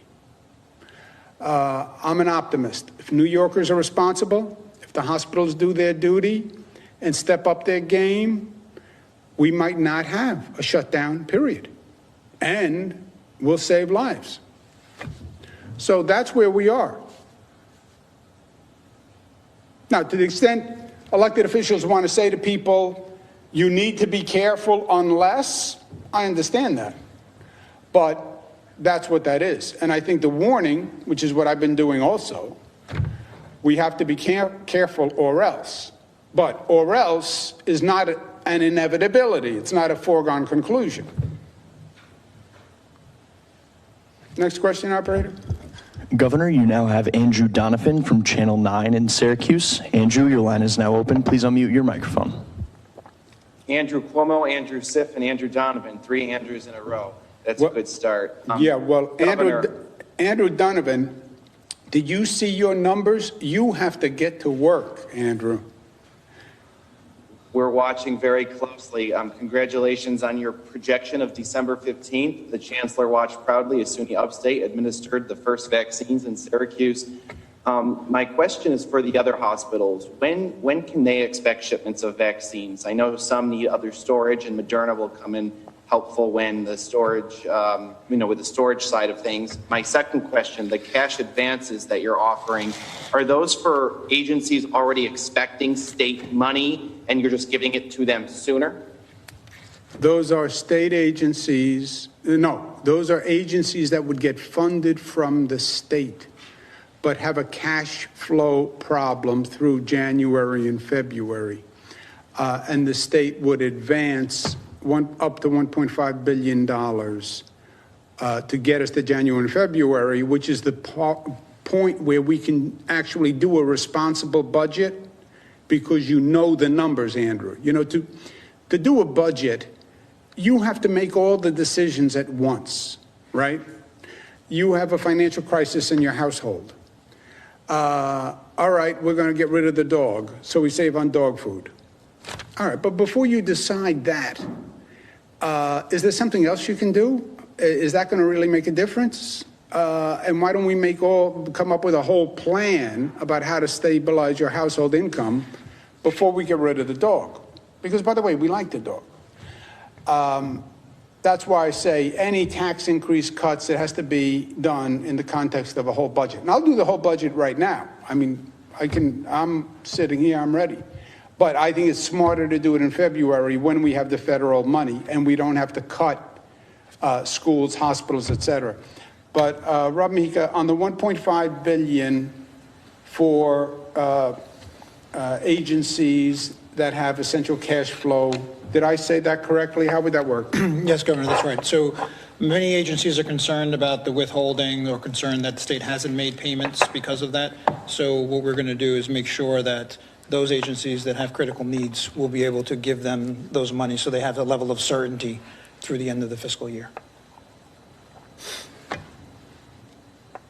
By the way, this state and local discussion is just starting. I have a conversation with the governors this afternoon with President-elect Biden. And our number one agenda is going to be state and local financing. And the president, I've spoken to President-elect Biden about it before. He gets it. We're going to talk about it again today. The problem is he has to get into office, right? And then he has to propose a budget. So we're looking at February, March, which then puts us right in timing for our budget, which is March. But we have to win the state and local financing. And I am confident with Joe Biden we will. Next question. Governor, you now have Michelle Bocanegra from Politico. Michelle, your line is now open. Please unmute your microphone. Hi, Governor. Can you hear me? Faintly, Michelle, if you could just speak up. Oh, okay. I'll speak up a little. So, good morning. I just have a question about mayoral control ahead of the assembly hearing tomorrow. As you know, the current extension that's been granted to Mayor de Blasio is expiring in 2022. So I just wanted to ask if you're going to push for another extension when the time comes. And also, in your opinion, has it been a helpful tool during the pandemic, given the ever-changing situation, or do you feel like it's just accelerated worsening tensions between the mayor and families and educators, et cetera? Yeah, you know, Michelle, I have not weighed in on that. I thought it was something the council was considering weighing in on, but I have not offered an opinion. Do we know where that is, anyone? Is that, when would the legislation need to be? Control extends through Mayor de Blasio's term and then it expires. And then it would require a new law. That's right. And the Assembly's doing a hearing on it tomorrow, I believe. Oh, that's right. The Assembly's doing a hearing on it. We'd have to pass a law next year. So we have plenty to talk about right now, and we haven't gotten to the topic with the legislature. But I'm sure that the Assembly, especially because the Assembly is predominantly from New York. All right, everybody, we're going to take a quick 2-minute break right here on News Now from Fox. When we come back, we'll have a live shot from Virginia on the very latest with the snow conditions happening there in just 2 minutes. Hi, Governor. Thanks for taking my question. Just first of all, how many vaccines were actually given yesterday? And then also, are you expecting any delay in the vaccine process with the snowstorm coming? We do not know if there's a delay. Well, let's go back. Are we expecting any deliveries in the next couple of days? We are. Larry? I mean, the next allocation, which would be the first Moderna allocation, is tentatively slated for December 22nd. as you know, we received the first Pfizer allocation that went to 90 hospitals. And then the first allocation from the Moderna drugs vaccine is tentatively slated to be distributed to all hospitals here in New York State on December 22nd. So hopefully by December 22nd, the snow is not an issue. And, you know, this is UPS, this is FedEx. They're very good at getting goods to their location, and we supplement them. If they can get it to an airport, we can get it from the airport. So we don't anticipate this at that time. I don't know that we have these. Dr. Zucker, how many vaccinations have been done so far? 4,000. 4,000? 4,000. About 4,000. Can we take one more question, operator? Governor, your last question comes from Paul Liotta from the Staten Island Advance. Paul, your line is now open. Please unmute your microphone. Hi, Mr. Governor.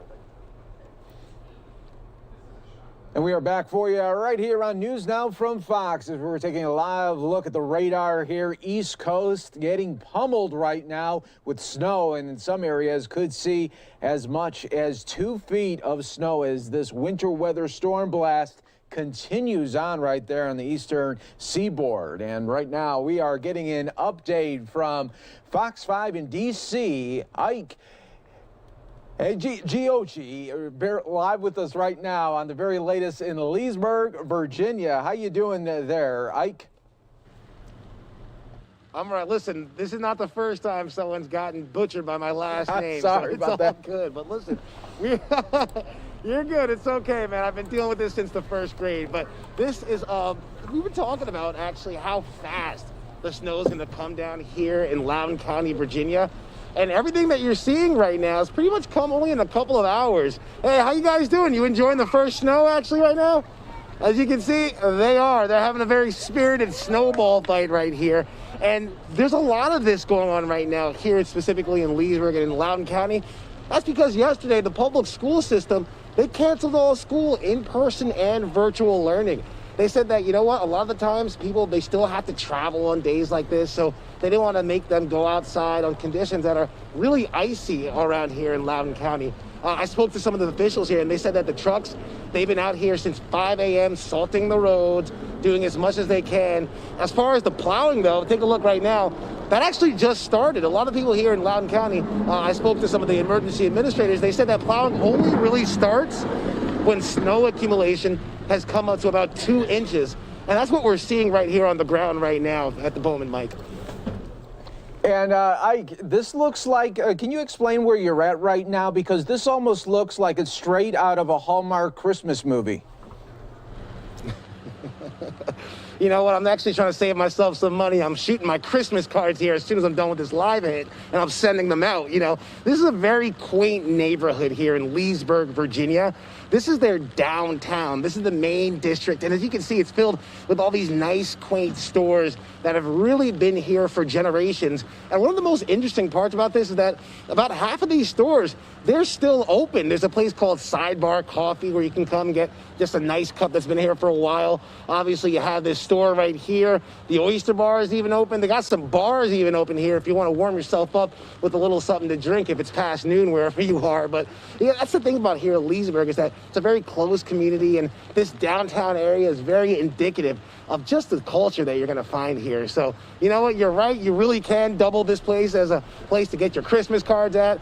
I'm going to do that. Hopefully, maybe if you can come down here safely, you can do the same thing too, Mike. Yeah, that definitely looks like it could be a postcard right there. Now, we know that it's just starting right now. How much longer is this snowstorm supposed to accumulate here?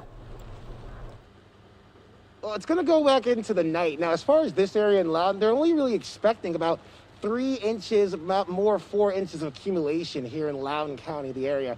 More towards the D.C. metro area, they only really expected about 1 inch or 2 maximum. It was going to be about rain, sleet. But, you know, as we get here and more towards in the other areas, deeper into Virginia, that's when the accumulation is going to see around 6 inches total. But you're pretty much looking at the most amount of accumulation, especially right here in Leesburg, that you're going to see for the majority of the day, Mike. All right there. And then let me try it again. Ike at Giochi. Did I get it? Adjachi. Adjachi, It was okay. close, though. I'll give you that. I'm trying. There you go. All right. You got it, Mike. There we go. Thank you so much for that live report as the snow continues to come down there. And all day here on News Now from Fox, we'll continue to give you this look here. And now the radar continuing right there as more snow continues on the East Coast there. We're going to take another quick 2-minute break here for you on News Now from Fox. And then when we come back, we'll take you out to a Vice President Mike Pence event already in progress.